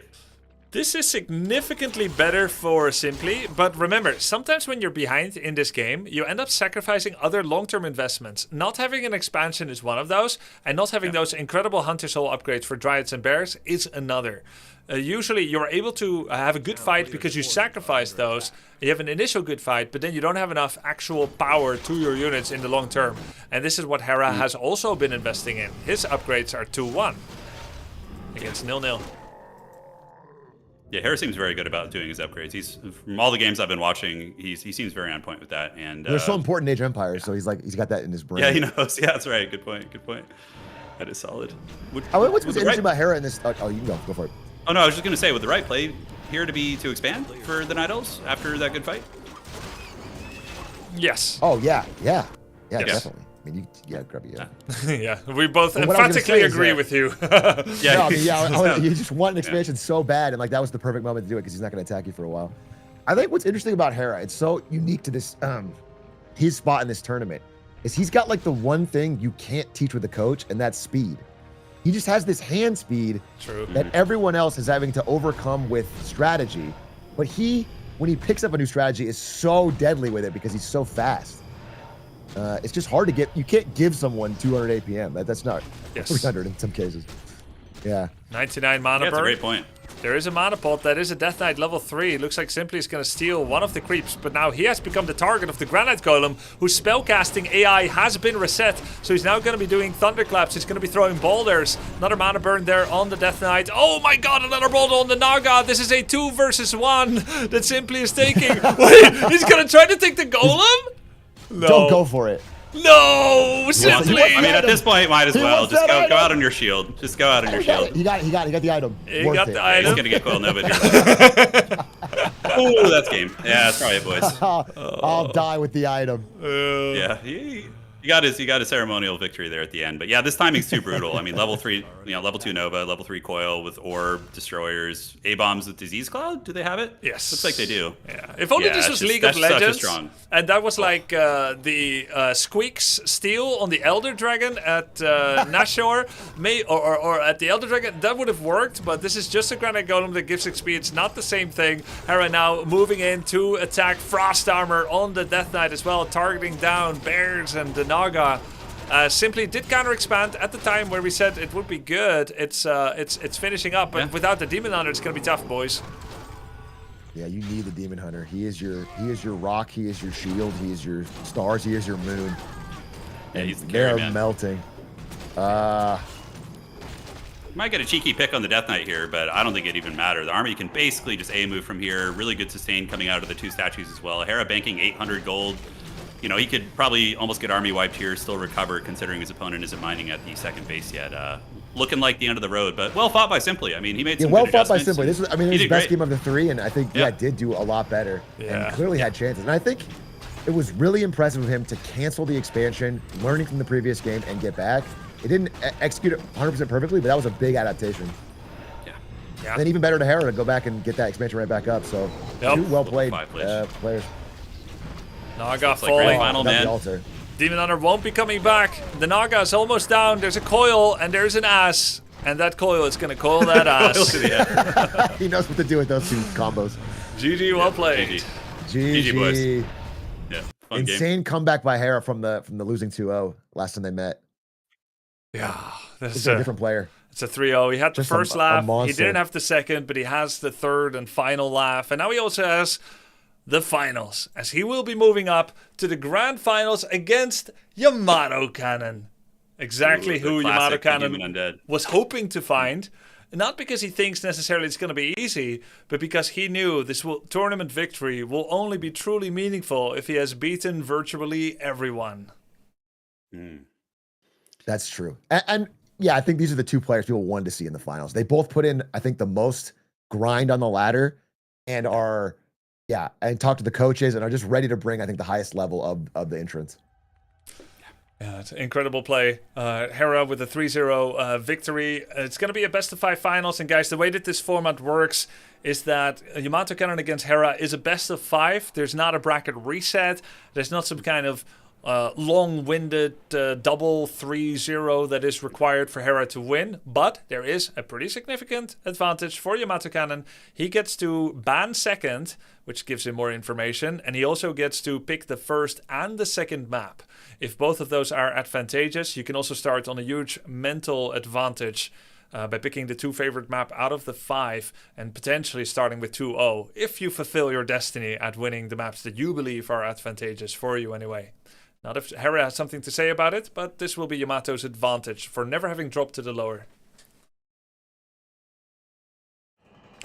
With those victories that Hera has, he is now sporting something like a 21 map win record. Damn. If you count his ladder with this tournament as well, of course, ladder is one thing, tournament is another, and he showed up in a big way. Hera, congrats for winning that one and securing your place in the grand finals. What up, what up? Thank you. Thank you very much. It's crazy. I really didn't expect to be here, but I had a really nice loser bracket run, which I'm quite happy about. And I just want to say, of course, GG's to Simply. Well played. A rough day for you. Just everyone diving your wisps and shit, bro. It's rough. But I think you still played really well. Yeah, I crumble as soon as my fucking great outdoors start falling before my eyes. It is what it is. Well played. You did your homework. You did really good. And please win it all so I can be like, yeah, I lost to the guy that won it all. I mean, either way, I lost to the guy that won. Yeah, you also lost to Yamato. So actually, I'm in a good position. I'm in a great position right now. You made sure to lose to everyone so that you could say you lost to every You can always say that, You lost to every player. Would have been cool to take a game, but hey, the ghouls, they went crazy, bro. I was not expecting that at all. I think I metaed too hard and didn't try to play it like a ladder game, kind of scouting more. Yeah. And yeah, It's you did well. It's difficult, right? Because I'm coming in with a cheese, easier for me to execute, harder for you to defend. I know I'm doing it, you don't. So it's always tough. But yeah, it was a fun few matches for sure. For sure. Get his ass. Get his ass. I'll coil his Coil ass. his ass. Please coil his ass, Hera. Do it for me. Do it for the great outdoors. I know you're undead, I got you, but bro. still. I'll take my shirt off if I win. Let's go. I mean, Wait, are you the first finally time a doing human it? didn't win, right? No, Grubby, I'm joking. Okay. It's not happening. He's not gonna do I'm it. no Simply. Sorry, H-Rock, you were saying?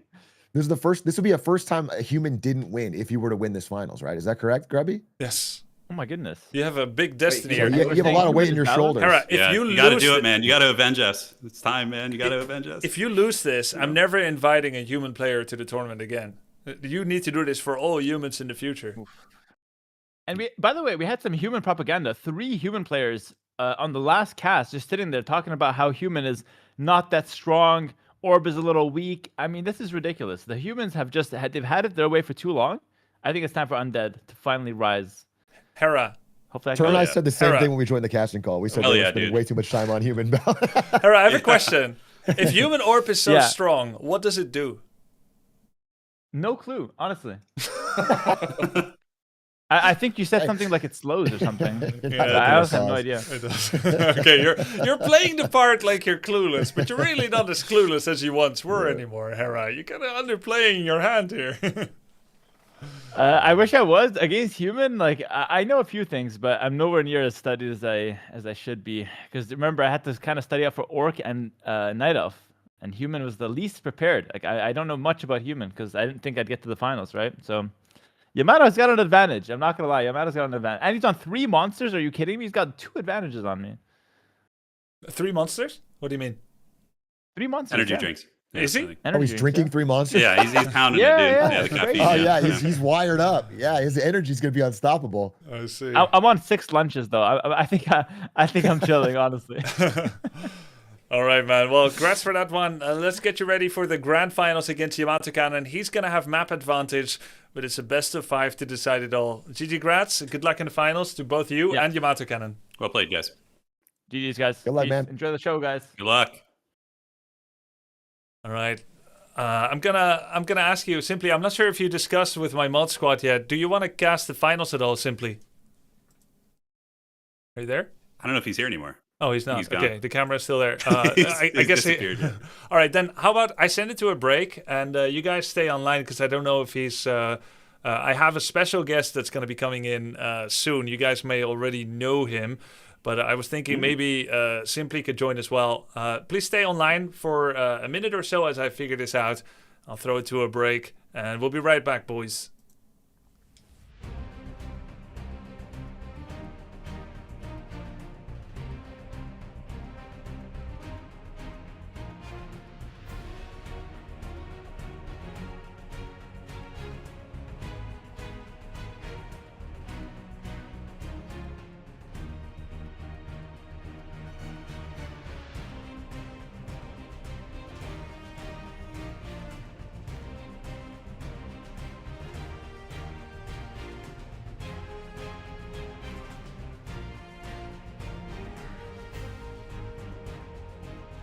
Tunnel vision, and my ability to adapt is pretty not there.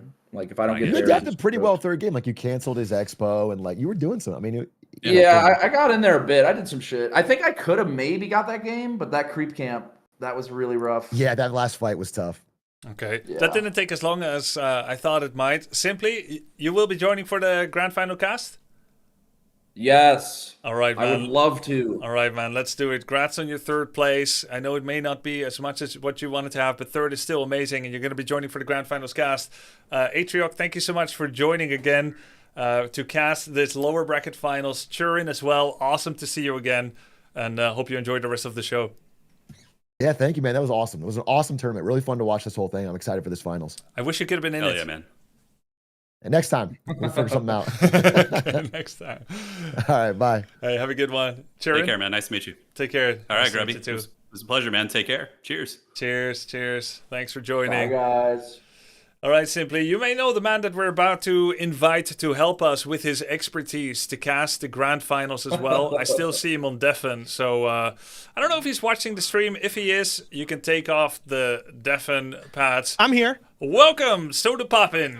Soda. Yo, dude. Okay, so I've been watching a little bit. I don't know what made you think getting an Age of Empires Pro to come to a noobs only Warcraft tournament and how that was going to play out was a good idea. But chat was, he's a pro Age of Empires player. I'm like, yeah, I can fucking see that. Very obvious. This guy's like fucking simply sideways with his statues. Oh, look at me, body. I'm glad he got fucked afterwards. Honestly, he deserved it. But dude, simply, I had to open your stream during the tourney just to see what the vibes were like. And somehow, through the grace of God or something, you managed to find so much copium to think your matches were still winnable. I don't know how. Like, dude, I tune in. It's like, this isn't that bad. I go to the casting tournament. They're like, this guy's screwed. It's over. It's just forfeit now. I think I can do it, guys. No, you were fucked sideways the whole time. It's Hera, right? That's the pro Age of Empires. Yes, listen. I beat him 2-0, okay? I know I got lucky with Demon Hunter 6 yesterday, but I was like, maybe he blindsided me a bit with the strats. It is what it is, but I think if we went again, another best of 5, I win easy. It is what it is. Like the Ghoul Rush, I get, man. Like that, yeah, that came out of nowhere. That was crazy. But dude, like, how do you think it was? Honestly, when you put your shirt on, everything went downhill. Should I take it off again? That's Okay. yeah. That truth be told. But now we're in the grand finals, right? Grubby, we got Hera and Yamato. Give me a breakdown of these guys. Man. We know Hera's a cheater, but whatever. What do you mean? Age of Empires 2 Pro cheating, same thing. But it's not that hard of a game. I played it for a couple of weeks. I got to the top 4%. I really didn't think it was going to be that big of a deal. I saw him play, and yes, he was a little better. That's because you're an RTS Pro also. Going to another RTS. It carries over. That's my point. If you watched Hera, Soda, if you watched Hera the first 2 weeks, you would think I made a mistake to put him in the tournament because I was going to burn his aura so much. He lost 0-3 in Age of Empires 2 2 days ago, and the whole world was blaming me for ruining this man's career. He was depressed, boy, and he was saying he's going to lose this tournament. So hold on. You're telling me he practiced Warcraft 3, went back to Age of Empires and lost? 0-3 to only the rank 4 player in the world. He lost 0-3, and he has 16 tournament wins in a row in AoE 2. Suddenly he loses 0-3 to the rank 4 guy, and it was all my fault because he was playing Warcraft 3, having some fun with the game. So I thought this man is ruined. Like I thought everyone else, simply it's gonna run a train over him again. So, I thought so he too, got but hey. he got embarrassed and shit on in Age of Empires. So he's coming here to bully the non-RTS pros to get his ego back. I mean, I understand. Yes, look, Simply was what kind you of a have to gamer do. too. I mean, yeah. All Simply, right. I'm so impressed. Simply, I knew you had it in you. I knew you did. But I will say, watching was so impressive. Good job, man. I'm so Thanks, proud man. of you. You really mean Yeah, that? how much? I really mean. Now, listen, I'm gonna be shitting on everyone here. I don't think a single person, even the people eliminated round 1, I don't think I could beat a single one of them. Mary, maybe I think takes me. It's over. You think if Yeah, I you could play probably right Mary, that's now, fine. you don't beat Mary? Maybe I think you do. You're underestimating yourself. I don't know, man. Last time I joined the tournament, my nerves got to me. I got high. I did drugs, and I just fucking failed. It's I don't know embarrassing. what would make you think getting high and playing this game would ever be a good idea in any capacity. I don't understand that I at got so all. high that I just had to try a beetle rush strat. 'Cause I couldn't fathom doing anything else. Wait, so you had Soda on Undead? Yeah, well, Yeah, I play Undead. It's not my choice. He picked Undead for himself, and he looked so good in practice. Simply, I mean, maybe at this time you were not watching Warcraft 3 yet. I taught Soda 2 builds. Once he took those builds, he took himself from 800 MMR to nearly 1100. He looked really good. His micro was on point. His builds were good. There were 2 builds. One, double crypt, ghoul all in. The other, take 3 ghouls and crypt lord and go expand. The tournament starts and he takes 3 ghouls and all ins with 1 crypt. He got his wires crossed. He took the fast expand setup and sent it into an enemy and died. Because of Yeah, nerfs. it was bad. It's bad. We just don't talk about it. Let's talk about this tournament. What do y'all predict is going to win out of these two? But yeah, you had potential, but yeah, the nerfs. What do we predict? Okay, so I did think that Yamato Cannon looked really, really good heading into this. Hera is playing better than expected. Who could have expected that from an AoE 2 pro? And he finds himself in the grand finals now. Yamato Cannon had more MMR, and the matchup, I think, is pretty even. So these are the 2 races that have the prerogative to do a fast expansion, something that Simply sadly suffered against 2 series in a row. With these 2 players, both are going to be trying to take an early economy advantage. And so I think it's pretty even. Okay. I think we do have a good way to recognize that it's not that even. Simply getting his ass beat back-to-back all day today. He lost to Yamato 3-1, right? But also, Hera went 3-0 versus Simply. So if we use Simply as our guinea pig who lost all day today, we can honestly digest that Hera is overall in a better spot. It's like it's like a law of transitions or whatever. It's like a love triangle between me, Hera, and Yamato, and rock, scissors, etc. You got fucked harder by Hera. Yes. So by that exactly. reckoning, it should be 3-2 for Hera in this grand finals, you think, with Simply as the guinea pig? Yes. It makes sense. You can't fault your logic. The first two matches are set, though. There is a winner's advantage here, soda popping.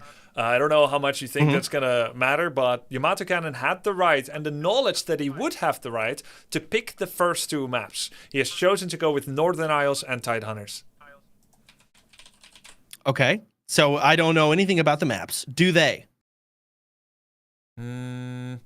Yeah, I think so. I think they have a number of good coaches. They have some of their own experience as well. So I think that's going to help them to maybe pick maps that are advantageous for them. Yeah, I would say so. I think they know what they're good at. I'm just not sure like what level these people are at now. Because I'm watching them, I'm like, Jesus, everyone here is so good now. It's gross. Yeah, they are. I mean, I'll point out all the small mistakes, but I damn well know if I was in that chair, I'm making so many more. So you're leaking audio, man. Can you fix your shit, please? Very unprofessional. Oh, I am? Yeah, a little bit of audio leak. Yeah. We hear ourselves back a little bit. It's all How do I good. fix Like, this? All good. no one's mad or anything. It's just a, If you can grand lower your finals of the headset tournament or volume a little whatever. bit, maybe. I think it's coming from your headset to your mic. Is it actually? I think so. You still hear it? Hello? I think you fixed it. Yeah, You did it. You I'll did just it. stay back We're here. good. We're set. Should be good. Perfect. Everyone is angry. Soda, you're ruining it. First time chat. No, that's not true. That's not true. I don't think true. I don't think you have to lean back like that. Just like a few decibels lower on your headset, probably. Yeah, but I don't even know how to do that. I can fix it. I got it. Okay, host only, ping equalizer. Okay, this looks good. I think we're ready to kick this show into overdrive soon with the grand finals. Hera has announced himself to be ready.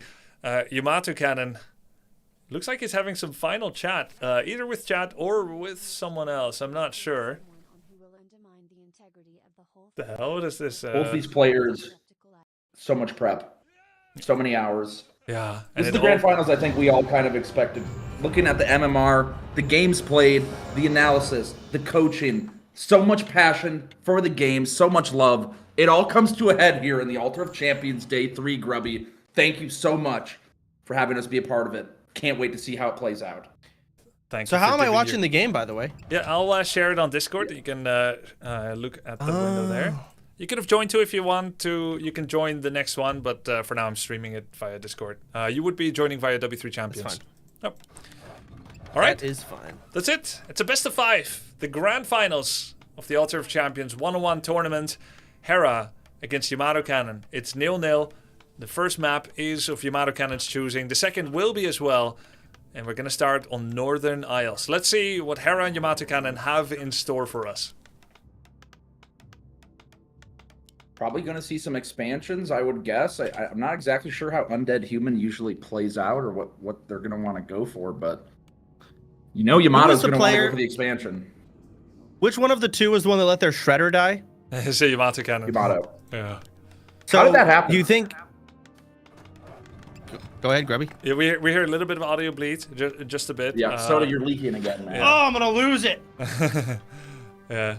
It's all good. All right. I don't know how he is hoping to figure it out, but as he does, thank you everyone, by the way, at home for supporting. Thank you for all the subs, all the Twitch Prime subs, etc., and so forth.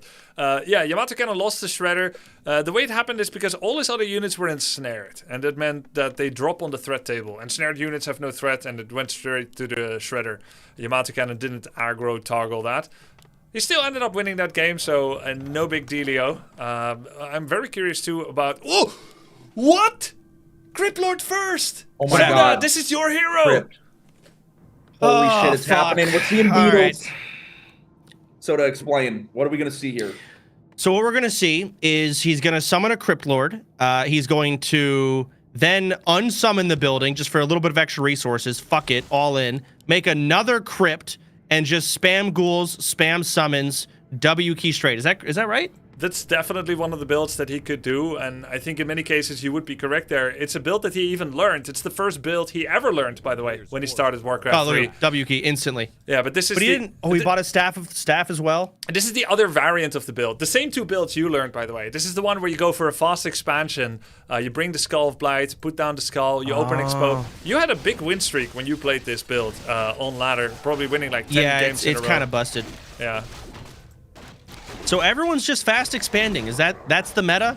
Or is it just noob friendly? No. It's the meta. You at the pro level, this is the meta for both human and undead. Night Elf and Orc, regrettably, don't get to do it. So they play a reactive, aggressive playstyle that has to try and mitigate the advantage a fast expansion can give. Hera is going for the earlier expansion, putting down a ziggurat already, trying to gather the resources to put down that gold mine, whereas Yamato Cannon, he's going to take the gold mine as his third camp. And then the goal will be for both of them to try and kill as much economic value as possible from the other guy. The suiciding footmen to cancel a gold mine, suiciding beetles and ghouls to try and kill peasants. That's the name of the game that's coming up. Gonna be an exciting one for sure. I mean, this just looks miserable, man. Like summoning little skeletons, making your peasants turn into little armored freaks, and just immediately getting a gold mine, a high-level camp. This looks miserable to manage. It can be difficult to manage, but when everything goes well, it feels real satisfying and fun to do. Yamato Cannon there had a little victory roar. He used his Scroll of the Beast, which is a 45-second buff that is usually saved, to do a better fight. I think that's a fat finger misclick. I can't believe that's on purpose. How do you fat finger your F keys? What kind of hands does this guy have? I don't know. I don't know how that happened, but at the end of the day, he's still going to get some advantage out of it with the footies, the water elemental, and so forth. Hera comes in with an impale, gets a pretty good impale, is starting to do a lot of damage. We need militia coming from home. Yamato Cannon pulls the militia. He has them on a control group. He's going to try and save as many peasants as possible. In the meantime, Goldmine is making already for Hera. Well, at least he got some value out of that Scroll of the Beast for this fight, right? Yeah, he did. He did. But look at how many units there are. Skeletons, beetles, ghouls. Falling. This is actually the most Zug shit I've ever seen from both sides. This could be a very fast game here. Depends on how the rest of this fight is goes. it The actually footy's just going to falling. end here, or is it just going to stalemate? I think not quite yet. This is back. I think this is all par for the course where economic damage has been done by both. A lot of mana was used by Hera. Crucially, he has kept Yamato Cannon on his own side of the map.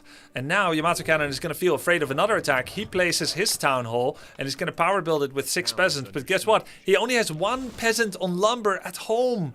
And that means that soon he's going to run out of lumber. You can see the number right here in the top left. Oh. It's going to go low and then the power build will stop. And then if Hera goes again for a second strike coming in from the left, and I don't even think Yamato knows he's here on the left, that could be lights out for him right then and there. Isn't Hera having a really good time too? Because like his gold mine is like essentially done already. Yep, you're exactly right. Yeah, he's having a great time. Wow. So Hera's just way ahead now. Yeah, Hera's way The Age ahead. of Empires 2 Pro, by the way. Yeah. The 16-time world champion RTS professional player here. Yeah, it's taking a nice crazy. lead in game 1. That's good to note that out. Hera comes back in again. He now has beetles level 2 starting to attack the peasants that are trying to wedge themselves in a corner. 1 of the 5 goes down. There's the second one. 3 more are being attacked. It's a massacre. It's a massacre. There's only a couple of peasants mining lumber. The town hall does complete though. Okay. I mean, am I okay? I would forfeit already. Am I wrong to do that? I think you can still I think that'd be the right move. Yamato can still try to get a hero kill. Of course, in a tournament you should still try. But if this was ladder, I would forfeit. There used to be a time where I would never forfeit until it was absolutely over. If you've got that fighting spirit, no, not to hold hostage. You can win 1 out of 100. That's good enough, no? It's not over yet. You catch him creeping. Okay. Take him from behind. You never know. A surprise attack could be the swing. I mean, Yamato, level 3.7. He's getting his peasants going. He's getting his economy going, but the damage has definitely been done here from Hera. Yeah. So we'll see how the rest of this plays out. What's his next move going to be, you think, Grubby? Yeah, so it's double crypt and a graveyard follow-up for Hera so that he can produce more. He only has 33 population. He's got about 10 ghouls at home. They're not here yet. If Yamato Cannon walks in here and he kills like 5 acolytes, he could find his way back in the game. His tech has started. He has proved remarkably resilient after a less than ideal start. Splitting his units to attack acolytes and cancelling Ziggurat as well. Look at that. Several footmen on different acolytes. This is exactly what he needs to do. He's going to get his level up on Water Elemental soon. Archmage is close to level 4. This is what he needs to do. If he does well here and he kills enough ghouls, absolutely Yamato can still win. The acolytes are He's falling. actually owning. You're not kidding. Owning the How do you acolytes. get so many footmen? Just kept producing them, just like his coach demanded of him. There it is! Archmage level 4, he's gonna get Brilliance Aura. Level 2, that's gonna be a lot of water elementals, and there's no destroyers on the field. Elementals are the king until destroyers come out. Yamato's doing so well here, killing so many ghouls, it gives him so much experience points.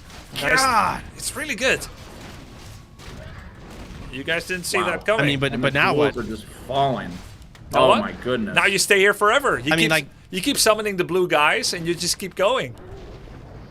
Oh my god. He can actually just take out the buildings just with this? He's gonna kill the acolytes over and over again. And anytime Hera brings in ghouls, he's gonna kill them. Because the blue guys are way better than these small ghouls. Oh. And this water Ellie is... This character's busted. They're clapping right now. They are clapping. Hello? Very, very good. Just never leaving here is exactly what you want to do. He's going to want to go straight to tier 3 when his tier 2 finishes. He's, look at this. He's solidifying a foothold on his expansion to prevent future counterattacks. He's never wanting to leave. Hera's Crypt Lord is dropping really low. He may not even be able to stay here. There's another blue guy. An attempted surround. It is a surround. He's going to TP out. TP out. Wow. That was the craziest summon. Wow. That was such a good and summon. The ghouls are going down. Oh, wait. They TP out. Acolyte there. I would have forfeited. That's crazy. Yeah. Just goes to show, never give up. Always keep hope. Soda Pop in here would just give up at every single possible moment he could, but somehow the fighting spirit of Hera, he continues on. The absolute champion that he is. We'll see I'm if he so can come motivated back, right though. now. He's so motivated. He's Beetle going to King. grind the ladder after this for like 5 hours, Soda. Just never give up. Yep. That's a very nice job by Yamato. He almost has enough mana to summon another water elemental. Hera comes in here, drank a healing potion, doesn't have a lot of mana. He should be summoning some beetles, but he's less experienced with this hero. There it is, couple of beetles summoned. He's going to try and get the surround on the Archmage, but Yamato's too agile, too quick on his feet. He completed his tier 2, straight to the tier 3, getting lumber harvesting upgrade. He's doing everything he needs to do while remaining a thorn in Hera's side. However much economic damage Hera did to him, he paid back in spades. So what is Hera doing right now, like building wise? What's he working on? He's gonna go tier 3. He's making a slaughterhouse. It's late because of the mental So both pressure. are going tier 3. Yeah, they're both gonna go tier 3. Hera's gonna want to get destroyers because they are counter to footmen and water elementals. Yamato Cannon is most likely gonna want to make knights and flying machines. That's exactly what he's doing. Double barracks, double workshop. Interesting.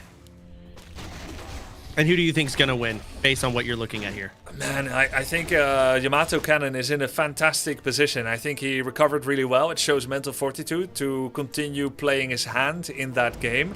I like Yamato Cannon's position. Economically, he's ahead. They're both at around 50 population, but his bank and infrastructure is a little bit higher. He's still making footmen, which I'm not too keen on, but he is creeping a big camp. Now, Hera, coming in with the creep jack. Who's going to get the Stroll Warlord? Uh-oh. The coil gets it, doesn't it? One coil? He coiled, but it failed. Yamato Cannon had the second follow-up Stormbolt, I believe, and took down that creep and got the item as well. So he got everything he wanted to. Now, this is still a creepjack where Hera gets the rest of the experience points. I think with that and losing Yamato Cannon in the town portal, Hera has a little bit of map control again and a good position to get back into the game. He smited early. TP, though. Yeah, smited early, yeah.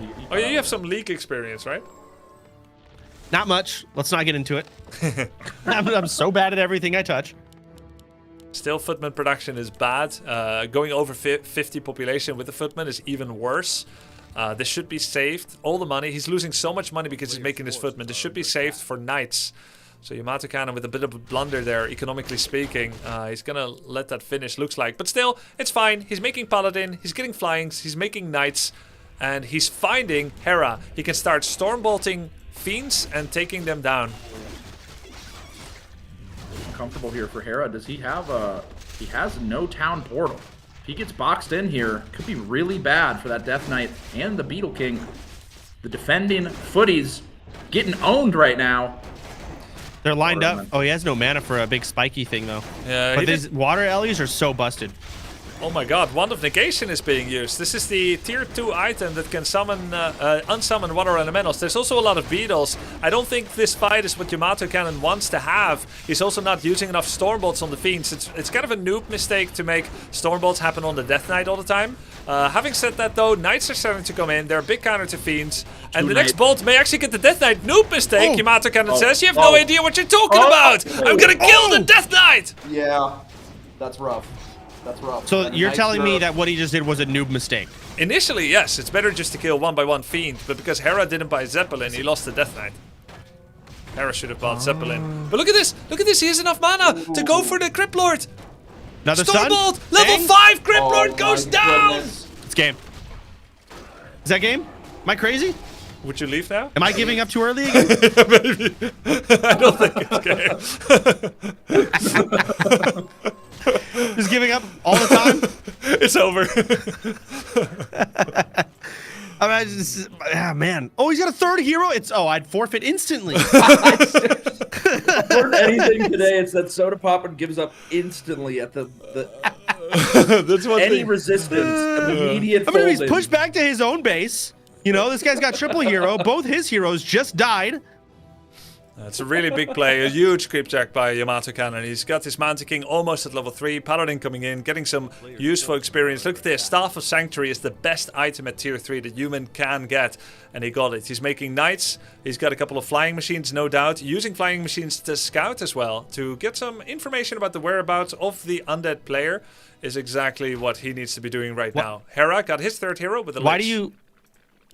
Why would the humans want to be making flying machines? You said this is what he should do, but why? Yeah, so when you make knights, knights are a counter to fiends. The counter to knights is destroyers. And the destroyers can be summoned from another unit that's already useful. So because you can have many statues at the same time, it is an option whether you make them into destroyers or not. If there are no flying machines on the field, those destroyers will win the game for like a minute long. So you have to actually... So you have to counter his counter. Yeah, you have to first premeditate the destroyers so that they do not even become an option, and so that your knights can continue to dominate fiends without the destroyers ever making their foray into the game. I see. And are you going to ask what then you should do against knights if you can't make destroyers? Go ahead. Yeah, no, what do you do? Thanks for asking. I love the sound of my own voice. Banshees. Yeah, well, no, I'm listening. I heard it's the, knights are melee only. Yeah. Or ground only. I guess you need flying to counter their flying. No, you would go... Makes sense. You would maybe go Banshees. Banshees are very good against it. Against knights. What? Yeah, Banshees, the spellcaster. Just steal them. Yeah, just steal them, exactly. But you'd have to max them out, wouldn't you? Yes, you have to max them out. You have to go double temple, start preparing it as a counter. We're continuing to play with the tools that you have right now. Killed the Necropolis. Killed many acolytes. Going down. It's not looking good for Hera here. Yamato getting some big creeps as well. Going for the surround. Hits it on the Death Knight, lets him out. He had it too. Yep. He's gonna try again. I don't think he's done. It doesn't matter. Doesn't matter. Yeah, don't need to surround. Oh! Holy light! Holy light! Wow. Oh! Boy, there it is. Smited. That was close. If that fucker lived, I swear, I'd give up. Oh, Mountain King is very low, very low. He has Holy Light. He's not gonna Holy Light on time. Yamato Cannon Holy Light did something else. The Mountain King goes down. All the heroes are falling. Crypt Lord is getting closer to level 6. Paladin level 3. 2v2. It's 2v2 right now. Paladin's got an Ankh though, so it's just going to be a little more time. But they are fighting a little bit on undead ground here. It might not matter though. A lot of Those flying choppers machines are just coming in. zapping those beetles. Uh-oh. They do no damage at all. No, they don't have their anti-ground attack, actually. They're just watching, to be honest. Oh, so they're not doing anything. Yeah, he didn't upgrade the bombs, which allowed them to attack ground, but it's usually better not to, so that they don't accidentally attack the wrong thing. Eventually, you might want to get that upgrade, though, but they're mostly here as a scarecrow against future destroyers. Now, that started off really well for Yamato, but he lost a lot. Now, he walked away with almost nothing, right? But look at his supply. Where the hell is his supply? Peasants everywhere. AFK knights, flyings that don't do anything, peasants everywhere with 1900 lumber in the bank. He has 2,000 lumber. Yeah. It's a lot of wood. Lots of wood. Maybe get a shredder. Need even more wood. He's gonna also scout. I mean, that's crazy. He's gonna scout the red spot as well. Little does he know that this web spinner actually does a web even when you don't aggro. It's just like a weird idiosyncrasy of this camp in particular on this ice map. One of the many weird things about Warcraft 3 that I guess you just have to know. Hera's Death Knight, is it back yet? Is he retraining it? Ah, there it is. He's so back. Just vibing in the middle there. Looking for creeps, but Yamato's already got these. There's going to be a lot of wasted time. Meanwhile, Yamato potentially going to get this red as well. Going to have a commanding creep lead. Great items on these heroes. It's like Yamato. Archmage is almost level 6. Yeah, level 6 mass teleportation is very powerful potentially. I wonder how much experience he has at using it. Yamato, meantime, sees everything, and Hera is not going to be able to creep the red spot because Yamato had it earlier on. So this guy's about to get stripped full gold mine. He might. Oh, that was close. Level 4 Paladin with Ankh. I assume you take Divine Aura. Oh no, Holy Light and Bubble. Okay. No Devotion Aura, really? Oh yeah. Is that not good? Well, Devotion Aura is the greedy choice, and we're seeing it more and more because people love to greed. But he went for the safe choice. I don't know if he picked it because of a spur-of-the-moment decision to keep it alive, or if this is part of what you need to do in the matchup. Devotion's greedy. This is safe. I see. Hera getting a huge camp there in the middle. Doesn't get the item. Doesn't need it. Get some nice XP. Even is it? Oh. Illusion really good on Abominations. Hera's going to move into a tower. There's only one. He's going to kill it very quickly. By the way, there is a town portal on Yamato Cannon, but he's going to trade out the remainder of his base against a slaughterhouse. That seems like an interesting decision. He is working on a third base though, so maybe this is the play. But I would like to see him also threaten the Acolytes. And he is! He's sending a Knights on the Acolytes. It won't survive long though because Hera's mass towering. That's a lot of towers. This is so smart. Splitting up the Knights. So smart. Sending 2 Knights into the expansion as well. He wants to Holy Light the Knight in the back, but doesn't quite get it. He lost about, I don't know, maybe 6 peasants or so at the expansion. Hera does not have a town portal, by the way, so he's completely stuck to sacrificing the rest of his main base. Another slaughterhouse going down. That's going to be rough. Not going to be able to recruit any high level minions here, I think, right? Or any of these other buildings good? So wait, his tier 3 is just gone? Well, right now it's still here. He did lose double slaughterhouse, but if the Black Citadel goes down, it will be ages before he ever makes a high quality unit again. It looks very good for Yamato Cannon. Is he going to defend his main base? By the way, his Mountain King is AFK. If he town portals with his Mountain King missing, it would be catastrophic for Yamato Cannon. Oh. We are seeing a base race back. Black Citadel going down go fast. back to the Stone Age. Yeah, they're all yes, exactly. And Hera's also taking another base in the top left. They've got each other matched so well. Mirror match here. Hey, we're base rushing. It's a base trade. It's a full-on base trade. Such an enjoyable state of affairs in a game of Warcraft 3. You're both trying to judge whether it's advantageous to continue the base trade or not. Oh, I mean, shouldn't he go back now and defend? I don't think you win this fight anymore, to be honest, with what he has. He's got his Paladin low, Knights are low. Whoa, he's mass teleporting home. I think that's a blunder. He's doing it. I think it's a blunder. But the thing is, no. Look at the Red Archmage. is stuck in there, behind the farms. Yeah, the Lich is stuck. There's a coil. Maybe it's good. Maybe it's good. Maybe he can get the Lich, actually. He needs to Stormbolt the Lich. It's another coil. Massive down. Oh, heal. Oh my god. Is he going to use Mountain King at all? Big stun. Uther's got a bubble. Another coil. This Lich is not going down. I'd forfeit right here. Another stun. Come on. Another coil. Another coil. Dude, this thing is so tanky. Might be this time. He might die. No way again. Oh, he was sending another one. He's got a surround on the Death Knight. But Yamato Cannon needs to get out before his Paladin dies. Oh, never mind. He has Anchor of Reincarnation, but the Mountain King could die. Mountain King has nothing to save himself. He's getting slapped on. No! Yo! Staff of Sanctuary! And now he's got the Death Knight surrounded. Yamato Cannon saw the way of solution through the madness of this base trade. He came back, TP'd on top of the Lich. Yamato Cannon's Paladin is gonna fall, but remember that Ankh that he stole? before the Ankh that he he's secured got as it. Hera came to creepjack, Paladin would come back. And the Grip Lord, boom, baby! Holy light! Blasted. Huge holy light, and that is 20 pop versus 64 pop. And the Knight killed all the Acolytes in the top left. He killed all the Acolytes here, and there's only 2 Acolytes left here. Archmage though, he has Town Portal. Is he gonna use it? Is he gonna use it? He is. Bye-bye. Damn. And he's out. So Hera is in a much better... No, not Hera. Yamato's in a much better position now. Oh yeah. I think if you were against Yamato, you could leave right now, Soda. Yeah, this Okay, would so be a I'd forfeit valid, if I was Hera. Yeah. valid forfeit here at this point.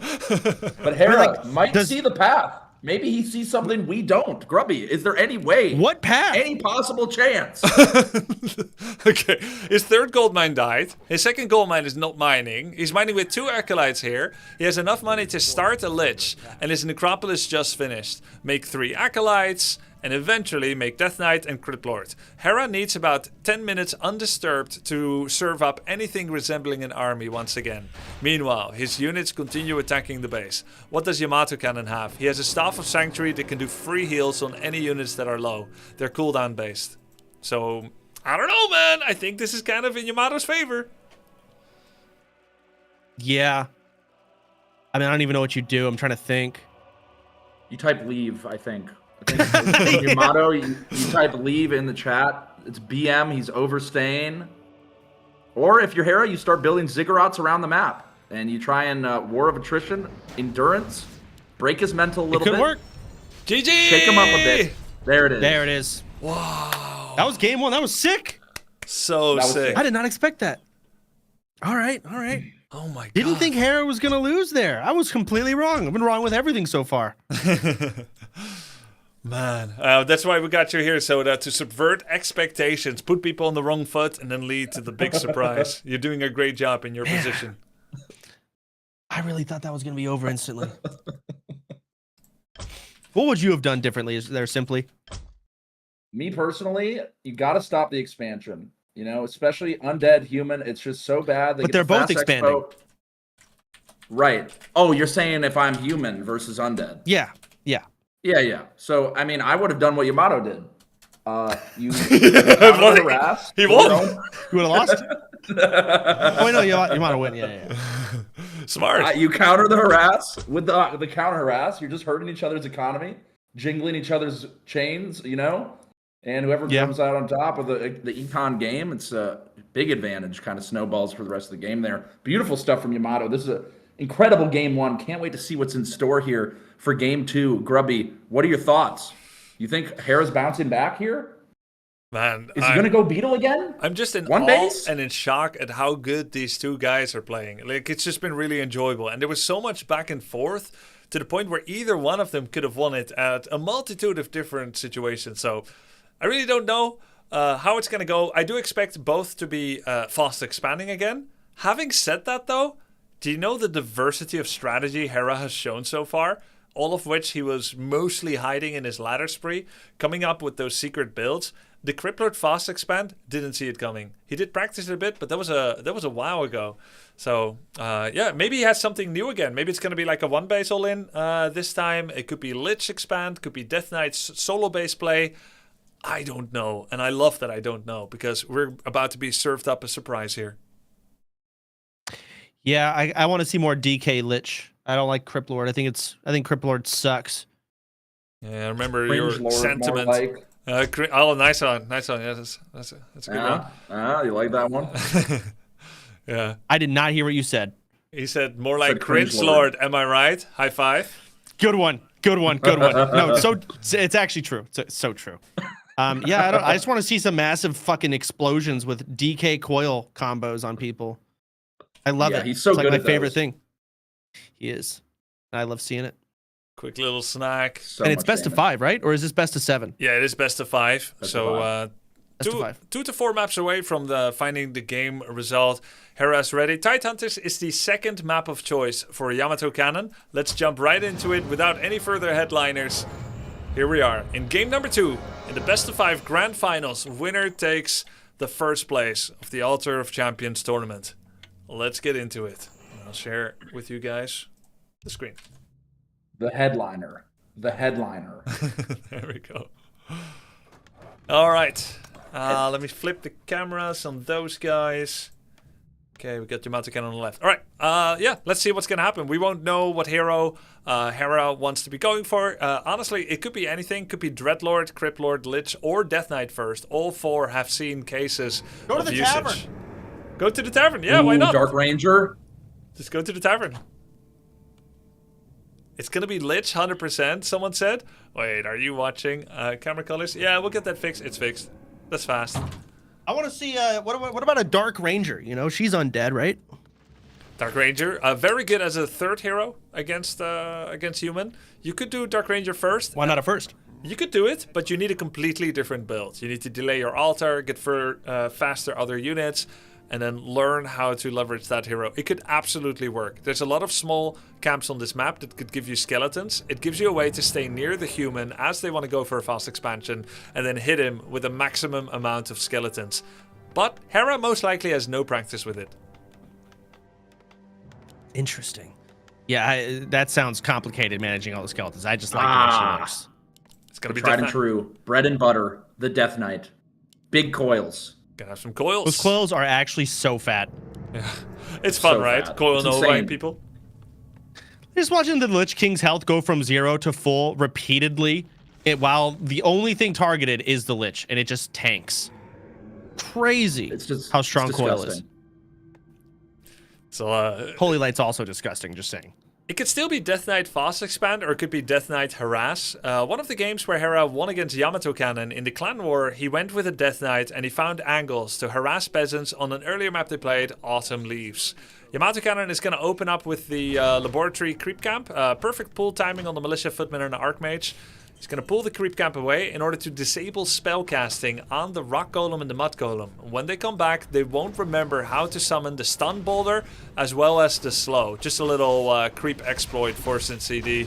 He kills the Priest first, and then he's going to go for the next. This gives a level 2.2. The best item Yamato could find here is Rope of the Magi +6 and Scourge Bone Chimes. Let's see which item he finds. The worst he could find is Boots of Quel'Thalas. I hope it's the boots. I really do. I'm gonna zoom in on his cam too when it drops and just see the life leave his eyes. Come on, boots. Let's see.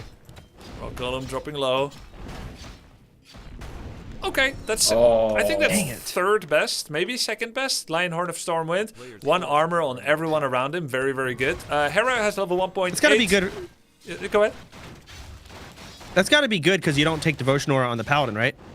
Yeah, exactly. If you go Holy Light, D-Shield, now you got that third ability as well. And it's good because it's just, against everything except Coil Nova, it's just making you more tanky. All of your units, it's incredibly powerful. Whoa, wait, why this many militia? That's way too many. What are we doing? What is he doing? Are we doing an early invade? The scout is here from Hera. He sees it. Oh, you're right, Soda. have He that is doing an information. early invade. He's creeping without his Archmage. He's doing a fast level 3 creep camp route where you use every single militia to creep without the hero. You're not supposed to summon that's this what I meant. elemental. This elemental is a mistake, by the way. It's supposed to wait until you get your AM3. Yeah, that's what you meant, Soda? Okay. Is exactly what I meant. No, you're right. I knew he was doing that. We're early invading that camp. It's gonna bring him in later. Oh no, he's already dead. Did he get XP for that? Yeah, you get global XP. So AM is now 3. The idea was to send AM into the undead base with AM 3. But him coming back to defend invalidates this approach, actually. He doesn't understand this build well enough to do it, in my opinion. And Hera walked right past him. Yamato's supposed to ignore this, send his peasants home earlier, and then Yamato's supposed to go to the acolytes that are undefended. But instead, he puts himself on the back foot. Hera gets his aggressive value and is losing almost nothing while he's killing loads of peasants. Oh, how close is he? 2.8, almost level 3 coil. Almost level 3 on the Death Knight. He's killing so many peasants. Another he lost peasant. literally nothing. He also stole the Ring of Protection that was dropped from the farm of the peasants. And even this ghoul with 21 HP is getting away from the double footman. Now, what is that acolyte doing? It was a scout acolyte. Oh. It was a scout acolyte that revealed what was actually happening. This was the eyes that Hera was able to act on. It's why he ignored the AM when he found it and went straight for the peasants. God, what a sweaty freak. Yeah, this is Hera's looking great. This is so fucking nice for him. It's an opener. Gonna get this level 3 probably off these footies. Scouting the He's top sending him again. back in. This guy's dying. He's getting so much mileage out of this Acolyte to confirm once again, is the expansion being remade? DK gets level 3, nearly full mana. He sees the expansion being made once again. He knows everything he needs to know. He can just start coiling that ass now with so much mana and level 2 coil. It's going to try to go for a surround. Surround on the Archmage. Oh, so close. The shop going down. Coil? Hera not able to get any purchases off before it drops. Kind of unfortunate. Building it right away. Remakes the shop in the same place. It's gonna get cancelled instantly. he did get the cancel. Coil's a footman. I mean, he's just blasting him with coils. Oh, it's so much XP. Oh, A little bit of a trade going on. For every ghoul, it's like 2 or 3 footies. Correct. Hera's very happy with this. Yeah. Good trades for Hera. I did lose a couple of ghouls, but about 3 to 4 footmen went down. Yamato Cannon keeps pressuring because he has to buy time for his expansion to actually launch into the atmosphere. He's going for a ziggurat. This is a bad play. That's a fortified building. It's better if he finds ghouls or acolytes. And another footy going down. Maybe. Does he coil that one? Yeah, if it gets away, you should. You should maybe. Yeah, there it is. Yep. Wow. This coil is just it's literally kill per coil. Yep. He's doing a great job of that. Now he does know about the expansion. The Acolyte's going to get killed by the double arcane. And this is where Hera probably wants to move forward again and kill some peasants. Many footmen died, so there's not that much to stop him. It's another coil coming in, maybe? No mana yet. Needs about 7 more mana. Meantime, Hera did go to tier 3. He's only mining with 4 Acolytes. Acolyte is AFK. He's making the tomb. Does have enough lumber to start a slaughterhouse, but hasn't noticed that this needs to be done right now. Lich is out. He's waiting for the rod. And Yamato is recovering. He has a shredder. He has a shredder, and he has tier 2 started. Now, when do you think Hera should be getting a second expansion? Because I'm noticing he's not going to have as much gold, right? Yeah. It's tough. Simply had the same problem earlier before against both Yamato Cannon and against Hera, where the question of a second expansion is not as obvious of whether it actually should happen. You can try to all in with one base, or you can try to make a counter expansion. Simply, you ended up not expanding as much maybe as one could have imagined. Is it because you tried to just end with bears and attack? Yeah, I had a lot of games in ladder where I basically just ignored expansions and they didn't harass me. So I got my bears at a great time and then I would just rush them and usually win. But Yamato and Hera were really played it well. They got the expand and the harass. So it was like double jeopardy. Cooked my ass. Yeah. Bears are also overpowered, so you were carried by that, but whatever. Yeah, are they though? I think everything's kind of... Everything is OP, but nothing is OP, you know? Everything's got its things. Uh-oh, the slaughterhouse you gonna getting put Knights canceled. on the same level as bears? Yes. Simply, he didn't put the slaughterhouse in the back. I keep telling him not to put it in front, and he keeps not listening. And now Yamato Cannon is going to be able to get the cancel when it was 99% of the way done. No cancel, it dies. No. That is He didn't even cancel it, did he? No cancel. So painful. So he just lost all the gold. Yep. All the gold, all the lumber, and he's going to miss his window of obsidian statues. Why doesn't he just listen to you, Grubby? I know! Nobody ever listens! Nice. To be fair, well, he did put it back now, didn't he? Right? That was a slaughterhouse? Yeah, but he should have What's already... he making back there? Yeah. Look, just to put it in perspective, the game time is 9:15. Normally, you should have 2 statues and destroyer upgrades out of the slaughterhouse by this time. Instead, he hasn't even got one yet. He's a little behind. Very, very behind. And Yamato Cannon jumps in once again. He's going to send his Archmage in and start attacking the slaughterhouse and ghouls. He's going to kill so much. The fact that they know that's like how pivotal this one building is and just constantly stopping it. Not going to stop this one, I don't think. This actually could be New a tournament, decent by the swing way. for Hera, maybe? Coil Nova would kill the Maybe it's- Archmage. He has the town portal, and he does! He blocks! He blocks the coil with the TP! Yeah, that was great. That was crazy. Excellent. Yamato saw it coming. He saw that a mile away. He was just waiting for it. Wow, that's a fortified expansion. Lots of towers on the main, too. Yamato got to be sitting comfortably. Look at the economy. Look at these bases. I mean, goodness. I wonder if he's going to go for night flying again or for siege engines. He is making the workshops, so it could be either siege engines or flying machines. Both are possible. Hera is going to try and make use of his time as he's waiting for the slaughterhouse units to materialize onto the field to just get a little bit of creeping. You're almost never going wrong in Warcraft 3 trying to grow your power via creeping. That's exactly what he's doing. Always be creeping. Follow your ABCs. Chat pointing out that Yamato has no shop right now. Yep, that's true.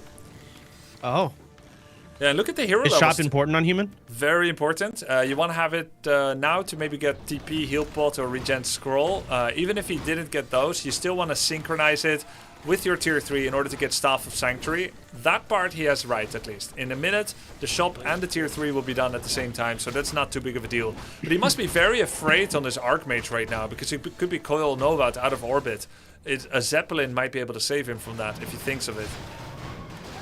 Oh my god, what if you Zeppelin a Mage or a DK Lich, and you just drop them both down and just blast them instantly? Is that a strat? With the DK Lich? And fly away. Like, put the DK Lich inside and drop. Yeah, I mean, you could just walk up as well. But you could do it just... from, like, you know, from Africa. Yeah. Just, like, out from the ocean, you know, just drop in and then leave and just keep bombing people. You can do that. And then you can dodge Stormbolt from the Mountain King with the Zeppelin as well. And just keep going over. Iframe that too? Yep. Yeah, you can iframe that. Whoa, what is it? Pit Lord, hello? Is that for Rain of Fire? No, he got Howl of Terror. That's his comfort hero. By the way, despite every economic disadvantage that Hera has, he's got much better hero levels. And he's also got to 57 population, while Yamato is still on 40. So right now, Hera is way stronger, even though we were singing the praises of Yamato doing pressure.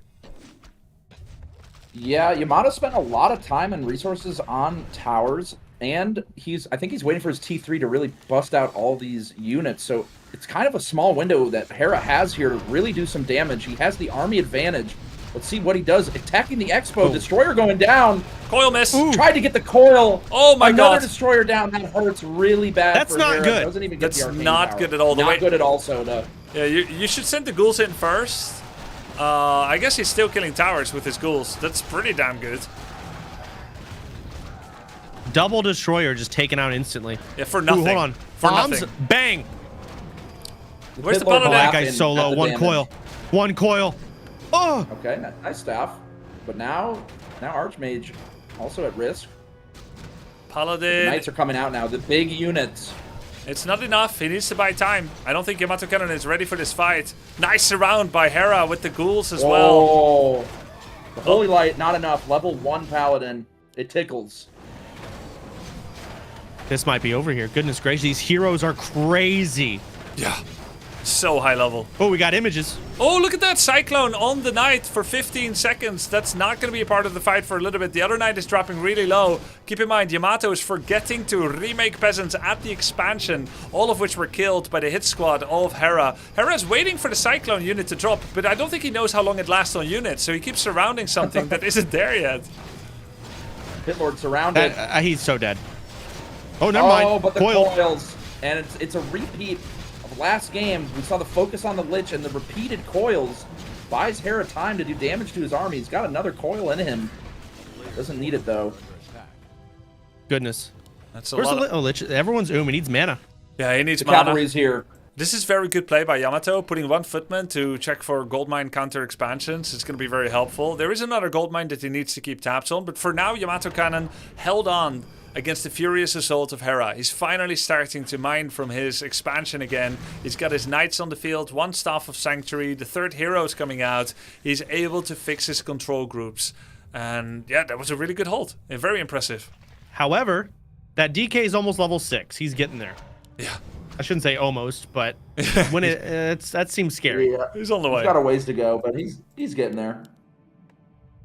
He could do the solo strategy I employed against Hera. You put all your heroes away, and you just bring the one hero you want to be level 6 into the fight to get them to level 6 faster. for the rush Didn't you to the pop ultimate. Metamorphosis like before a fight even started, and you killed 2 peasants with it, and that was it? Well, that was a mental play. I think the peasants seeing Metamorphosis sent them into complete shock and terror, and it was just a domino effect. You were It worked aura very farming. well We in love my that. favor. Yes. Ooh, losing a knight to creeps at Oh, this the point. knight goes down. That's not If Hera good. finds him here, this could be really, really bad for Yamato. He is You've getting seen the this kill, before, though. Simply. Instant TP. Have seen this before, but he is getting out. Flashbacks, horrifying. Soda popping, considering forfeiting, and not really sure if he should or not. I'd quit right there. That was a good steal, though, by Yamato Cannon. He gets a pretty mediocre item in Cloak of Flames, but he gets the experience and gold that can't afford. Lost 1 knight to the creeps, but did make his way out once again. Also finished his Animal War Training upgrade to give bonus 100 health to knights. And the knight upgrades are 2 armor and 1 attack. Not too shabby at all. He's aware that there's no counter expansion. Why is he not going for Divine Shield this time? I think he maybe took it because he was about to lose his Paladin last game, like a switch up. But It was Devotion... a panic. Yeah, and then he just stuck with it. But now he's doing the more greedy Devotion. Time will tell if that's correct. I mean, he sold his Devotion item, I noticed. So No, he still has it. He still has it. That makes it even worse.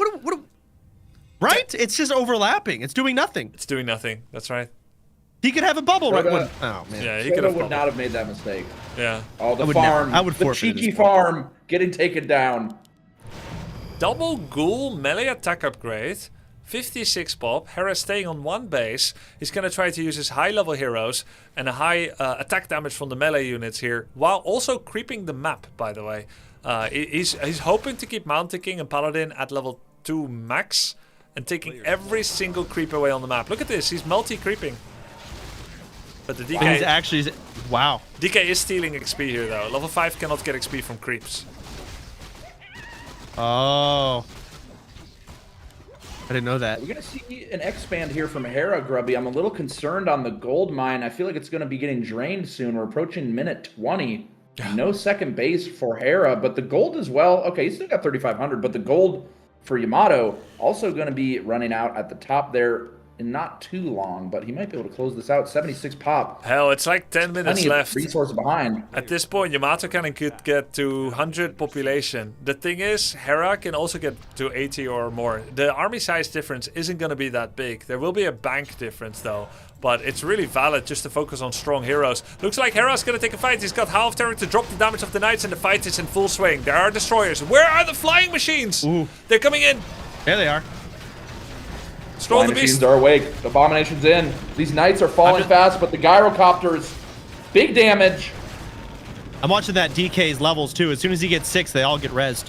True. He's not using a lot of coils right now. Many ghouls have fallen against the Knights. The flying machines are in hot pursuit against the destroyers. Running them away is almost pointless.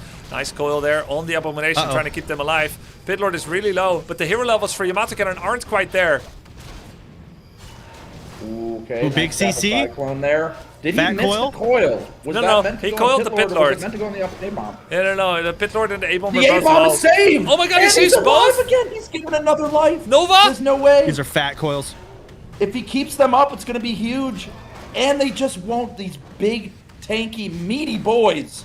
Is that game? No bubble, no bubble, no bubble! The Paladin! He's Imagine if dropping you had low! Coiled his ass! And boom! 5.7 on the DK. The Shredder now, he's got 1,500 lumber. I guess he did his job, but it is sad to see. The game's Shredder over now, go. right? Am I crazy? I think so. I think it's the beginning of the end, Soda Popping. Simply, do you see anything that Yamato Cannon could still do here to get back into it? I think he might need to buy some Oh, stuff he from kills his that shop. Lich right here. It is right there. He kills that Lich right here. The Lich? Is he losing the ability to attack it by staffing there? Wait, how much mana, DK? 74, 74, 75! One more auto attack, and he goes down! Level 5! Okay, hold on. We get some big elementals here. Could be a decent swing. There's only a couple coils left in his container. Running out of mana. And Hera walking away. Grubby, what do you think? Yamato's position. I thought it was getting to be over. I thought Hera was doing everything he needed to, but look at the Yamato cannon war machine, fueled by the very strong economy. Somehow, some way, despite losing all his heroes, he's back to 79 population. How? Make knights, save knights with staff, save them with staff again. Uh-oh! Uh-oh. Okay, he's fine. God, that undead is so fast. Okay, here's how Hera still wins this game, despite being so behind in population. Get your mana from the statue, take a fight, kill a couple of knights, and then raise them from the dead with animate dead from the DK. Then ritual one of the animated dead knights, get full mana on Lich, and Nova everything. It's tough, boys, I'm not gonna lie. But that's what it might have to look like. I did not follow what you just said. Animate dead, then win. Death Knight 6. It's what you've been saying this whole time, Soda. It's what we've been talking But he about. said something about sacrificing, get mana, then Nova. Yeah, you So can what? you can ritual the zombie knights with Lich to get mana. Oh, so he gets 6, summons fake undead. Yeah. Sacks the fake undead for Yes. Lich mana and blast. Yes. With level 5 Nova. Yes. Kaboom. Oh. This is 5 it. Nova, 5 coil. Oh, it's over. This is where you could get He enough needs some- XP oh. to do it. Death Knight's very close to level 6. He needs a couple of peasant kills to get there. This is good for Oh my Hera. goodness, they're starting to Yamato drop. Cannon is coming in to try and defend. Keep in mind, Paladin isn't here yet. He's a minute away. He only has a bunch of knights. Oh, Those A-bombs are doing beautiful work. coil there on the A-bomb. A-bomb's trying to run away, though. They are scared. Backs turned to the knights, letting them take them from behind. First knight falling here. Another staff. Beautiful. He's just Denying not that letting him hit XP. 6. Triple staff on the Actually, human, by so the way. huge. Oh, destroyers are back. Where are the Huge flyings? from He brings them Yamato. in immediately, keeping the flyings out of vision to give the false sense of security that you can use destroyers again. Is exactly what Yamato Cannon wants to be doing right now. Mountain King gets level 3, has Stormbolt level 2, moves in with the Stormbolt on the Death Knight. Death Knight really low. Destroyers are getting slaughtered by the flying machines. I think Yamato Cannon is doing it. Yeah, and Oh, even if he gets 6 5.9. right now, One kill 6. We're 6 can and he 5. cast it? There's Does no he have the mana. I don't think he can. does. There's no mana. Pit Lord is falling. No mana. Hitlord down. Such a good defense by Yamato Cannon. Another Stormbolt on an Abomination as he staffs another knight. He has reached critical mass of power. Hera's trying to do what he can with Wait a the minute. Abominations that he has left, but there's just too How much much mana does value. he need? What? Why is he not expanded? He didn't everything. There it is. Enemy dead. Oh, there it is. Ritual. Perez Into the got sack. one Full knight. mana. Big Nova. Oh, that's Okay. another okay. What the This fuck? is actually just Knight Yamato falls. just denied his knight. That was like insane presence of mind under such duress. he killed his own Grubby knight. shook. Yeah, to deny experience. Oh, I didn't know he killed it himself. Yeah, that was crazy. Like, in such a moment, that's crazy. But it's a Nova every 8 seconds. Yamato Cannon is running away, trying to outlast the animate dead. Lich is going to do another Nova. Nice Holy Oh, Light. these Novas are fat. So good, so good. Is there another staff? Yes, he has it. Is he going to use it? Yes! Yep. Oh, Yamato's playing out of his mind right now. A player's forces are under attack. Oh, there's the expansion. I feel tournament, like by that the way. should have happened a long time ago. Might be a little too late. But fun fact, Soda, you know, the first one that you practiced for was almost 2 weeks. The third tournament, 3 weeks. And for the fourth tournament, it was supposed to be 2 to 3 weeks, but Tyler just started practicing. So I was forced to announce it already. Oh. And everyone had like 3 to 4 weeks of practice. So it's not as noob as the first one. More practice. I see. Well, it shows. Look at this. Look at these freaks. There goes one God, finally one kill that actually is a kill. Out of all that. Uh-oh, the Mountain King. Does he have the range to get the Stormbolt on the Lich? Oh Yes, my he god, does. the hammer. Oh. Yep, that's a GG. death. I can't even call Wow. Wow. 2-0 for Yamato. Are we going to see a 3-0 in the grand finals here after Hera having such a devastating, legendary run through losers? That was 2-0 crazy. dumb fuck from Law Tyler 1 in the chat. Happy to see Hera getting owned by Yamato. Will he be able to clap back in game 3? Grubby, what are your thoughts? I don't know, man. It's just incredible what Yamato Cannon is doing here. He's only a League of Legends player, and he's winning against an RTS 16 times champion, Soda. How is this possible? I'll be honest. I'm baffled. I think, honestly, both of them are Age of Empire pros or something. Because that's the only thing that makes sense to me. Yamato Cannon is doing great. You know, he worked super hard for this. I think these two put in the most work, the most amount of hours, and it's not to the discredit of anyone else. Everyone worked hard for this, but they're just putting in inhuman hours that are almost beggaring belief. And it's no surprise. Can we do a VOD check? Two. Yeah. Can we just do a calculation on how much they've played the past 4 weeks and just put that like statistic next to them? Here, check this out. Check this out. We got to see it. We got this right here. This is their ladder record. This is the rankings. You have Yamato Cannon, who has a record of 190 games wins and 142 games losses. That puts him at 331 games, but 100 games were played on Battle.net before he went to W3 Champions. So he has 431 games. Hera has 425 games. They put in a lot of volume. Okay, how long do games typically take? 14 minutes. Okay. 14 minutes, and how many games? 425 games divided by 60. They've done 100 hours of practice with that, with pure games. Just the pure games. That's not even like VOD watching, Pure VOD in the review. game, match started, 100 hours of gameplay. Yeah, and then Yamato Cannon probably did 50 hours of getting coached in VOD review. God! He worked hard for this. And they both did. Passionate. Oh. Really I don't even wanna know at what, least like- see a game 4. Would you say that like how close these games are, is this normal? This back and forth? Is this Or normal? is this kind of unique here? I don't think this is normal. Soda, sometimes I'm forgetting that I'm watching noobs. I don't think they are anymore. I don't think they're noobs. I don't even think they're average. They're far above average already in just 3 to 4 weeks. Like, sometimes it's hard to remember not to be too critical because I feel like I'm watching a pro game. Like, everything looks very close to what pros would do. Of course, it's not quite with the same level of accuracy, but all the big beats, they're hitting it. And it's just super impressive. Yeah, I could never. No surprise, Tyler lost. I see him there. The stray hits here from Soda Poppin'. We'll see how Tyler reacts to that. Can't be too happy about that. You know, he was pretty upset about the Hera loss. Still reeling as he's watching these games menacingly.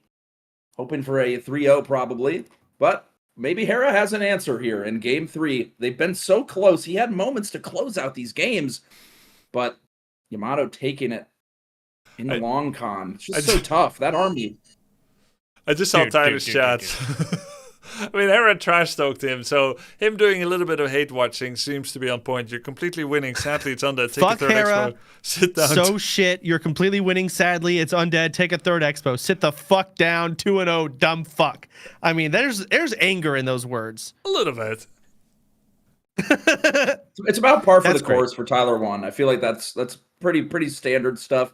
Even if he won, the messages probably would be kind of similar. Kind of keeps that energy. He's just a passionate guy, you know, emotional, as stated on the website. Can't tilt. But here we are. What's the Emotional. map? The map we don't know yet. Yep. It's Hera's turn to pick, but he is not here yet. And so I am going to ask the two of you to yap the show together a little bit, and because I need to walk my dog, like 3 minutes. Okay. Is that cool? Got Yeah, it. that's fine. Easy. No problem. All right, So simply, what made you join the Warcraft 3 Soda. tournament, man? How did this happen? Okay, it's actually a funny story. So Mary Maybe, the person who got absolutely completely owned this entire tourney, barely did any prep for it. She came in my chat at the start and she's like, "Hi, I'm in Grubby's Warcraft tournament." And I was like, "What?" I remember watching that What, the last French year. toast? I wish I could be in that. And then she's like, "Yeah, whatever." But she went to Grubby and was like, "Hey, Simply would join." I didn't even ask Grubby, but Mary did it on my behalf. She recruited me. And then, you know, Grubby gave me the invite. It was so honored to join. And this game, I got a lot of nostalgia for it. I played it since I was You played it at a young age? Custom games, yep. All the TDs, all that shit, you know. Grinded my ass off and shit, bro. I still Pretty kind of happy look at how I these did. games from the perspective of a 12-year-old, right? When I played Yes. this when I was 12, the only thing I ever did was spam to tier 3 and make chimeras and frostworms. I didn't even know there were units in between that. We have not seen a single chimera. We have not seen a single frostworm. It's spell breakers, which boring. Never touched them in my life. Druids, rejuve, shifting mid-fight? No way.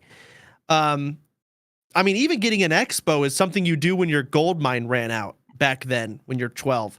So I don't know. I still have that stupid, really bad at video games 12-year-old mindset watching these.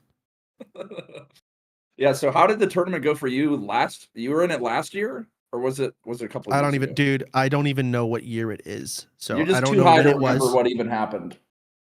It's a problem. The drugs no, really. affected it. No, you're right. I've got weed brain. It's not good. But no, it was like some amount of time ago. Yeah, I just completely fucking clocked out mentally. I couldn't do it. I was too stressed.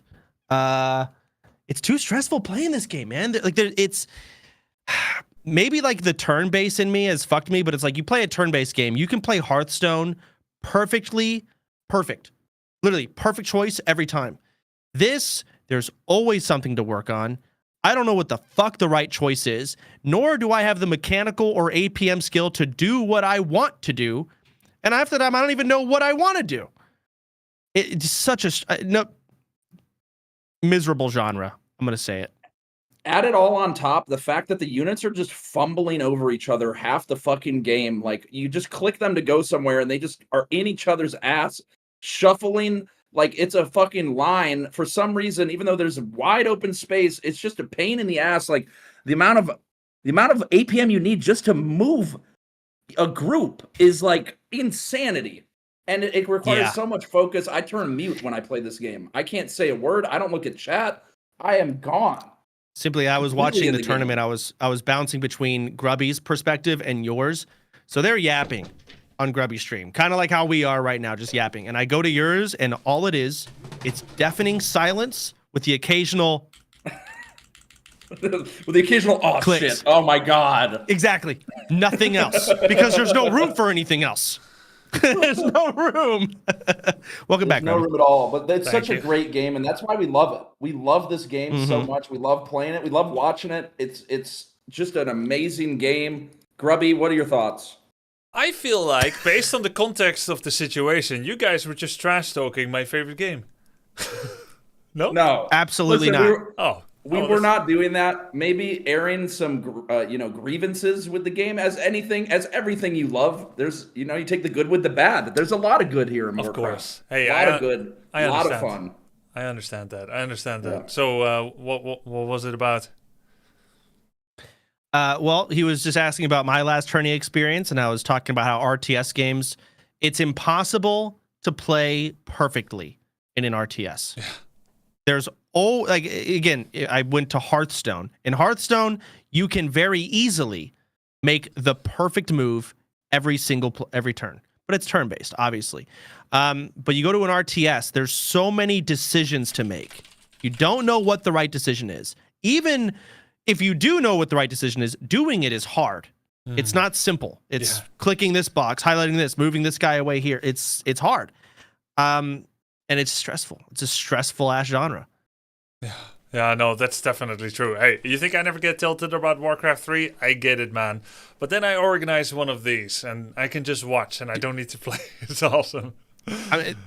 Even me as a noob, I'm watching these guys. They're miles ahead of me. I mean, I could probably... Actually, no, I don't think I could do this to you, Grubby, but I can watch, and I can pick apart, like, oh, I should have done that. No, that was a misplay. I could never play better. But there's so many mistakes you see when you're sitting here just watching. Yeah, for sure. I don't know about you, Greg. I've watched you iframe Stormbolts and then laugh about it and then thank subs during the process. So whole different ball game over there. Yeah, I know. Still, for sure. No, it's very difficult for sure, and it's very frustrating too when you come back and you're rustier than you once were. I get it, man. It's all true, and honestly, these guys are playing very impressively. Once again, it's difficult to remember just how new they are at the game. And I have nothing but respect for what they're able to do here. It looks like Hera is ready. He kind of needed to go for a reset. Now, making the show wait while you go for a reset when you're very behind is something I've done before as well. Quite a lot. Going right into it when you're in a losing momentum is unwise. And it's you against the pressure of the moment. you against the pressure of the org.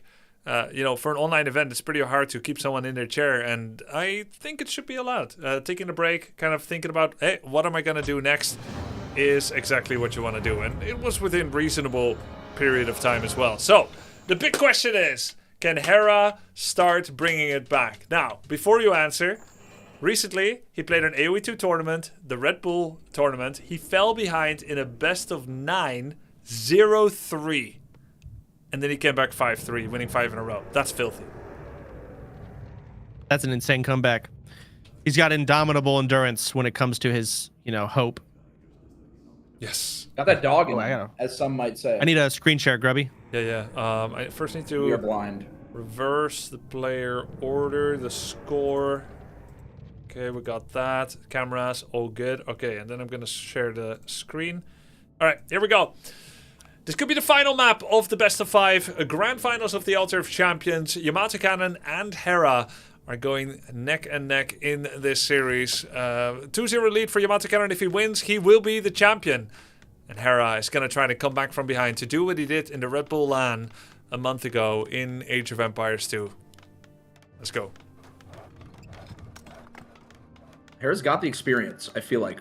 With all the Age of Empires, if nothing else, obviously the RTS experience helps a shit ton, but also just the tournament vibe. Being able to come back from such a devastating lead that your opponent has. I feel like Hera might not even be phased at all right now. He's made it this far. I don't think he's going to go down without a fight. What do you think, Soda? I have spaced out completely. What did you just say? Hera's not going to go down without a fight. Let me ask you something simply. He is going to fight back. Simply, in your speedrunning adventures in Super Mario 64, has it ever gotten as tense as in a competition here? Because you're also competing for world record and whatnot. It must be stressful when things are going not right and you just want to push it to the next level, the world rec. Yeah, it's kind of a different vibe. I definitely got more nervous playing Mario than I ever got playing this game. Really? But I did get nervous in the tournament for sure. Yes. Explain when that. You're Shut on the pace, hell up. When you have that when it's those last 5 minutes, last 10 minutes, and you just got to clutch it out. You get one run a week, maybe one run a month that gets there. It gets tough. It gets like tight. that? You have one run a month, maybe that gets to like a good time? There's only one tournament a year. Maybe it depends. You can have a good day. You can have a a good week. You get a couple in a row, but comes and goes. That's pretty cool. I didn't Very expect tense, that. though. That's very cool. I should check out those events sometime.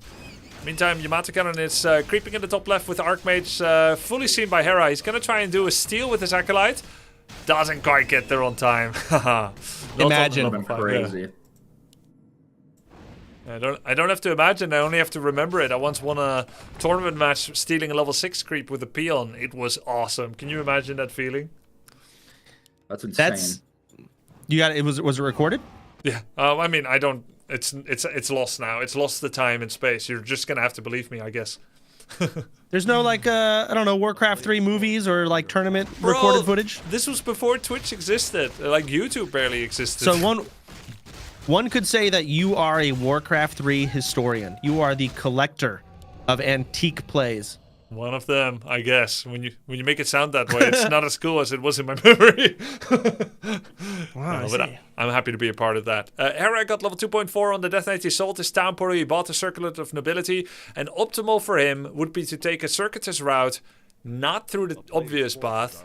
But then again, maybe you just want to be there as fast as possible. Look at this smart Yamato Cannon footman. He's going to be aware of what's happening. He'll finish his creep and then run as fast as possible. Wait, Hera is not running as fast as possible to the gold mine, so Yamato Cannon is going to be in position. Now, Yamato messed up his econ. You know why? He's mining this far away in wood instead of over here. And so he hasn't got enough lumber, and he momentarily stopped power building the tower. The town hall, and it's very bad. And this may actually cost him his town hall. This town hall should be done already. It should be done already. It would be done. Uh-oh. Oh, the peasants dropping like flies. Oh, God. A lot of econ damage. He's just getting a skeleton. 7, Get all 6, 5 of the peons. 5. It's That's paused. So you're telling me that one lumber diff made or break this town hall entirely. It's still gonna finish, but it's delayed a lot, and that's exactly what you need to stay in the game 1 versus 2 base. You can never stop it entirely, but this is a large delay on it. Very good for Hera, very bad for Yamato Cannon, and it's all because he's mining too far away. He should be mining here. Just gotta move him. Gotta move those peasants. Hera is gonna try and make himself scarce, break contact, and then loop around and go again. This would be the optimal play. Will he know to do that? Do you see any different plays in, like, compared to last game? Any different starts? In the last game, Just Death Knight Ghouls again, I think. Yamato Cannon had level 3 by minute 4 last game. Now it's 5:20. He went for the first camp fast expansion. And so he doesn't have the same counter-attacking power that he did in 2 of the other games where AM was level 3 quite fast. Ooh. Ooh, Ogre Strength. That's pretty good. Bonus +3 strength. Archmage is gonna try and come over here and do some damage, but without the big water elementals, it's not gonna do as much. Didn't steal that creep. Yep. So Hera should not expand, is what you're not yet at least. Yeah, I don't think so. I think, you know, if you look at how close he got in the second game, even though he didn't do... Well, actually, he killed a lot of peasants as well. Never mind. No, Hera had a pretty good start last game. It was Yamato Cannon's counterattack against the slaughterhouse that was exposed that kept him in the game. Now again, he will try the same thing. And there is a slaughterhouse location here that he could go for. But there's already an attack by Yamato Cannon. He needs to make the slaughter right here. Oh, look at that. Militia creeping this camp gave him AM3. Now he has the big guy. So that's like a human strategy to just get your militia to just go take out creeps while you're doing other stuff. Exactly. Because it's global XP. It's so scary. I lost so many games to it, to that global XP mechanic. Wow. A player's forces are under attack.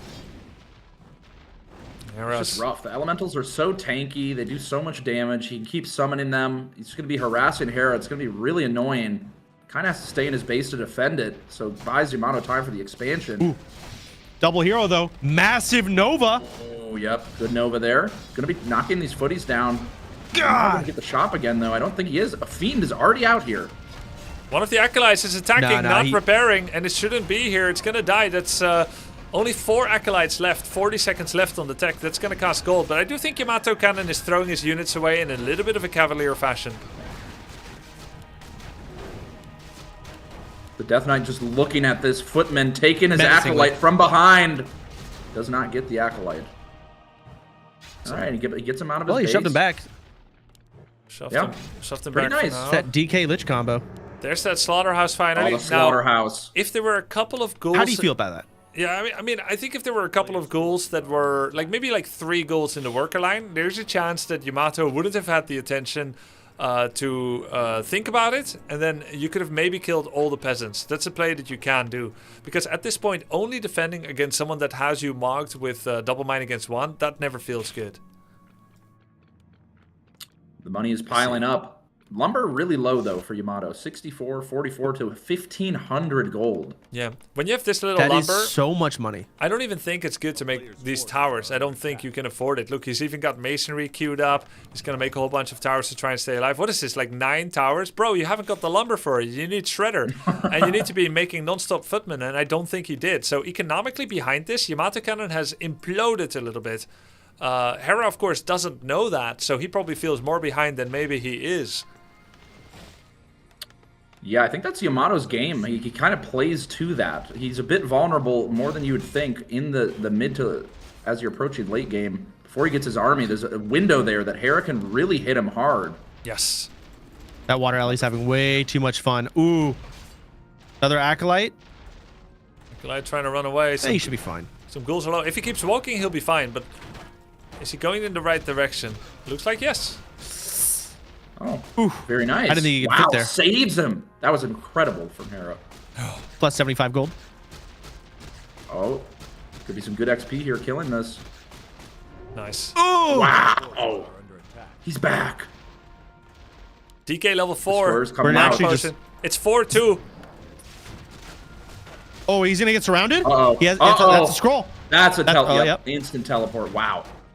really good for Hera here. Looking way better than last game. Executing a similar strat, but it's going a lot more smoothly. Grubby. But Yamato has 1,700 gold. What should he do with his gold right now? Well, Can't do shit. It No goes back lumber. further. He should have had more peasants earlier, making fewer scout towers. Let's count peasants. You're supposed to have like 13 the most, but because he had so little lumber before, he probably overmade them by now. 1, 2, 3, 4, 5, 6, 7, 8, 9, 10, 11, 12, 13, 14, 15, 16. Okay, 15. 15 on wood.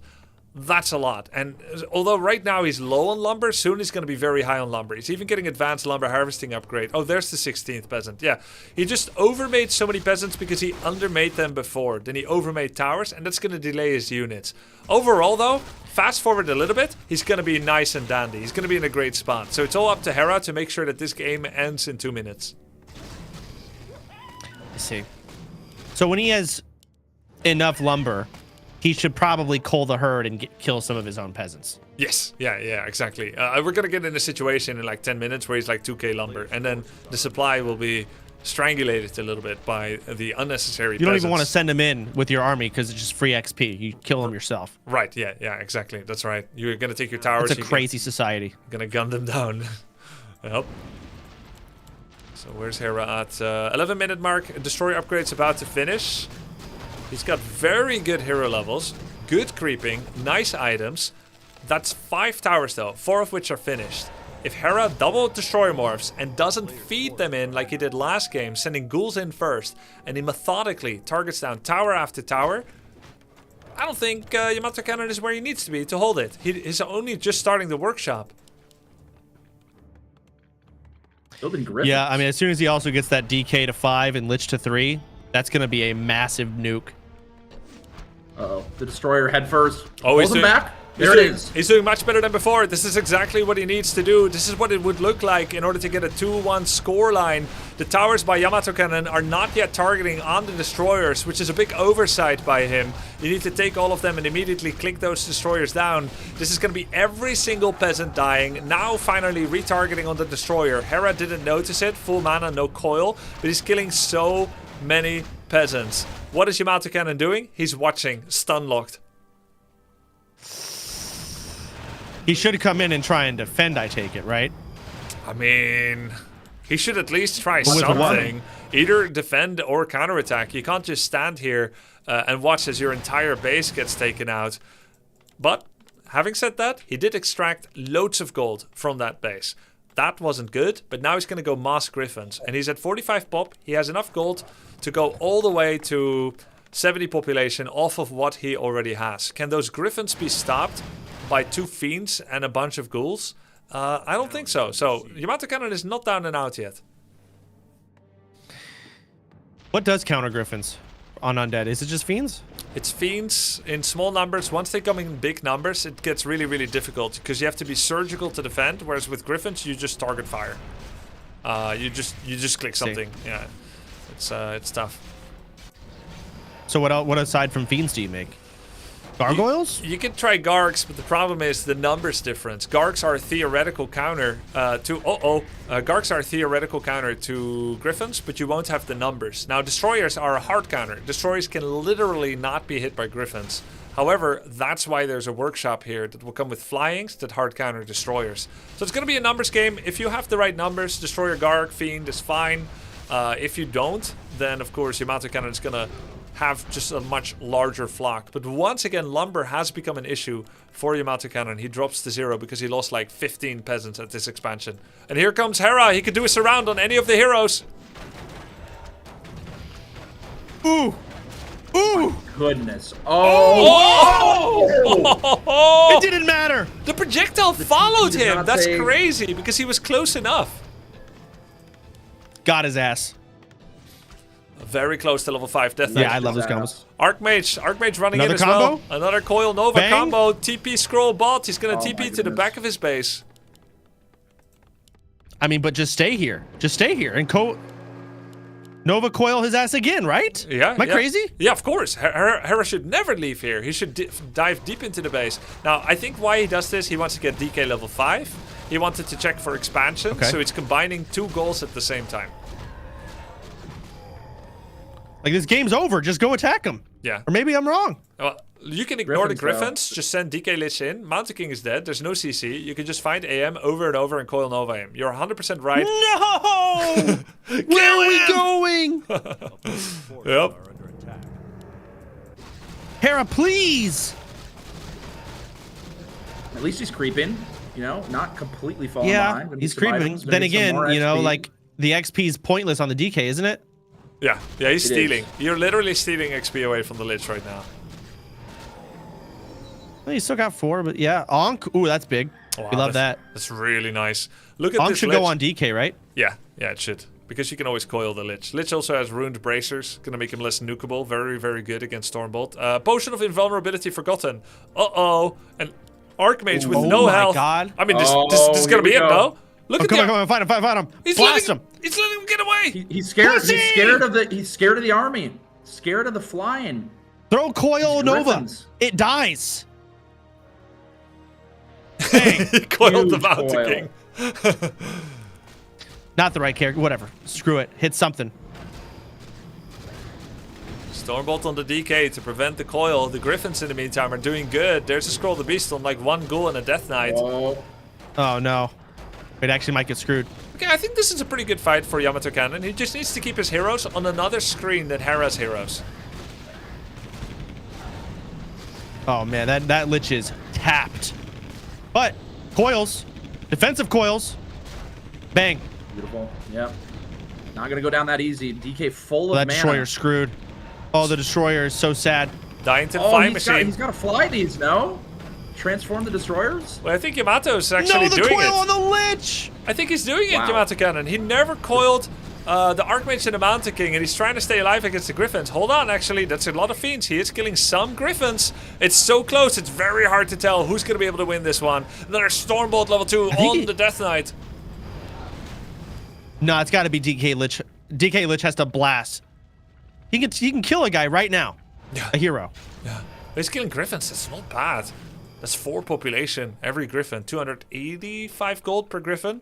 There is no expansion anymore. Yamato Cannon is going to pull his militia. A lot of the supply he has is actually fake because it's all these peasants. Coil on the Archmage. He has enough mana to do a Nova. There's another web from max distance. Gets another Griffin. It's The next scary. the next It's coil. scary for Yamato. The next coil. It's enough! It's enough! Archmage down!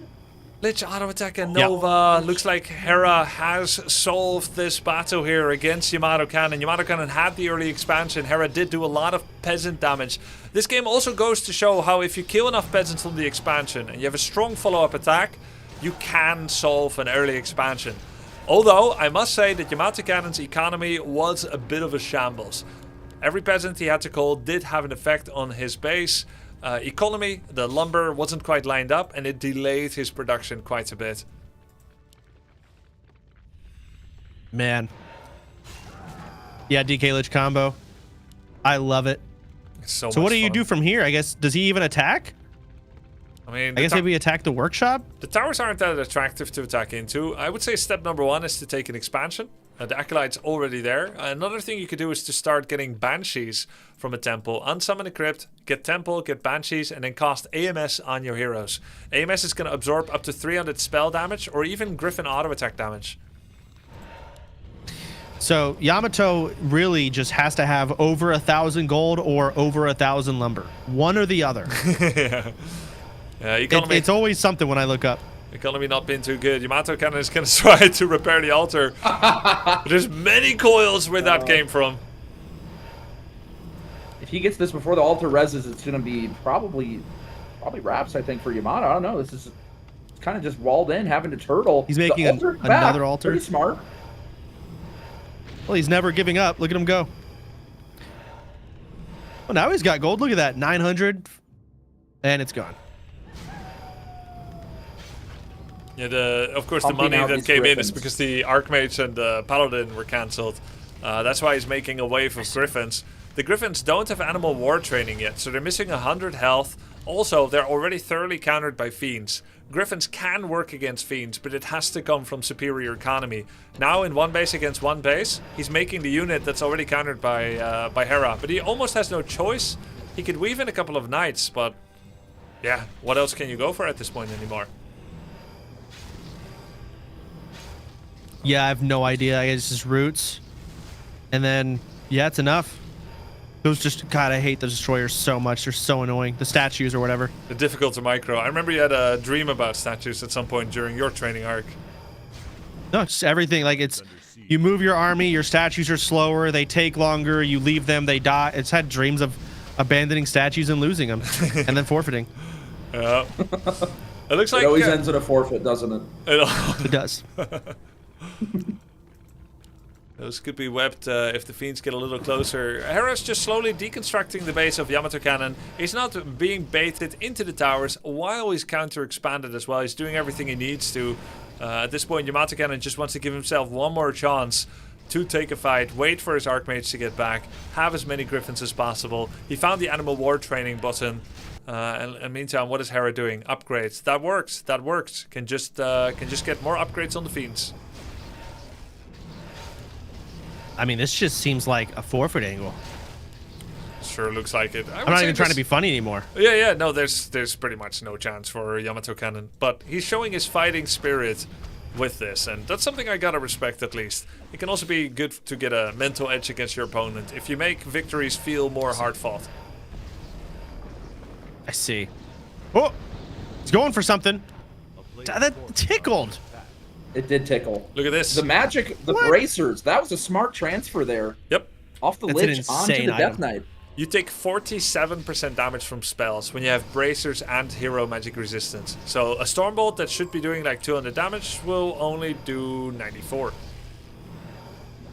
And the statue. Okay, but there's like 5 of them with Stormbolt. I thought you were talking about the Griffin attack. Yeah, Stormbolt. I used to think it works on Griffins, but it was a tooltip error by Blizzard. It doesn't. Oh! Oh my god, the statue. Okay, shit. Over. Oh, that was amazing. Wow. I'm telling you, man, statues are like the bane. They're miserable to play with. Okay, we're rooted. We're Novaing. Big AoE. Griffins are flopping. Okay, nice staff there. Third Griffin Griffin's down. all webbed You should now. call all militia here. Army. All militia should be called. Look, what is he doing? He's gathering lumber. They would be so good in this fight. But as it stands... Oh, single unit enemy dead. GG. Hera gets the win in the third map. GG. Oh, let's go. Are we 1-1 now? Go. Or is it 1-2? 2-1. 2-1. Oh my god, Yamato must be getting nervous. He seems to be in good spirits though.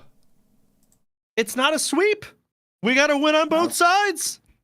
Alright. It also kind of goes to show how the map advantage can be advantageous. Yamato wins the 2 maps that he chose. Hera, upon first being allowed to pick his own map, being disadvantaged, coming from the lower bracket, picks a small map like Autumn Leaves and immediately lands a victory. And my eyes will travel to which maps are left. Echo Isles and Last Refuge. 2 maps that are perfectly fine for any player to fast expand on as well. I would say... With Yamato Cannon now having loser's pick, Echo Isles to me seems like the more preferable option that he could go for. But we shall see. Why? Echo Isles is a really easy expansion to take, and the expansion is close to yourself while being relatively far from an opponent. You go to a map like Last Refuge, your expansion is actually closer to the opponent than it would be on a map like Echo Isles. Okay. Now, why is everyone saying the headliner? What is that referring to? You got to turn on my stream to see that in 3, 2. I have your stream open. I'm looking. All right, turn on the sound. The headliner. The first match of the Clan War is a 1-on-1 that begins on springtime and is a best of 3. Each team captain will send their representative blindly. Who will they send first? Let's find out. The headliner. The first match of the Clan... There it is. Just raw production value, nothing else. That is so fun. The headliner. Okay. Oh, I accidentally played That it twice in a row on day 1, and ever since then, the people have been greedy for more. That's pretty sick. Just Twitch chat being Twitch chat. Wonderful things. So I thought both of them. No, I guess Hera is not really expanding. It's definitely more Yamato expanding, right? Yeah. You remember the game 1, Hera did do the fast expand. Then he did an amazing attack, killed so many peasants with the Cryptlord Beetle and Ghouls. But then he was pushed back by an Archmage with high-level water elementals, and he lost so much after that. It's a tough game. And he hasn't tried since. Yeah, he hasn't tried since. He's like, you know what? I'm just gonna make I mean, Death Knight and Lich. I prefer the DK Lich combo. I remember that. I love it. I remember that about you. It was weird. It was an example of you preferring DK Lich just because they're cooler rather than maybe what was working for you at the time. Well, I like it because it's less units and more hero dependency. So my custom game brain Kind kind of kicks in a little bit more. World of Warcraft, League of Legends, more adjacency Yeah. to things that you prefer playing. Yeah, I prefer like the hero gameplay as opposed to the let me buff my units and make my. I like the hero gameplay more. Yeah. While we're Night waiting, Elf looks miserable. while we're waiting for both players to play again, we've got an evolved version of the headliner here that we can run real fast. I know people are hungry for it. We'll be back in 40 seconds. Welcome to the headliner, an 8-player the headliner. Today on the headliner, there is the headliner. We have 8 the headliners that are divided into 2 the headliners of 4 the headliners each. They will work together to win as the headliner. On the left-hand headliner, we have the headliner Alpha, captained by the headliner 1. He will be joined by the headliner Cannon, simply the headliner, and the headliner maybe.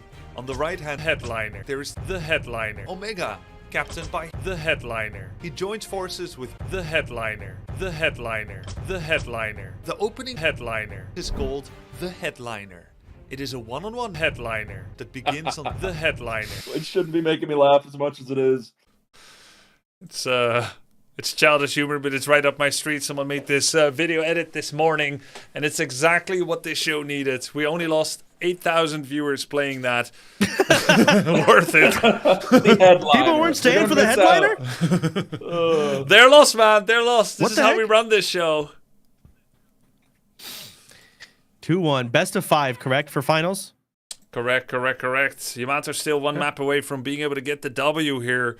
He's going to be in the blue, Hera in the red. They keep trying to take their own colors. So we want Hera to win. We're all going for Hera, right? We want a fucking final match, best of 5 or whatever, first to 3. 3-2, 2-3 would be ideal. But I also always respect, if you have the power to clean sweep or if you have the power to clean it out, I say fuck the show. Just go win 3-0. Show your dominance. of course. All right? Like if you Of deserve course. to do that. So They should try and win. Yeah. But we can hope that they don't. Yeah. We want as many games as possible between Yamato Cannon and Hera. It's the needs of the many versus the needs of the few. And in this case, Let's go, Hera. They're fighting for their competitive life. Hera is ready. Yamato Cannon mulling things over. He did pick the expected pick with the easier expansion that's farther away, removed from his adversary in Hera. Yamato Cannon went with Echo Isles. That means Last Refuge would be the final map. And he's ready. Let's freaking go. I'm gonna go to the bathroom. He had all that time to go to the bathroom, and he goes right as the game starts. I guess you have that first minute anyway. It's fine. He wanted to see that headliner, man. I can't blame him. It was cinema. Absolutely incredible edit there. But here we are. Echo Isles. What do you think about this map, Grubby? It's kind of weird. There's no red camps. There's no lab either. No lab. I don't really know. No, Who's the advantage. No red camps. It feels like a basic map. They did add a few extra creep camps. Before, these green camps in the middle, they weren't there. The orange camps were a death trap. There was only one entrance, not 2. And the gold mine here wasn't there either. So this map went from being extremely bare bones to only being a little bit bare bones. It is a classic, simple map that was included anyway for its popularity in the ladder. I looked at all the stats, which maps were most popular. Simply in the first Invitational, I didn't know what kind of players I was going to be seeing in the OnlyFans Invitational. I included a map that had boats. You could get boats, sail on the high seas, and go to an island expansion. I thought, man, that would be cinema if the streamers make boats and have naval warfare. That never really happened. It's a little bit too much for a new player to worry about such a dimension. And so here, I tightened it up a bit and went for a more basic map pool. I love it. I think the map choices are great. A lot of still a lot of variety amongst them, but they're generally pretty similar. So to Poppin's back, sounds like he might have snacks. I heard you as I was pissing simply. What did I miss in this first intense minute of the game? Well, you're right. You're right. What are you snacking on, man? What are you snacking on? I gotta be a fucking popsicle, man. from Kmart. Nice. This shit is delicious. It's some type of like shark flavor, which is weird, but dude, it's so good. Asians know what they're doing. It's so good. Yeah, Kmart's Or got H-Mart? some great picks. I don't know. Yeah, H-Mart, yeah.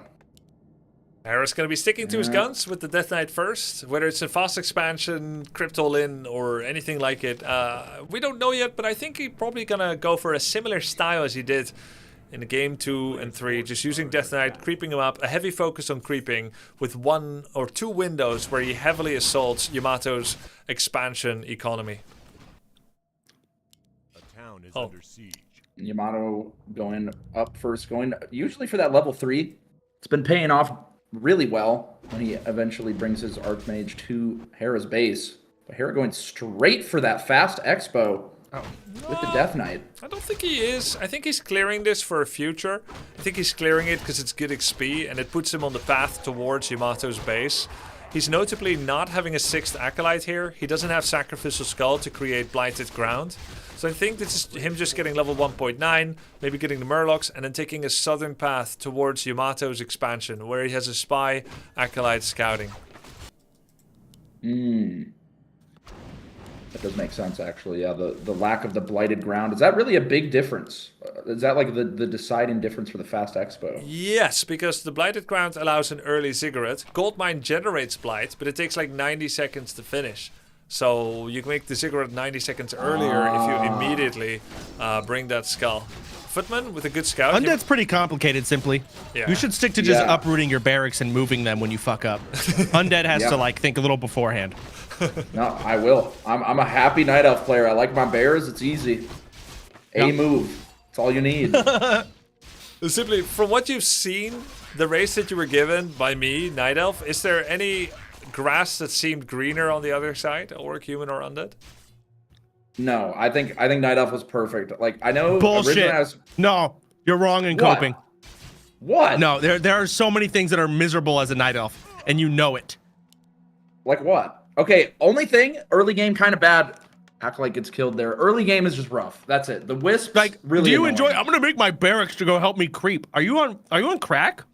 No, that's fun. That's like some like yeah, I guess sacking your wisp to like explode can be fun, but like some people like this Soda Ancient War creeping. It can feel very efficient. As a speedrunner, cock and ball torture, by the way. As a speedrunner, probably simply likes efficiency, I would imagine. And Night Elf seems like a good race for him. Okay, we got a peasant attack here. We got a peasant attack here by Hera. Once again, he's splitting his ghouls to different peasants. Look at this. Skeletons on the peasant that's stuck over there. Going in from the front. Some ghouls. Ooh, sick coil save by Hera. He's going to try and send those 2 ghouls away. As Yamato kind of gets a surround on the Death Knight. That's a full surround. It's not. No, he can kill the footman and get out. Yamato should have repaired the surround. Meanwhile, though, Ghoul and Skeleton are killing more peasants. It's a pretty good trade, I think, for Hera. What would you say, Grubby? I think that was good. 4 peasants? I think it was good for Hera. He killed 4 peasants. Very, very good. And it came early enough slow down that expand. Yeah, to significantly delay the expansion. A player's forces are under attack. That's good. It's good play by Hera. So what should he build? Yamato really fucked up not repairing the surround. He should have seen that it was still open if the 1 HP footman died and put something new in its place. Or tighten up the remainder of the surround. It wasn't clean enough. Is Lich on the way out yet? No, not yet. Tier 2 is almost done. Soon. Yamato Cannon started his tier 2 already very soon, before he even started mining for the expansion, but it is correct. Not mining enough here though yet. And am I crazy, or is this 6 peasants away instead of 5? I feel like it's too high up. It does look a little far. Ooh. Grab the book, you freak! He doesn't need to. Are you gonna save that for the Lich? I think he was worried about the Ogre Mage going too far away. The Ogre Mage showed a little bit strange behavior there. I don't know if you've ever seen it in custom games, Soda, where if a unit gets stuck for a while, they end up getting mad at towers. You know, like how in tower defense, if you make a full wall, it starts killing towers? Yes. Yeah, that behavior was being shown on the ghouls there. They were getting away because he momentarily couldn't get to his favorite target. Now is the counterattack by Yamato Cannon. He has AM level 3. He could kill a lot of ghouls here. For now, though, he's losing a footman to the Death Knight and ghouls.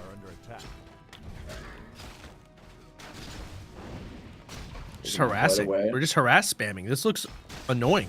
But Yamato's fucking up his micro a little bit. He was attacking the Black Citadel for over 100 points of damage. His footmen, even now, are still attacking the Black Citadel. That's not what you want to do right here. He finally noticed. Everything should be going to ghouls. The Ruby and Tower is slowing down one of the water elementals. Yep. Look at this. Unholy Strength. Ghoul attack upgrade. Unusual for an undead to do, but Hera seems to like it. It's insane how hard these Ellies hit. I think they actually get harder than the hero. You are... Yeah, true. That's true. They have more damage than heroes. It's not even maxed out yet. It's a level 2 water elemental. He's going to send them in again. There's still duration on them. He's going to go for the slaughterhouse. Oh, no. One Acolyte by Hera is AFK. Instead of mining, it is actually on follow command on the Northern Acolyte, and therefore it won't show up as idle. A player's forces are under attack. Got the cancel on the slaughterhouse though, but that's a bit of damage, and that was kind of a big moment in their game on Tidehunters when Yamato canceled out the slaughterhouse. We'll see when he gets that back up and going. We got 5 out of 5 now in the gold mine. Taking out the water elemental, just trying to keep him out of the base. Close to level 4 here. Still looks like a pretty 5 even XP game. off. 5 Oh, XP. he's back. Gonna cancel Slaughter again. Black Citadel finished. Cancelled the Slaughter again. There's no space here. I'd be losing my mind. 1 or 2 trees are still blocking the perfect slaughterhouse location. Hera's gonna move back with his ghouls that have 1 attack upgrade. He's getting Frenzy, but no slaughter on the field. Yamato's doing a great time buying job here. I mean, just no slaughter. Miserable. It's only ghouls. He's not allowed to have anything else. Yep. Yeah. Oh, but he's got that. He's got the Lich now too. Level 4. Not bad. Makes the That's slaughterhouse again. And Yamato is hiding in the shadows. He's playing this to a T. I mean, how many attempts is that? 4 on the slaughterhouses so far? Yeah, I think that's number 4. In the meantime, Yamato towered up well during this. It is a 6 peasant, well, let's say 5.5 peasant. It's too far away by 1 hex, which is not great. But, you know, he's doing his best. A couple of peasants AFK again is not great. No shredder on this map. Lumber-wise, it's a disaster again for Yamato. No shredder feels really bad here.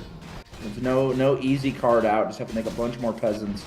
Creeping up the Mountain King though. The ghouls are in the main but base. the ghouls. Look at this. All the defenses are here. concentrated on the expansion, but the ghouls are here. Archmage tries to cancel the slaughterhouse again. That's not gonna work. They kill the tower. I think this should never happen, by the way. The Mountain King is creeping. He's not hiring mercenaries. He didn't get level 2. And ghouls just win the game. No statues, no destroyers. Just a ghoul attack with Hera? 1 attack upgrade. I think Hera is putting up a very good fight and may even be in the lead now. Oh, here we go. The lone Archmage. Coil his ass. Coil. Oh, coil him. Little blast. Oh my god. There it Did he is. swap the scroll? There's the coil on the ass. Kill confirmed. And this main is just, there's no defenses. That's game. It's 22 population. 18 population by Yamato Cannon for someone that's had an expansion for about 4 minutes already. Yes, yes. Now would be a time to do the soda special. I mean, like, what do you do? Nothing. He's about to lose. He loses this. No hero. He loses his main Citadel. He loses tier 3. He's Stone Aged. Oh, it's game. No, really. Go ahead and walk up. Walk up. Get his ass. Blast him. Single Archmage. Yes, water elemental here. Here comes the coil. He's already got it queued up. Send it. Bang. Oh my god. Yep. And you're out of the fight. He's on the chase. It's over. He's too That's a auto. kill. Oh, he has 1 of Mana Steel. 1 more coil, and the next one is gonna bang. kill him. Oh, Yep. Good luck, gamer. that horse is not fast enough. Oh. He didn't even need to use the mana. GG. Wow. Bang. Let's go. Grand finals. You love to see All right. it. It's the hope always in a tournament. Close The game. nerves have got to be kicking in. Oh, that's so hype. That's so hype. 2-2 in the grand finals. That's what you hope for. It's Who do you think is going to win this, Grubby? Man, with this momentum, with the history that we have with Hera, going 0-3 and then 5-3 in AoE 2, if I was a betting man, I think Hera's got the momentum. I think he has the momentum to take it again. Yamato Cannon is getting his aura eclipsed by Hera a little bit, I think. I mean, momentum, a big thing. Big thing. I mean, having the 2-0, after getting the 2-0, it's like taking the wind out of his sails a bit. Seems like Hera's downloaded Yamato a little bit. Kind of just playing it really nice. Ghouls switching strategy a bit too. Hera being an Age of Empires 2 pro kind of pissed me off a little bit, but watching him play a little more, seeing him play Undead and do those massive nukes, it's bringing a lot of dopamine to me. So I like Hera now. And I hope Hera wins. Oh, nice. Something about the Coil Nova is so satisfying. It makes me so happy seeing it. Honestly, I think we had so many deserving victors here. If Tyler would have made the run and win it, it would have been amazing. If Simply would have done it, people wouldn't have seen it coming. It would have been amazing. You had that 4-0 record in the first 2 rounds of the upper bracket. Hera coming through the lower bracket and coming back from a 0-2 against Yamato would have been amazing if that happens now as well. And if Yamato Cannon with his 12 to 16 hour grinds makes it with how he was getting drilled by his coach, that's an amazing storyline too. I don't think, as a fan of this content myself, even though I'm the orc, I'm also a fan of it, I don't think there's any wrong way that this could go. And we've got that final map going. I think we're getting very, very close to jump into that game, and we're gonna have to wait and see how people perform. It looks like we've settled into a comfortable routine, simply, where both players are just repeating their builds and trying to play it as best as possible. Comes down to micro and macro, not build choice. That's right. How it should be. That's right. That's Truth how be it should told. be. I love that we're getting. They feel like honest games. You know, there's no really cheesing going on here. Just 2 guys going at it, playing their build as best of their ability, doing a great job. Man, Simply, you weren't here in the last tourney when Guzu was doing the human rifle strat, bro. Holy, you would have hated it. It was miserable. Pally rifle? Yeah. Pally rifle. Worst experience of my life. Did it get nerfed? It did. Like 6 nerfs. Yeah. So bad, busted, it got nerfed. Wait. And it was noob friendly. So it was easy to do.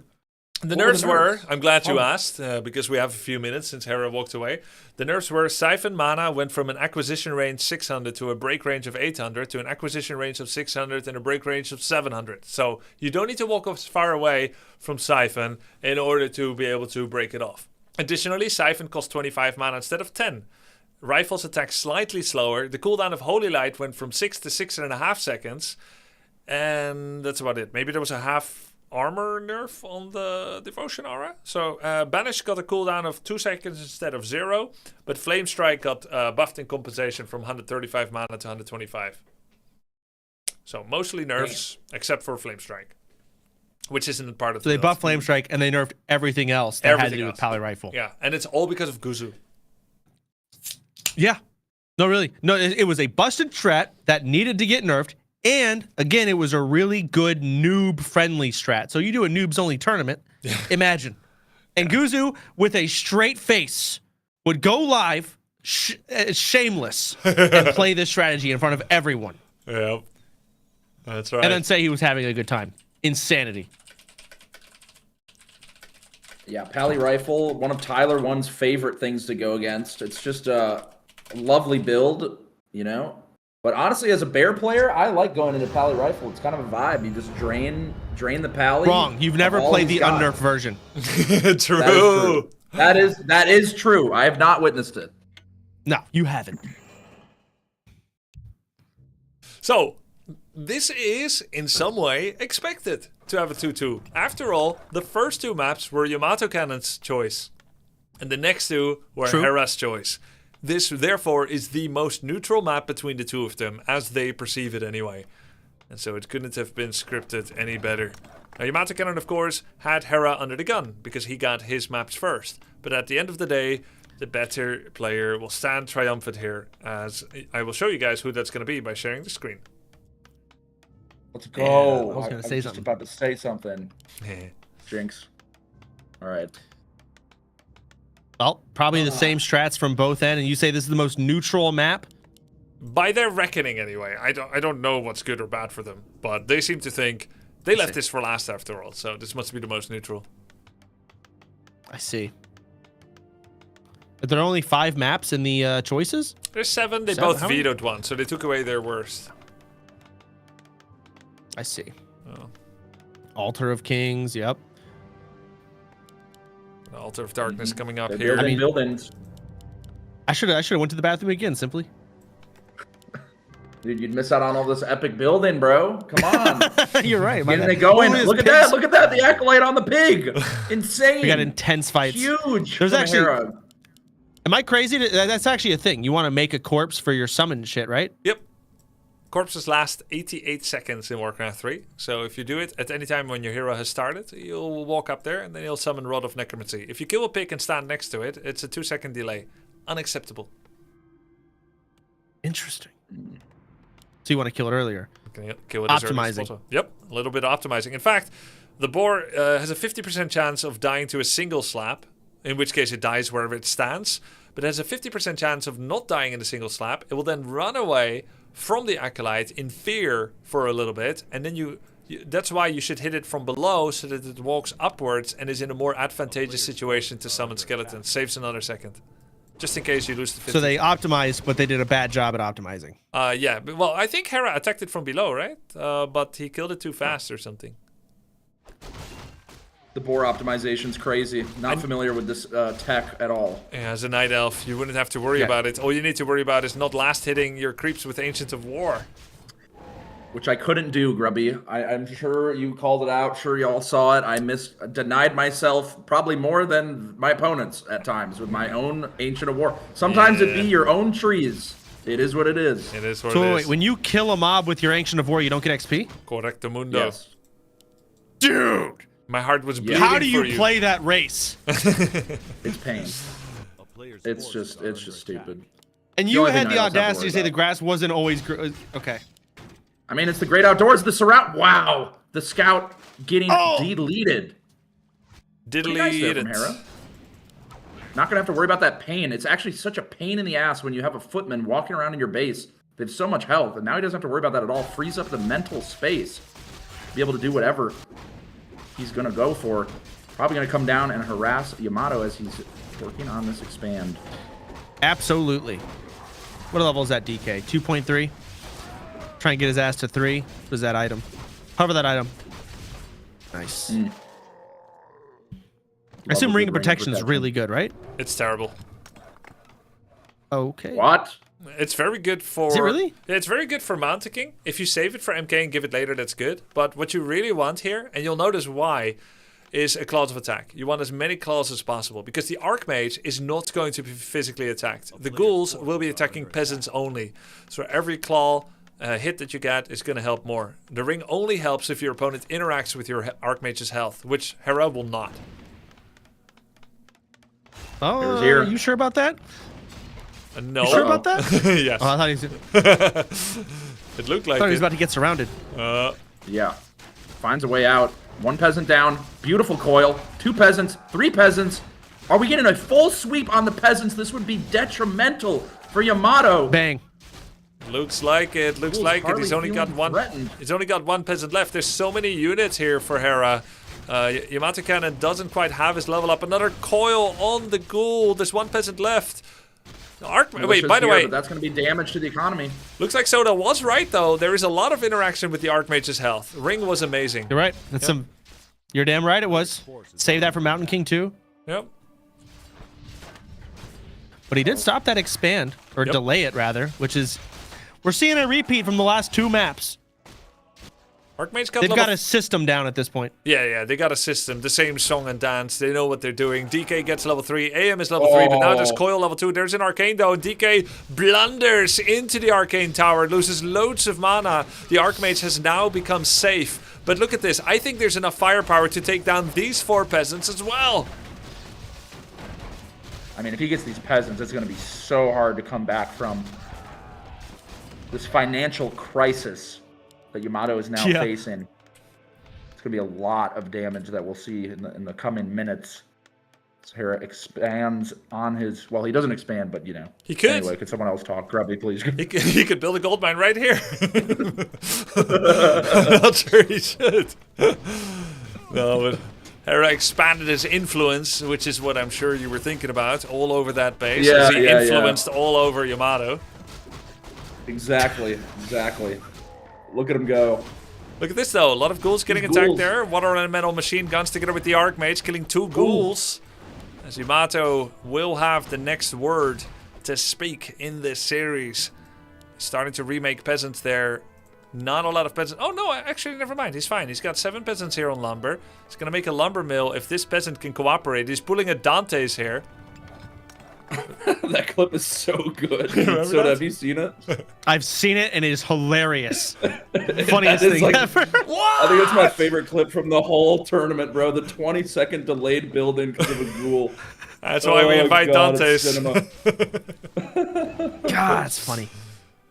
So Yamato's in a better spot though. Same hero level, double the econ, or they have 2 buildings.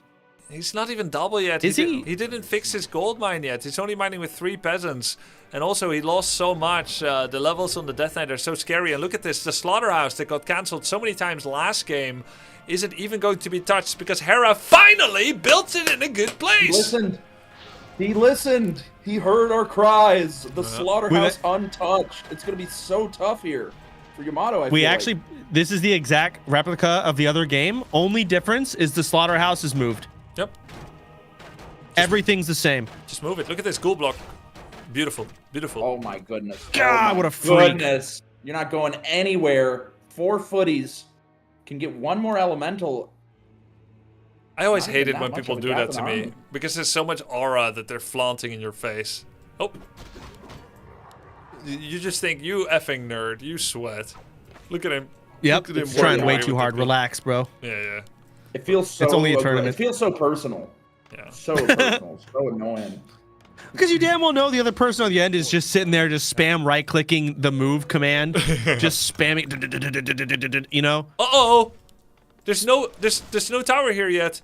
He could just move in with ghouls, honestly. I mean, there's no ghoul frenzy yet, but it's gonna be there soon. It's a very unprotected main base that, by the way, is extremely late in tech. This should have been done minutes ago, normally, if you don't get brutally devastated like Yamato was on his main base. So Hera's just gonna turn around. He's gonna wait for his orb on the Lich. He's got his ghoul frenzy coming in. There's a lot of ghouls here mining all the way to Moria. Where's this guy going, actually? But there's going to be an attack soon, and Yamato Cannon will need many towers in order to hold. Oh, man. Yep, Lich is in. We're back, baby. We got the combo. Got Nova learned, got the orb. Oh, Cryptic Soul Big Slayer damage. That feels so good. coming to join the fray together with Lord Darkscythe. Can Peril Spellbinder survive here? that statue's cooked. That statue's so cooked. Oh, no, it's not. Statue not cooked here. Somehow surviving. There was an insane threat. Wow. The Jack. The potion of invulnerability. Thomas Strength. That's big stuff. +2 damage on the DK, +50 health, plus 0.10 health regeneration. Yamato Cannon is bunkering up. He's going for an early tier 2 Oh my warp ship. goodness. Warp ship. What's a warp That ship? is It's like A a workshop, workship? but it's a a workshop. ship. Workshop. It's like It's a lot of towers out of nowhere. I think he's listening to the stream. Got 2 guard towers I think coming he has out. trauma from all the times his peasants have been slaughtered, so he's doing heavy defenses, but it just sets him back even further. I don't really know if he can afford to be doing all that with what Hera's got cooking up as the ghouls are back in the expo. Destroyer Pulls him upgrade out. is ready. There's 1 statue here. It's a pretty good wall off. By the way, Farms Blacksmith actually don't allow ghoul passage. This is the only ghoul passage point. They can't get past any of these cracks. He's gonna send the ghouls in, targeting a tower. Note how difficult it is to get surface area on that tower. This should be a mass repair. That's exactly what's happening. Yamato Cannon doing a good job. He's doing everything he needs to. Dang. Oh my goodness, the ghouls are falling. There's so many footmen. Could Ring be a value. slip up here from Hera. Soda, Ring of Protection We got a value Nova? again on the AM. Some ghouls were harassing him. You're right. Hey, it's good. Like I said it was. Just like you said. Look at this. But now look he's at got the this. Mountain King. Swap it over. Uh-oh. Slow reaction by Yamato Cannon. Nuke his ass. Oh, Nuke his a surround! He needs to TP no. out. Oh my goodness, is he gonna get a surround on the Mountain King while he's frazzled from everything else going on? Oh, he's It's not- frazzled, oh, yeah, all right. where's the TP? Oh, he's so cooked. Yamato's sweating. Get a fat Nova. Look at that Footman group. Please go Nova. Please. Oh. They're begging for it. Tier 3, I 40 really seconds wanted away. it. There's only 3 towers here. AMMK are hugging their pearls. 1,700 gold, and he's not producing anything. Of course, he really needs tier 3 to get his high value units. He needs double barracks and knights. Oh no, the footmen! They thought they could just go home! Not through this, you won't. It's cooked. It's cooked. 3 more Yamato footies has down. 2,000 gold. 600 lumber. He needs more and towers. no idea what to do with it. He needs more towers. He needs more barracks. He has no space to make a barracks anywhere. Yamato, 2,000 gold. He's got all the money he wants. Gonna make a barracks here? Is it a barracks here? In front of the ghouls? Bro, tower defense at this point. I think he's making a barracks here. Solo mission. This peasant's got a plan. This could be what he needs. A possible distraction here. Hera not taking the bait though. Wow, Shut the barracks fuck so up. far away. That's actually. I feel like he'll find that. Is that smart? Targeting the destroyer Time with to the find towers. out. Destroyer goes down fast. It needs a coil. Hera doesn't notice it. 1 destroyer down. 3 towers are still alive. Destroyer down. The Archmage comes in Pretty from the nice, left in order to Yamato. create some distraction. The ghouls are killing many peasants. The AM is This very destroyer- low. Okay, good coil. Uh-oh. AM, no town portal. No town Oh, portal. he's in there. Oh no. Oh, he's got to get. It's Oh, no, it's he's over. so He's dead. dead. He needs so to dead. bolt. Nova. Bolt a hero to stay alive. Come on, Yamato. Oh, he loses his wow. Archmage. And the ghouls have Yeah, killed all the that's- peasants. There were ways where Yamato Cannon could keep his Archmage alive, and maybe his dream for winning this game. He's got knights coming. There's an Arcane Vault. There's a secret barracks. He needed to bolt either the Lich or the Death Knight. He had the mana. He had the cooldown. He had the chances. But he didn't. He fell short of the mark there. Now, having said that, this ain't over yet. This ain't over just Griffins, yet. barracks. Paladin, Griffins, 2 racks, Knights, reproduction on the peasants. Towers are alive. Mountain King is alive. Full health, full mana. Population count, very similar. 1,000 gold in the bank. Knights are coming. This could be a comeback of The the altar's century. depressed. Oh, altar not good. No. At least get the. He does Paladin get out. the We can Mountain remake King out, or Altar. the get Uther. Gets Uther out. Bang. There he is. Don't mind if I do. Now he needs Antonitis back from the center. He can not retrain it though because he's lacking the lumber. Retraining a hero level 3, I think it's gonna net him about 120 lumber or so. So he can't currently do it. And most of his peasants are not farming. He's got 3 on lumber here. This is actually like a crack cocaine build. He's got a bear. Look at his barracks. The new barracks he has. It's literally in the path from the enemy base to his. Yeah. Look, That's baffling. He still has 2,000 gold. If Hera lets up the pressure even a little bit, Yamato Cannon can recover himself. Shredder. We need a shredder. Does he have one yet? No. He super needs a We shredder. Save the game. But he also needs an altar. There it is. That's a very slow way to get your hero back. Hera's not going to let up the pressure. It looks like he's just going to creep, and he's probably going to come back for more. Level 5 Death Knight. Yikes. 4 destroyers. Grubby, is it possible? Give us copium. I don't know. It's looking rough here. Remember the flying Yamato flock Cannon. of flying machines that are preventing destroyer metamorphosis? Those aren't here. They're part of what has been sacrificed due to the dire straits. That means destroyers now are actually good. Now Hera doesn't have lumber to make a second one, but it may not be needed. Nice target fire though. Oh, there it is, second destroyer. No third one yet though, but it's enough to kill the towers. I think Hera is looking at the potentially being at the beginning of the end of him closing out this game. I don't know what you do from here. The long path. He's got through 2 the flying loser's machines. Run. It's not enough, not nearly enough, Soda. Oof. The altar goes That Altar of Kings is. Shouldn't he cancel it from here? At this point, he might as well. I mean, like get the money back. He could have tried to finish it with some of the running peasants, but are you really gonna spawn your Archmage in the middle of all this? That's why he's sack it, right? Yeah. AM is back. Interesting. AM is back. He's gonna run 2 knights and an AM into this camp while the rest is watching. He has money. He should be getting heal scroll, invul potion, etc. But look at this. Hera, he's moving in for the next attack. 55 population, going for the towers, ghouls, destroyers. Oh my god, oh my god. Yamato Cannon. Yamato Cannon's gonna try and defend. I don't know if he still has faith in this, but he's gonna try. He's gonna come back. There's an abomination. And the A-bomb is Get them in. statues. Oh my goodness. Starbolt on the Death Knight. You Holy can Light on the Knights. You just nuke the Paladin. There's Coil. One Knight goes down. Second Knight Uther goes is down. so screwed.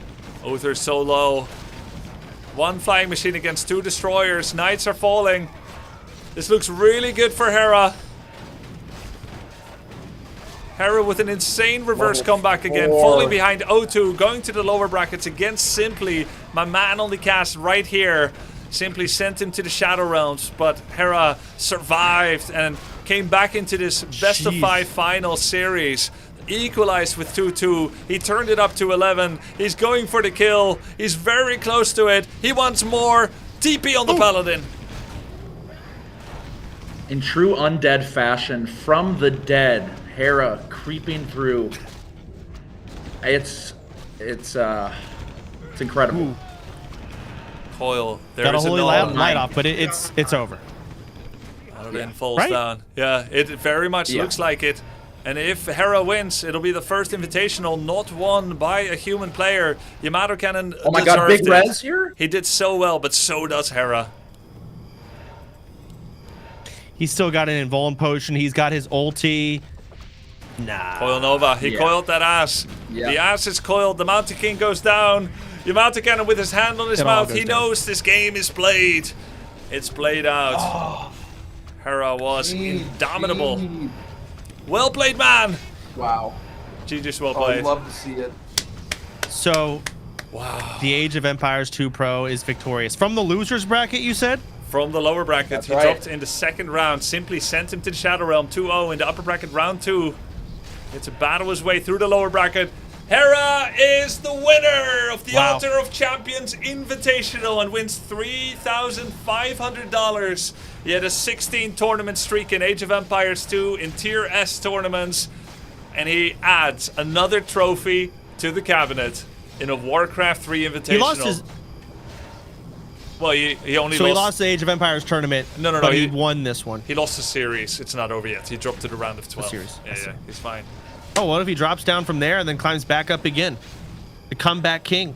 Could be. He certainly looks like a comeback king, Soda. What an incredible performance by him against Yamato Cannon. Not an easy cookie to crack, but he did it. But let's not forget Yamato Cannon's amazing performance. 2-1 against Box, 2-0 against Dante's, 3-1 against Simply, and then nearly taking Hera out with a 2-0. Almost leading into any one of those maps could have been his third win. He took Hera to the brink, but it is Hera that will win this tournament and be champion. And let's rain the confetti. Watch out, Soda. Oh, dodging. Woo! Yeah. Dang. They worked so hard He for earned this that. man. Seeing Hera win, honestly, he was my favorite for the tournament. I can't lie. I was watching a lot of Hera. He put in so much work. He had some rough days, depressed, down in the dumps at points, but he came back and won it all after being down 0-2 in the grand finals. You couldn't have scripted a better grand finals. Genuinely. You could not. We love that. Good job, Hera. Are we going to get a little interview with him? Yeah, I hope so. I'm inviting both of them in. Of course, I'm not sure. They might be celebrating it with their chat right now. We're just going to wait for them to join. Big thanks for the support. Surreal with the 5 gifted. Easy Homero with the 10 gifted.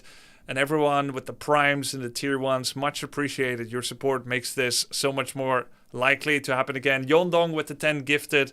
Appreciate that very greatly. We're just going to wait and see if those two are going to be joining us. Of course, this must be a special moment for both of them. Wow, even the W3 champions sent a message in the platform. Congrats to Hera winning. Made so much better to the great efforts. I just want to give a quick shout out to everyone before we get the 2 players on the show. Ruigan Guys, Excalibur, so many mods. Invite Happy to the next one. Great idea, lol Tyler. Great idea. Yeah. So yeah, just thanks to all the players, thanks to all the streamers, all the mods on my squad, the W3 Champions team. Thanks to Blizzard for providing the prize money, and every caster, every VIP caster that joined and made this even better. Thank you, Soda. Thank you, Simply. Thank you to all the other casters. It was a great event. So much fun to watch. Well, we got Hera here. This is the freak that I've been watching body block units, not letting them move anywhere with 300 and 500 APM, some type of freak of nature. spamming units, RTS Pro, by the way. Hera, how's it feel, man? It feels amazing. Honestly, I put my heart and soul into the Warcraft grind, and at some points we had ups and downs all over the place. But in the end, I feel like it was the dream final, and this is my second reverse sweep of 2026. So I guess this is just my year, and I feel great about it, honestly.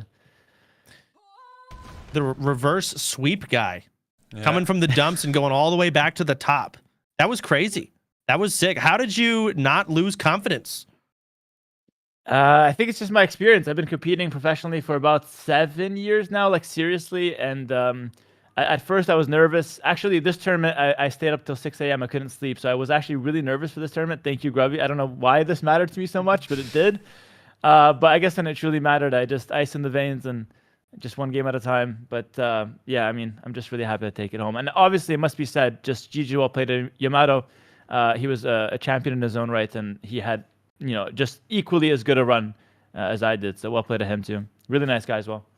Yeah, well fucking done, man. Well done as well. Resilient, bro. I heard about your resilience from Age of Empires. I didn't underestimate you when I was 0-2. You just overcame, Well fucking done, man. Appreciate that, man. GG to you as well. I mean, you're a champion as well. Just an awesome tournament all around. Yo, Yamato, so well played in those games. You took him to the brink. Of course, Hera can never be countered out, and he did very well. And I feel like both of you deserved the championship at the end. It was 2-2 score. You got that early lead, and you played so well. But he just turned it up in the third, fourth, and fifth game. Man, you're watermelon.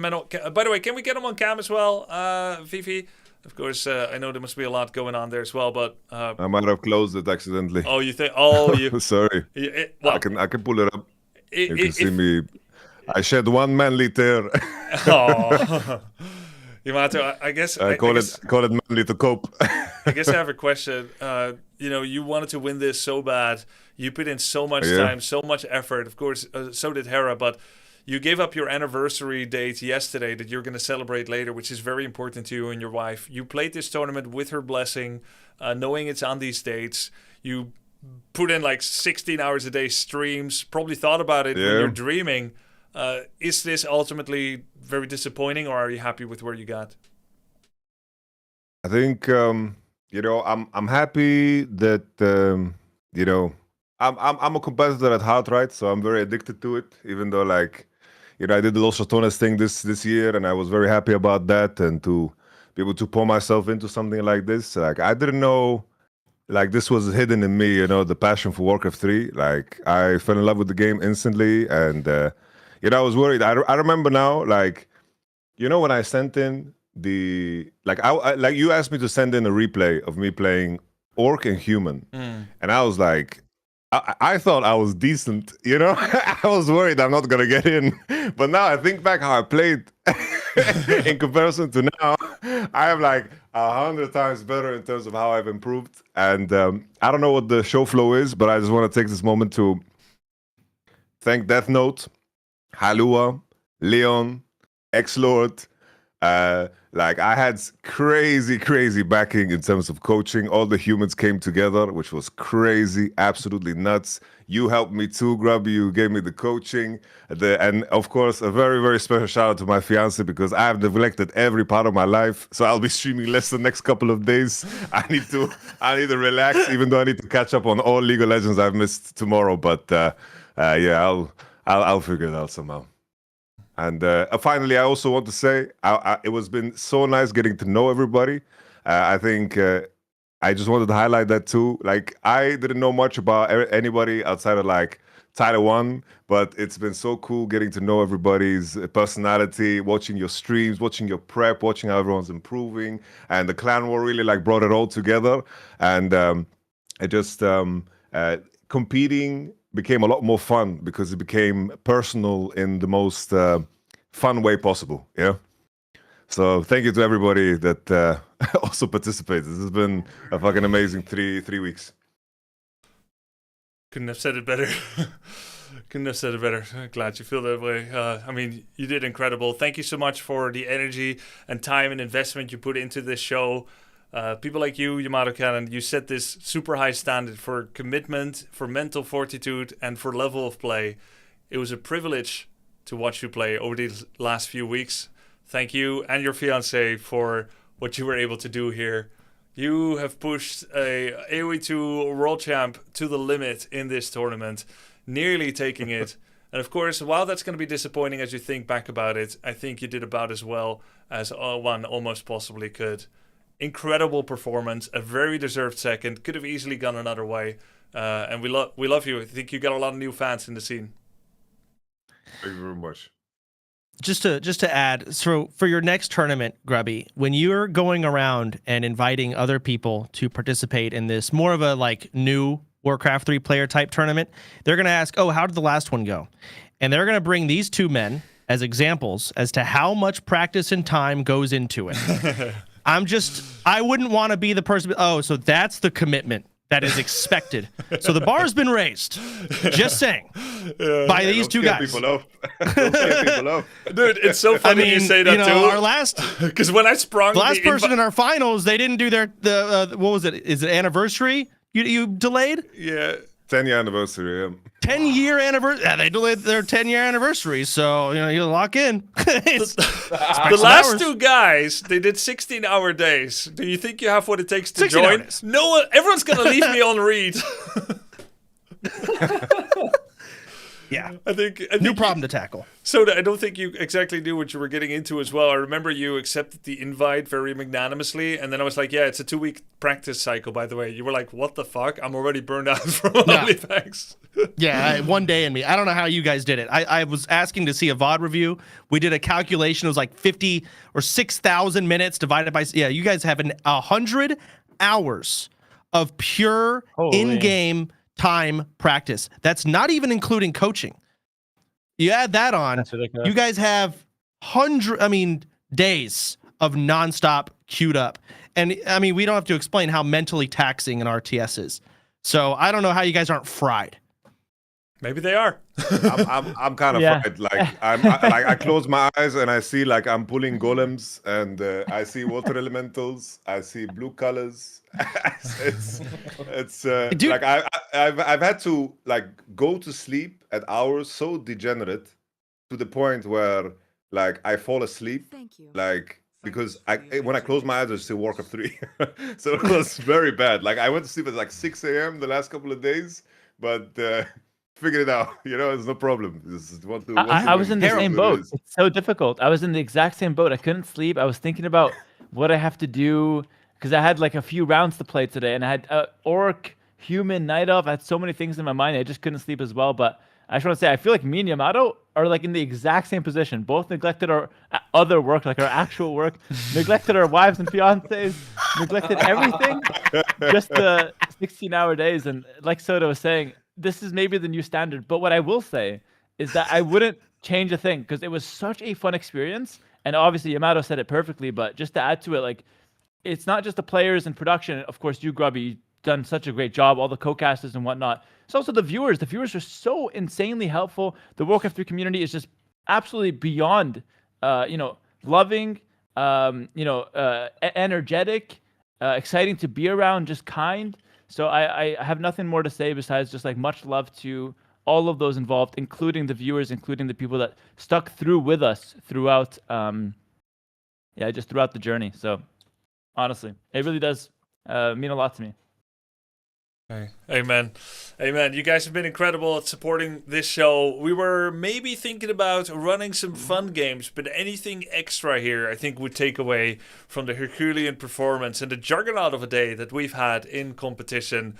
Custom games 4-on-4. That's for another time. I hope this is not the last we'll see of you in Warcraft 3. Now the door's open for a potential future how do you call it? An encore, right? Any other tourney or maybe some casting in our next Invitational if I ever run one of these again. So now that the bridge is open between our different communities, League of Legends, Yamato Canon, Age of Empires 2, Super Mario 64, I hope we'll be seeing more of each other. And of course, World of Warcraft with soda popping. I hope we'll be seeing more of each other in each other's respective games because these kind of events are what makes, I think, streamer collabs so much fun. We don't have the toxic drama, maybe a little bit, You were going a little hard on Tyler, and he on you. He's an emotional player. Shut the fuck up, bro. I didn't get to play against Orc. I'm 90% win ratio against Orc. I didn't get to play against single Orc. Come on. It was rigged. Grubby put 2 orcs in her team. It was completely rigged, honestly. Hey, We didn't talk about that, but I didn't say I was never gonna rig anything. Do you know how challenging it is to get people of different skill levels of different games together and make it a show that actually goes to 2-2 and make it a show where a clan war is close and doesn't just close out with a 2-0, 2-0, 2-0. You can't just take 4 Dantes and Mary Maybe, put them on Team A and put the other guys on Team B. You gotta plan these things out. But there's so many things that I couldn't script. I deliberately gave away power to determine how much of the show was gonna go by letting the players of a winning team choose their matchup opponents. But you're all maniacs! Box is picking Yamato Cannon, you're picking Tyler. So, the power was in you guys' hands. You made this show, and you gave us all an incredible weekend to remember. Thank you all. You too, Simply, Hera, Yamato Ken, Soda, and everyone else that was a part of the show. Thank you from the bottom of my heart. This was amazing. I was going to clap, but I was like, it's pretty weird. No, I clapped. So I'm weird. I felt it was natural to clap, honestly. Yeah, honestly. With that, though, I think it's difficult to come up with another closing words that is going to sound more meaningful. We all said our piece. I'm going to let you all enjoy your weekend, reconnect with your loved ones. Thank you all for this. And yeah, I'll see you guys next time. GG's, guys. See you That was next awesome. time. GG's. GG's, guys. GG's. Such a good match. Everyone. Grubby, make an Outro of Legends and get me in there. Let me a rematch with Hera, bro. I need one. Outro of Legends. All the winners. Bring Dandy in. Bring all the homies in. Sing. I love it. I love it. I second that. All right. We gotta. I'll go back to the planning chamber. It's a lot of work, but hopefully we can get something together. Guys, GG. See you next. GG's. Take care. Peace. A better show we couldn't have asked for, guys, and you all made this possible by tuning in the many tens of thousands, both on YouTube and on Twitch as well. Also, thanks to the editors, the Mod Squad once again, W3 Champions for making the platform available, and Blizzard for making the game and continuing to update it with balance changes and more. As we say goodbye to the overlay of the Altar of Champions, we're going to be seeing this overlay more again with our standard Warcraft 3 streams returning, Warcraft 3 variety and whatnot. But we'll never forget about the beautiful moments that we had here and everything that is still to come as well. Future events, I think the door is open to it. We're getting better at running these. We have headliners. The headliner. We're getting better at it. We're you know, things are getting smoother. Of course, sometimes there's some snafus, and that's all part of it. But yeah, I think we're gonna build on what we have here for any potential future event. Thank you so much for the support. Dean Lol Emberg with the 10 gifted. Epirus29 with the 5 gifted. Lucas NK00 with the 20 euro tip. Sirion 5K with the 10 gifted. Thank you so much. GG Grubby, awesome production quality. Thank you, guys. Thank you. Much appreciated. I really like the clan war. Yeah, I want to hear you guys' final thoughts. We had closing words from all the streamers. You heard mine. I'm going to read some chat. Craven04. Here, let me go ahead and open chat and make you guys the center of attention a little bit so we can close this. Just going to zoom in on this. Thanks, Ruby. Loved it all. Thank you. Love the clan war, someone said. Can you show us how to right now? Thank you for the gift sub, Wiz. Loved it all. Thank you, Grubby. Thank you, Misery, for tuning in. This was incredible. Hey, glad you enjoyed it, Gideon Bast. Okay, it was decent. Of course. What's coming up next on your horizon? Yeah, let's talk about future plans. I'm going to be joining an Age of Empires 2 tournament. I've been in... Hey, Sir Wiskin, thank you so much. Thank you so much. Sound alerts are back, boys.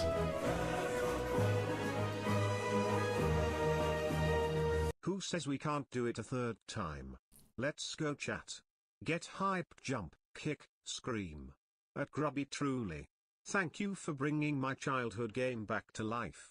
I remember playing WC3 demo as a kid on an old Dell computer. Best game ever. #make WC3 great again. Hell yeah, man. Hell yeah, brother. Thank you so much. Oh, Vincerem, thank you for the 5 gifted. Much appreciated. But yeah, I've got an Age of Empires 2 tournament coming up. Hera's going to organize it. He's going to copy-paste the format.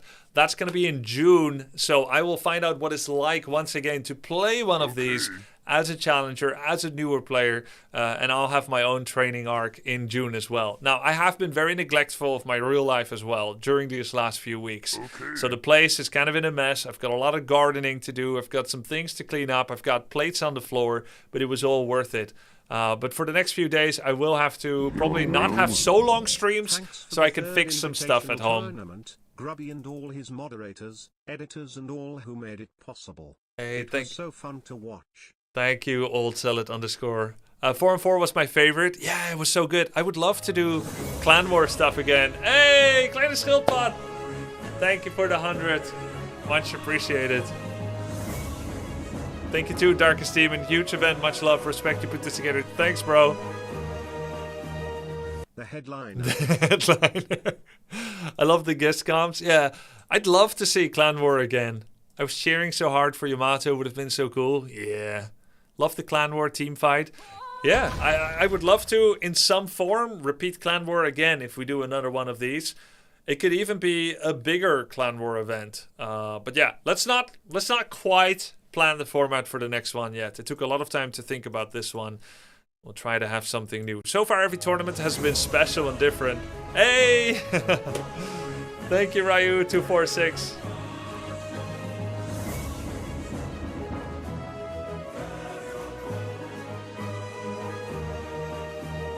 The headliner, what an amazing weekend of WC3 less than 3. Glad you enjoyed it. Thank you so much. That's so generous of you. It's gonna help a lot. I'm gonna be I'm gonna be spending a lot of that on the production that people were able to help with. A lot of people volunteered their work, but yeah, we're gonna wait and see what we can do with that. Hey, wow! Thank you, Get Rich Brothers. It was a really fun way to spend the weekend. Hey, glad you enjoyed it. Best weekend of my year so far. Let's fucking go, Clee52. Thanks for the tournament, old sport. Thank you, man. Thank you. Any plans for a mini vacation now that this awesome event is finished? I'm not gonna say that it doesn't sound tempting. I'm not gonna say it don't sound tempting. Yo, thank you, Back to Warcraft. Thanks for covering the event and sending the raid as well. Back to Warcraft. Legends in the scene as well. Yeah, I think like 1 or 2 days off sounds pretty good, so I can get some stuff sorted at home. There's a lot of backlog. The players brought some cool personality. Some of them even seem to get pretty good. Hey, not bad, huh? What's that? Can you finally reveal your predictions? Yes. Yeah. I told my wife this morning, I thought Hera would win, Yamato second, Simply third, and Tyler fourth. Let's go. The headliner. And it did happen. It did happen. And, you know, there's just something about being able to read their capabilities, seeing the momentum, seeing the trend. Yeah. But what I didn't expect is for it to be that close. Based on my prediction, I would say that no player should be at least disappointed that they underperformed. If my prediction has anything to say about it. How would you judge the level of the tournament compared to the others? It was very competitive, Blackbrain. Very, very competitive. And even though Sing Sing had higher MMR, I feel like Hera Yamato played at the same level. I think MMR is just harder to come by these days. The Clan Wars. Thanks, Grubby. Premedicated, thank you so much, man. Thank you so much. I super appreciate that. It's so motivating to see how much everyone enjoyed it and how much everyone's supporting it. It makes these events feel so worth it. Phoenix of Hell. Premedicated. Thank you. Call your wife to prove it. This was an amazing weekend. Thank you, Grubby. Less than 3. Phoenix of Hell, thanks again, man. I know this is not your first support. I super appreciate that. Oh, top tier. Hey, I'm glad, Mihao. I'm so glad to hear that. Thank you so much, Phoenix of Hell. El Drevo, thank you for the 6 months. The 2v2 was so much fun to watch. A whole bracket of 2-on-2 would be fun. Maybe an interesting way to decide the teams. Spawning some ideas. Spawning some ideas. I guess it was fine. Okay, that was fine. Hey, Yondong, thank you again. Thank you so much for organizing this, Grubby, and to everyone who supported you less than 3. Thank you again, Yondong. Now take care of yourself, and you deserve it. Put a lot of effort, we know it. Hearing more about the headliner. The headliner. The headliner. I don't even play Warcraft 3, and I watched every match. It was amazing. Hey, let's go. That was a good tournament for you. Oh, man. Let me see if I'm missing anything. My mod is sending a message. How about custom games in an Olympic style? The headliner. Custom games in an Olympic style. I think there's a lot of good custom games. I just really have a big love of Melee myself, personally. Okay. Yamato finally gave a compliment. I mean, Death Note.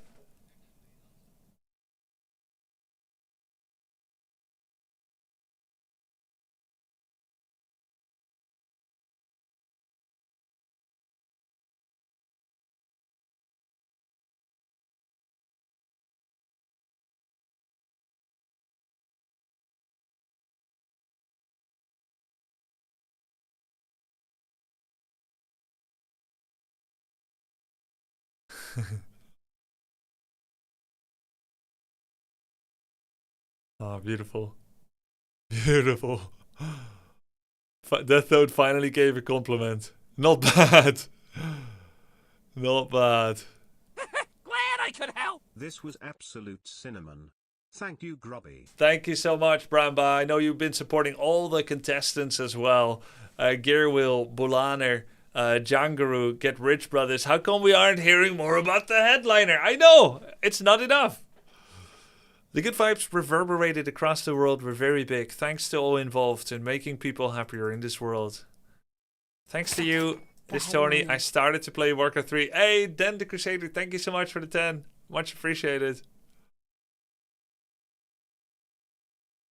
Guys, tomorrow we'll do a recap and a summary and look at some fun clips and watch some fun like VODs or whatever. I think I would like to bask in the afterglow of this event. Some of you may want to do the same thing. Grubby. Amazing performance from the Yamato and Hera. Really. However, where is the wand of negation? There's the wand of negation. He learned it late. He used it once, actually. Borber Force. He did use it once. Grubby, over 40k viewers Friday, Saturday, over 50k viewers today for the Warcraft 3 category. Thanks for all you do for the game and the community. Hey, I couldn't have done it if you guys weren't so passionate about the game. Now, I think I will take probably 2 days break this week, but maybe not tomorrow because it would be fun to kind of have an afterflow. I had a small amount of panic today, not too bad, so proud of the mod team. Oh yeah, when we had the big delay in Simply Yamato Cannon. Yeah, I'm also so proud of the mod team. You, Ruigen Geist, and so many others. Came here from AW2, Hera, and PoE, POX. Great weekends. Hey, good to have you here, man. Maybe we'll see you around again sometime. You're very welcome to follow the adventures that happen here and in Warcraft 3. Do you have any favorite moment of the tournament? I think the Death Note coaching Yamato was amazing. I think Hera coming back from a 2-0 deficit was amazing. Mary Maybe's victory against Dante's. Simply making a deep run in the winner bracket 4-0 was incredible. Pox's Warden play was super fun to watch. And I think a large part of the highlight actually of this event isn't just this weekend, though it was incredible and everything I could have hoped for it to be, but it's also the training arcs over the last 3 weeks. Yes, Tyler almost beating Hera, that's right. Tyler's first game against Hera was incredible today. It was so good. I think it's the best game he ever played. And then, of course, you know, the second part of it, where he lost his TC, was not great. I would have hoped for more for him. I think he deserves it as well. He's done so much for the scene as well, and for me personally. Okay. Reminder, Yamato actually picked 4 maps in the finals. Yep. Yeah, if you want to count it that way, for sure, yeah. Hey, Hera with the raid. Thank you for the raid, Hera. Enjoy your rest, as you have some big, you've got some big challenges ahead of you. The AoE tournament, you gotta prove to me that Warcraft 3 was not a detriment to your AoE 2 play. You got a couple of days to sort yourself out, buddy. No, but big congrats. Big congrats on what you achieved here. Mistaken, thank you for the sub. 5 gifted subs from Ron Dude. Whoa! Holy shit balls! Garamundo! Wow. This was recently, by the way. This was in 2006. I won a game. I jumped on the stage, and someone hugged me from behind, like this. Like this. Oh, yeah, baby. 20 years ago. Remember it like yesterday. That was you? Nice on. You impregnated me. Feels good, man. Garamundo, thank you for the 50 gift subs, bro. So generous. Much appreciated. Oh, man. Hug his ass. Man, I'm looking forward to the Hera coaching arc of me in AoE 2 as well. That's going to be big. Over the next 2 weeks, I think I need some time, of course, as well to sort out my life. But we can also see if we can run some show matches. I don't know if any of the participants or the non-participants of the tournament want to have some Warcraft 3 show matches as well. Could be fun. Hey, wow. Grubby, I was happy 3 days in these dark times. Hey, happy to hear that, Witch Hunt. Not happy to hear you have dark times, but I'm glad it offered light. Just highlighting a message from Skunk420. Yes! Grubby, can you believe how exciting were the game for 1,400 Elo players? But is this even 1,400? Okay. These events are supposed to show how you can get into the game, and it's not as scary as you think it is. It's supposed to be Bronze League heroes. Yes, you. Yes, Paksaji, you. Yes. But this 1,400 MMR play looks like 2,000 almost. Yes, they played at least like 1,700. Both Yamato and Hera were insane. I mean, that was not 1,400 play. Come on. That's crazy. You're so right for that, Get Rich Brothers. The idea has been floated that we should have an actual noob tournament. But then I can't invite people like Yamato and Hera. Even Tyler. Alright? Simply. I thought Simply would be part of the pack down there, but he was incredible. 50 more and on and on and on. Love you. Can we get 8 Merry Maybes? Dante's? Guys, save your clips for tomorrow. I'll try to collect some as well. Hey, Capricornus, thank you for the 10 gifted. Crypto97 with the sub. 50 and 50 more and on and on. Doboyeski, thank you, bro. Grubby, you baited me with Noob Tournament. It was so exciting to watch the level get higher and higher. Yeah. It's a little bit of a bait. 4v4 tourney in July. Never forget Pox set off the Hera Depression Redemption arc. Pox may deserve compensation. Wait, how? It's simply that send him to the lower bracket. Bronze League Heroes Tournament. They were grinding so hard. Yup.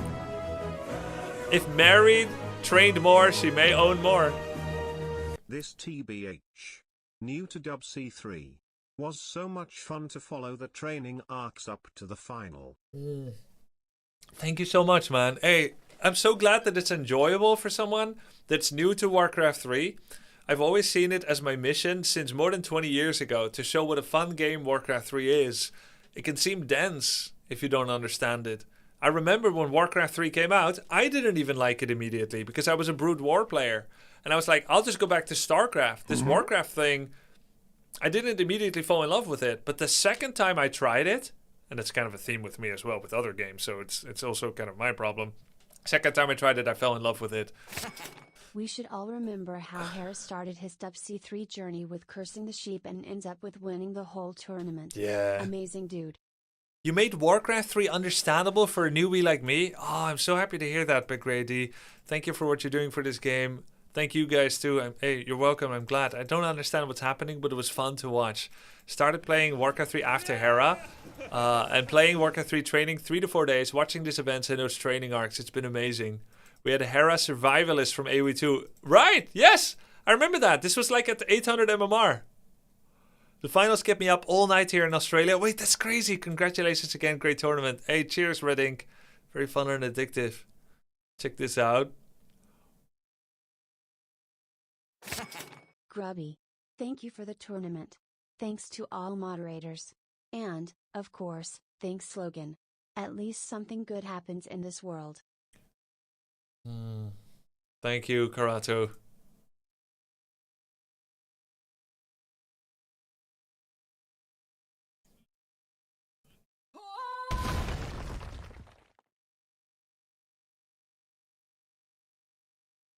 Oh, man. Hey, thank you so much, Esteel, for the 10 gifted. Appreciate it. Watched it all the way from South Africa. Started my climb as well. I'm hooked. All right, man, let's go. Hey, and in the next few days, while you guys are learning the game, don't be a stranger, huh? Come to my stream and let me know if you've had any issues that you're dealing with. I'm happy to help. And a big shout out to Old Blind One Hot's mother, who is connecting with her son or daughter. I don't know. Right? He didn't identify. Thank you so by much watching for an this game amazing together. tournament You love and to see it. training arc. It was so much fun. Thank you so much for an amazing tournament training arc. So much fun. Yeah, man. I love the formula. I love seeing people do that. Maybe shout out the Warcraft 3 Gym Discord. Yeah, so guys, if you Google Warcraft 3 Gym, that's a place that also helps people learn the game. And they have some like low-level competition as well. In order to help onboard you into the game. A lot of people helping each other there. A lot of people are excited to see new people enter the scene. What an amazing tournament. Simply won my heart. I just have a quick question. Are you gonna start up some gym sessions on stream again after the 2 days break? Yeah, I'll tell you what. Gym, I think, is... I need it, by the way. I feel my body getting tense again from sitting in the chair all day and not gymming. I had an amazing 2-month gym arc in the winter, but I think winter is the one where I can do it the best because now I need to get back to the garden. Guys, this is not a euphemism. I need to mow the lawn. Right? I need to mow the lawn. I need to trim the trees. I need to snip the bushes. Right? Why are you hook-cutting me? It's not a euphemism. There's work to do, man. And that's plenty of physical work. Do I really have time to go to the gym? I don't think so. I need to go outside and touch grass, guys. I got chickens. I got a dog. I got a wife. Got a garden. I need to take care of it a little bit. But I'm not going to be a stranger. I'm going to be streaming, of course. Streaming Warcraft 3 and Variety as well. AoE 2 coming up soon. I didn't watch the 2 previous streamer invitationals, but I'm sure Really this is the most enjoyed cinema the one. What's your tourney. impression? Ty Grubby smile. I think we keep getting better at running these. I do think this one was the best. I loved the Clan War. Always been looking for a way to make a team format part of it. I think I was inspired extra because the people that I was sourcing for this tournament, the players, were League of Legends players for the most part. And so team play is part of what they like. And so I wanted to bring that to people. These clan wars, we used to have these early days of Warcraft 3, you know? There was almost no prize money. $2,500 for a whole team on first place. I think the clan war... I didn't think the clan war was going to be hype, but it was actually great. It was. 2v2 and 4v4 is very fun. Maybe next time we'll do 3v3.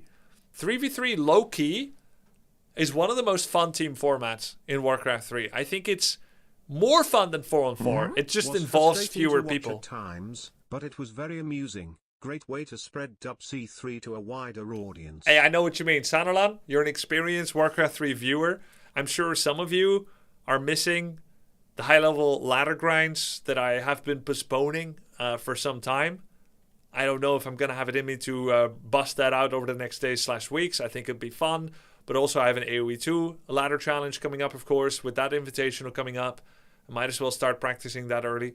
But it's probably most likely going to be a combination either way. It is, of course, sometimes frustrating to watch common mistakes being made, Sanderland, but that's part of it as well. And we need to sometimes suspend our frustration and be patient with new people learning the game. You brightened many people's lives through this event. The energy you breathed into this nostalgia game was amazing. Can't wait to see more. Thank you so much, Tarkatas. It's going to be fun going back and watching. Yes, I'll do the same thing, Zebus. Watching it back from their perspective is going to be part of the fun as well. Thank you so much for these tournaments. I got my wife and kids to watch this one. Even my 3 boys started playing. Bro, that is beautiful. I think that's one of the most beautiful messages to imagine. A family enjoying the game together. It's gorgeous.